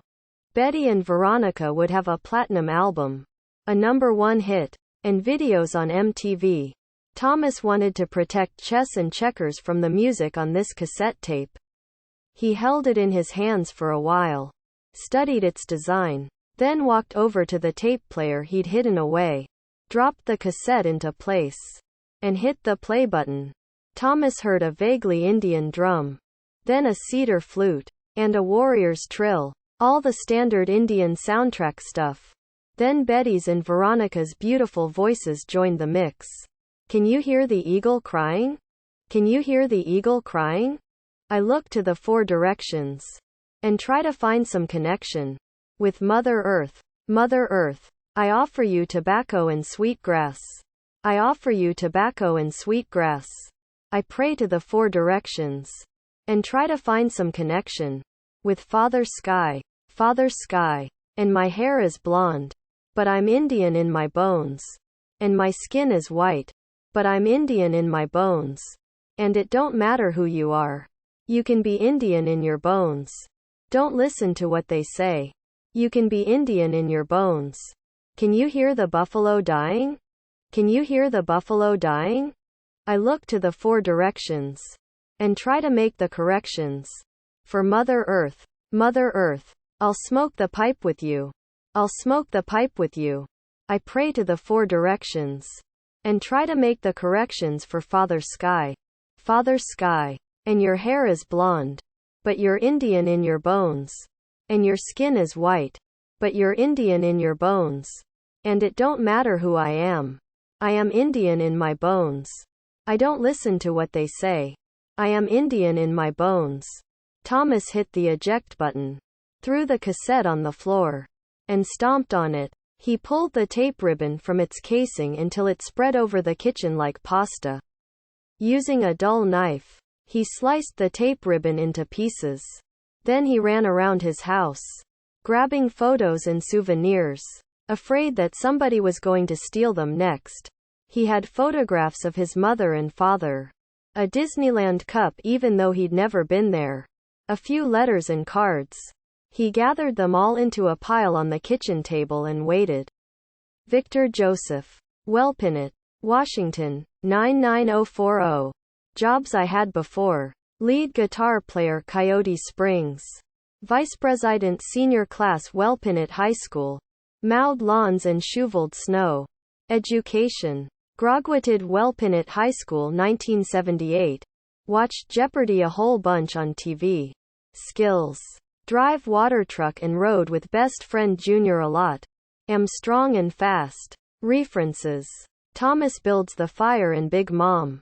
Coyote Springs was gone. Thomas, Chess, and Checkers packed all their stuff into the blue van and left Coyote Springs behind in the house. Victor didn't want anything to do with Coyote Springs either. He just wandered around the reservation with his 3 dogs. He hadn't taken a shower in a week. Everybody figured he'd be drinking Sterno before too long. They all worried about the dogs. We're leaving, Thomas had said to Victor earlier that morning. For where? Quote. Spokane. When you coming back? Quote. We aren't, said Thomas and then reluctantly asked if Victor wanted to come along. He shook his head and walked away. Thomas stood in the driveway, studying his HUD house. The familiar angles in weathered wood. It had never been painted. Thomas closed his eyes and saw his mother and father standing on the front porch, waving. When he opened his eyes, Chess was standing beside him. Are you going to say goodbye to your dad? Chess asked. I don't even know where he is, Thomas said. Besides, he's got Indian father radar. He'll show up at our place in Spokane, knocking on the door at 3 in the morning. Really? Chess asked, impressed and not altogether happy about it. Yeah, he's amazing that way. Quote. Well, I guess I'll go get Checkers. Chess walked into the house, found Checkers in a back bedroom, and both soon came out. Do you want some time alone? Chess asked Thomas. Thomas looked at his house. No, he said. It's time to go. The trio climbed into the blue van. Thomas drove. Chess sat in the front passenger seat, and Checkers sat in the back. Thomas put the car into drive, and they pulled away from his house. There was a tightness in Thomas's chest that he could not explain. He took a deep breath. The blue van rolled down the reservation road. Look, Chess said and pointed. Big Mom was standing on the roadside with a big thumb sticking up. Thomas pulled up beside her. Checkers rolled down her window. Where you headed, sweetheart? Checkers asked Big Mom. Over to that feast at the Longhouse, Big Mom said. You should come with me. Nah, Thomas said. We'll give you a ride over there. But those people don't want us around. Well, Big Mom said as she climbed into the van.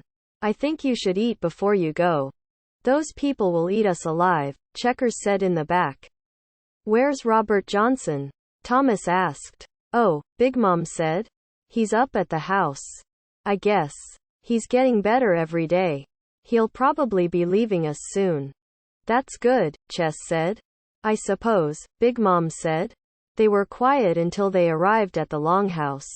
There were a few dozen reservation cars parked at random angles. Geez, Checkers said. The whole Spokane tribe must be here. There are quite a few, Big Mom said. Are you sure you don't want to eat? You can't leave on an empty stomach. It's bad luck to travel on an empty stomach. Where did you hear that? Thomas asked. I just made it up. I don't know, said Checkers. Obviously frightened. They might try to hurt us. I won't let them hurt you, Big Mom said. Hey, do you have any money? Quote. A little, Thomas said.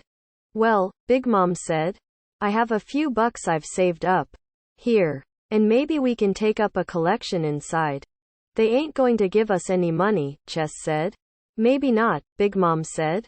But at least you can get some food. Thomas's stomach growled loudly. I guess Thomas has made up his mind, Chess said. Let's go. Then, Big Mom said and led Chess, Checkers, and Thomas toward the longhouse. They could hear laughter and loud conversation inside. But everybody fell into silence when they walked in. All the Spokane Indians stared at Big Mom and her co-dependents. Big Mom waved, and the crowd gradually resumed their conversations. Geez, Chess said. I thought they were going to scalp us. Chess, Checkers, and Thomas sat at a table with Big Mom. They all waited for the feast to officially begin. But the term feast was a holdover from a more prosperous and traditional time. A term used before the Indians were forced onto the reservations. There was never a whole lot of food. Just a few stringy pieces of deer meat, a huge vat of mashed potatoes, Pepsi, and fry bread. But the fry bread made all the difference. A good piece of fry bread turned any meal into a feast. Everybody sat at the tables and waited for the cooks to come out with the meal. The fry bread. They waited and waited. Finally, when there was no sign of the meal, Big Mom stood and walked into the kitchen. What's taking so long? Big Mom asked the head cook. There's not enough fry bread, said the head cook. You're kidding. How much do we have? Quote. We have 100 pieces of bread and 200 Indians out there waiting to eat. Do we have enough venison and potatoes? Big Mom asked. Yeah. How much Pepsi do we have? Big Mom asked. Enough. Well, you take the deer, potatoes, and Pepsi out there. I'll bring the fry bread. But there's not enough bread, the head cook said. There'll be a fry bread riot. And you remember what happened during the last fry bread riot? Big Mom remembered. Just serve the meal, Big Mom said. The head cook and her helpers served the Pepsi and the rest of the meal. But that only made the Indians more aware of their fry bread deficiency. Fry bread, chanted the mob.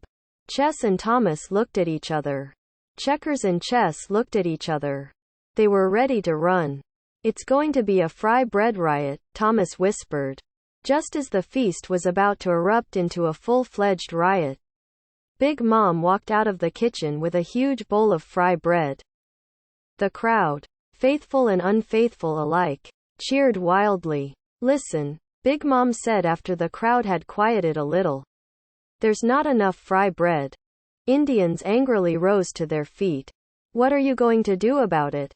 Quote. There are only 100 pieces of fry bread, Big Mom said. And there are 200 of us. Something needs to be done.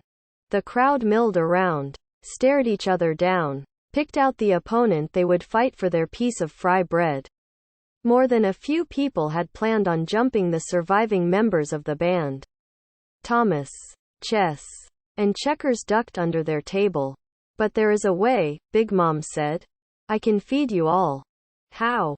Asked somebody. Thomas, Chess, and Checkers peered from under the table, listening for the answer. By ancient Indian secrets, Big Mom said. Bullshit. Quote. Watch this, Big Mom said as she grabbed a piece of fry bread and held it above her head. Creator, help me. I have only 100 pieces of fry bread to feed 200 people. Big Mom held that fry bread tightly in her huge hands and then tore it into halves. There, Big Mom said. That is how I will feed you all. The crowd cheered, surging forward to grab the fry bread. There was a complete feast after all. Big Mom, Thomas asked later as they were eating. How did you do that? What is your secret? Quote. Big Mom smiled deeply. Mathematics, Big Mom said. Robert Johnson was walking toward the longhouse when he saw the man who was probably Lakota sitting on a rock beside the road. Yeah, hey, Robert Johnson called out. He was learning. Yeah, hey, answered the man who was probably Lakota. Where you headed? Quote. Over to the feast, I'm getting hungry. Ain't it? I guess I'll come with you. Johnson and the old man walked toward the longhouse. They didn't say much.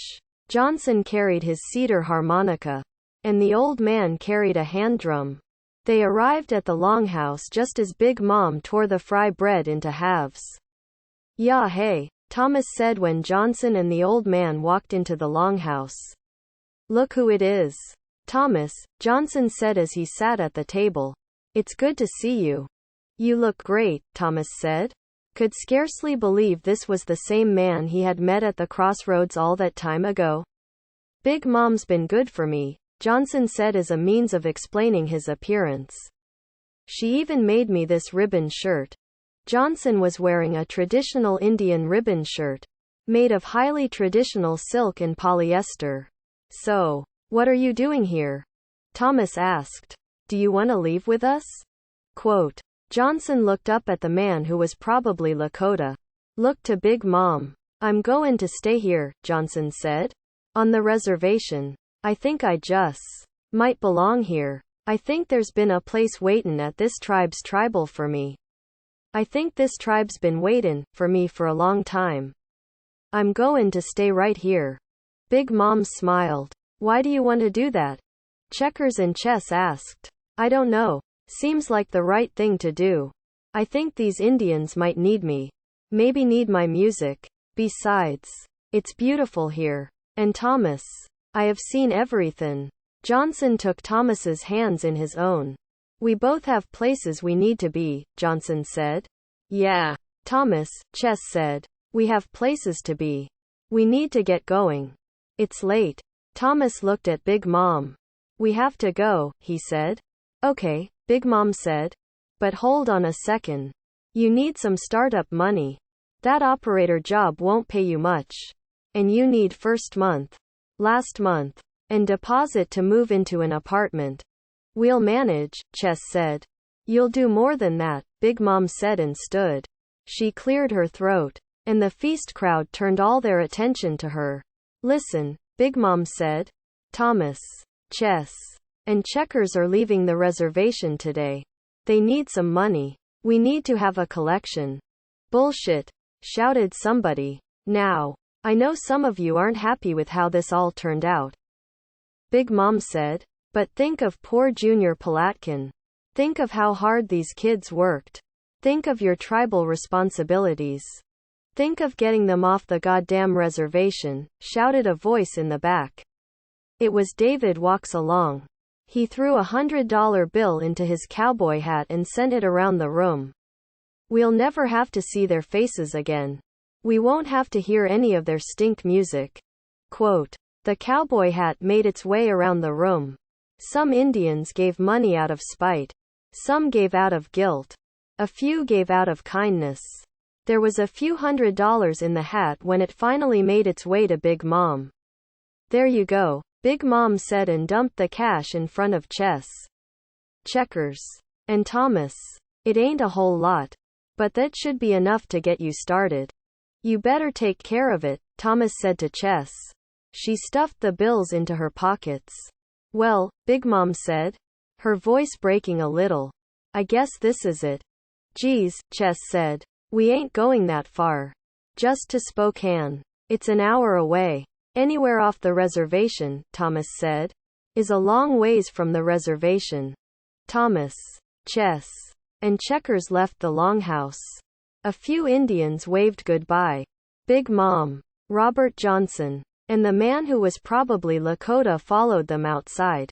We'll see you soon, Thomas said, but knew he was lying. Just call information, Chess said. And maybe I'll be your operator. Checkers climbed quietly into the van. Goodbye, Big Mom said. You can always come back. Robert Johnson pulled out his harmonica and blew a few chords. The man who was probably Lakota played along on his hand drum. The blue van pulled away. The end of the world is near. The end of the world is near. Quote. They drove away from the Spokane Indian Reservation in silence. Chess, Thomas, and Checkers all struggling with the silence and wanting to find something to say. They smiled at each other and tried to read each other's mind. Chess could feel Thomas and Checkers trying to read her mind. But she wouldn't let them in. She tried to read their minds. But they wouldn't let her in. What were they all thinking?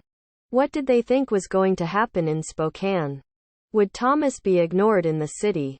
Would those urban Indians try to hurt him? Would some friend of David walks along or Michael Whitehawk come running out of the crowd with a knife, a gun, or a razor-sharp piece of a broken dream? Was Checkers still thinking about Father Arnold? Did she think she'd come running back to the reservation? And what about Victor? Would he still be trying to drink himself to death when he was 80 years old? A complete failure at everything he ever did? I'm scared, Chess said to Thomas. Chess, he said. We're all scared. They all held their breath as they drove over the reservation border. Nothing happened. No locks clicked shut behind them. No voices spoke. Although the wind moved through the pine trees. It was dark. There were shadows. Those shadows took shape. Became horses running alongside the van. Chess, Checkers, and Thomas all looked at each other with fear and wonder. A shadow horse was running so close to the van that Chess could have reached out and touched it. Then she rolled down her window and reached out to touch that shadow. That horse. It was hot and wet. Checkers reached out of her window and touched a horse of her own. While Thomas drove the van, illuminating more shadows galloping down the road in front of them. Those horses were following, leading Indians toward the city, while other Indians were traditional dancing in the longhouse after the feast. While drunk Indians stood outside the trading post, drinking and laughing. Robert Johnson and the man who was probably Lakota played a duet. Big Mom sat in her rocking chair, measuring time with her back and forth there on the Spokane Indian Reservation. She sang a protection song. So none of the Indians, not one, would forget who they are. In a dream, Chess, Checkers, and Thomas sat at the drum with Big Mom during the powwow. All the Spokane Indians crowded around the drum, too. They all pounded the drum and sang. Big Mom taught them a new song. The Shadow Horses song. The Slaughtered Horses song. The Screaming Horses song. A song of mourning that would become a song of celebration. We have survived. We have survived. They would sing and sing. Until Big Mom pulled out that flute built of the bones of the most beautiful horse who ever lived. She'd play a note. Then 2, 3. Then 900. One for each of the dead horses. Then she'd keep playing. 900. 9,000. 9,000,000. One note for each of the dead Indians. In the blue van, Thomas, Chess, and Checkers sang together. They were alive. They'd keep living. They sang together with the shadow horses. We are alive. We'll keep living. Songs were waiting for them up there in the dark. Songs were waiting for them in the city. Thomas drove the car through the dark. He drove. Checkers and Chess reached out of their windows and held tightly to the manes of those shadow horses running alongside the blue van. Acknowledgements. With thanks to Donna Brooke, David James Duncan, and Dick Lowry for their editorial help, and Nancy Stauffer for her continued support and friendship. Special thanks to Jim Boyd, my Colville Indian songwriting partner. I want to acknowledge Christiane Bird's The Jazz and Blues Lover's Guide to the U.S. Carl P. Schlickey's General George Wright, Guardian of the Pacific Coast. Benjamin Manning's conquest of the Coeur d'Alenes, Spokanes, and Palousas. Robert H. Ruby's and John A. Brown's The Spokane Indians, Children of the Sun, and Mari Sandos's Crazy Horse, The Strange Man of the Oglalas for valuable historical material. I want to especially acknowledge the influence of the Columbia Pictures film Crossroads, directed by Walter Hill and written by John Fusco, which was released to a very quiet reception in 1985. Most of all, I want to honor the memory of the real Robert Johnson. Without his music, none of the music contained in this book would exist. All rights reserved, including without limitation the right to reproduce this ebook or any portion thereof in any form, or by any means, whether electronic or mechanical, now known or hereinafter invented, without the express written permission of the publisher. This is a work of fiction. Names, characters, places, events, and incidents either are the product of the author's imagination or are used fictitiously. Any resemblance to actual persons, living or dead, businesses, companies, events, or locales is entirely coincidental. Crossroad Blues and Preachin' Blues. Up Jumped the Devil. Words and music by Robert Johnson. Copyright 1978. 1991 King of Spades Music. All rights reserved. Used by permission. All of Coyote Springs' song lyrics have been reprinted by permission of Jim Boyd and Sherman Alexie. Copyright 1995 by Sherman Alexie. Cover design by Connie Gabbert. 978-1-4804-5717-1. This edition published in 2013 by Open Road Integrated Media, Inc. 345 Hudson Street, New York, 10014. www.openroadmedia.com. Ebooks by Sherman Alexie. From Open Road Media. Available wherever ebooks are sold.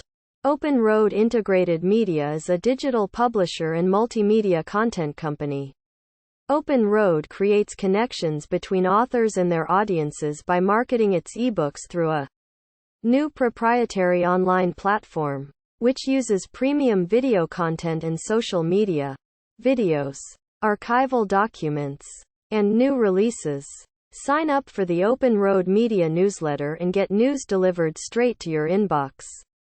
Sign up now at www.openroadmedia.com/newsletters. Find out more at www.openroadmedia.com.